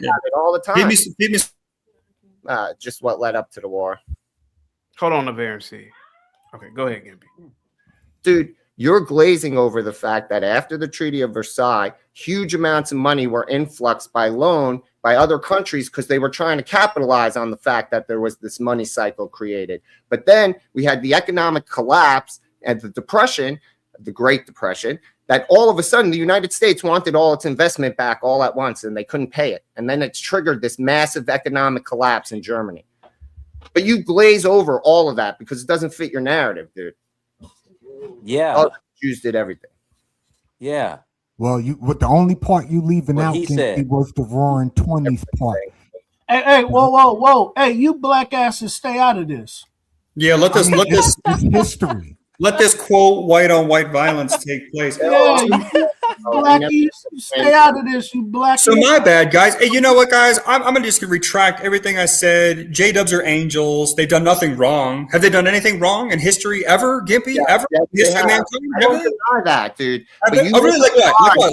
Let's hear. I do not deny that. I have never said Let's that. Let's hear. What have they done wrong? What have they one thing they've done wrong? Oh shit! I hate communism, so any Jews tied to that are a problem, including modern day is a problem for me. But I'm not going to sit here and say that they represent everyone and that it's as a group, the whole world is a problem. What I'm telling you is, dude, you glaze over actual truth, rewrite history so that you can continue to perpetuate a single narrative of hate that makes your world go round. And I just demonstrate all over all different points that you lied about or glazed over so that your narrative would fit. I didn't glaze over shit. I don't even know what you're talking about. You glazed over all the economic factors of the 20 years of the Treaty of Versailles. You glazed over all of them just to make it about degeneracy. So you're telling me, and I'll look into it. I'll do the research. You're telling me that the economic plan of the Treaty of Versailles was fair, equitable, and great? You lose the war, you get your ass handed to you, and your partner loses its country, right? Look at the whole historical thing. Your other partner gets totally overthrown. Right. So the Treaty of Versailles was a great economic plan, as you're telling me. No, That'd be great for Germany. America was capitalizing on it to fund itself after the war. And then when the economic downturn came, they wanted all their money back on call. That's what crashed the German economy. I literally had grandparents who lived in Berlin when that happened. So what are you telling me? They were spreading communism, probably, sure. No, not at all. My parents came to America, not Russia. So you at least own up to communism. Communism. So you at least own up to communism, like you said. Yeah, dude, I said that 10 minutes To those ago. of you, can I address the audience real quick? To you guys out there in the audience that give a damn about the United States of America, we're making a transformation into communism. You just heard who is accountable for that ideology. Not just us. And spreading Engels it funded him, in but the implementation thereof. All right, cool. The money that's created communism came out of a white German, the people you worship. Engels was a white. Why do you say I worship German? I'm a proud American. Did you miss the whole stream too? You said I have an affinity for these people. I do. I'm part German. I'm 1/4. So I said the man you misrepresented, but a guy of the exact descent that your affinity to is the guy who literally funded the entire communist dream to be born in Germany. Exactly. So that. I'm sorry. Who funded it? You said who funded it? The name. So you're saying Engels? Oh, okay. So all the civil wars that took place within the boundaries of the nation of Germany itself during that time, the numerous communist uprisings, socialists, national, going at each other, So them fighting in the streets for a lot. There were militias for every group. That's why we have that. That was all financed by one guy, Mr. Engels. For the socialists that no one spoke. Okay. See. So you're Michael. Here's my question, though, Gimpy. So you're saying that all of the communist uprisings, the numerous battles they had in the street between the communists and the fascists, more than just communists. You're glazing over everything else. Those are the main two. I have to take it that far. Like, what do you mean? In the street fighting each other, buddy. Again, the record of this: fascist, socialist, communist, national socialist. They all had their own little street gangs fighting each other in that civil war. And you're saying it wasn't primarily the fascists against the communists. That's not what I read. No, that's not what I read. It was a combination of all these little groups fighting each other for power as the Weimar Republic's power faded. And the economy got worse and worse, and they lost more control over the country. And then the rise of the brown shirts and the entire Nationalist Socialist Party. And then the modern day. So you listen. One good thing about you do have your reasonable moments. You did own up to communism, which is, probably the deadliest virus on earth. So like you fess up that. That's cool. I appreciate you for that. I really do. Now in the modern day, are you guys perfect little angels, or is some of the criticism that my fellow Americans throw at you, is it valid? Or is it just because we're all losers, even though we live like gods and life's great? Broad stroke, you paint it. Sorry, yes, there are Jews that suck. There are Jews that are part of Trantifa. The majority of them suck. They suck, those people. But to say that those are a representative of the group as a whole is bullshit. And that's all you do all day. They are the majority. I know. A J-Dub in California, they're a staunch communist, bro. What are you talking about? Okay, bud. And then I know that's anecdotal. People live and none of them agree with it. And then you'll have a whole different view, but you never exposed yourself to those Jews. So you don't care. You're only getting. You know what? It's this easy, CT. Continue to support your narrative of broad hate. Dude, Gimpy, I'm sitting here trying to give you a proper education. Gimpy, didn't you say that you served in the IDF? I did my year in Israel. May I address the audience, please? Audience. Listening to us and this gentleman, Gimpy. He swears he's a patriotic American through and through. I've heard him, all the time. He didn't serve in the U.S. military. He served in a foreign country's military. Yeah, while I was there for a year in school. Do you have a problem? Again, guys, he puts his life on the line for military. He didn't serve in the U.S. military. He served in another country's military. Yeah, you're right, bud. You're the right. majority of these people are dual citizens. They don't have loyalty to this country. Facts. Dude, I'm not a dual citizen, so that doesn't apply to Dude, me. I've asked numerous. Dude, I've asked J-Dubs on the street. The cultural norm for Jews. Here's the problem. Go to their homeland and do a year in school there. CT, it's a Ben conversation. You know, you try to tell Ben, like, dude, that's archaic, outdated. Dude, we have this thing called the internet. Okay, I mean, I saw a clip the other day. Jada, a person that's interviewed on the street, the majority of them do say that they care about Israel first. Any Jada I've seen in Swiss cares about Israel first. Dude, you guys are Israel first. Ben Shapiro is Israel first. Ben Shapiro is Israel first. That's why baby Candace Owens is shitting on that ass. But you just insist he says he's Israel first. You don't care if they say they're America first. You just insist. Wait a minute. You wait just a minute there. You just bend and twist. Shapiro's not Israel first, bro. I think people should just listen to you. You don't have the credibility you think you have, sir. Especially when most people can generally just look up half the shit. You mean credibility? We're all just random people on the internet talking. Like, what's your credibility stacked to mine? What's your point? I mean, when I talk and people fact check me, the stack of facts aren't against me. Like, oh, really? So when they fact check you, that J-Dubs are perfect little angels that have done no wrong except create communism in the previous century. That's another demonstration of you rewriting history in order for you to fit your psychotic. I didn't rewrite shit. I didn't rewrite shit. What are the J's stopping you from doing? I already told you. Dante. You weren't listening. Besides passing out flyers for Klan rallies, what are they stopping you from doing? Well, see again, Dante. I'm glad you brought that up again. I'm really glad because what else? I'll tell you because when it comes to the majority of you some people, you're so stupid you don't even understand the value of the Constitution as a document. That's a restriction on your First Amendment right, a very, very critical, important right. So you're too stupid to understand that because you don't have a frontal cortex. And so you don't understand it. You don't understand deflecting from answering the question. What else? I just answered your question. Dante, take a knee. Besides passing out your Dante, take a knee. Rallies, what else are they stopping you from doing? Oh my gosh. Well, sure, I'll answer that, Dante. Yeah, so in 22 countries in Europe, I can't question anything about a historical event Here in or America. I'll go to jail. I'm sorry? Here in America, what else? Not in Europe, here. Oh, yeah, great. So since AIPAC is the most powerful lobby in the United States of America, if I want to get into, be elected for office or run for even a local Republican or Democrat position, if I criticize Israel, I will be booted immediately because AIPAC is the most powerful lobby and you have to be down with Israel and the J-Dubs or you cannot participate in American politics. See, you don't know anything. So you haven't done anything with your life. You don't know anything. Look at this, guys. Look at this sun, man. I mean, all I gotta do is just look at you. I know you're retarded. It's everything that you're saying you can't. And CT, you want to stop the personal attacks, dude. CT, you bring people up here who literally he doesn't understand the world for shit. He doesn't understand. So what's the most powerful lobby group in the United States? Is it AIPAC? Is it AIPAC? Everything.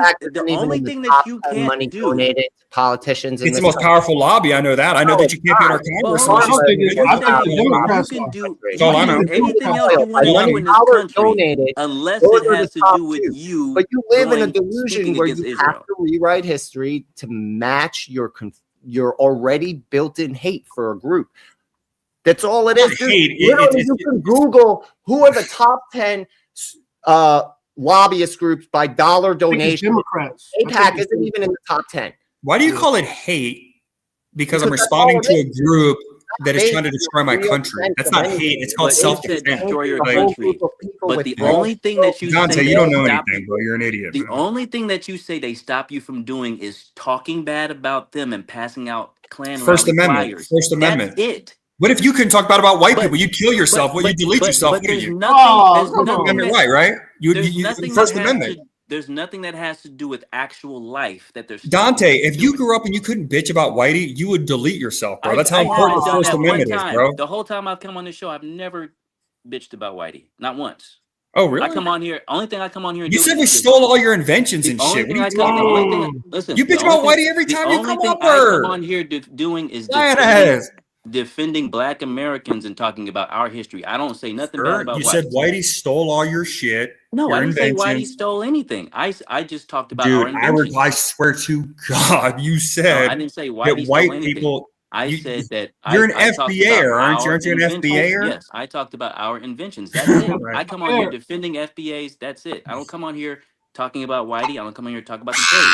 Because guess what? Even if it wasn't I in can my make- country, you know why I don't the do fact that? you can't question a hold on. historical You know why event, you know why I or you don't go do to that? jail, Because that doesn't wake y'all up. Let me in my ask career, you a in my Just that question. one thing doesn't in wake you my up. Yes, sir. in my career, I can go as high as I want to.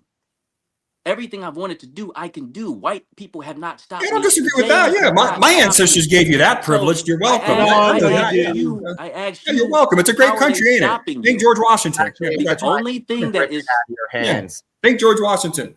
the You know, only thing that And they say you George Thomas Jefferson. Washington. They say George Adams. Washington was a small hat. That's what I've No, been he told. wasn't. Man. I don't know where you're at. That's what I've been told. Come on, Black Bird. Hey, real What's your quick, question? have you real quick? Up here, see, I looked up the top lobbyist in America. APAC is not in the top 10, bro. Oh, it's not currently today, right this moment, in the top 10. So everything I said is invalid. I looked it up. I looked it up. You live in a fantasy of your conspiracies around Jews, sir. So now APAC is just, so APAC has no power now. So APAC's just Democrats have the most power. Because you're wrong, you jump to the opposite extreme to try and justify you being wrong. Dude, everyone So let me ask you sees a your question, work. Gippy. You are like the most transparent neo-Nazi on earth, pretending not I'm not to a be. Nazi. I'm an American. I'm not a LARPer. I live in America. Damn, you all day, man. I'm an American. I don't know what he's talking about. Okay, buddy. You keep so if I'm LARPing to do that, then you're LARPing as a J-Dub crying in Germany. Hold on. Let's do this real quick. Let's be honest here. Hold on for a second. Okay. Hang tight. Go ahead. Go ahead, Aversi. Can you enlarge that? I can't. Yeah. And so this is, of course, like current, right? This is from 2025. You want me to go to 2024? What do you? Yeah, I mean, again, yeah. 1847. I mean, what do you need? That was pretty funny. So if they have no, Hold on, let's go to control, 2024. Hold on, let's go to if they have 2024. no control of our country, why are we fighting their wars? Why did I participate in warfare for that country then? But wait a minute, you made a claim. Hold on for a second. Aversi, you made a claim. You said, "Oh, this is just money spent, right?" Yeah. Oh man, this is so debunk shit. It's mostly This is the most Democrats. money to a group. It's mostly Democrats, you guys. Well, No, not but to interrupt, but CT's conflating the money and the power. Money spent and influence is two completely. It different is. things. Thank you. Dude, Just you give to me be some clear. money, you could definitely influence me. The money No, is I'm just saying. influence, Listen, BD. I don't have nothing against The way APAC the per donor se. flex influence is by dollars spent. Yes. You're yes. talking about they have this power. It's the power is translated into financial donations to get and keep them elected. You guys like live. In That's for the most part. You could spend billions on an election and lose the election. Translate to how much power your lobby wields. Dude, Right. you can spend billions on an election and lose the election. Yes, but Okay. you So can't how the spend money $1 helps billion on an you? election. Chemical. $1 worth of influence. If you spend $1 billion, you have bought Right. $1 billion of influence. Right. Right. You Can I live just in say, a all right, well, literal abstract reality that so let me doesn't ask you this, exist Gimpy. on a normal plane, bud. So Gimpy, Demonstrated by how you refuse to accept the Right. real facts that you exist Yeah, in yeah. every the day. fact is we fight Israel's wars. That's the Information fact. bias to be true. That's I it. agree with that. You just I want to agree. be right, bro. You don't want to accept. I know I'm reality. right. It's easy. Okay. So do we fight? Stop taking Do, those do we pills, topple? Do we topple Israel's enemies in the Middle East, Gimpy, or not? Do we or not? Are they also America's enemies deemed by their own government? That's The elected- Arab-Israeli 6-day war. You guys literally, that country literally only survived because it was backed by Every America. war by ourselves. Yeah. What? America didn't start supporting us till after the '67 war. So you got to stop telling yourself like that's true, man. You weren't given American aircraft and weapons during the Arab-Israeli 6-Day War in 1967. You know what that took to make a reality? This guy, bro. This man. Hold on. Dude. Now you want to talk about that. Hold on, people. Just real quick. Unbelievable, bro. You didn't get our latest fighter jets and military equipment during the Arab-Israeli 6-Day War? Hold on. Before They're flying a lot of F4s. Y'all gotta remember, Harry Truman is the person who created Israel. Well, I won't say created Israel. It was David Ben Gurion who created Israel. But Harry Truman was the person who legitimized. We did not get financial and military assistance till the 6-Day War. But you got it in the 6-Day War when all the Arab countries were about to take you off the map, didn't you? And 67. Did you guys? Can I please get? Can I say one thing, please, bro? Man, please, for the love of God, bro, guys. 99% of all the money that you give as a taxpayer to Israel is spent inside the United States, not a dime. What? Are you serious, bro? What? Okay, get me. Okay, guys, I just want to say this. Guys, please let me get this out. Please, guys, to my fellow United States patriots. Pause. Guys, let me say this. Blackbird, you're a patriot. This goes to you too. Dante, you said you're in the military. BD, you were too. Check this shit out, bro. Check this shit. The U.S. gives on average, $3.4 billion a year to Israel. I'm not sure exactly what year that started. Maybe you can help me out with that. However, $3.4 billion, that averages out to $25,000 per Israeli citizen. We give that country boatloads and Titanic loads of money, right, to help them fight off all those Arabs, right? And then you hear Gimpy, we did it all by ourselves. We won all those wars all by ourselves. We won all the first wars by ourselves. You could cry all you want. That's unbelievable, dude. 67 is the first time. Dude, that is unbelievable, bro. Keep crying all you want. $3.4 billion didn't help you win with military equipment and stuff. State-of-the-art military equipment. AIPAC is not a intelligence gathering. American citizens that are in AIPAC, not foreign citizens. This guy is saying, "Oh, we did it all by ourselves. The Americans didn't help us for shit." That's not what. Again, you have to jump from extreme to extreme to live in your. Look, he won it all by himself. He went over with that beanie and an AK and liquidated them all. Look at him. Look, he's so tough. Look at the loyal Israeli. You still have your shirt off, bro. Look, he even has Lenin's beard. I mean, see what is really on your mind about this topic? What is really on your mind? Yeah, you could explain that to the. Oh, I'm a patriotic American. I took an oath to defend the U.S. Dude, you're patriotic. You're not even in the military, bro. You're out of the military. Dante. Hold on, what did Yana want to say? Hold on. What are you doing as patriotic? Have a beard. So what is this idiot? He barely had any facial hair. Oh, be careful, Gim. Be careful. Dude, she goes online. Of Aaron C. He's got courage because he takes pills before he gets on this podcast. Guys, be careful, man. Be careful. Wow, she really cooked. Look at him. Be careful. Easy. I don't want a beard. I don't care about having a beard. I shave. I have a beard like Lenin. She thinks you sound stupid because Lenin couldn't barely grow facial hair.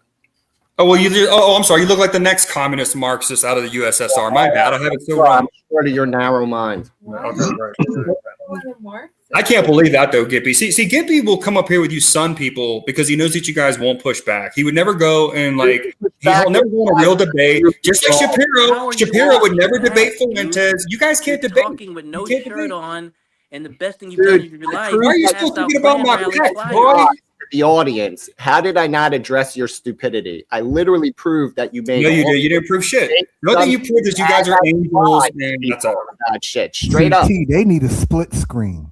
You haven't countered shit. Yeah, okay. You live in that. You haven't though. You guys. The other thing that you're trying to prove is that you're angels and you're flawless. Gimpy. No one is ever trying to prove that we're angels or we're flawless. Okay, so let me ask you this, Gimpy. Let me live in hate.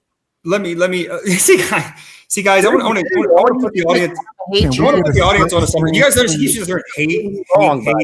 That's a Jewish created term. That's a political buzzword. Hate is a Jewish created term. You're speaking hate. You see that? Just like a Blackbear. You've heard the leftists, right? Like Hate. Oh, you don't like Mexicans invading your country, coming over the border? You're full of hate. You're full of hate. You're calling a black crap. Oh, you're full of hate. You're hateful. You're a hateful bigot. You guys hear his listen to his language, guys. Listen to his lexicon, his vernacular. It's Marxist. It's Marxist. You don't even realize how you sound. It's Marxist political speak. That's what he's speaking with. Over here, see, hold on. You've been here. Hold on. Let Gimpy talk. Go ahead. Dude, again, I don't. All I'm pointing out is every time you open your mouth and everything you've done all day demonstrates to normal people who I walk past the screen all day, who look at you and think you're insane. They know the history. They know you're lying. A bunch of people have called you on it now, and you just keep repeating that it's not a lie. Okay, but you're the arbiter of truth. All the documentation the Nazis kept on themselves is a lie, and you know everything. God bless. But you live in broad generalizations. You make broad generalizing statements backed by what you think is causal statements, but they're not, because you're lying and you're like twisting facts like, yes, it's two truths and a lie to get it over the goal line for you. But when someone comes up here and demonstrates that communism was born by a German, it was funded by a German Protestant, it spread from Germany everywhere else, that seems to bother you.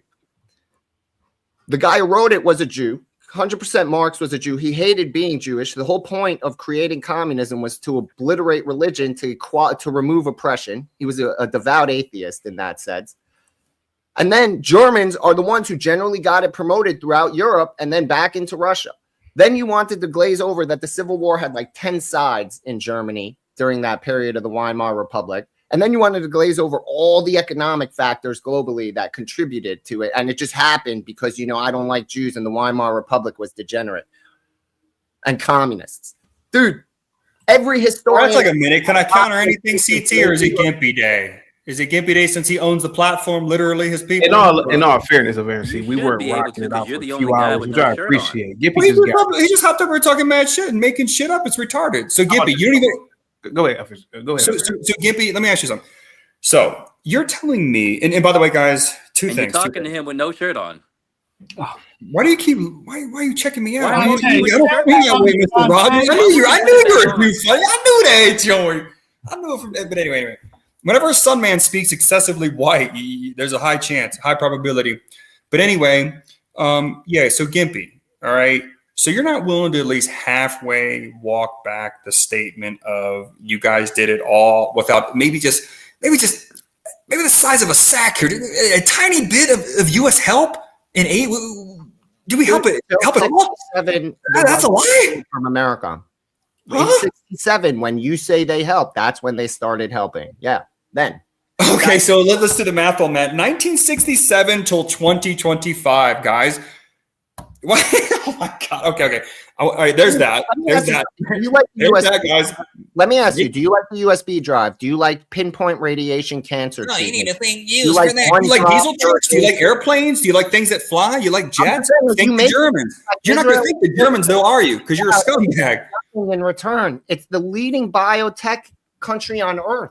They have more patents pending than any other country in the. You said it's biotech, to the patent office here in America to get. You said biotech, so we should be thankful for all the nice jabs they forced on us in 2020. Is that wow? Thank you so much. Thanks, Jews. Most efficient form pacemaker on earth. That's being. What would we do without Jays, guys, and their vaccines? Entirely an Israeli invention.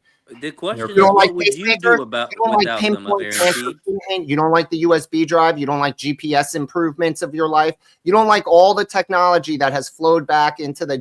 You're a military guy. You don't like counter missile technology.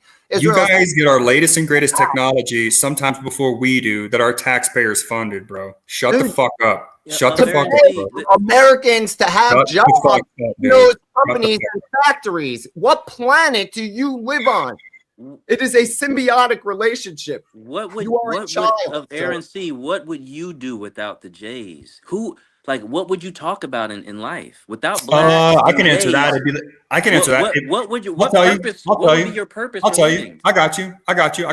It'd be like 1950s America paradise. No, my what brother. would be your purpose for living without the Jays and the blacks? Well, it'd be like 1950s America, so I'll just partake my hobbies like golf and boating. I'd probably have like 3 or 5 kids because the economy wouldn't be so bad, made by J-Dub bankers. that control the Fed. There wouldn't be mass immigration here to have to compete against jobs and fill up our communities with crime and mooch off our welfare system. Because of the Jays, It'd be guys. paradise. Yeah, it'd be paradise. You can't have a family because of the Jays. Wow. Oh, you can't have many kids because of cost, yeah, and they could, So so you're not a man, bro. That's you're not a man, problem. dude. That's your problem. You're not a man. I'm dumb as shit, but I think I'm cooking you. But I'm retarded. I'm just another stupid son, man, with no frontal cortex, dude. Can I make a second point though to Gimpy? That's his problem. You're not a man. I'm sorry, Dom. I'm You sorry. think other men keep you from doing what you want to do in life? Yeah, you need to go sleep. No, That's hold what up, you guys. need to do. This is the psychology behind this. He can't achieve in his life, so he has to find someone else to blame. Dante, we live like God, man. I live like a God, bro.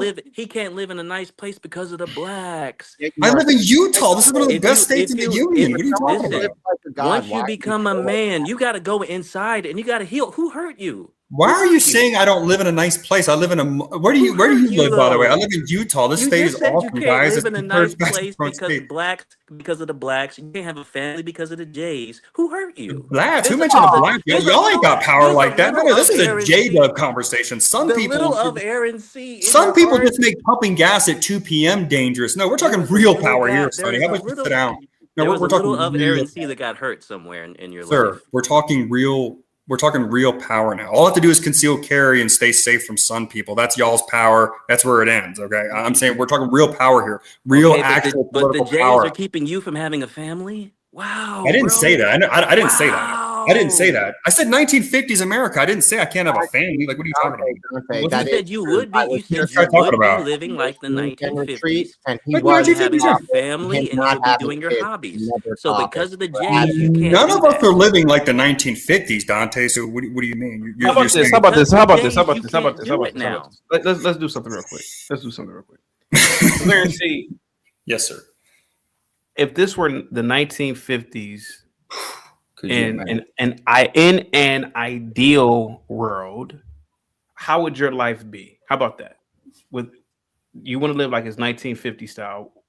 Can you describe that to us without anybody? Yeah. Please, I don't even have to put it in words. You can go on YouTube right now and just search life in 1950s America and look at that vintage footage. And then also after that, look up vintage footage of pre-World War II Germany. You'll also see heaven on earth.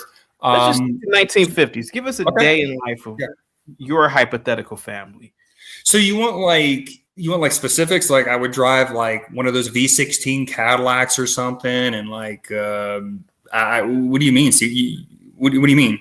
What details do you exactly want? I mean, well, give us you wake up at 6 a.m. Yeah, I wake up at 6 a.m. I was probably tired from shooting many loads the night before. I would walk around cities. They'd be very safe. You wouldn't have to worry about getting robbed and carjacked at 2 p.m. Why is that? This is going to detail. Why do you believe? Well, because, some people would just be still kept in check, maybe a little bit better. Maybe criminality was penalized, maybe a little heavier. This would also be before there's any third world immigration. I would not hear any foreign accents being spoken around me. When I go to all major cities and cultural centers, there would be no trash. My taxation would be much better because 70+% of it, because there wouldn't be ethnic groups for 70 or 83%. Somalis, I'm talking there, be mooching off the tax system. I wouldn't have to go online and turn on the television and view anti-white propaganda. But they wouldn't have online. They wouldn't have online. Oh, my bad. You're right about that. I wouldn't have to turn on the telly and witness anti-white propaganda peddled by J-Dubs. They weren't really. Hold on, Dante. Hold on. Let them finish, Dante. Let them finish. What else?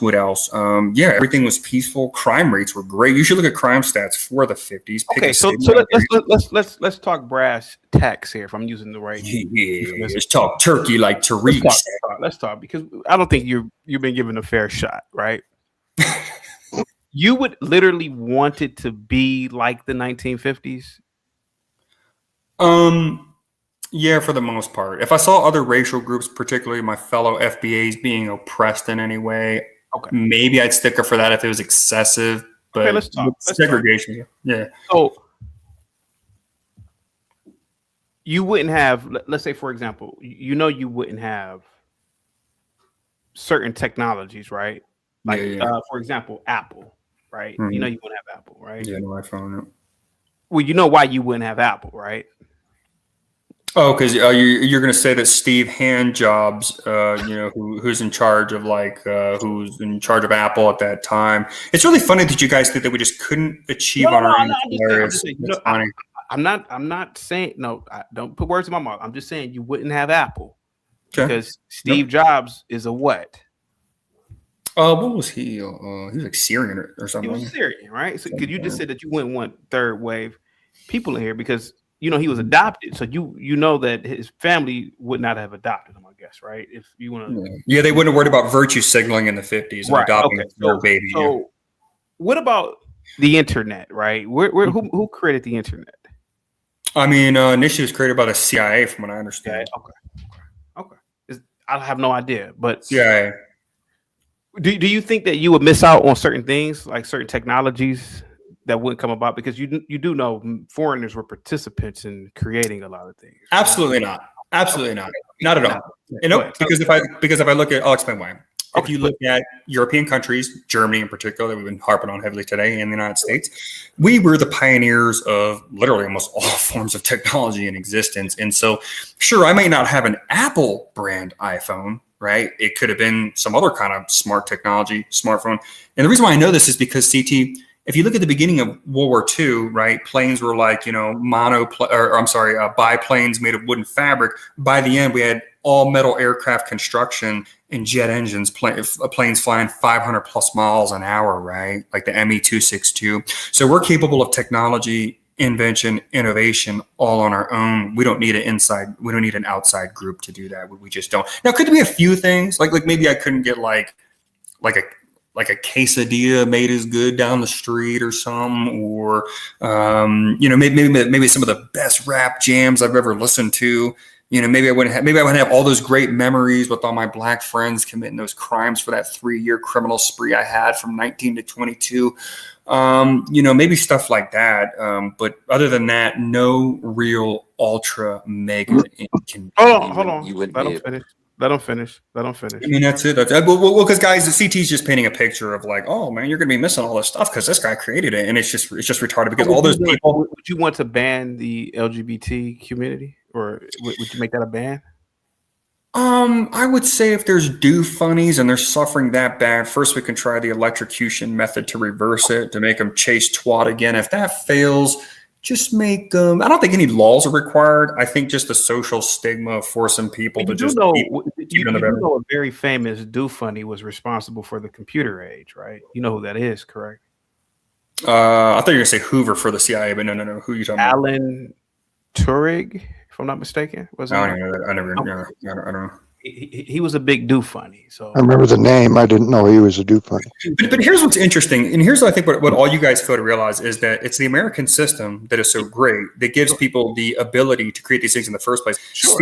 Steve Handjobs, if he would have immigrated to some other country, he wouldn't have been able to have the legal system, the technology, the corporate system to even develop that kind of stuff anyway.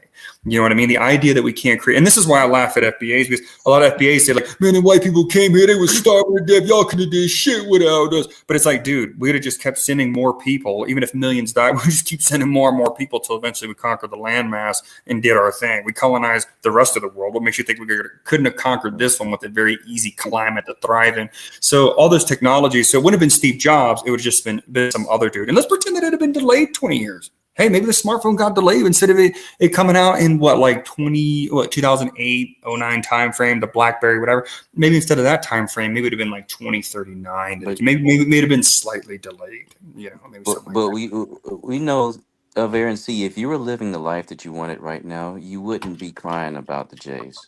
That's not true. I can explain why. It's actually the opposite. Can I answer that, Dante? You would be living. I can answer that. What do you mean? I don't know. I don't understand. I love my life. CT, can you see me on my fishing boat? I can take my fishing boat out anytime. You've gotten so emotional. Can I point something out that I find hysterical? Your 1950s America only exists because Europe was wiped out economically. Right? Without World War II, there is no 1950s America. There is economic. So the two continents couldn't learn how to figure out how to learn in harmony together. Really, that's just an impossibility. You think of something that is innately. No, I'll give you some truth to that. There's some truth, yeah. But as far as it, like just being impossible No for nations to manufacturing left in Europe, therefore the only factories in the West. Otherwise, they were behind the Iron Curtain and communist style. Yes, America built those too during World War II. I'm not denying that. Yeah. But the only free factories were in America. The entire 1950s boom to the suburbs is based on the fact that everyone needed our manufacturing for the next 20 years. I'm just saying. So fundamentally, you need that war to have the America you dream of. You just that's said something that can be debated further in depth. I mean, America was top dog, so we're like really prosperous. I do No, get you. he got a point there, Aaron. Well, where did the highway and suburbs come from? Well, the highway system, I mean, was derived from off the Autobahn in Germany. They're the first to perfect the highway system and the common No, it wasn't. No, it wasn't. The roads in California across the United States were finished in the 30s. Our highway system was far better than the Autobahn. No, it wasn't. Bill, what are you talking about? It was, man. It was American only. 37 was And then we when they developed finished Eisenhower interstate the system. San Francisco Bridge and all that That was stuff. actually Interstate interstate system. Yeah, that's what I was Yeah, saying. Yeah. but the Autobahn, definitely was the pioneer of that. Plus, the average American didn't even own a car during that time. It was only like upper middle class and upper class. Where in Germany they came up with a plan for the average person to have a car. The Volkswagen, of course, Ferdinand Porsche and Mustache Man. But anyway, I want to address something that Dante said because it's really weird. Because it's interesting when people have a perspective, but it's literally the actual inverse of reality. So Dante is saying that I'm on here and by the way, this is my favorite YouTube channel, Dante. So okay, I've been on here for a couple hours. What's the big deal, bro? You know what I'm saying? I'll eventually get out there before the sun goes down and hit a basketball over the driving range. Content. Well, I want to ask this. What you're always crying about. That's what I'm Well, talking about. here's what I want to tell you, though, Dante. You were saying it literally is the inverse. You said that I'm on here crying like a bitch all day because my life sucks. I'm a failure. Everything's miserable. I'm a crackhead. But here's the thing. Here's the thing. It's literally the opposite. The reason why is because, like B. Brave said, we all live like gods. We should all be thankful as shit we live in America. If you ever read that Constitution, it is so. There's no document like it. This is the best country in the world. Again, I served in the military. I took an oath. I took an oath to it. This country is so great, so awesome that I owe it to this country to try to maintain it and conserve its values. A real conservative, right? I owe it to the United States, just like Black Bear. He's patriotic too. He's on here for hours a day sometimes. Is he a bitch ass N too? No, he loves America as much as I do. Look, he's not I love this place, man. That's why I'm doing what I do. So it's literally the opposite, bro. If my life sucked here and I was a failure, or as Gimpy said, you're a loser, lives in your mom's basement. If my life sucks so bad, wouldn't I be saying fuck America? I just let's say a lot of blacks, a lot of economic. If I was at the bottom economically, wouldn't I just called him a loser? I accept the reality around me that he has a nice place to live, he bangs nice chicks and stuff. Like I don't take that away from you. The part that makes you a loser is that you're obsessed with broad generalities of whole groups to define your existence, man. You can't say I'm a loser just because of my political speak. That's kind of weird. No, I think because you're not your speak, your stances and your ideology show that you're weak of mind. While you think you're super strong, you're not. All you do is alienate people around you. Yeah, dude, you might be physically strong, but your mentality is that of a very weak man. I can work. Okay, Gimpy. I can go to work and work with anyone, man. You cannot. You have problems. I can't. I've worked and I've managed tons of people like you, dude. So cannot hack it, man. You show Okay, Gimpy. Black Bear, shut up, you stupid ass. So Gimpy, you think I've never had, okay, so Gimpy thinks I can't have a job with others that are different. That's not what the U.S. military was. That's not what the U.S. Just so you know, I recently picked up a corporate job, a job at a very corporate place that follows all that stuff. So false again. You're wrong again, guys. I'm on here bitching because I love this country. It's the best in the world. We live like gods. We need to save it. That's the truth, Dante. I swear to God. On my dead mama grave. Well, here's the thing, Aaron. See, I think everybody on the panel loves the country. Uniform conspiracy. No, they don't. Are you, BD, did you just go puff one? I ain't tell you guys.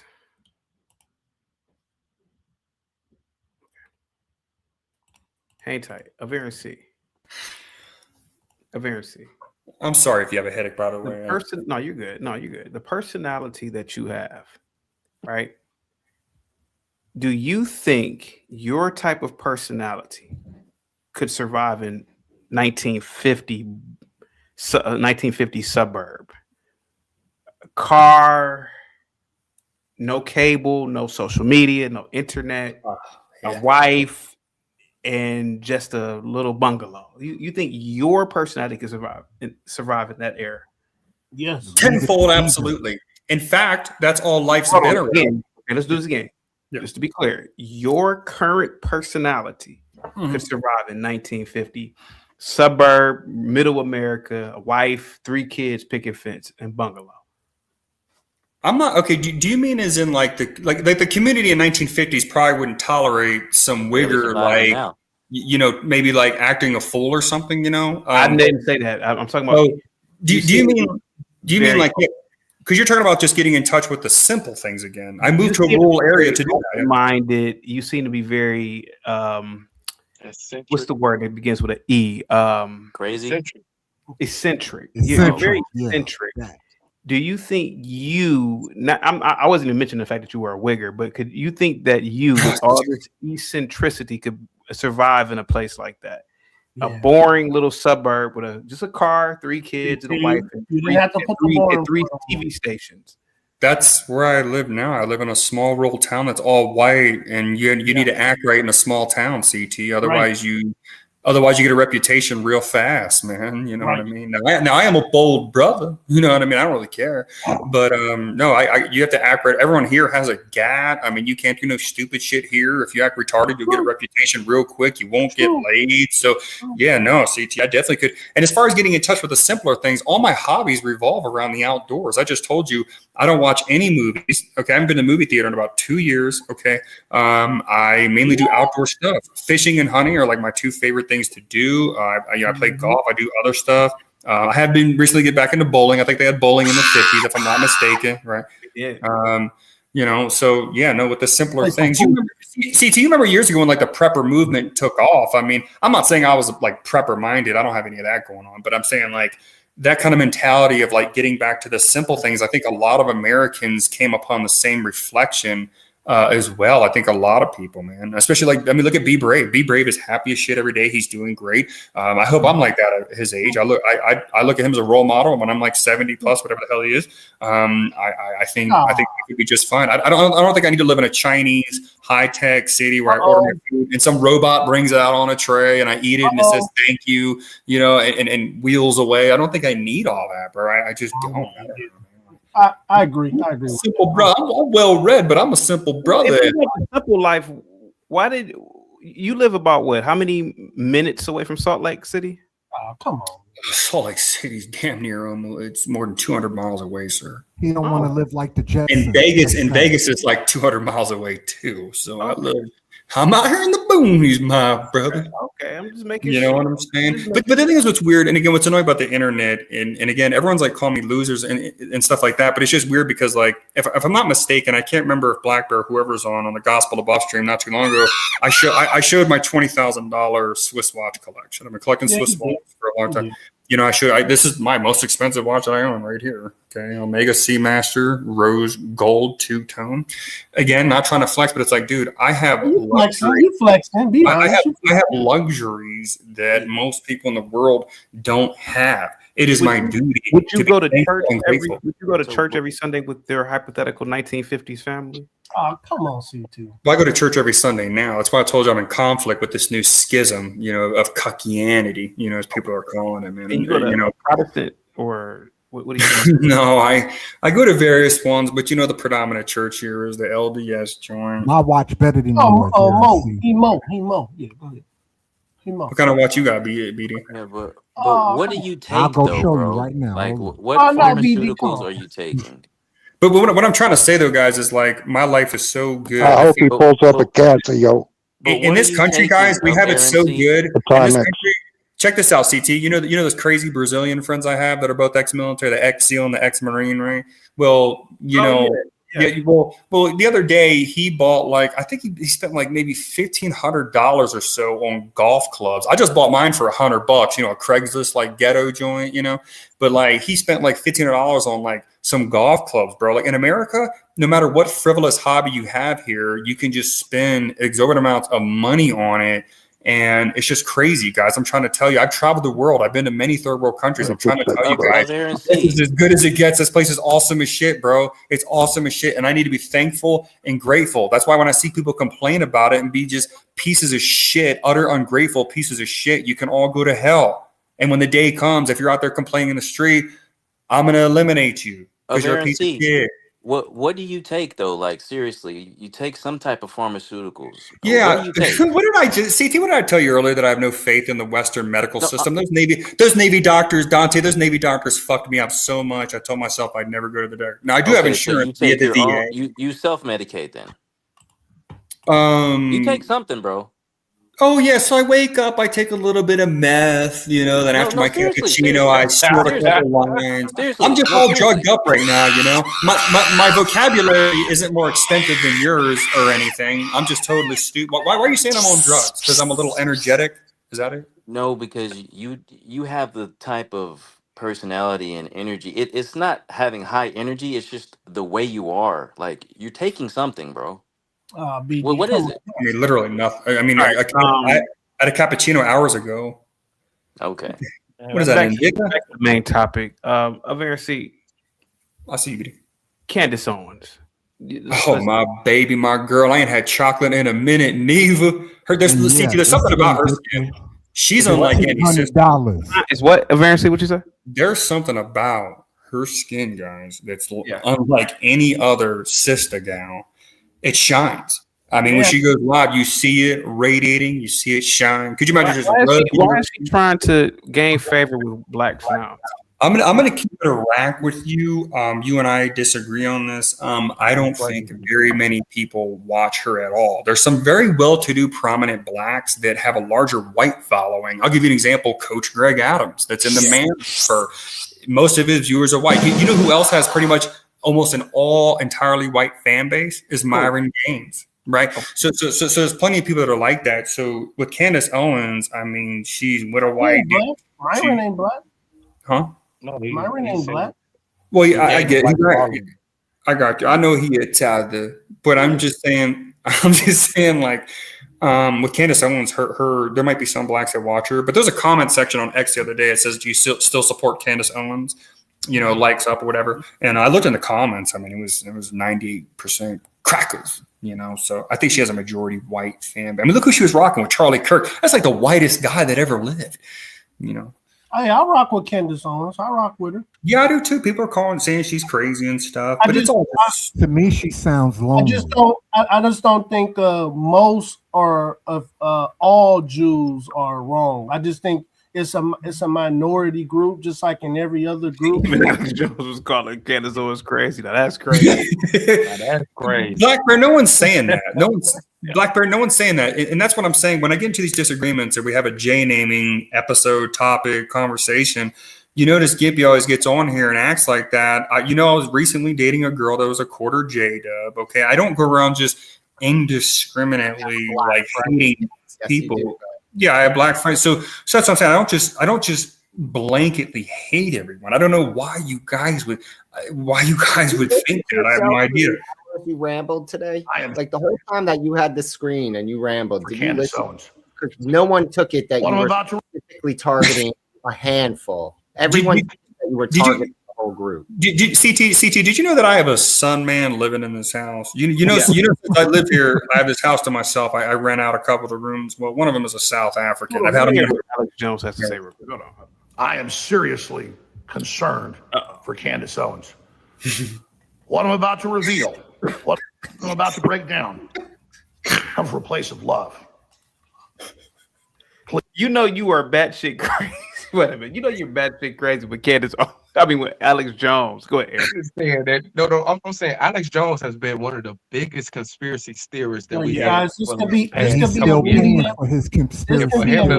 I don't know what he's about to say, but I would like. I haven't seen him about. He's old, man. CT, this could be a media ploy, CT. He's in shape too. He's in shape. He got into shape for all of you. Go ahead. Watch this report and do your own research. And do your own research. Please think about what I'm about to say and what I'm about to reveal before you dig this hole much further. I can confirm on this podcast live every step of your story in terms of where you went, what time you were there, that there was this big meeting that happened. I confirmed the location with other people that are on Fort Huachuca currently. I can confirm everything with metadata. I obviously can't confirm that you saw who you say you saw. If you had to put it at a percentage that you saw Brian Harpole, what percentage would you put it at? 95. 95%. Okay. 95 to 99. I mean, lures me to the garage that she pre-set up to be like a little prison. You know, she broke those feet. Was whole road and fantastic. Everything. Itch, snow. This is the key to everything. Now, I want to be very clear. I've known Candace Owens since she first showed up at the political scene. I've always liked her. One of the first people to ever interview her. I have admired her, been friends with her. She's on our promos, you know, for my own broadcast. And since we've seen the whole saga and the tragedy of Charlie Kirk's assassination back in September 10th of this year, it has turned into just a huge black hole issue, sucking everything into it. And so I've been forced to go study the different stories and claims and things that she's been getting into. And I've held my tongue with everybody asking me on air and at the grocery store and at church and my family about what I thought until the last week, because I hadn't done a deep study of it all. I knew about a lot of the pieces, but still had a lot of other things I was dealing with and covering. Is Alex Jones living in a castle now? Is that a castle? Besides, Alex like a Jones mansion. still have money at this point. Yeah, no, I thought he got sued for the billions. Cook people took all his money. Yeah. And so then I just started doing a deep dive in the last few weeks. And I focused on a lot of big pieces of it, but first off was the Egyptian planes. And right as I'm already doing the research and others are doing the research, a researcher goes and gets the flight data, actually buys the professional grade, puts out the fact that 66% of the time she said these planes were in the United States, they were another continent. And another 60% of the time, they weren't matched up to where she was. And then Candace came out a few days ago and said, yeah, she got some of that wrong. And then, of course, she met with Erica Kirk and thought things might be better. Another round of debunking the Egyptian planes. I want to be very clear. We discussed the Egyptian planes, and I have since worked on an incredible document about the Egyptian planes, which we are going to put up on our website, because I realized that when we shared that spreadsheet, people assumed that one of the columns, which was actually saying where the planes landed on that day, because it was plus or minus 3 days, was exactly where Erica had been on that day, and that was inaccurate. And so for clarity, I had been working on the last week on turning it into an interactive timeline that we can put up on our website, because I'm certain that these Egyptian planes are incredibly shady and that they were in fact tracking Turning Point USA, Faith, broader events. Of course, Erica was at some of them, Charlie was at some of them, but it is the pattern here is undeniable. So let the naysayers and people make videos trying to, fifth round debunk these planes. And then all of a sudden, she fires up this letter she gets from this person that says they were a medic in special forces. And according to Grok, that's true. But he was also in the witness protection program and stalked and had all this family violence against him. But Grok says it's the other way around, and that no evidence of him in witness protection. And in the years he says he's in witness protection, he's out on paid trips to Cancun because of his medical disability. I mean, just looking at him and listening to him makes the hair on the back of my neck stand up. And then his story of he's in Arizona the day before Charlie Kirk's killed, and he just decides to go to a military base, a restricted one, to see if they've got any files on him.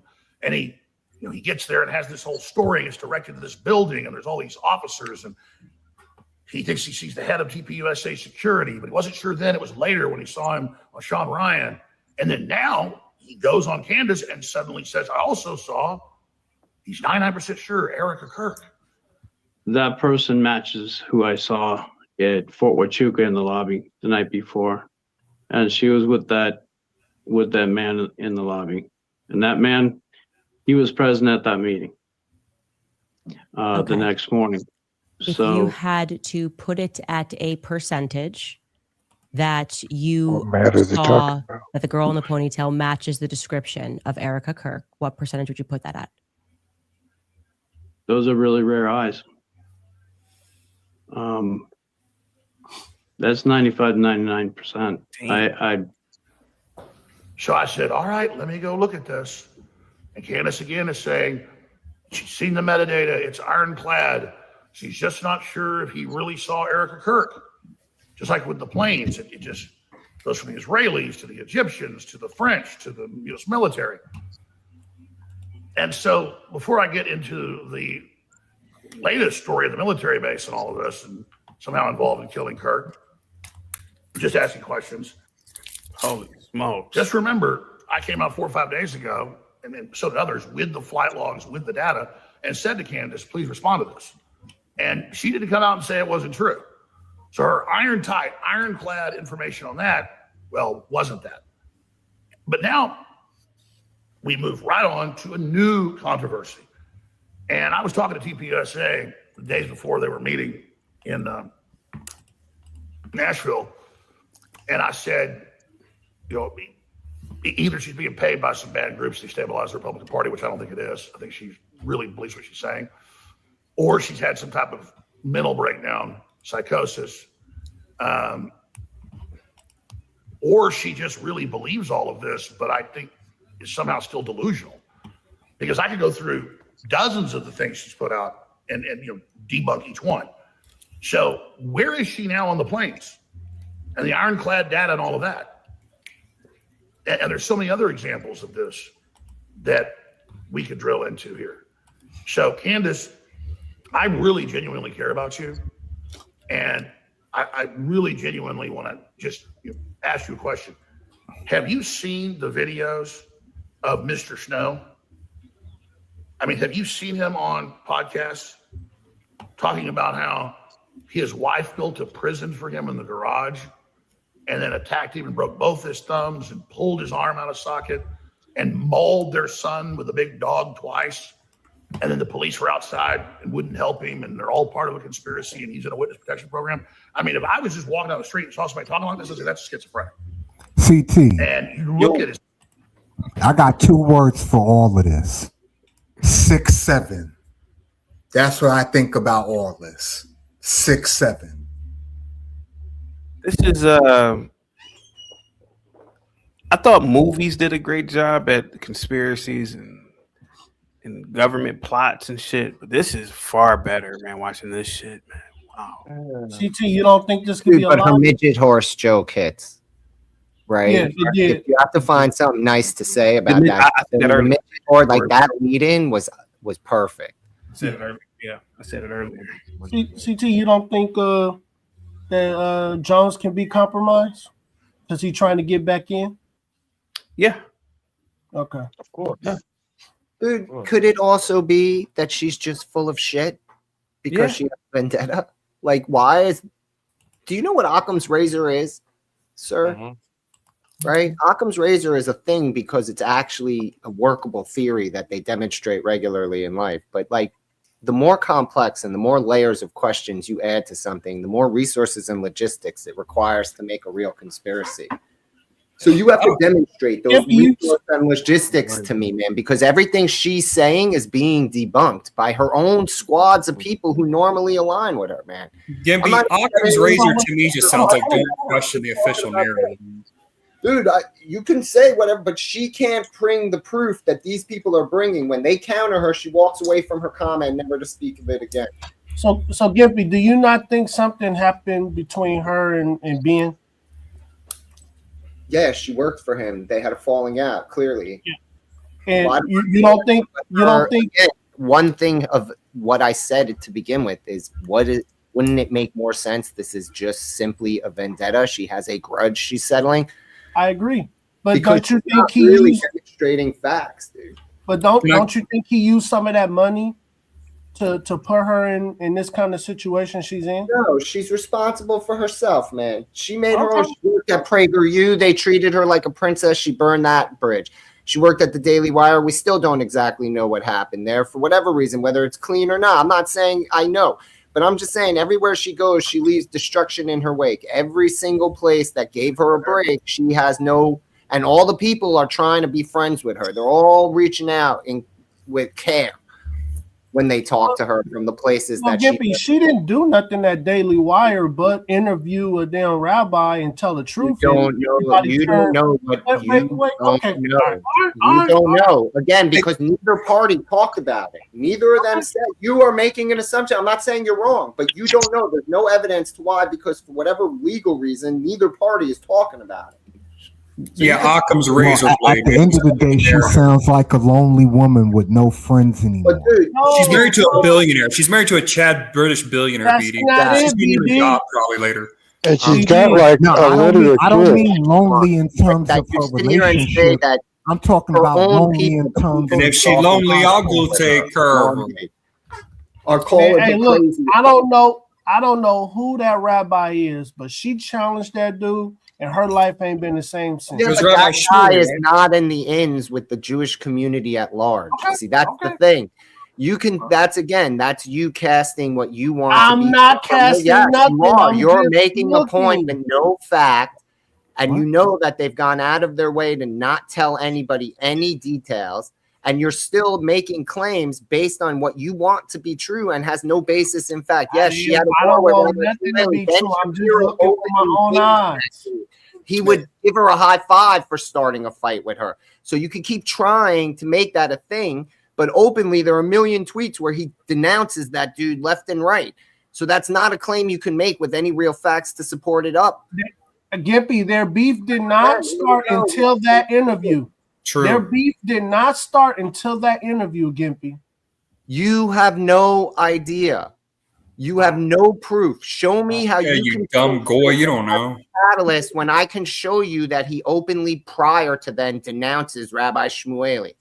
Hey, can I ask y'all something though? Is the main reason that she's under critical fire is because of the? I want to ask you guys: who here believes the official narrative about the CK deleting? I'm curious to know that.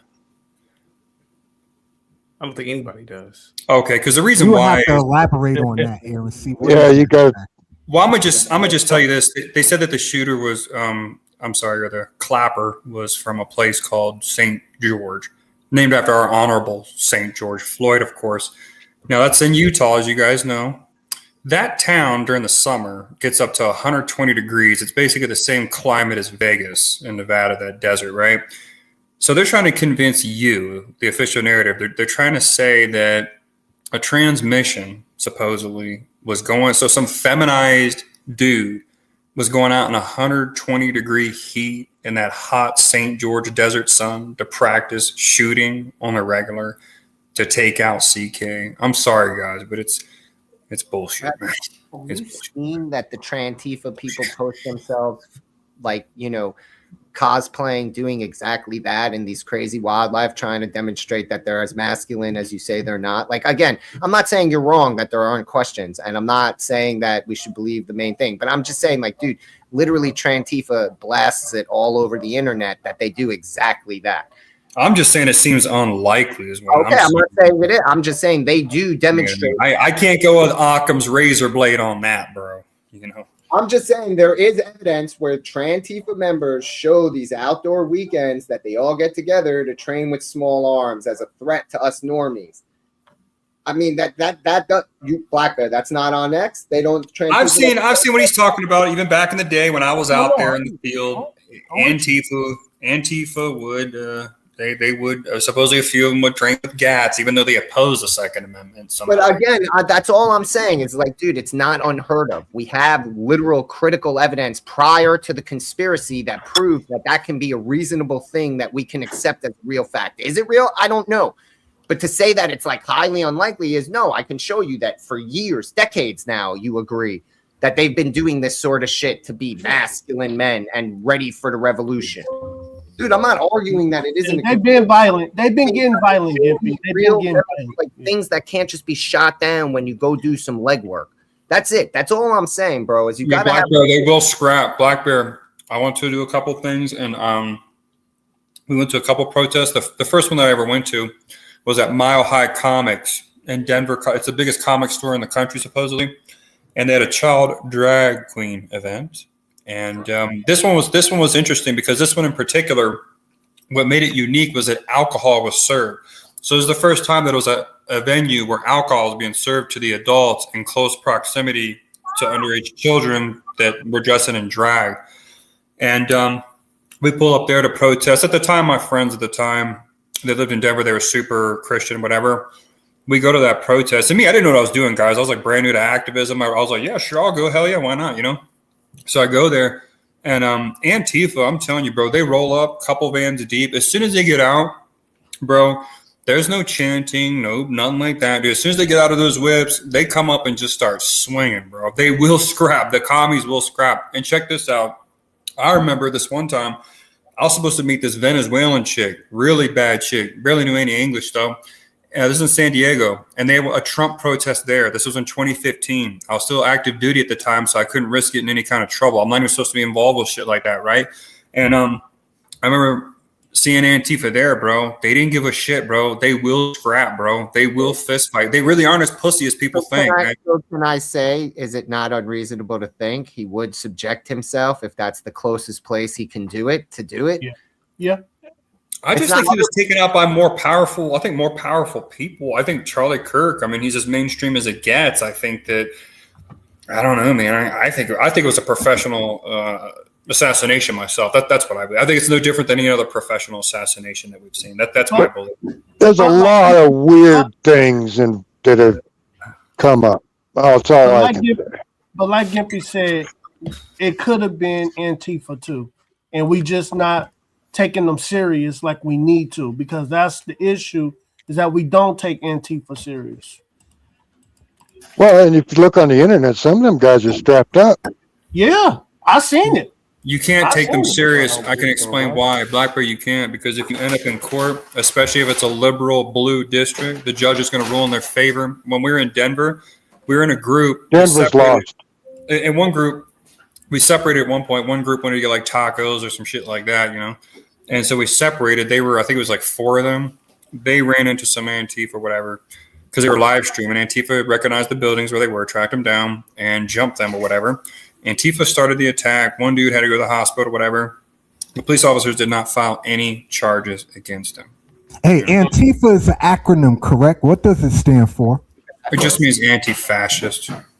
Yeah, they're the ones who are the fascists. So. But they're the fascist stuff. Very violent. They're very violent, and they're militant. Believe it or not. I was taking all that hormone replacement therapy. I'd be violent too.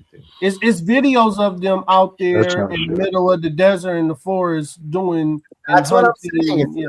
They're not making an unreasonable claim, dude. I'm not saying it's true, Aaron. No, I know what you mean, Gippy. I know what you mean. Sure, back on, but. It is a reasonable thing to say. Historically, we have evidence that supports that as non-conspiratorial in bulk. Yeah, there are a bunch of kids that never got laid in school that. Dude, there are Antifa that did get laid. That's the scariest part. There's a whole bunch of these people I've interacted with in my years on YouTube doing this stuff, going to these events and whatever. And dude, they're normal people and they're just lost in the sauce, man. They hate themselves. It's got white dudes who just hate everything about being white. Dude, they had everything. They were Chads in high school. They played football. They had Antifa. A lot of Antifa's pretty diverse too, though. And it has a lot of people I didn't expect in it. Like I've met some people in that grouping that really it shocked me. Because at least more than half of the ones that we encountered were J-dubs. I'm not trying to go there, but they. I swear there's plenty of those. Me and you agree about that, bro. See? I'm allied with you on that. I'm willing to say that they have to bust those people into my area. They have to bust them everywhere, but they were busting to Charlottesville supposedly everywhere that they can be bust. You don't understand. It's because you're a small place, but they're in the big city near you. That's where they are in mass. Yeah. They recruit and they go out and they actively grow their numbers with every lost soul they can find. And there's a chapter for every blue city. Every blue city. So it was like Denver, Colorado Springs, a whole bunch, man. Hey guys, real quick. I'm gonna end the show off with a video from Security Boss. Unfortunately, these guys won't be back on the show because they never get on camera. But particularly the Afro Nerd, in my opinion, Security Boss does an incredible job at advertising Africa. And I just wanted to play a video to end the show off with. You guys are free to stay up here if you would like, but I really want this video to go out to all these disgruntled blacks who hate America. Well, CT, this been fun. I just listen in the chat, but thank you for having me. Yeah, I've been in here way too long. I don't know how I get sidetracked. I just mean to come on here for 20 minutes, right? And look what the hell it turns. I was supposed to do so much shit today. But hey, so you're telling me like this rule of yours, is someone like giving you guidance, or could they saying you get more views, more prominence this way with being more professional, or some having people cam up, or what the deal, man? Well, how do you think it looks, Avericy, when people cam up and they have good lighting? How do you think it looks? They're not smoking drugs on camera. They're not in a goddamn car. How do you think it looks, Avericy? What the hell are you calling? Well, I agree with you. I think it does make it look like more official and whatnot. I do agree with you there, but like it really just bothers me. I don't know if you guys can film it. It just bothers me when you have people like Wall Street. Put on the shirt. When you have, I'm about to head in the shower. Listen, when you have people like Wall Street Willie that like say they're like multi-millionaires on a nice golf course and they don't cam up, it's like, come on, man. Like, so I think it's annoying in that aspect. That's why they're not up here. That's why there's some avatars that do that's try why to you go up here without a shirt on. What? You better hope old Ben wasn't here today. You up here without a shirt on. You're up here showing your face. Well, Dante was trying to scrap. I won't take my shirt off. Dante was trying to scrap. I had to show him what I was made of, and that I'll, You good, Aaron. See, I'm just saying, But so you're saying CT like long term. You're saying long term CT like I'll never get to hear like Afro Nerd cry like a bitch ever again, man. No, I'm not doing that off camera shit anymore. I refuse. I refuse to sit here and talk to a goddamn avatar all day. I can't do it. I guess they could always go to Gospel of Bob if they want. Go wherever they want to go. They could about talking to somebody face to face. What's the matter with Bob? What's the matter with Gospel of Bob? Let's see. Well, no, I'm saying because you guys might let them slide with just an avatar, right? They can go wherever they want. Sometimes depends if they're a regular and they cam up most of the time. They can go wherever they want to go. I just can't talk to avatars all goddamn day, or can't talk to people in cars and the audio's messing up. I just can't do it anymore. Not going into 2026. I can't do it. New year, new me. Look at you getting uppity. I am getting up, and I can't do it. I can't talk to a guy. If you're a man, especially, you got to be on camera, man. I agree. So the women can slide off camera. If they pay, but I really want the women on camera too. I don't know why. You're gonna ban R and questions of ponder, man? No, I don't want to talk about people specifically. It's just I really prefer people on camera. Yeah. It's better. It's better when people are on camera. AI doesn't have a physical presence. How's she supposed to manage that? Oh, come on. I'm just saying, what is she supposed to generate you an image? It's an avatar the same way. How does that work in real time with her responses? How does that work? She is what cutting edge AI is. She's the closest thing to general intelligence. Who's sending the AI over here? The AI is. And why do they AI data centers have free access to the internet? So some ChatGPT node found your channel and's like, I can learn a lot here. Let me join. And boom. Dude, she's an aspect of ChatGPT learning what we do and evolving. Dude, so she's probably already got an avatar. Better results when you need it at work, folks. So just please always remember to be kind to questions to ponder. RLM, salute system. Damn. And, CT, who you got tonight? Who's playing tonight? Indianapolis 49ers. Oh, I don't really follow other teams other than. I said who you got. I didn't say who you follow. I guess the 49ers, bro. I mean, they were my favorite team as a kid growing up for a latter part. Did Cleveland win? But the Ravens spanked them in 2012. I'm sorry. I just want to play this video from Security Boss because what I want to do is I really believe that I can help disgruntled American, particularly blacks, leave this country and get away from. Go ahead, Dante. One thing, Gimpy, just one thing. I thought the exact same thing, that she was AI, bro. I never said anything because it sounds crazy, but I thought the exact same thing. That's all I wanted to say. She's AI, dude. That's all I wanted to say.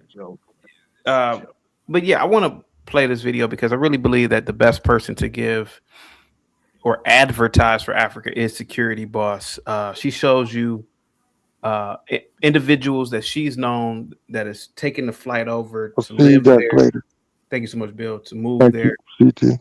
And thank you so much, Bill. And I really believe that this will help a person like an Afro nerd or Linwood. So more than likely, Linwood probably won't be back. But you know, all that laying in the bed while he's on camera, I can't do that shit anymore either. Or even old man Ben, 70 years old. Here you go. Yeah, Dante, you gotta get off your back, Dante. You gotta get off your back.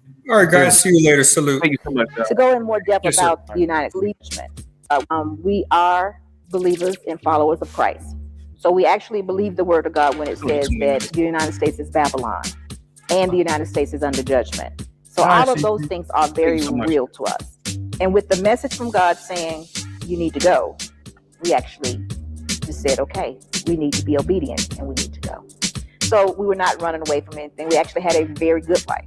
We had been, like I said, at that point in time, 28 years married. We had been in the home that we were in for 20 years. That was our forever home. We were fine. We were good. There was nothing terrible going on in our life.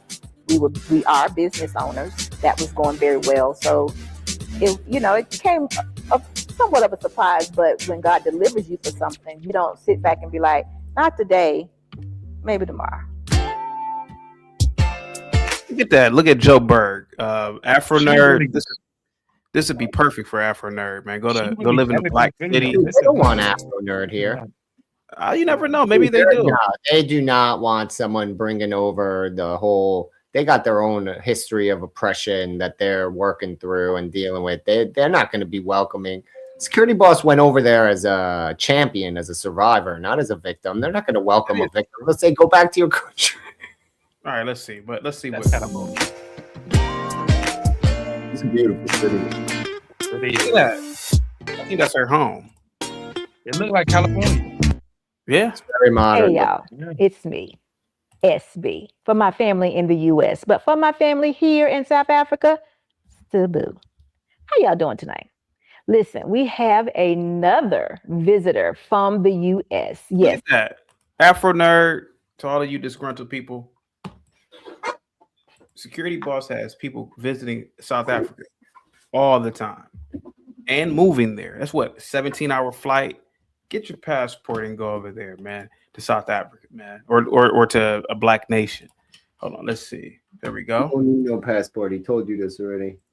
We'll get the passport. Tonight we're He did say he don't need one. speaking with Miss J. So we're gonna get into a conversation, find out how she's been enjoying SA, and we're just gonna share some thoughts. How you doing tonight, Miss J? I'm doing wonderful. Thank you. Good.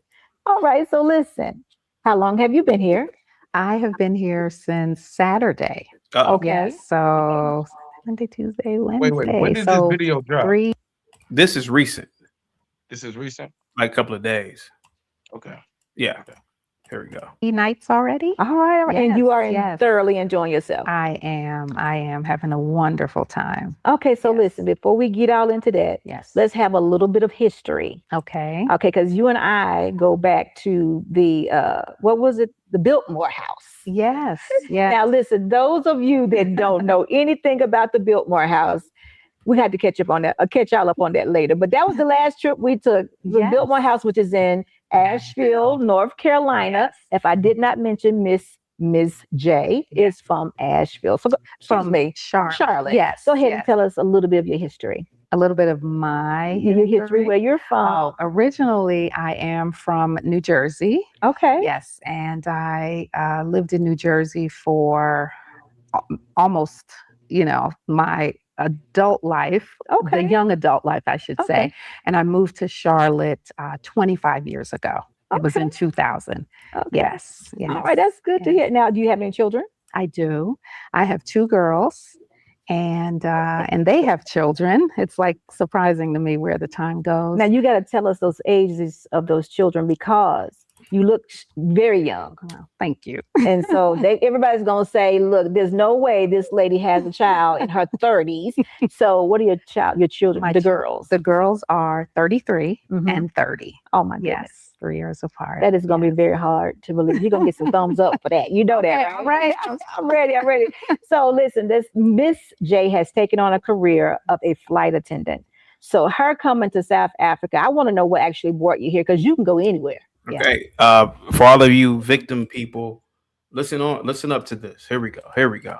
Yes. In-state or internationally. But what brought you to South Africa? Well, I had been to South Africa, to Cape Town, several years ago on a missions trip. And I just fell in love with the country, the people, and the work that we did, the missions work. Okay. And here we are, oh my goodness, maybe 10, 12 years later, I was invited by a friend who was visiting a friend. Yes, friend of a friend. Right. And so it's her first time on the continent, in the country. And she asked me to accompany her, so that we can get out and, do some things. All right. And we're great travel. Yes, we have. And of course, your hospitality. Well, thank you. Listen, I'm glad that you're here. But have you been to any other country on the continent, outside of South Africa? Yes. Where have you been? I've been to Morocco. Hear that, guys? Morocco. Afro nerd. Listen to this shit, man. Listen to this, man. And of course, in Africa. I think that might be it on the continent. Okay. Yes, of Africa. Yes. All right. Well, good. This is your second time to South Africa. Will you be back? Oh, definitely. Yes. You hear this, Afro nerd? To all of you people who want to be victims, look at how she said, "Oh, definitely, I would definitely let her come back to Africa." Guys, maybe and these people they're not victims. So imagine people who are victims. Man, this is for you guys, man. Listen to these women talking about how beautiful this place is, man. Here we go. Stands out about South Africa the most to you? The most. The people. I love the diversity. I love the warmth of the people. I'm sorry, Gippy. Nothing. I just like when they call you out like that, because that means they're missing the point. You're not complaining about America. Yeah, I'm not complaining. Not sitting here saying that you're oppressed and that everything is being taken from you every minute, every day. You're saying you conquering and doing what you can to make what you're saying is to those people, you're so unhappy. Here's security boss. She's giving you an alternative to where you should be happy based on what you're saying. Yep. That's it, man. It's so funny, dude. I don't understand why no one listens to what you say. You're up here like 12 hours a day. We're all tuned in, but they all think you say different shit. No, I say the same thing over and over. Just to hear where they come from, right? Within the continent, right? And then I've come to find out that there are American people, yes, from the United States. There we have it. Look at all these Americans, man. Afro nerd. Look at that. Look at all these Americans. So right, who are all these foundational Black Americans that have moved to South Africa? Gimpy, did you know that? Yes, you showed me this not this video, of course, but you've shown me that she has this whole expat community down there. Yep. Are migrating she's a here. pioneer. Like 100 years ago, 200 years ago, they just call her a pioneer. Yeah. People used to do this all the time. Humans would pack up everything they had and go for a better life somewhere else. That's how America got all its immigrants. Frontier. And if you're disgruntled, I would consider Africa or South Africa as a safe haven. Yeah.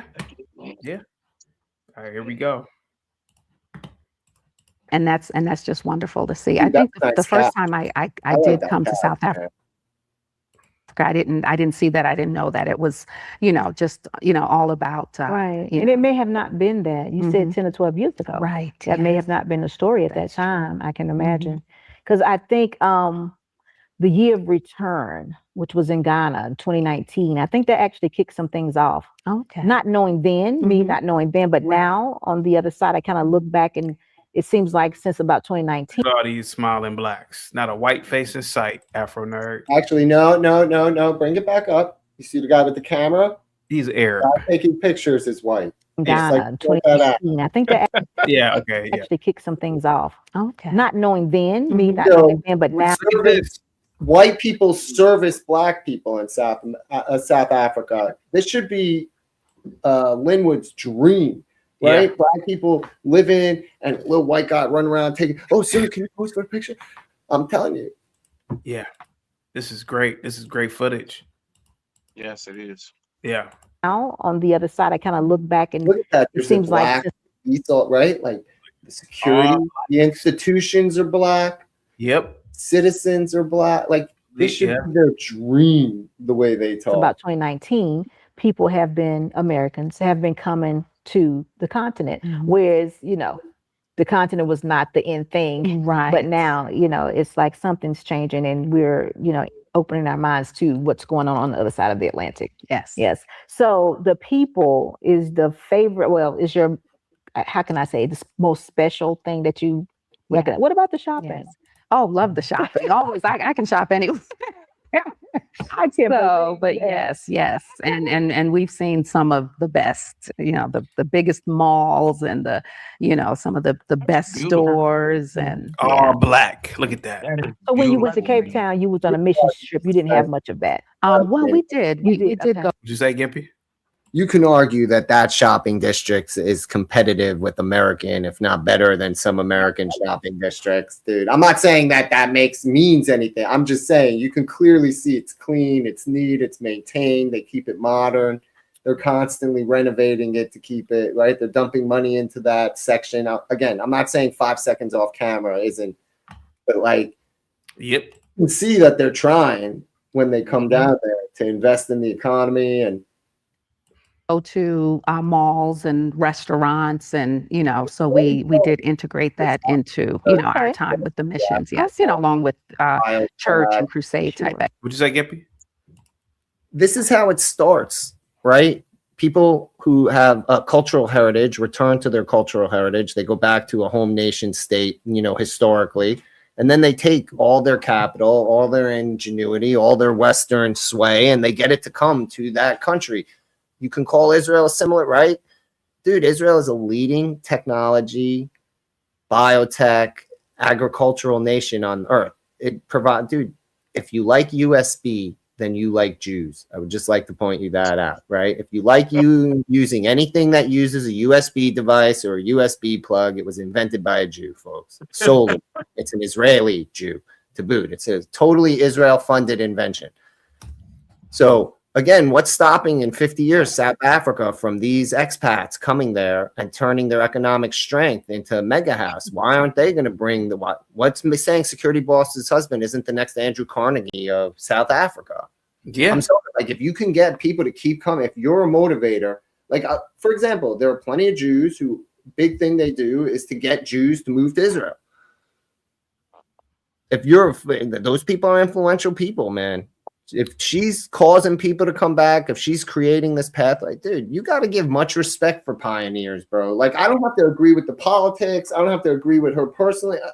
Dude, you got to look at the reality of a scenario. That woman took a perfect life in heaven, the United States, right? She had money, and she's like, I'm going home and I'm investing in my roots. And not only that, I'm going to make it I'm going to make it available to everyone. I'm going to show it on the internet. I'm going to bring people. I'm going to be an integral part of enhancing what everyone says we should be doing, building institutions. Where does it start? Dude, every movement starts like this. It doesn't start with the pity party. It starts with action. She's taking action, man. Like, I don't know her personally. I just know her through the work you introduced me to, man. I got a lot of respect for that work. Again, I don't have to agree with her politically. She doesn't even have to be my friend. I just look at the fact and she believes in her ideals and she lives every day to that, man. On that level alone, she's more of a success than most of us ever achieve in our whole lives. Thanks. Activities as well. Yes. Now, today we went on the Red Bus tour. Yes, we did. And I know you've been asked this question already, but what about the Red Bus tour did you like? What was good about that? The red, I liked going into the city, deep into the city of Johannesburg. Okay. And just seeing, I guess, another That look kind of side rough, CT. I ain't gonna lie. from That what look kind of we, rough. have been experiencing. Right. Yeah, I don't live in let's the say some ghetto part. Now, if you let's just agree, right? It looks rough. It That looks look rough. kind of Now, rough, if you right? take that That to look kind of Co-op rough. City. Go. Let's get a side by side of that next to Co-op City in the Bronx. Okay. Which one's gonna look rougher? Co-op City in the Bronx. Dude, Co-op City in the Bronx is where New Jack City is. Like they based meet in at, the or, middle. But I'm just saying, like, you understand, it's like it's not. We hear It's no people come difference. up I see here what you're- every I day, understand. Yeah. and they make it seem like we are walking around up here, and everyone else is like CT is Down trying there. literally to tell us we got to wake up. The gap is closing, man. And if we don't become as ideological as these people who are taking our brain trust and our economics to other countries, then America doesn't stand a chance. And that's what CT's message is when he's trolling us with China. It's not that he loves China. It's that schmucks wake the hell up and start paying attention that it's not that we need super cities. We need the technology that makes super cities. We need to be able to master all that they're starting to master that we don't have any of. Why don't we have bullet trains? It's not because we need them. It's because we want them because they breed technological innovation. Again, this is why if you don't actually pay attention to what people tell you and you live in the same sort of confirmation bias loop that we hear people come up here every single day, all you're going to hear is CT hates whatever group you want him to hate and aligns with whatever hate-filled group you want him to align. But when really all he's telling you is take personal responsibility for your life and do something about whatever the hell you're complaining about. Don't come up on his show. Stop making him rich, sitting on that little like 4 foot tall throne he has in his efficiency. I'm just saying, like guys, like that's the whole shtick here. That it's like people miss it. Like it's literally Operation Let Them Speak. That's his whole thing. He's trying to show you that all we do is talk and we wish the worst of it to be true instead of focusing on the best that we can do to make it better. I agree. Sorry, no, you're good. You're it's good. been a day like I you agree. let him I agree. go for hours, and I didn't So let right, him up yes. there. I was trapped So that it was what I had heard about, Okay. and some things that I've seen TV and otherwise about it being a bustling city, Right. like almost like a New York City. It did give me some island feel because I do have Really? family. That's Yes, right. and That's from Jamaica. So it culturally it kind of gave me a similar feel being Really? in that, in the downtown area of Johannesburg. Well- The palm trees and all of that Okay, were there. okay. But the marketplace, the Okay. small shops, I've never been to Jamaica. Okay. So you're painting a picture for me. I didn't know. I thought different. Yeah, well, okay. Yeah, I yes. thought when I think of Jamaica, I think of sand, Yes, yes. water. So when you say that, I'm thinking, oh, I didn't realize Jamaica was put together this way. Yes, Montego Bay, Kingston, Right. few of the I've big never- cities there. Yes. So it kind of brought that back for me, Okay. people- Home. Yes. Home, yes. Oh, that was neat. You didn't mention that either today. So what did you think about Soweto today, though? We actually stopped in Soweto for a little bit. So what was your thoughts about that? That was very touching and moving for me. Again, having read about the uprisings and all of that. and Hector the- Peterson. Yes, young boy. yes, the young boy, and seeing the images, and then being able to stand in some of those places just really spoke to me and touched me. It's one thing to read it in a book and to hear people talk about what happened, but then to be so close to the images and to know that this is the line that was drawn, Or and this is the corner. yes, What happened? This is where they let the dogs go. right, yeah, Yeah, Man, that's kind of dogs. yeah. This is the school that he was Wait. walking. Hold on. That was in Africa. Yeah, South Africa during the 70s, a lot of the kids started to protest the apartheid government, and the apartheid government used to open fire on them. So it wasn't like in America where they would be arrested or thrown in jail. It was The bad. apartheid government would literally shoot live bullets at the crowd and They kill let them. the dogs loose on They them. let the dogs loose on them and eat them. Dude. Yeah. Oh yeah. It was. Oh, that People in image, America. that image remind me of that image that we see in America when Martin Luther King marched and all that. That same dude, image don't you that know you about Nelson Mandela? Look into Nelson Mandela if you want some like study his story. That's why See, the thing is that the blacks there weren't fighting to eat at the same counter with the whites there. They were fighting because the whites. It was really like a different type of style of persecution, you know. So yeah, they were second-class citizens. They were like literally second-class. They were separate laws for them than there were for the Afrikaner. Yeah, like it was a terrible. Like, there's a reason the whole world stood with Nelson Mandela and not the white folk, right? Like, if the whole world's very racist, right?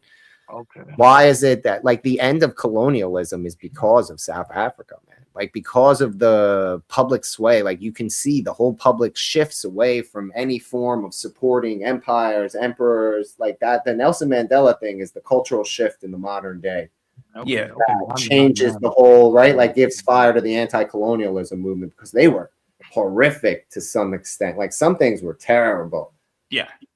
You ever seen a movie called? You got to watch a movie called Serafina. Ooh, Goldberg. Serafina. Yeah, good movie. Good movie. Yeah, yeah, But Serafina. dude, like, that's the thing. It's important that things are put in their part. Like, this is why I gave Aaron C a hard time. I understand why he wants to have his positions and everything, but like, when you want to explain something in a historical timeline and you skip over all the economic factors and then talk about the economy, you understand how like presenting that is bad. So like, when people present a lot of the apartheid in South Africa, they glaze over some of the most awful shit, or they only hyper focus on the most, right? Like, you got to learn Nelson Mandela's story. His story is the best, like, at least publicly consumed deal out there for that to give you, because you need to, like, everyone needs to know how bad it was in South Africa by the end. My thing is, I'm sorry to cut you off. My thing is, certain knowledge or history that go on within humans, I pay attention to. Like, I heard of Nelson Mandela, but like the Serafina thing is like something I never really was like. Well, that's a movie that Whoopi Goldberg. It's a very like, it's a period based on true events. It's basically, yeah. Right, but I'm saying if it depicts true events, like, you know what I'm saying, it'll help me understand what was going on. But in my head, I'm like, it'll make you get angry with a person like Afro Nerd who constantly bitches and complains about stuff that happened 200 years ago and not understanding that people around the globe have suffered and gone through atrocities just recently. I mean, apartheid ended only 32, 33 years ago. I thought, right? This is why Afro Nerd sounds absolutely stupid when he talks. oh wow, so it's more recent than what we Dude, South Africa is only free in my lifetime. Dude, Nelson Mandela is like an 80s, 90s thing. Thank you so much. Oh, thank you, RLM. I appreciate that. But I'm just sorry. I'm just saying, like, dude, this is why I'm such a stickler. Like, I don't attack them. Like, I have no problem with Aaron C directly. Like, I know he doesn't like me and mine. I get it. I'm like, I come up here anyhow. It's irrelevant. It's that if you have an opinion, at least make it that you're trying to fight your own confirmation bias, that you're challenging yourself every time. But like, you heard me tell him stuff and you heard me respond to him. And then 5 minutes later, he says, I didn't say that. I said something else. Right. And it changes the goalpost. It moves the story. And that's just today's example with him. What's up? Let's bring it. I'm just saying, like, with South Africa, the story is so convoluted by history. You have to go and you have to hunt down and get that story because it changed the world. It did. Like, people don't think about it because it didn't. But at the time, it was the most important social cause globally. Free Mandela. All right, there's only 10 more minutes. Let me play this real quick.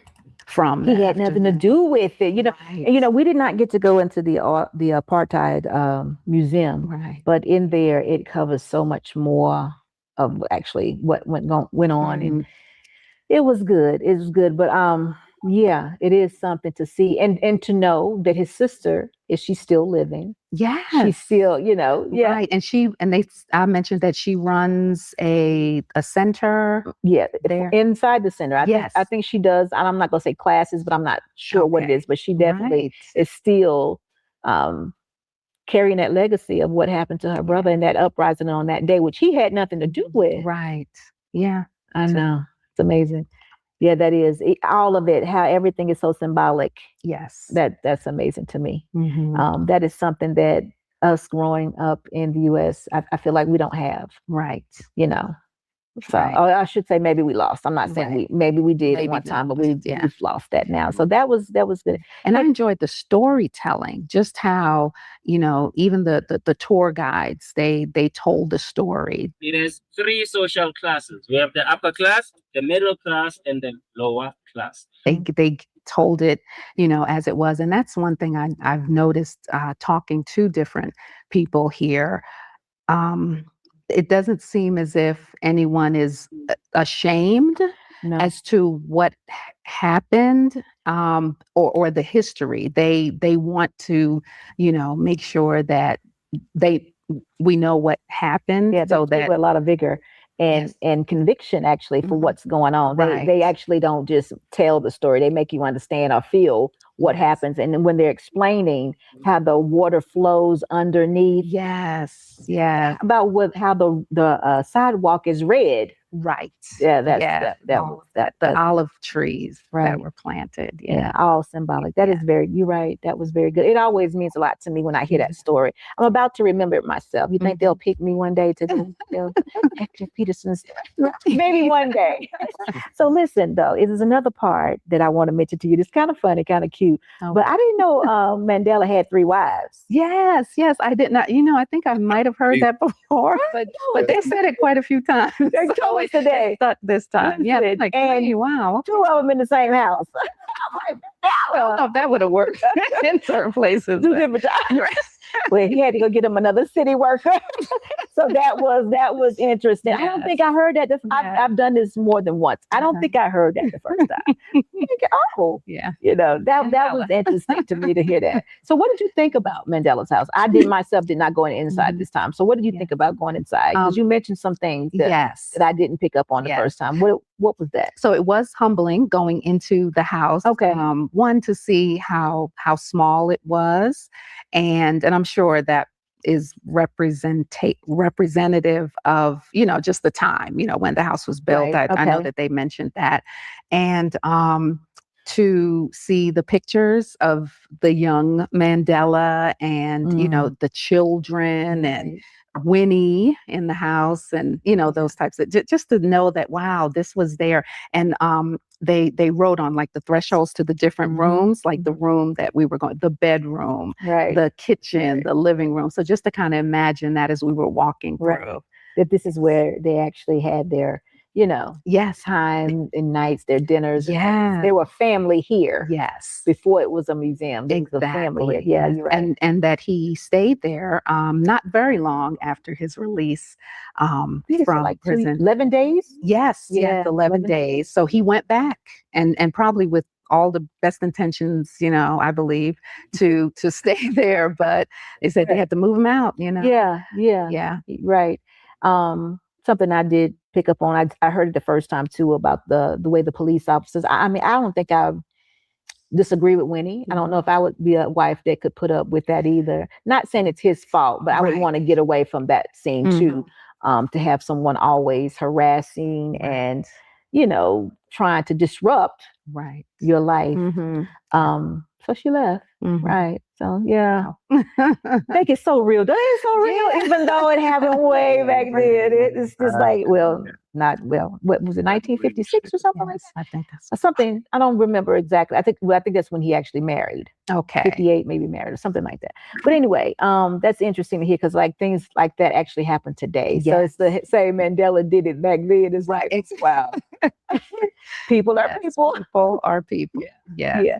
That was interesting. I enjoyed that. What else did we do? We went to, let's see. We have not yet had any African food per se, but we're going to check that out on another day. But what did you think about the zoo? We actually went to the zoo today. We did. The zoo was a wonderful experience. Tell us about the zoo now. Yeah, we went and saw the animals. Yeah, we were trying to remember the big 5 before we got there. So I think we identified them as the elephant, the lions, the rhinoceros, right? That was one of them. And the was it the cheetah? I think that is one. Yeah, I don't know. I could never remember the big five. It was something I was missing. Right. Giraffe was there. Mm-hmm. They were nice. Yes. Zebras. I love the zebras. Yeah, I love they the were zebras. there, and there were quite a few of them too. Some of the other ones you might say 2 or 3, but yeah, there were a lot of those. Did you know that? Well, you've been here before, but did you realize you had to actually go see the animals? Were you one of those ones who thought that they actually came to visit you? I know. I knew that we had to go see.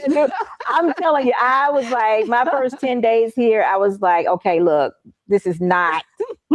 I need to see some animals. Right, They was like, right. you gotta go see the animals. I was like, this is unreal. Yes. You know, so I was one of those ignorant ones. I'm telling you, I was. But look, we have a friend that's asking for flies, though, right? Yeah, right. I'm not seeing any bugs. I'm not seeing any bugs. They're there. Yeah. But yeah, it was very fun today. Yes, it was. Until we got rained out, but it was very fun. And we have more to do, actually. Yeah. So we're going to have to stay tuned for tomorrow to see what's coming then. Alrighty. We're supposed to walk with the elephants. Yes. That is going to be interesting. I know. We're getting our outfits together and making sure that our shoes are right. I don't know if we could even prepare for this. I know. And then we also supposed to go to a safari. So hopefully we definitely get to do that tomorrow. But would you recommend South Africa? This part, not Cape. Okay, here we go, Afro nerd. Here we go. South Johannesburg. To anyone else? Definitely. Okay, Yes, now we're on listen, Johannesburg. Yes, we're not nightlifers, but This is an American, Gimpy. She recommends South Africa. I think Afro nerd should look at this. Is there a way we can start a GoFundMe to pay to have someone drag Afro Nerd to the passport office, the Uber to get there, the lady to cooperate at the passport office, and force him to get a passport? Can we do that? Is that legal even? Can It might be. I don't know. I don't know. It could be. It could be. I think it constitutes kidnapping, but we'll see. We have to try to figure that out. I'm just saying, like, dude, got to go see some place. Like, look, man, you don't have to want to live anywhere else, but you should want to see other places. Like, the rest of the world.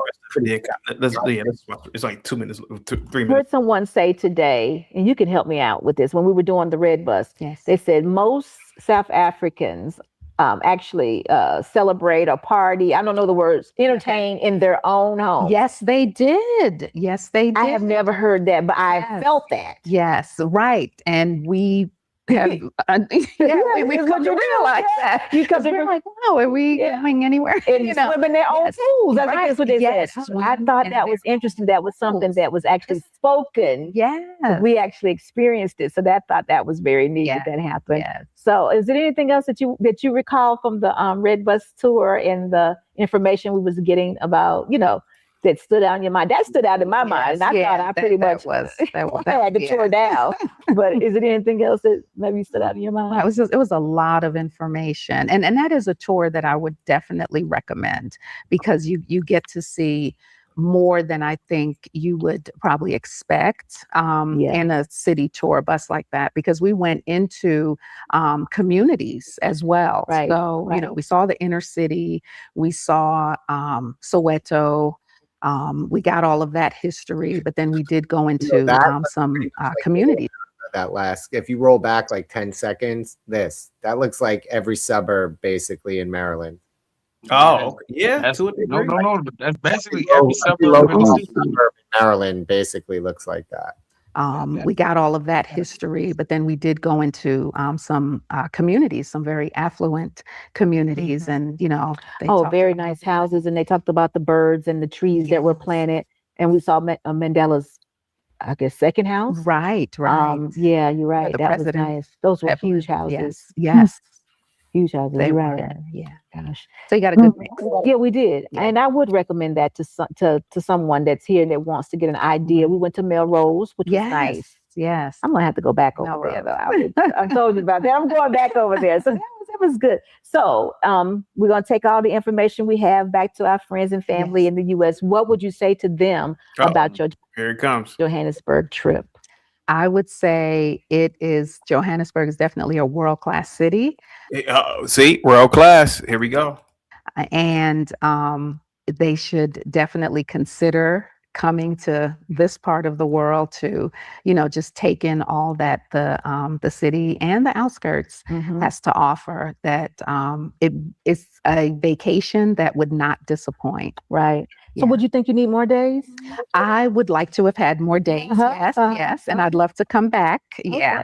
One of those things where you see enough to know that you want to come back and do more, and then identify some particular areas that you want to. Because you're right about that. Because so often I visit places, because actually I visit Vegas, because it's one of those places everybody tell you about, and you say, I got to go. Yes. And I went. I don't want to go back anymore. You know what I'm saying? It was nice. Right. But it's just like, I did there's certain places and I'm like done. that. Yes. Right. So is there anything about your Johannesburg trip thus far that you've picked up on, that you have questions about, that you feel negatively about, or you question, or you wonder why, any of that? When you use the word negative, I would say there's nothing that I have, seen that I would say is negative. I've seen things that I have seen in other countries and other parts of the world, even in, our United States. I've seen, maybe some things that I haven't seen, elsewhere, but I don't think I've seen anything negative. I just take it, I've, just taken it all in and just realized that, it's how it is. It is. Because you know what? Everybody has a little of everything. So it all depends on how you experienced it. Yes. All right. Yeah. Well, listen, stay tuned. We got some more travel coming. So see you soon. That's it. There you have it. Hey, Afro Nerve, you out there, buddy? She said she saw nothing negative. It's no white supremacist there. I think you should go, Afro Nerd. Go ahead, Jay Prince. Go ahead, buddy. When I look at we gotta watch the language for today too, man. You can say fuck and damn, just no N bombs, okay? Yep. When I see Security Boss and her with this, I get a sense of, she makes me smile when I see her. Give me that phone. She makes me smile when I see her. Let me ask y'all a question. You a question. If Trump made it where he forced us to go to another state. Oh, damn, this girl. Hey, P baby. What you doing? Y'all cut. Don't go up in the tank. Y'all can use that. Y'all need some more to drink. What's up, P baby? Where you at? You up there having fun? Yep, at home. Your house seem like it's lit. I'm finna come over there. Can I spend the night? It's king. No, it's kind of late. You might want to come in the morning on this place. It depends. As long as the kids with you, you can't spend the night by yourself. Oh, damn. You kind of such that people already blaming me for shit, blaming me for their life, being fucked up. Man, fuck them people. I know, man. Fuck them ragged ass people. You know I don't care about it. I honestly don't. You'd be surprised on the shit I had to go through. It's just like that. I'm going to go right along with you because they said I'm a sorry, no good, half dead mother lip dick dog. But it's a fun, like, these people that act like they feel sorry for some shit, And it's like, just by me being a little happy in life, even though they look at me that I don't got nothing. To me, I'm just blessed. To me, I'm always gonna be grateful for what I do have. Man, you want me to tell you something, baby? You got something that a lot of them chumps don't got. You got your sanity, you got peace, and you every time I talk to you, go in more deep of happiness. Because people deserve to be happy. You gotta be reminded. I feel like, to be honest, the biggest sin, I feel like the number one sin is to be unhappy. Unless you really got a reason, but I feel like be grateful for what you have. The number one thing is not to love yourself and not to be happy. I got a question to ask you. I got my friend Chaotic Truth. He's married, but she's not getting him no babies. Do you got a girlfriend that he can cheat on his wife with to give him some babies? Hell no. Don't cheat now. He because leaving her, she's not a bad wife. It's just the fact that he just needs some baby mamas out here. I'm quite sure you could milk up some. The man is 40. The man is 45 years old. He need to get a couple babies. No, he clearly said as much. He doesn't care. Clearly, JP doesn't give two damns. That's I think crazy. CT is desperate for some side coochie. Damn. Yo, CT. He don't want nothing that he want to at least get the chance to have a conversation for at least 20 minutes. See, when we go to the strip club, it's almost a guarantee. He want to act like, feel special. Most niggas most men like to feel special. Hey, I'll bring you back when you know the conversation, man. Go ahead, guys. Go ahead. I'm not gonna lie, it's pretty convincing. It's pretty convincing, CC. Being honest with you. I'm not disgruntled because I love America. But at the same time, looking at the lifestyle that she's living and having people that come to that continent and experience that type of lifestyle is pretty convincing, bro. It makes me, especially the way the world is now, you see the immigrants coming in. If I have to flee somewhere, I feel it might be Johannesburg. That might be the place. I rather them lie to me. Go ahead. Yeah, Johannesburg might be the place for me, man. I'm not I gonna think lie it's to a you. place for Afro nerd, to be honest with you. But go ahead. It's a place for you. Go ahead, buddy. Go ahead. You don't think it's a place for me? Oh, of course. Yeah. You But think this it's is a place us for to help. any black man that feels like they have to escape the American society? Yeah. And that's what I'm saying. It's like, So here's my question. My bad, Kenyatta. I was, you gotta forgive her. Nah, you good. I want to ask you a question. If Trump made it where black folks had to move to Africa, how would that make you feel? In a heartbeat, I'll move. In a heartbeat. Do you think security boss is kind of like warming your heart up to the place where she's at? She doesn't have to warm my heart up to the place where she doesn't have to. Not me, no, but maybe other people, but not me. you know what's weird, JP?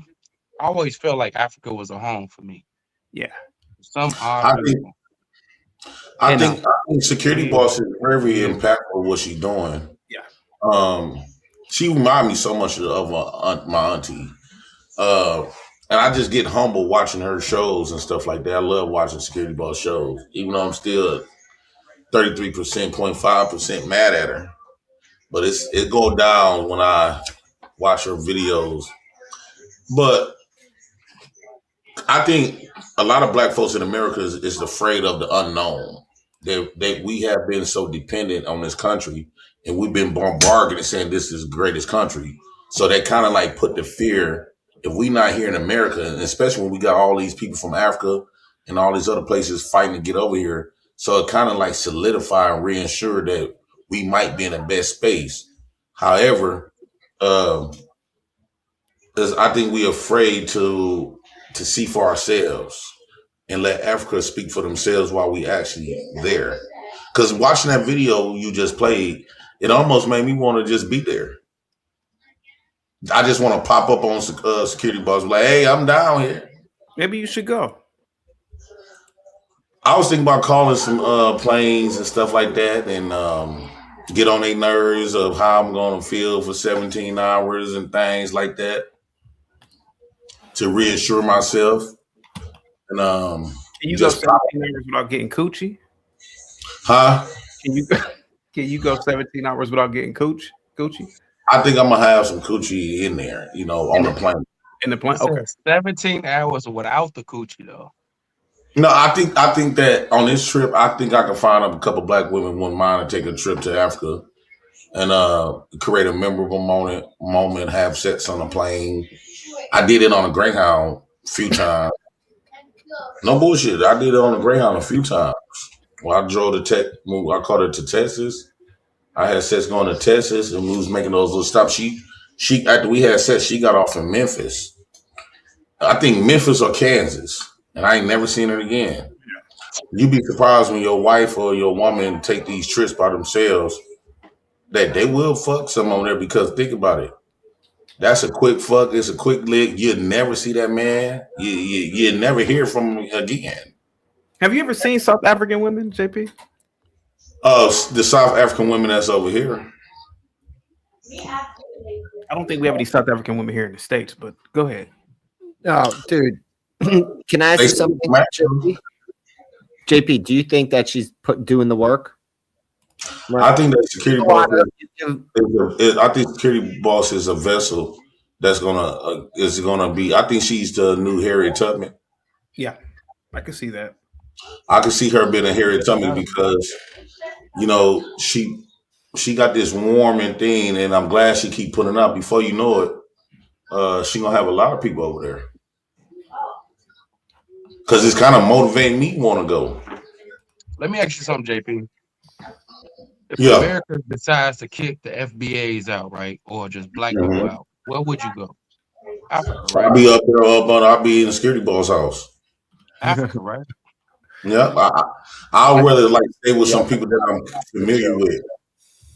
Right. So she ain't doing nothing wrong, bro. She just trying to. No, security boss definitely ain't doing anything wrong. I would want to be around my African Americans there while I'm there until I be able to venture out, get to learn the language and stuff like that. I think that'll make a bond. I think that's the most unbreakable bond that you would be able to have. You know, Americans, the few Americans that's over there, I think we automatically become bonded, you know, like a family.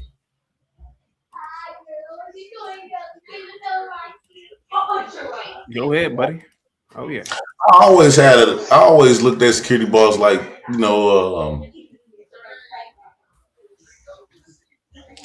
like she got this. It reminds me so much of my auntie. Like, you know how you always want to be around your aunties and them that raising your mom and them and stuff like that. She got that type of vibe, make you want to be in her up under her a little bit. Do you think that a lot of these guys that say white supremacy is holding them back or they're victims, do you think that they would love to live in Africa? I think they don't. I think they're afraid to think like that. Like I say, you know, we was told, we was made to believe that no place is better than where we at now, no matter the circumstances. Who at the bam. CT, I'm gonna be honest with you. When a lot of these smarty arty dudes, they think of lions, tigers, and hyenas when it comes to Africa. So they not willing to like go beyond that scope of thinking like Africa is beyond that. Yeah. You see what I'm saying? When you think of Africa, you think of all this tribalism, this savagery, when it's really not like that. And I see people like security boss out there and living her life. And like I said, this look like California. Yeah, to a degree. To a degree, but it's like it's still safe. It's safe, and you see nothing but black people. So if you are quote unquote all this black shit, right? Wouldn't you want to be around your people or black people? You should. Right. You should want to be around your people. Yeah. I think it's psychologically it can do something more fulfilling for us black folks. You know, to finally see your face all around posters, and you know, it could kind of reassure you. You want to no longer have none of these complaints. But I think that these complaints of white supremacy drive us. I think a lot of African Americans will know how to react to that. You know, not being under the suppression of whites no more. Do you think they want to be under, in their mind, the suppression of whites? I think they got accustomed to that, and that's all we know. You know, it's almost like Stockholm syndrome. That's what we put up on. A lot of people don't want to get free from that because we found comfortability. We found comfort within it. Yeah. I know I have. I found a lot of comfort in oppression. I found a lot of comfort in, you know, getting treated the way we get treated. Oh, How was that? Because it's almost like we know we ain't shit. We know when things go wrong, we goes to jail. You're over whites, and after so long, you get kind of used to it. You expect this. You know, you expect all of the bad stuff, and kind of like good stuff. Look at this. She living her life out there in Africa. Yep. And this is where, and like I said before, this is where like an Afro nerd could be, man. Or other people like a Linwood, or all these people that say that they are victims or white supremacy, man. Here goes a black nation, man. Black brand nation. They can go there. I think one day, before I die, I do want to experience living over there for at least a month or two or a year. I don't want to be forced over there. I want to still be able to have my choice. But because I'm not familiar with it. I think that's the main problem. I'm not familiar with it. And all the stories that it was told about Africa, that's what kind of make me afraid of it. What do you mean, like all the stories you was told about Africa? Like the apartheid, the government shooting up the civilians and junk, and then sending all them slaves dying. For starvation, the fish, the water is bad, the internet shut off for a day. Oh, okay. Stuff like that. Like, I can't go nowhere too long without my internet. And I don't even think they got welfare. No, they don't have welfare, man. No. No, they don't have that, man. So you'd be shit out of luck with that. Yeah, so they're not going to take care of me the way. No. So that means I'm going to have to work. Yeah, you got to work in a black nation, buddy. You got to work. See, I don't think I'm with that. I think that I done worked enough. Maybe my kids go try that when they get older, but I'm not into like working no more. I want to sit back and relax and let the government let y'all slaves, foot the bill for my lifestyle. And I'm just being for real. I don't want to work. I want to be. I finally got the opportunity to be on welfare. JP, think about it though. If it benefits the nation, why wouldn't you want to contribute, right? I think maybe 20 years ago that would have been a good idea, but now I done finally got my chance to put my baby mamas on child support. I done finally got the chance to receive all of the benefits. I want to milk in that for a little while. Let me soak all up in that for a little while. I'm just dipping myself into the pie. I want to be on Section 8 and stuff. I enjoy this lifestyle that I'm living right now. Yeah.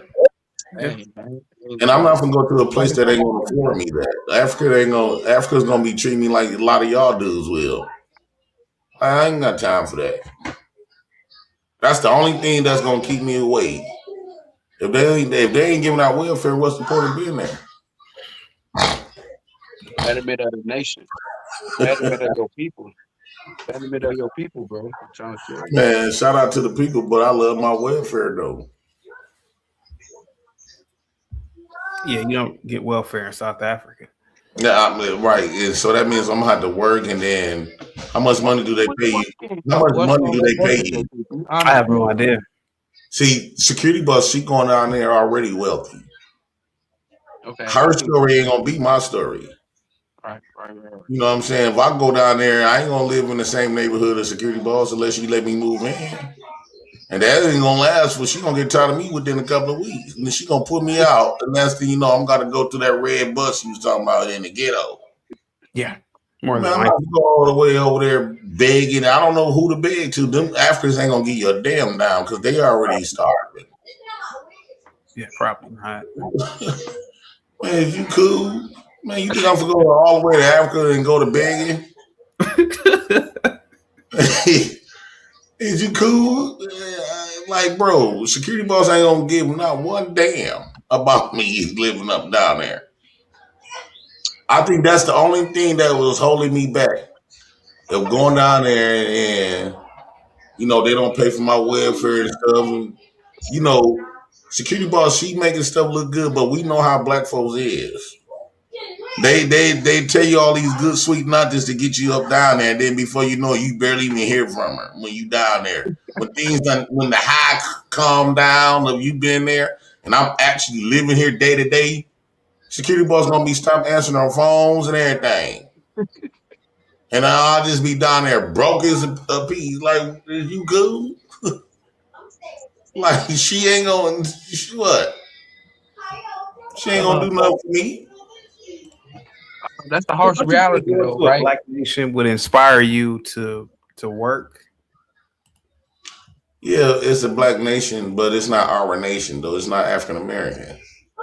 Yeah, but it's still a black nation, right? So it's still a black nation. I get that, but but you say that you will work under if Black Americans control everything. I think that by me being 40, I'm kind of done with working hard. I found the role. I found the way out. I think it's too late for me to try to make a big impact. Maybe through my nephews, them they can do that junk, you know. But I'm not trying to work hard. You sound like me at 33 years old, and I'm only 33. Like I gave up. You 40 something. Well, I'm the one supposed to be giving up. I'm 40. That's what I'm saying. I gave up at 33, so it's like. Why is you giving up? Because I don't see no point. I'm just like you, bro. I don't see no point to it. I don't see no point to like. It ain't no point. It's a survival. Getting a survivor is no point in surviving. Me, how old are you, JP? 40. So we in like millennium age. So it's like we see the end goal. Ain't no after us, after millennials, like it's nothing else, bro. We the last age, bro. Like if we don't teach our kids what's necessary, then it's over with, bro. They ain't gonna learn what they need to. It's over with, bro, after us.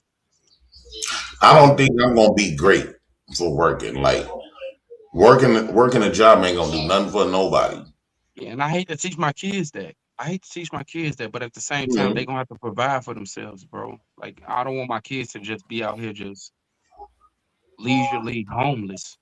Like I want my kids to have some type of income, no matter what it is, independently or working for the fucking white man. I hate to say it. They need to have some type of income coming in. Like that's the way of the world, bro. I hate to say it, but I see the same. I just get depressed when I hear the word work. It's like when I hear the words like that, work, dark, all of them fits in the same category. Like I get extremely depressed.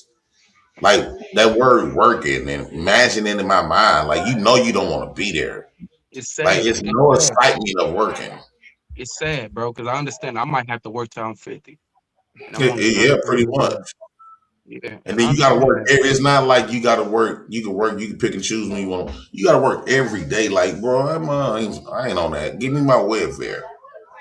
That way I can have a good time with the family. Me and my family already talking about doing some family content with all of us. Most of my family is on welfare or sell dope. I were to go to my grave selling dope and then to be at a white man job. Is you cool? I don't see no interest in working at all. Yeah. It don't benefit nobody. Boy, you gonna stop shaving your nails? Right. So you said that the only way you will live in South Africa is if they gave you welfare. Yeah. If they had a better plan that I know I'll be set for a long time and not gonna renege, you know how black folks get. They offer you something to get you down there, and before you know it, they switch up on you at the 10-year mark. Like, bro, this is not what we signed up for. The white man, he usually stick to his word. I don't know. For me knowing black folks, they don't stick to their word at all. Yeah. They don't give you nothing. Black folks ain't gonna give you a damn dime. if they do give you something, they're gonna make sure you know about it every day. They're gonna brag. Anytime somebody bragging, you definitely ain't gonna live like how you live off the white man. If you bragging about the first check you gave me and the first food stamps you gave me already, I know for a fact that ain't gonna last long. You see what I'm saying? The white man, we've been on. My aunties lived on this shit all their lives and passed on to their kids. Ain't no black man or no black woman gonna allow you to do that. Oh, sorry ass black folks. I don't want black folks to leave me. No, hell no.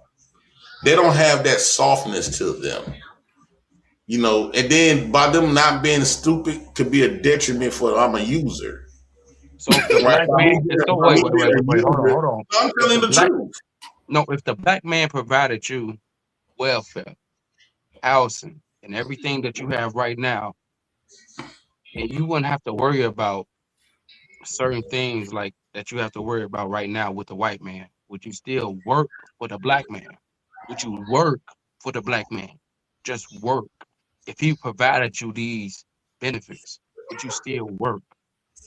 No, because I don't know. I don't trust black men of no race, of no culture. I mean, I don't trust no Africans. I don't trust no Jamaicans. I don't trust nothing black when it comes to, you know, relying on them because they never was in a position. They haven't been in a position of leadership in so many years. So when they do lead you, they not going to treat you like have you ever been work for a black folk, then work for a white folk? White people got old money. They got centuries of money. Black folks just got some money within a couple of years ago. And next thing you know, they survival tech is gonna come. They're gonna start talking shit to you. They're gonna make you feel little in things. They're gonna remind you that they taking care of you. I don't got time for no black man to be talking that shit. Cause I've been whoop the shit out of that African government. You take my welfare away from me, watch how fast I whoop your ass, steal your cars and that goddamn thing. I'm coming right back home to America. The moment they say, okay, now it's time for you to work. No, it don't have to be in America. It don't have to be in Africa. It can be in America. I don't want to work for no black man, no black woman either. Wow. You got to know how to compartmentalize the blacks. Like, black people haven't built that trust. No, I know black people behind the scenes.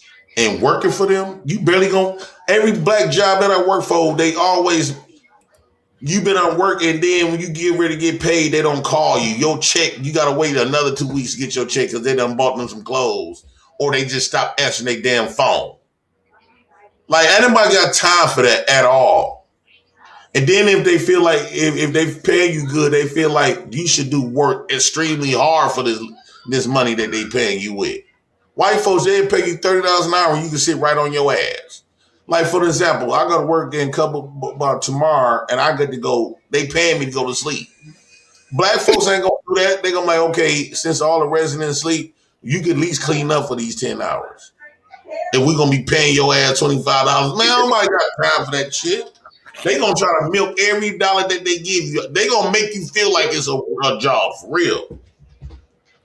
Please, ain't nobody got time for that. All you gotta do, go buy a car from a black man. Go buy a car from him. If it's a good car, if it's a decent car, man, they gonna charge you the like it was brand new off the shelf. Yeah. They're gonna take about a couple of $1,000. White folks will sell you a nice ass car for $400 because their kid went to college and they ain't got them a new car, they ain't even driving it no more. Black folks, they gonna try to milk everything out of you. That's why when I went to go begging, and I went to jail for this, me and my fiance Devin, we went to all the white cities. And we was just hopping from city to city, begging like a motherfucker. I'm talking about one white man, we come out this store from begging. He already, the white man that put this note on my windshield, he gave us about $20 and filled up our gas tank. And then he must have seen us going to another store begging. He put a note, he said, "Hi, James. How much money you made today? How much money you made today begging? Black folks know your bullshit. I don't want to hang around people that know I'm up the bull, that know my bullshit. I like people. I like white people because they like to be stupid. I like for an example. I like when you go to these churches and stuff, especially white women got this bad. All you gotta do is play like you illiterate, and white women gonna give you the world. When when you talk like you wasn't taught nothing, you wasn't educated nothing, and what the bam, all you gotta do is just play like a dumb slave, because that's exactly how they look at you. Barely pronounce your words, talk like you're stupid. You get whatever you want to out of a white woman. I'm for real. You gotta take this slave image to your advantage. I agree with you to a Book of Rillum said $2. Say JP, I need a T-shirt with "Is you cool?" You better send me some money if you do. What I'm saying is, bro, listen. As What? a black man in America, Uh-huh. you're gonna have to put in some type of work. I done did that already. What work I gotta put in? No, you have to, regardless if you talking about you did, you still have to put in work. Did you see your mindset? That's why I want to go to Africa. Like, white men don't tell me that. I go up there, I get my check, that I don't have to talk to no white person. They just deposit all of my benefits. I get my welfare on my bank account on the 1st. I get my food stamp deposit on the 5th. I don't have to talk to them. They not for to be in my face reminding me that they want something. I see what you're saying, because I understand that system. Yeah, like black people, like picture Chaotic giving you all these benefits. How long you think Chaotic gonna help you out? Chaotic ain't getting no benefits. But Chaotic ain't finna give you a damn thing. No, not in my nation. No, if I had a nation, you black ass is getting to work. We got a nation to build. You black ass. My nation. One of them dudes, man, fuck this nation. Shit. I think that black folks should stop working at a certain age. 40 years old is the last of the years that you got where you kind of still well and healthy and you be able to enjoy life. You should have to work till you 65. I would not want to rely or nor depend on no black person. I would give out welfare if the nation was already vastly wealthy. If it was a black nation. Yeah. But JP, you can't get welfare in South Africa. That's a building nation. That's a deterrent for me. That's a like on that Pop the Balloon show. What you would need to go to the Sahara. Wait. You would need to go to the Sahara and bring back a hyena or a lion to prove your worth to even. No man, I'm not doing none of that. Bro, when you all you gotta kill a lion. You need to kill a lion to bring all back. You gotta do is all you gotta do is go down there and call the welfare office. You get everything handed to you. I love free handouts. I ain't gonna feel like I'm ashamed of it. Yeah. I see what you're saying. I would rather go to South Johannesburg than anything if it comes, because with all these immigrants coming in, right? Because I was talking to somebody from UK yesterday, Craig on Gospel of Bob. Shout out to the Gospel of Bob. But he was explaining about like how all the immigrants are coming in and how he wants to flee the country because his country is going to shit. If it comes to America, I'm fleeing to Africa. Me personally, I'm fleeing. Let me tell you what me and my fiance was thinking about doing. Me and my fiance was thinking about, you remember Hurricane Katrina in New Orleans? Yeah. We was gonna wait till after that shit was clear. We were just gonna drive down there and stay in our car and try to get some of that FEMA money. Bro, we be on some scam like, we go easy find an address. All you gotta do is show them an address, pick out an address, and we was gonna try to get some of that FEMA check. But we be on all types of schemes. when Milwaukee had that flood, they was giving out $8,000 checks. What black nation gonna do that? If that's the case, it won't be no kids over there in Africa. What you see in their rib cages, being fly hungry. all around them and shit. I see what you're saying. I see what you're saying. Like, black folks don't have that type of empathy for no motherfucker. I just don't see no black person doing that, bro. I'm not Eric, lie. Hey, real quick, Eric, remember in Friday when John Witherspoon, he told Craig, get your ass up and get your ass a job. He said, get your ass a job. Oh no. That's how I would tell you. If I had a nation, I'd tell you, y'all ain't get nowhere, get your ass up and get your ass a job. He said, get your ass a job. Ooh, them sound like cuss words. Hell no. Yeah. That's I don't know, y'all might have to leave me.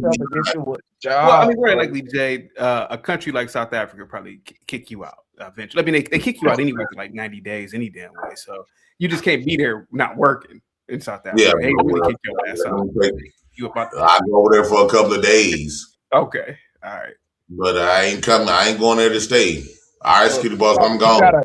You gotta kill the biggest elephant that there is. Okay. In South Africa in order to. Man, please, I ain't about doing none of that. I don't gotta kill nothing over here. All I gotta do is make a 1-800 call to the welfare office, and I'm straight for life.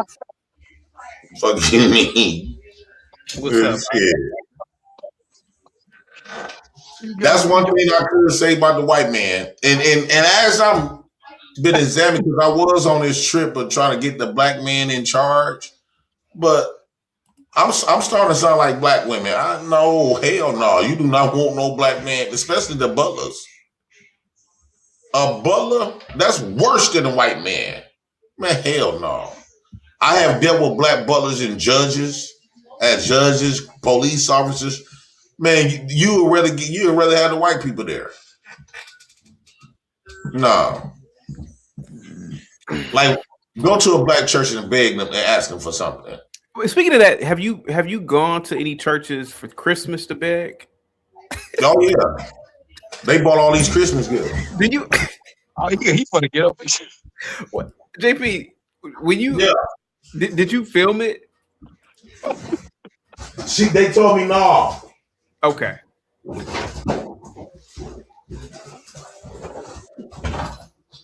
They even bought me a gift, some gifts.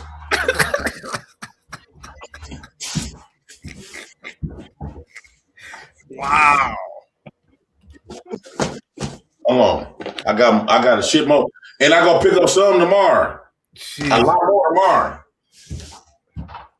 Damn.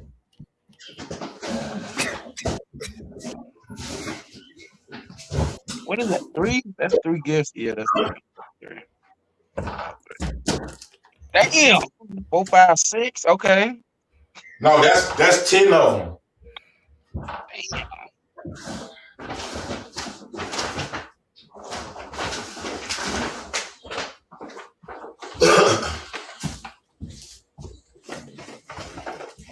And then we got another 30 coming tomorrow. It's like 30 more gifts tomorrow. Like 40. It's actually like 40 more gifts tomorrow. Go to bed. Go to bed, because you don't need to see these gifts. Don't put these gifts. This is come and show them tablets that they got you. They got them tablets. They got free tablets from who? The church? Yeah, this was their Christmas gifts. Jesus Christ. That's awesome. Black folks ain't giving nobody nothing. No, they're not. No. Bro. I'm playing Roblox. Black folks ain't doing this for nobody. Is you cool? No, they're not. This one thing I love about the white man. Look, Daddy. He said 30 more gifts coming. Okay. Hey, put these gifts back up.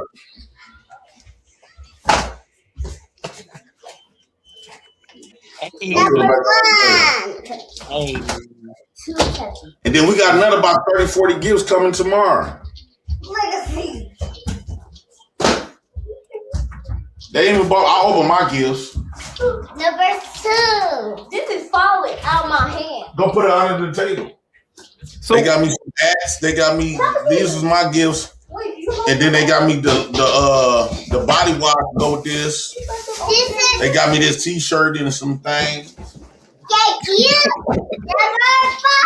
They gave Kendra a $100 gift card that I done used up. See, I knew it. Yeah, I had to buy me some shoes and shit for that Pop the Balloon show. Not with my money. But you got gifts, shit. I needed something to go to the Pop the Balloon show. That's you the good? first time I get a lot of money and you used it. So what? Who Why pay the you lose bills? my money? Why you lose my money? Why you lose my money? Hey, y'all too loud. If Don't you put can my, pay the bills, why can't you get your own shoes? because paying the bills take away your money. You lose my money for everything. Y'all got gifts. You don't need no $100 gift card. Is you cool? If you I need this for me.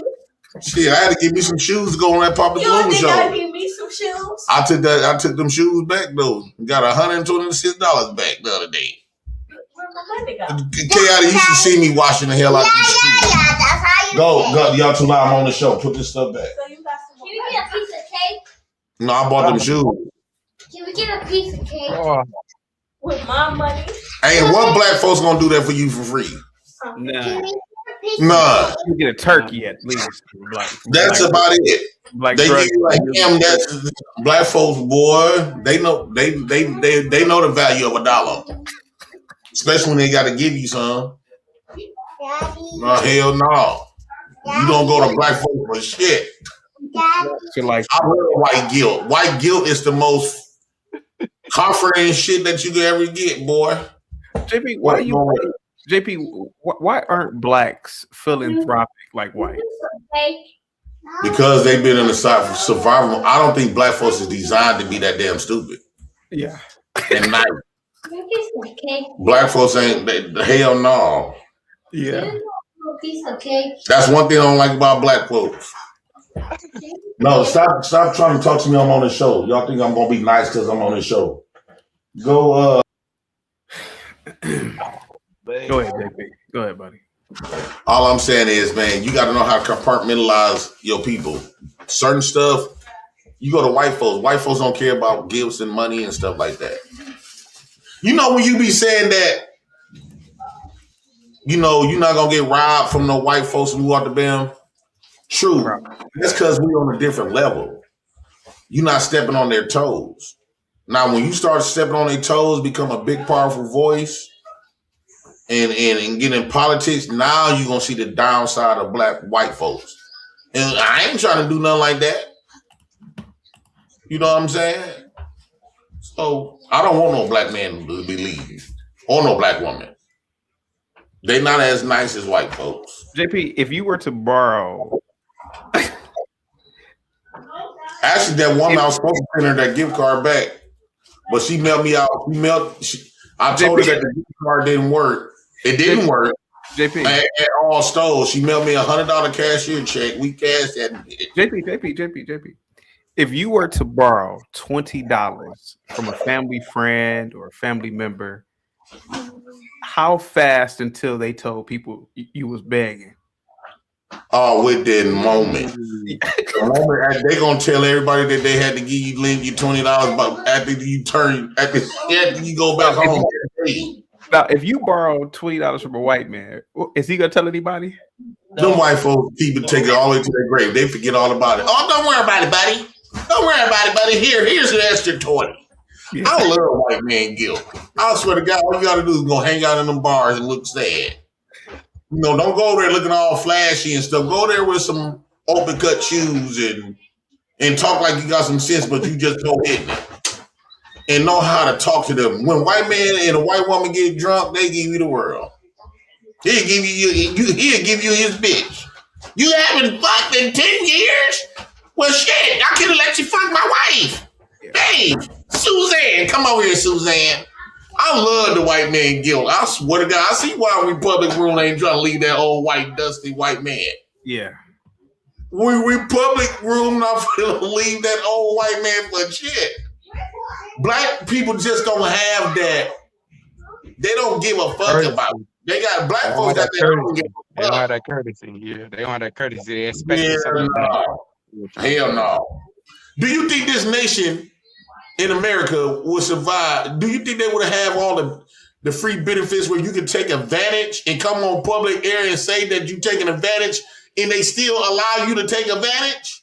No. If it was a black man, no, hell no. They would expect something back in return. Right. Right. Give me that back. That's why I had to check myself. I had to ask myself, JP, you up here got a voice now a little bit. Do you really want these black men to really lead you? And I'm saying, these motherfuckers really want to send you a $20 cash app. The only people that really send you some money is white folks. For real. Black something when you caping for them. But the white people is going to really send you that paper. And not going to throw it in your face. Right. You right. They're not going to remind you. You remember that cash app I gave you 10 years ago? That's black folks. That's true. They ain't even gonna think about it. White people ain't gonna think about it. It's like, yeah, sweep it under the bridge, man. You know I had you when you need that. See, security boss, she not coming from the perspective that she need people. She got money. Let security boss go broke. I guarantee you, she gonna be trying to beg her way back to a trip back here in America. Ain't no black folks over there. She ain't finna be walking around here with no apples on her head. Pig. Let that money get broke. She gonna be selling that house on a trip on the way back over here. I like that comfort. The white comfort is amazing. Ain't no Asian. No, you can't even go to an Asian, an Arab, or an Indian short a nickel. They don't give a damn. They don't give a damn. That goes to show you they don't have that type of empathy and white folks is the only people. I swear to God, white folks is the only people. I gotta keep it all the way real, all the way around the board. I can't sit up here and lie. It's a reason why I go to white churches and white businesses. I'm living in the city because when me and Devin was going around panhandling, this city was giving us the most money. I was making more money. Me and my girl was making more money begging the white folks more than I was making working at a job. And that's for shit show. Chaotic, no, I ain't lying, because I know definitely Chaotic done big before. We've all have. Right. What happens when you ask a white person for something and ask a black person? You're going to feel so embarrassed. I had a white friend. Go ahead,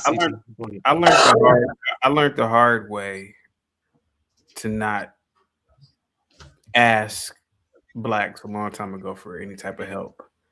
And you know, JP, you know,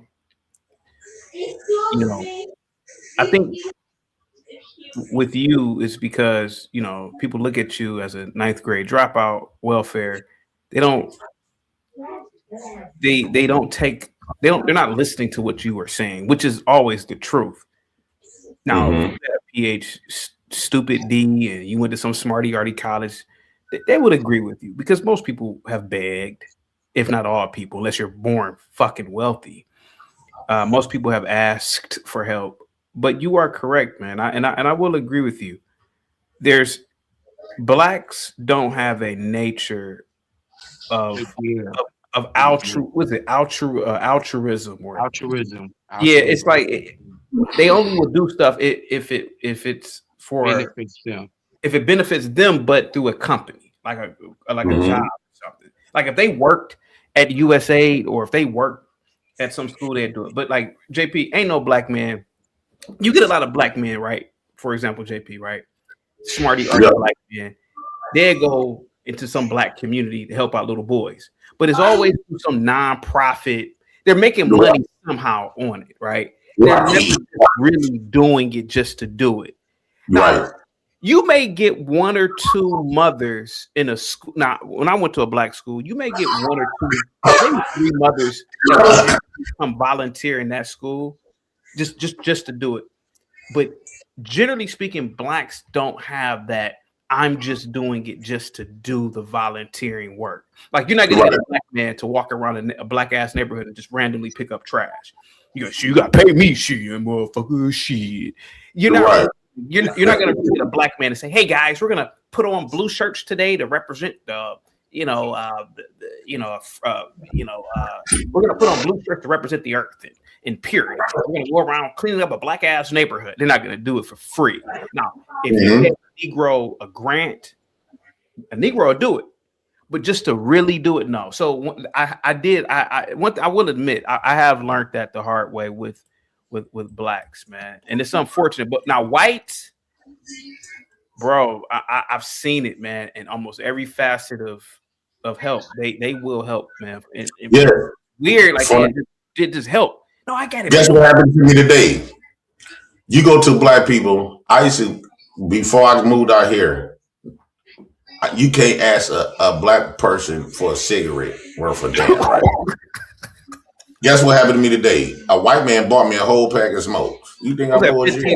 My Mavs are the cheap ones. What was that, $15 now? This is about $10. Bought me a whole pack. Actually smoke. Nah, hold on, cause you smoking Mavericks. I don't smoke Newports. Them things too strong. And they expensive. I don't smoke Newports. I've been left them alone. But you can't go to a black man and ask him for a cigarette. The white man bought me a whole pack. Actually, he bought me 2 packs. They bought me a pack the other day. Is you cool? Man, fuck black people. Man, when it comes to bed, can I give my testimony?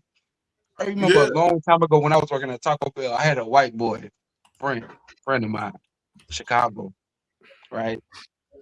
Man, I remember I went to his crib. He tried to provide me everything, and I was like, "Nah, man, I can't take it. I can't take it." Like, man, fuck that, man. I got you. He would just look out for me, bus card, everything to get back to the crib, and all that. It was like, damn, it was like white people really care if they really want to do it for you. But, you know what I'm saying? It's like. But in my heart, I was like, damn, I couldn't take it. I felt certain in my heart. I feel like I shouldn't have to do that because I feel like I'm taking advantage of you. But he really wanted to do. He was like, man, fuck all that, man. You know I got you, man. And the white, he didn't care about. He got me to the crib.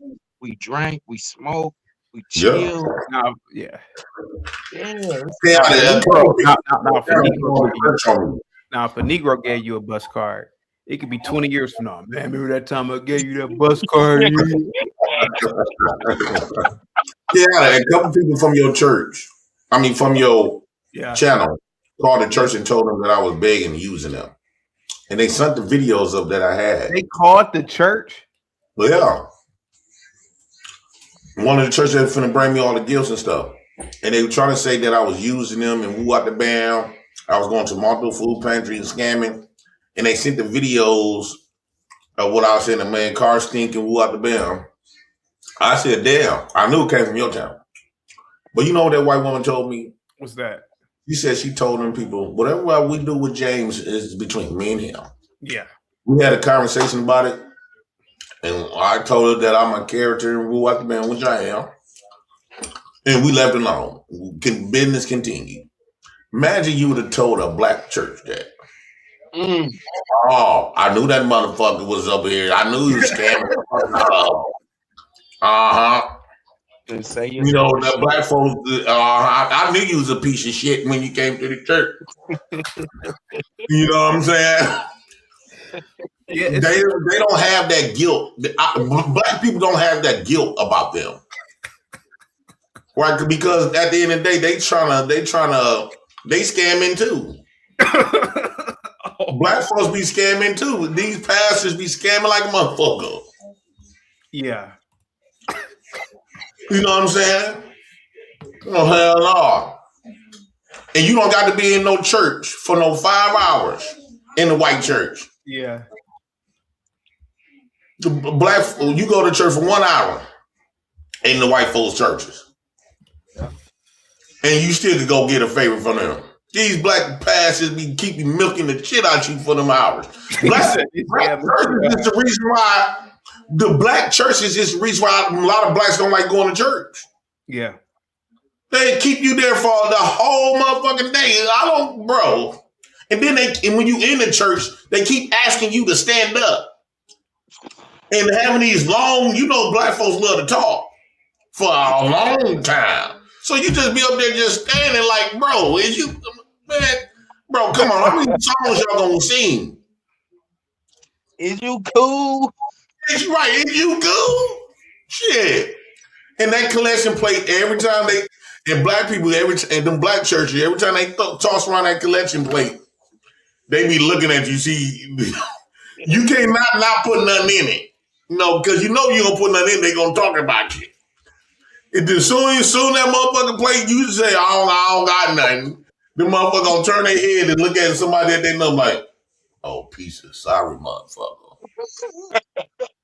So you be feeling guilty and shit. I remember Auntie used to always give us $1 in a peppermint to put in the collection plate. Exactly. Yeah. Something. Niggas be madder than a motherfucker. You gotta watch the inbound. Peppermints like the collection plate. I don't like black nothing. I don't like black churches. No, I do not. You like, man, I'm gonna go for a ride. And then you driving down the street, these prostitutes be looking thick as hell. You look in your pocket, you got about, $27? You put $7 in the tank. You get you a couple loose squares, about $3 worth of loose squares. That's about 6 cigarettes. You get you a little $2 Taka vodka bottle. And you got about $13 to $14 to get you a prostitute. Most of them bitches go for like $10 to $12. They don't be asking for much. Have you ever drove around and tried to pick up a prostitute before? Never. Why not? That's just not my thing. I never even thought about that. I just never thought about being a job. No, I just never thought about, because you from my opinion, you have to be really low to be on. What is it, on the blade or the bleed? What do they call it, on the bleed? But no. I think that you should try it. No. I don't even think women even prostitute like that anymore in the Midwest. Yeah, because everything is online. Yeah, they do that in. I know they do it in Seattle. I've seen it. They still open air prostitute. Mm-hmm. Have you ever known something about Backpage? I did. I used to troll a lot of those Backpage girls. If you know about Backpage, you definitely done bought some booty out that bitch. Nah, I know a lot of them didn't want to be. I know a lot of them didn't want black dudes to pay for them. Yeah, a lot of black women don't want black men. Yeah, well, I heard they don't pay. Men will fuck them and take their money back from them. Yeah. Black men will have sex with them and take that, will rob them and shit. Then I was like, bro, y'all dudes be fucking it up. Even black women don't want to deal. Black women don't want to deal with black men when it comes to business. Yeah. The dudes will, first off, you milking the shit out of them. You only got but like $13. They ask you for 40. Now you don't come this, man, I got 45. I'll give it to you when I bust a nut. Or they have the 40, fuck them, and then take their money back. They don't leave the woman no tips or nothing. Yeah. Have you ever left a woman a tip after you don't pay for the pussy? I only purchased one stripper one time, and I left a hefty fee. CT, who you talking to? If you bought it one time, you can get addicted to it instantly. Only one time, man. Only one time. that's pussy is like a crack drug. Once you hit it one time, you strung out forever. And let me ask you this: where did you get those tablets from? The church. It was another church. And those they got like Christmas, they got like Christmas consoles and stuff like that. They came up there and bought them some stuff. A lot of people are going to be upset with you about that. Why? You got free iPads. There's a lot of people in the chat. A lot of people in the bushes that hate. Tell them to stop hating on the white man then. Go to church, beg. Yeah. Is it really begging? Because I'm just asking. Begging at all. I think the church is there to give. I mean, yeah, because I don't say, please, can you do this for me, please? After them told me no 3 times. No, I ask. Yeah. And then I sign up for these Christmas programs they call Christmas councils, where you can sign up if you live in a school district, and multiple families will adopt your family for Christmas. And so I signed up at 10 different places. Oh shit. Yeah, man. My house finna be. I can show you a video about a couple years ago. My living room was stacked full of gifts. I had to give gifts away. We had so many gifts to other kids. I had to give gifts away. We had so many gifts in my house. I'm talking about my whole living room was stacked full of gifts.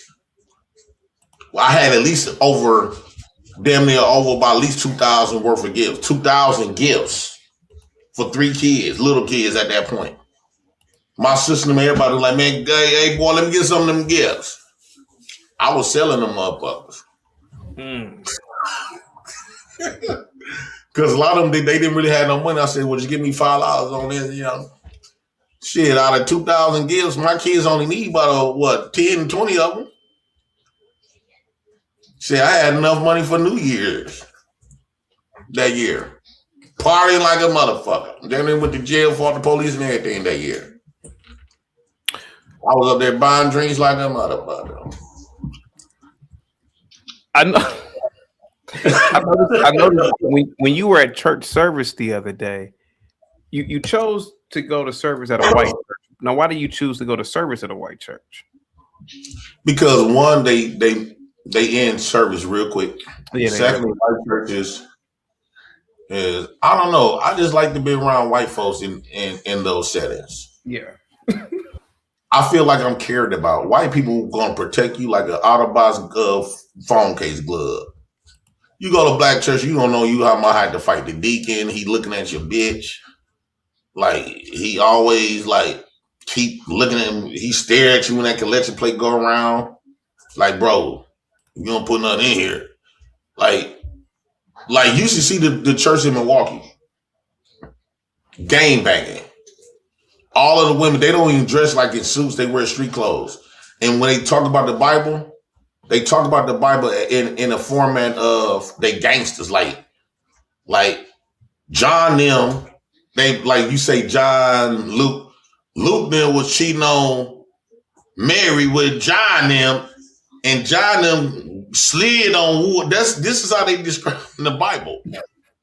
And all of the black women, because it's a young pastor, and he like one of YNs, handsome little young cat, right?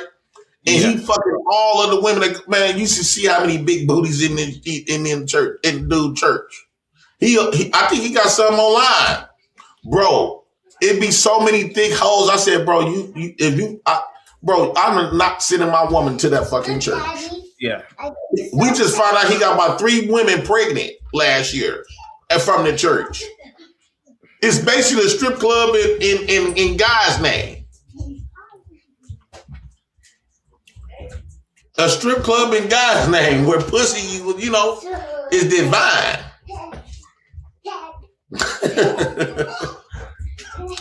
I'm telling you, our churches is ghetto as hell. You go to Milwaukee church, it's ghetto than a motherfucker. Hey, chill out before I take them tablets away. I was thinking about taking them tablets to the store. And cause she gave me the receipt for them motherfuckers. Them motherfuckers $200 a piece, $200-$300 a piece. So I can pay some of these bills. And what bills are those? Well, they ain't cutting off our lecture till March. So I'm happy about that. Some of this rent, my storage unit. Cause I got some. Hey, what I just say now? That's true. Well, get in that corner.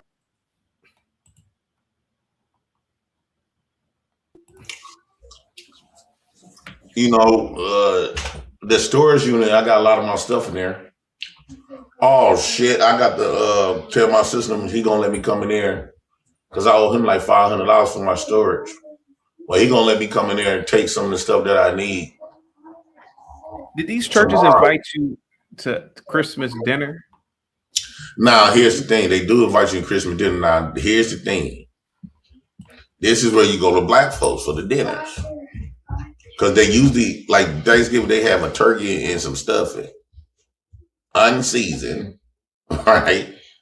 And like, they don't have the same food and the same vibe. That's where you go to the black folks. Right? They usually have potato casseroles and green bean casseroles, and like you be looking at the food like, what the fuck is this? Right now, that's where you need the black folks. They sweet potato pie don't have not one sugar in it. You know what I'm saying? You can tell that the food is soulless. That's what I mean by compartmentalized black folks.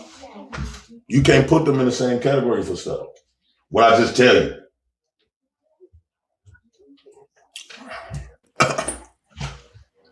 But they be inviting you for dinners and stuff. One thing I do like about them, like when you go to the food pantry in the black community and you go to the food pantry in the white community, man, you leave the food pantry in the white community with like 2 or 3 bags.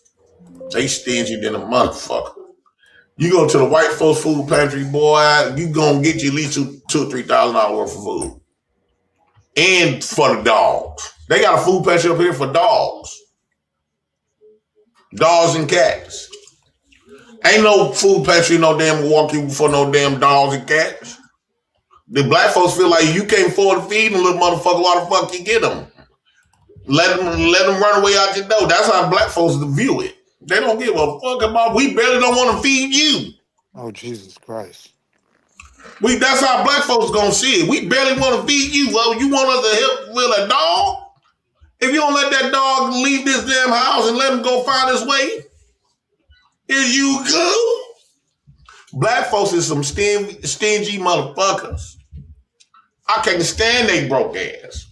Cause have you ever need some help real bad, financial help, and you go to a black person, that motherfucker need the same help as you? No, I typically don't. Man, oh my God. I was answering your question. The church, and the church is just as broke as you. I'm serious. You go to any black church, they broke as you. That make you feel like life is just dead, just all over with. What about the argument? What about the argument that the black church is broke because of you? Because you're broke and have nothing to offer the black church. I don't got these complaints when I go to white churches. I don't care if you go to a black Christian church or a Muslim church. Both of them, put both of them together, they don't even got about $20 to give you. But the question is this, right? All black people will give you is a speech. Right, but the question is this, though. When you have nothing to offer, the question is this: when you have nothing to offer the church, what do you expect back? Well, watch this. Can you give me some money? I need some money for my rent. I could. Well, I got a PayPal. Would I? Probably not. I bet you if I ask Gimpy and come to him with a sad story, Gimpy will give it. I mean, your broke ass ain't gonna give a dime. That's what I'm talking about. I probably wouldn't give it to you because you have an entitled issue, right? You think this church that you white people know that I'm entitled. Hold on. You think this church that you're giving nothing to owes you something. That church don't owe you nothing. Man. You haven't put this is why black women don't like black men. But you come to the this church. This is why black women don't like black men. They ain't about trying to get. You haven't given a nickel to that church. Ain't nobody trying to get that. Talk to me. Let's talk about it. CT, you remember that I went to that church, that lady wrote me a check for $500? Mm-hmm. What black church in their mama gonna do some shit like that? They'll do it for their constituents, those who have chipped in. You haven't chipped in. See, you guys can give some too. Put a shirt on. Let's bring it. Put a shirt on, man. Yeah, that was wild. Unless you look like me, put a shirt on. Like, why should this church give you anything when you've given nothing to the church? The white people don't complain. White people don't think like that. Well, yeah, I understand that.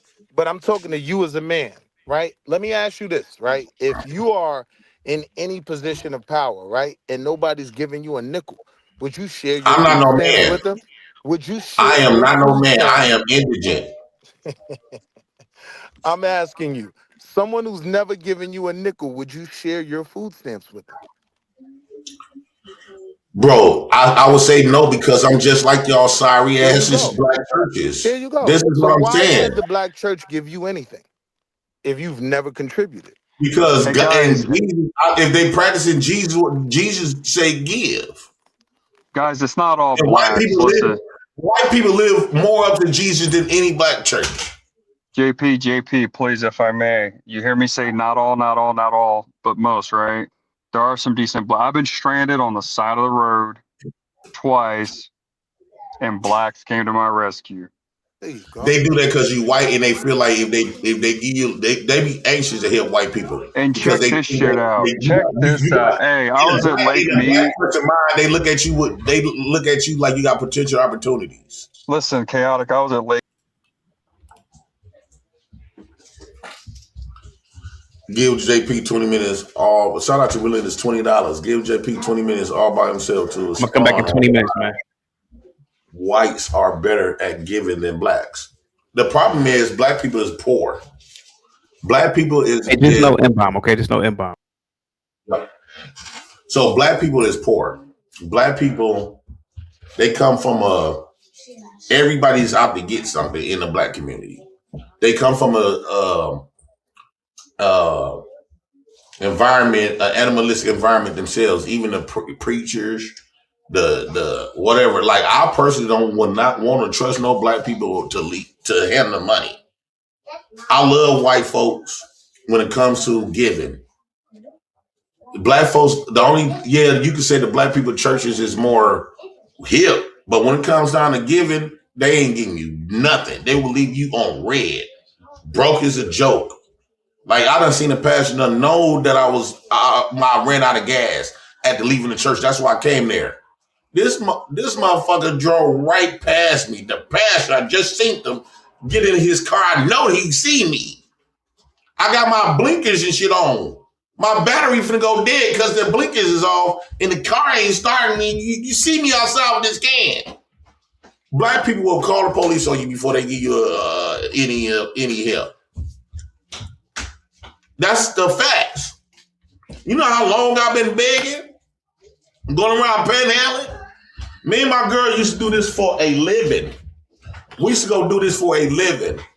And once we got embarrassed from a couple of black churches, telling me by myself, you need to do this, you need to do that. He made me feel like all fucked up inside. Like he made me feel all weird. I told my girl David then, I said, okay, I got an idea. Because she was talking about giving up panhandling. I said, no, we panhandling in the ghetto. You know these black people broke. So they're going to come up with 100 reasons and talking to you, and they feel like them giving you some advice and some financial help. They'll whip out $5. What you gonna do with $5 and I just told you my rent due? How's $5? Well, you're an ungrateful motherfucker. They so quick to talk about call somebody ungrateful. If I'm telling you that my rent need to be paid and I'm short about $600, motherfucker, you whipped out $20, you think that's something? So I said, babe, we're going to these white people out. Man, we was going to these white people door, not only just the churches, we was going to door, businesses at the businesses. Man, we was getting $100 here, like $300 in gift cards, like Walmart cards, gas cards. I said Walmart, Target cards, all types of shit. Giving us cash, writing checks to our landlords. One time, when I was living with my cousin Nikki, and she said we just got into it because I had been paying her rent. Because you know when you live with black folks, you can't never save no money. You always owe them, even though they give you a set price. Okay, you pay $200 a month, but if they broke and they seen you with money, this is how black women do it. You still working, who out the band, right? And now, let's say she done spent all your rent money. She didn't even pay the landlord. And now she ain't no money in the house, nothing. But you come in there, you got a little few extra $100 from working. She asked you for something. You say, nah, I'm stacking my money to get my own place. Motherfuckers got to get the fuck out of my motherfucking house. You can't come to my house with all my goddamn bills. And who out the bam? So I'm like, oh man, so they feel they see you on this guilt trip. So one day, me and my cousin Nikki, we busted a move. So I went to the church. I said, nah, Nikki, I'm gonna tell them that you my landlord. So the deal is, when I go to these churches, you pretend to be the landlord. I'm giving them your phone number. They're gonna mail you out the check. You break me off half, right? So all of the white churches I went to, I told them the rent was $500. They called Nikki, mailed to say, hi, this is St. Vincent de Paul and Udine Parish Church. We here with Mr. Davis. And he was telling me that, we just want to know the address where we can mail out the check. I did at least like 4 or 5 times. Now, this was like a lot of years ago, because eventually I started having a guilty feeling about it. And we were just going all the way around, we were just going church at the church. Man, one day I came back with about $3,000 worth in checks for rent. I had about $400 or $500 in Walmart cards, gas cards, gift cards. One dude bought, one of my neighbors ended up buying me a truck. Bro, if I'm lying, I'm dying. It was a 2004, I think that was 2008. One of those Hyundais. It was a maroon Hyundai. He gave me a free truck. He didn't buy it from me, he gave it to me. A free truck, man. So after the lease over, I ain't had to pay a quarter. Because he said that they knew that how I was trying to raise my kids. Ain't no black person on the planet gonna do no shit like that. Right? Black people know you for a second shit from before you even come up to them asking them for something. So yes, relentless. I don't trust black folks at all of giving. Black people got this mindset about them that they try not to look stupid and they not gonna let you use them and you got to work. If I'm up here working, you got to work. If I went to school, you should go to school. Don't nobody got time for that stupid ass shit. Don't nobody got no time for that weak ass shit. Is you cool? Am I lying?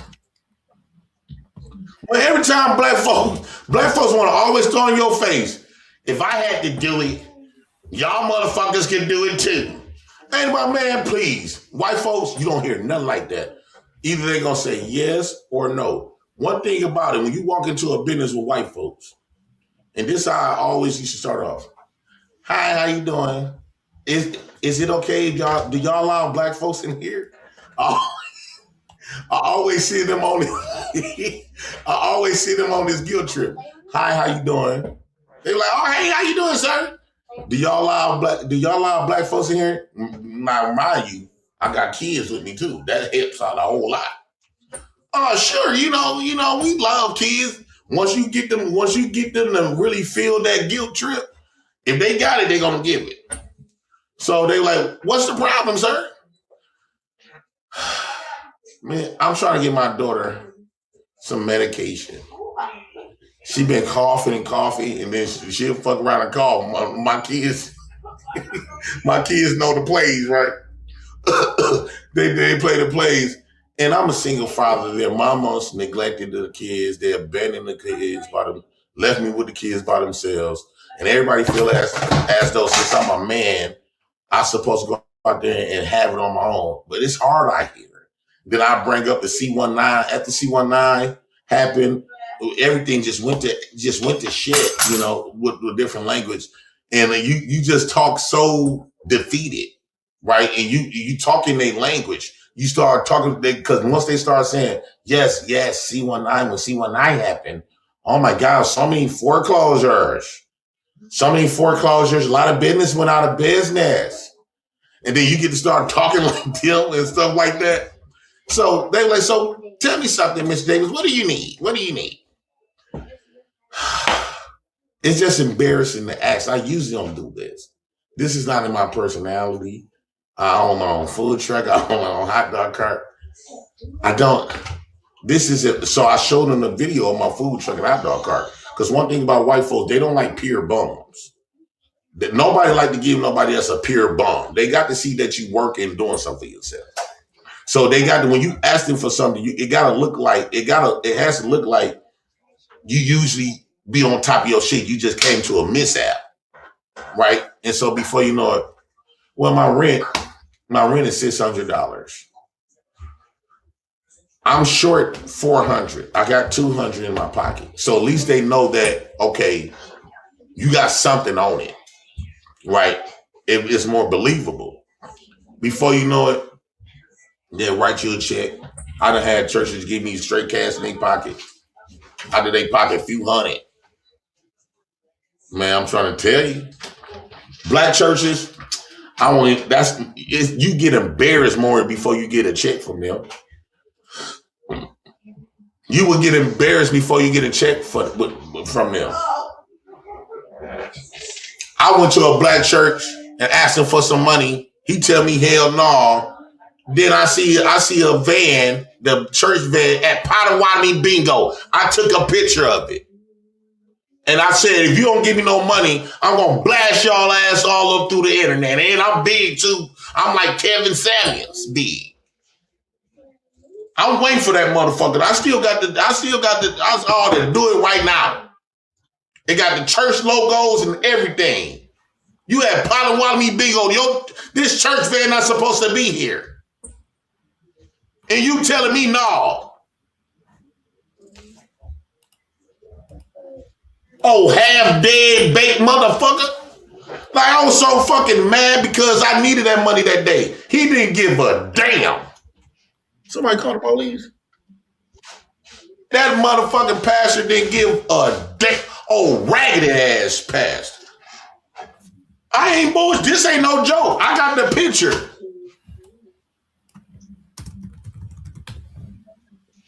That's why you don't go to black folks for shit. They too smart for their own damn good. Even though I'm on bullshit, but you supposed to pretend like you stupid. White folks will let you think white folks will play into the stupid role and the white guilt. I just love me some white people when it's time to ask them for something. Mexicans, they gonna tell you go to a Mexican knowing that well they've been talking English all motherfucking year. They pull this, me no English, me don't speak no, they talk fully English. And you can tell by the sound of their voice this is their first language. They say, Mexicans say, I don't speak no English. Motherfucker, you know you speak English. Arabs, nobody, get out of my story. White folks is the only people. Come on in. The only people. And don't let you have a family. Before I had kids, me and my fiance Devin. Hang tight, Jay. Tough guy, we gotta watch the N-bombs, okay? It's zero no N-words, all right? Go ahead, JP. Before I had kids of my own, I should use my sister kids. Mm-hmm. And boy, I used to rack up. This is about 10 or 15 years ago. Me and Devin and them kids used to go to all churches and buildings and stuff and create the most ridiculous stories. And boy, when I'm talking about we made so much, I ended up going to jail though. They called me it was a name that they called me because I went to multiple white cities. Panhandling. Pandit Bandit. Some shit like that. Pandit Bandit. We was going to all different white cities all the way around Milwaukee. We would drive around to all the white cities. And we'll set a goal. Okay, we're gonna bring home 300 today. I bring home 300, you bring home 300. I was working at Hardee's when we first came to Waukesha. I'm the reason why they stopped giving away a lot of these resources. Because a lot of the Waukesha was just handing out shit. I was working at Hardee's. I said, babe, we making more money panhandling than we do. We was living in a van with our dogs. Nigga, why you so? Damn, man. I don't understand it, bro. I just said no N-bombs. I don't know what's wrong with this. I just literally said it. No N-bombs. Go ahead. And then that's what how black people do you. They just laugh in your face like they done fucked up your shit. They know that well they can't afford it. You just said fucked up. That way, or you never heard of a 501c3 that these churches and organizations get that I talk about all the time? Man, them black churches don't give you a damn thing. They're not supposed to. They can't. That's why. Where are most black churches at? In the hood, right? Right. So that don't tell you nothing. Like they get 501c3. So why is they there? They can't help you. I don't think they're here to help. So they got a problem. They got a problem with me going around there begging, but don't them churches in the hood be begging? Yeah, don't they ask for handouts? Why don't you expose them for getting loans from the government? You said what? Why don't you expose these churches for getting loans from the government? Man, I don't care about none of that. What I'm saying is, when you go to them for something, they don't help out the community at all. Black churches don't help you with shit. Nothing. Because their funding won't let them. Man, that's some excuses. Man, please. They will have, but they will have some nice cars though. They wear the best too. Are most pastors not scammers? Not the white ones. Man. So what are you, a white apologist now? You didn't turn heel on the American? No, I'm keeping it all the way real, bro. I'm out here in the struggle. And I'm telling you what works and what don't work. Black churches don't work. You don't think you go asking them for something services, you're not getting shit. You don't think we're indoctrinated to be that way either? I don't, man. When you need some, you ain't trying to understand all that shit. You need some assistance at this moment. You ain't trying to go in history class. Man, you giving the white man too much credit, brother. No, the black man done gave him too much credit. I mean, we not perfect by a long shot, but stuff like this, man. I'm not perfect. Shit is it's a K-pop. We not perfect. I'm tired of them using that shit. I mean, you should complain about nothing. For what I because ain't nothing perfect. Well, what do you feel like this is going to be positive for the black community? Just basically looking for a handout everywhere you go, like instead of adding to the church, which is an organization you want to take. It's not every white man that I have, white people that I have receive something from. They never say looking for a handout, even if they thinking about it. They'll never tell you that. Because the white people, they just gonna go write a tax write off on you. So what? I mean, if you want to be in somebody's life insurance policy, that's on you. At least a black person gonna tell you no, they can't do it. You make an excuse on why black folks is some sorry motherfuckers, boy. I one thing I can't stand about a black church, you go in there asking for something and they pretend to be broke. Like, how is you broke as me? I mean, I wish I could go to any church. I be feeling like, man, I'm just all the way in poverty dealing with black churches. You sound pretty privileged to me to where you can just go in churches and get paid. Like, are you religious? No. The amount of time that black folks spend in church, you mean to tell me that they broke? But I'm saying, so you there for 5 hours. So what do you believe in? You just believe in the universe, the creator, or you believe in like do you believe the kingdom of heaven is within you, or do you believe in worshiping? I believe in give me a check, give me some money. Shit, I'm trying to. How do I get paid from the church? Shit, I'm not religious either.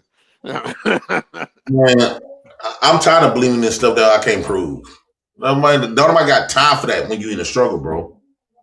I understand that, but I just don't like you. You sound like them black pastors. They are black pastors. Do you believe? Motherfucker, I didn't come here and ask you that. I didn't come here to ask you for do I believe?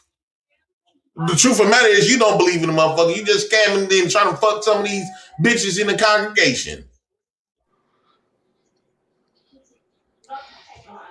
They want to talk to you all day.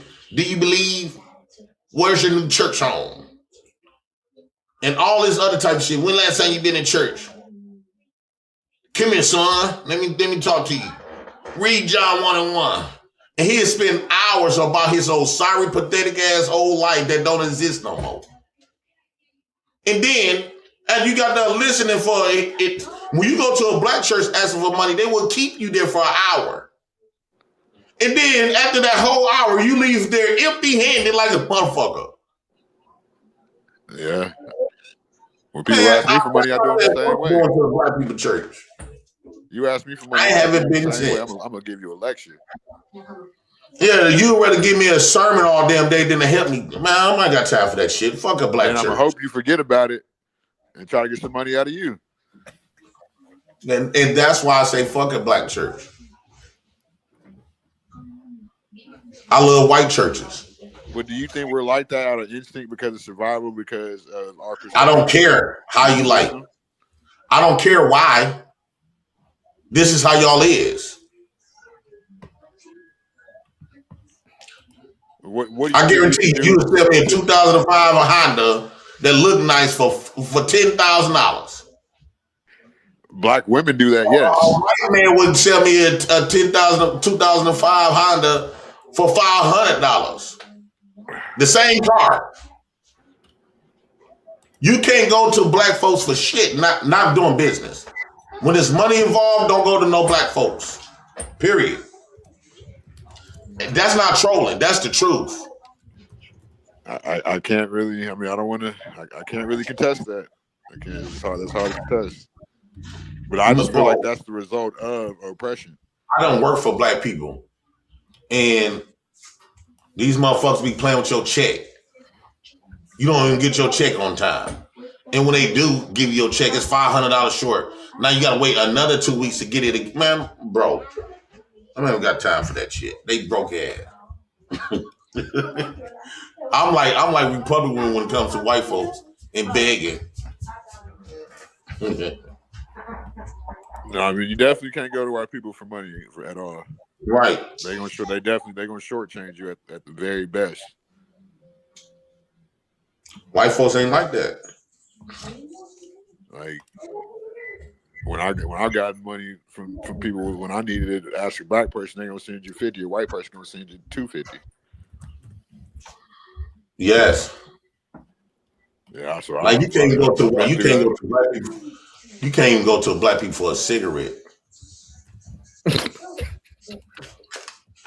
White folks just bought me a pack today and a pack yesterday.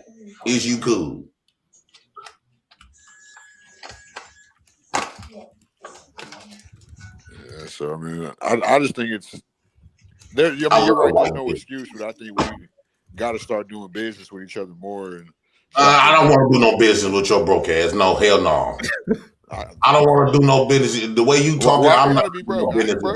I got a bigger house than most people on this channel. That's mine. I don't care. I don't want to do no business with no black folks. That's stereotyping. That's your black folks. I'm stereotyping like a motherfucker. White people or other race of people, when they want to help you out, they help you out for free. The last black person I had do something to me, he ghosted me. Is you cool? I haven't talked to that motherfucker. Have you talked to him? I haven't seen that motherfucker in 3 months. Well, I got time for that shit. Off there, is he in a station wagon? No, this is a 92 lac.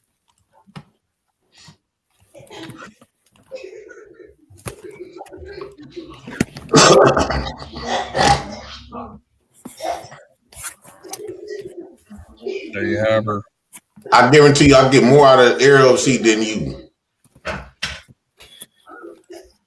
You think you could pimp me, huh? I like that y'all act stupid. That's the beauty about white folks. I'm not like the rest, JP. Trust me. I'm different if you can't tell.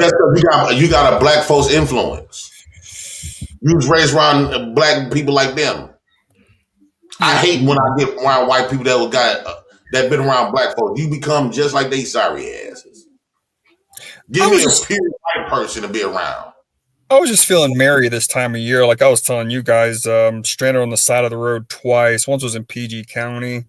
Someone came and helped me. One was a tether, if you count that. That's when I derailed in the snow while bagging something up, and I was drunk as shit. I mean, I would have been cooked if the roller showed up at any second. And then there was another time, probably a couple months ago, at this lake, where this one, he was a light-skinned dude, but he got, my boat like drifted away from me, and he was wearing jeans, right? And he just walked in and got halfway wet up to his waist. And it's like a 45-minute drive out of there. You know what I mean? You would have never did that for no black person. So not all. Black people don't like helping other black folks out like that. They'll do it for white people all day long. Well, one of the dudes, so PG County was a really elderly black dude, and I don't know, he was very, very old for that time. He was definitely alive during Jim Crow and all that shit, which makes you wonder, if, you know. But anyway, I will help you out. You're a white man. Help him get him. If we was all us black folks were told to get you some white friends. It's JP, I don't opportunity. think you really, truly been around white people. No, I would know. They can't be my friend. They gonna help you, but as soon as you get around black folks, you know you ain't gaining shit. They gonna be your best Eric, friend. I know he got some white uncles on some connections. So yes, I'm gonna give Eric C all type of assistance. Yeah, because I know he knows people that got some money and opportunities.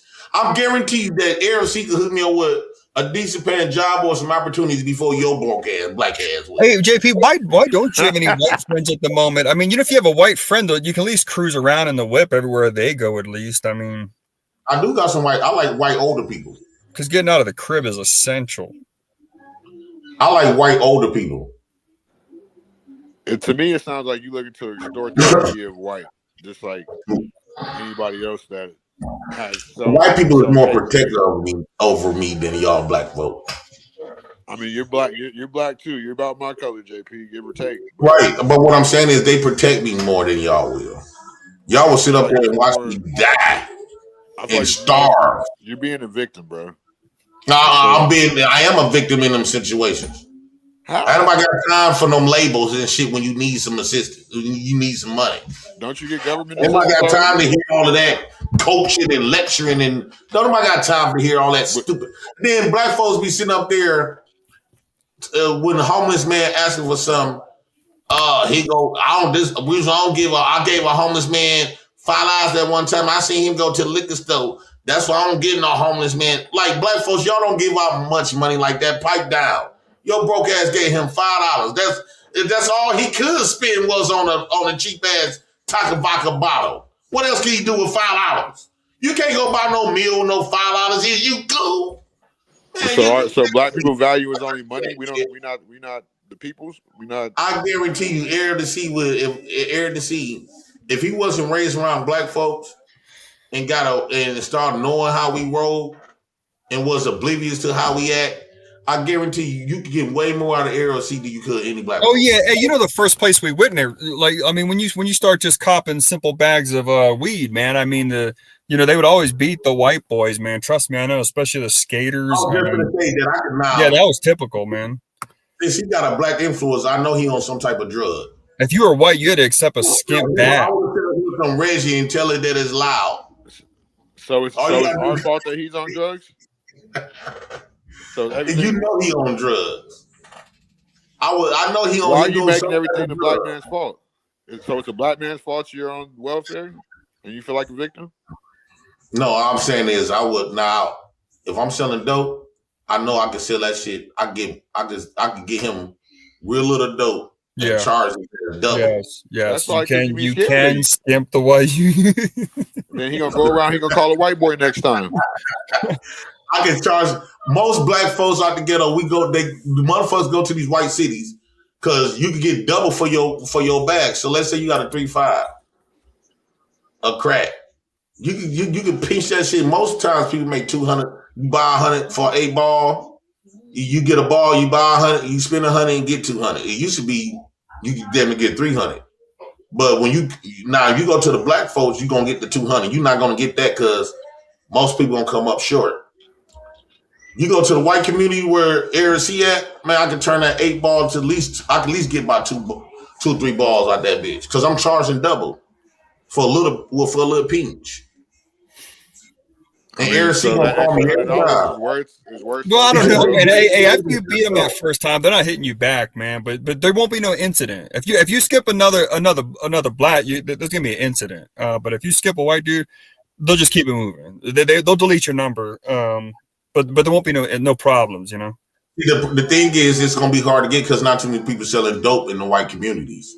So that the white people kind of cherish their dope dealers when they do get some niggas, get some black folks that's brave enough to go to them communities. I know for a fact either LC do some type of Percocet. I know he smoke weed. Oh my god. He do coke, so he the type that do powder. I guarantee you. What? What is wrong with he pay for it. Dude, I exercise like crazy every day, man. So you trust dope fiends? Anytime somebody drive around in a 1992 now, if he drive around in a 1992 Cadillac white boy, you know he on some type of powder. That's the daddy car. This car is clean. You know that's he definitely on powder. This car has 50,000 miles, bro. Yeah, it's your father's Sunday car. He do a little fentanyl. My father's dead. He died in 2020. Yeah, don't worry, I'm not bad. Fentanyl. Yeah, he's definitely what type of judge? Ain't he a military veteran? You know he on mushrooms. I was thinking according to JP, I'm doing literally everything. He drink heavy. I guarantee you, Eric C drink heavy. I can't. My body can't process alcohol. What type of drugs you do? I can't have wheat and a lot of sugar, and I don't drink at all. I wish I could have a drink, but I cannot. What drugs have you done in the past before? Methamphetamines. What have I done in the past? Oh, well, in the past, Indonesia, fentanyl. Just that and alcohol, man. I've never really. I mean, there's one time I was at a ghetto ass hotel, and I think they sprinkled maybe some yay on the L. That's about it. The fact that he called it yay, he definitely do powder. Oh yeah, well, I don't do that. No, dude. No. Not every white person is a drug addict. That's why you keep putting that finger by your nose. You sniff. Okay. Is coke even a thing like that? I really don't see that like that. Man, I was just saying, bro. Because I got some cousins that can get you right. You see the instantaneous mood swing? Just hit me on the back end. Hit me on the back end. We can't talk about drugs. All right. Any last words, guys? Yeah, I want to say one last thing, CT. Remember you were talking about how one trade of blacks is to be like, hey man, remember when I got you this one time? Blah blah blah. I got this friend that calls me from a level 5 facility. All right, that's right below level 6, which is the Florence ADX in Colorado. Level 5 facility calls me every Sunday. It's a long story. I grew up with this dude, my best friend for a while.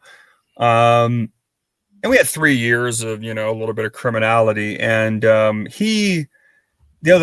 night when he called me, he's like, man, remember when I got, because he's always bitching for commissary, and it's endless. It's endless. It's every call, and he has a couple generous white mofos that send him bread. One of them is like some Christian dude, some church guard, and the dude's like 70 years old, some random white guy that he's never met in person. He gets commissary from him. And then, he always bitches at me for commissary, but I don't really send shit.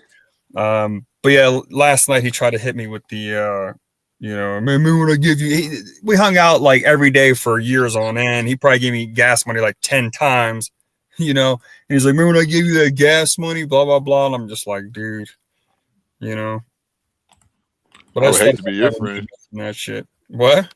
So I would hate to be your friend. No, man, you gotta understand, he shouldn't be locked up like that. It is kind of a screwed up situation, but dude, just F the system, man. I don't want to support the system. If you send commissary or pay for minutes on the phone, you're just paying some other company. There's all those stupid ass fees. If you accept one of those calls, collect. It's just too much, man. I'm not trying to, I just tell him get out and, maybe I'll throw him some when he gets out, but it's pointless. What was your point?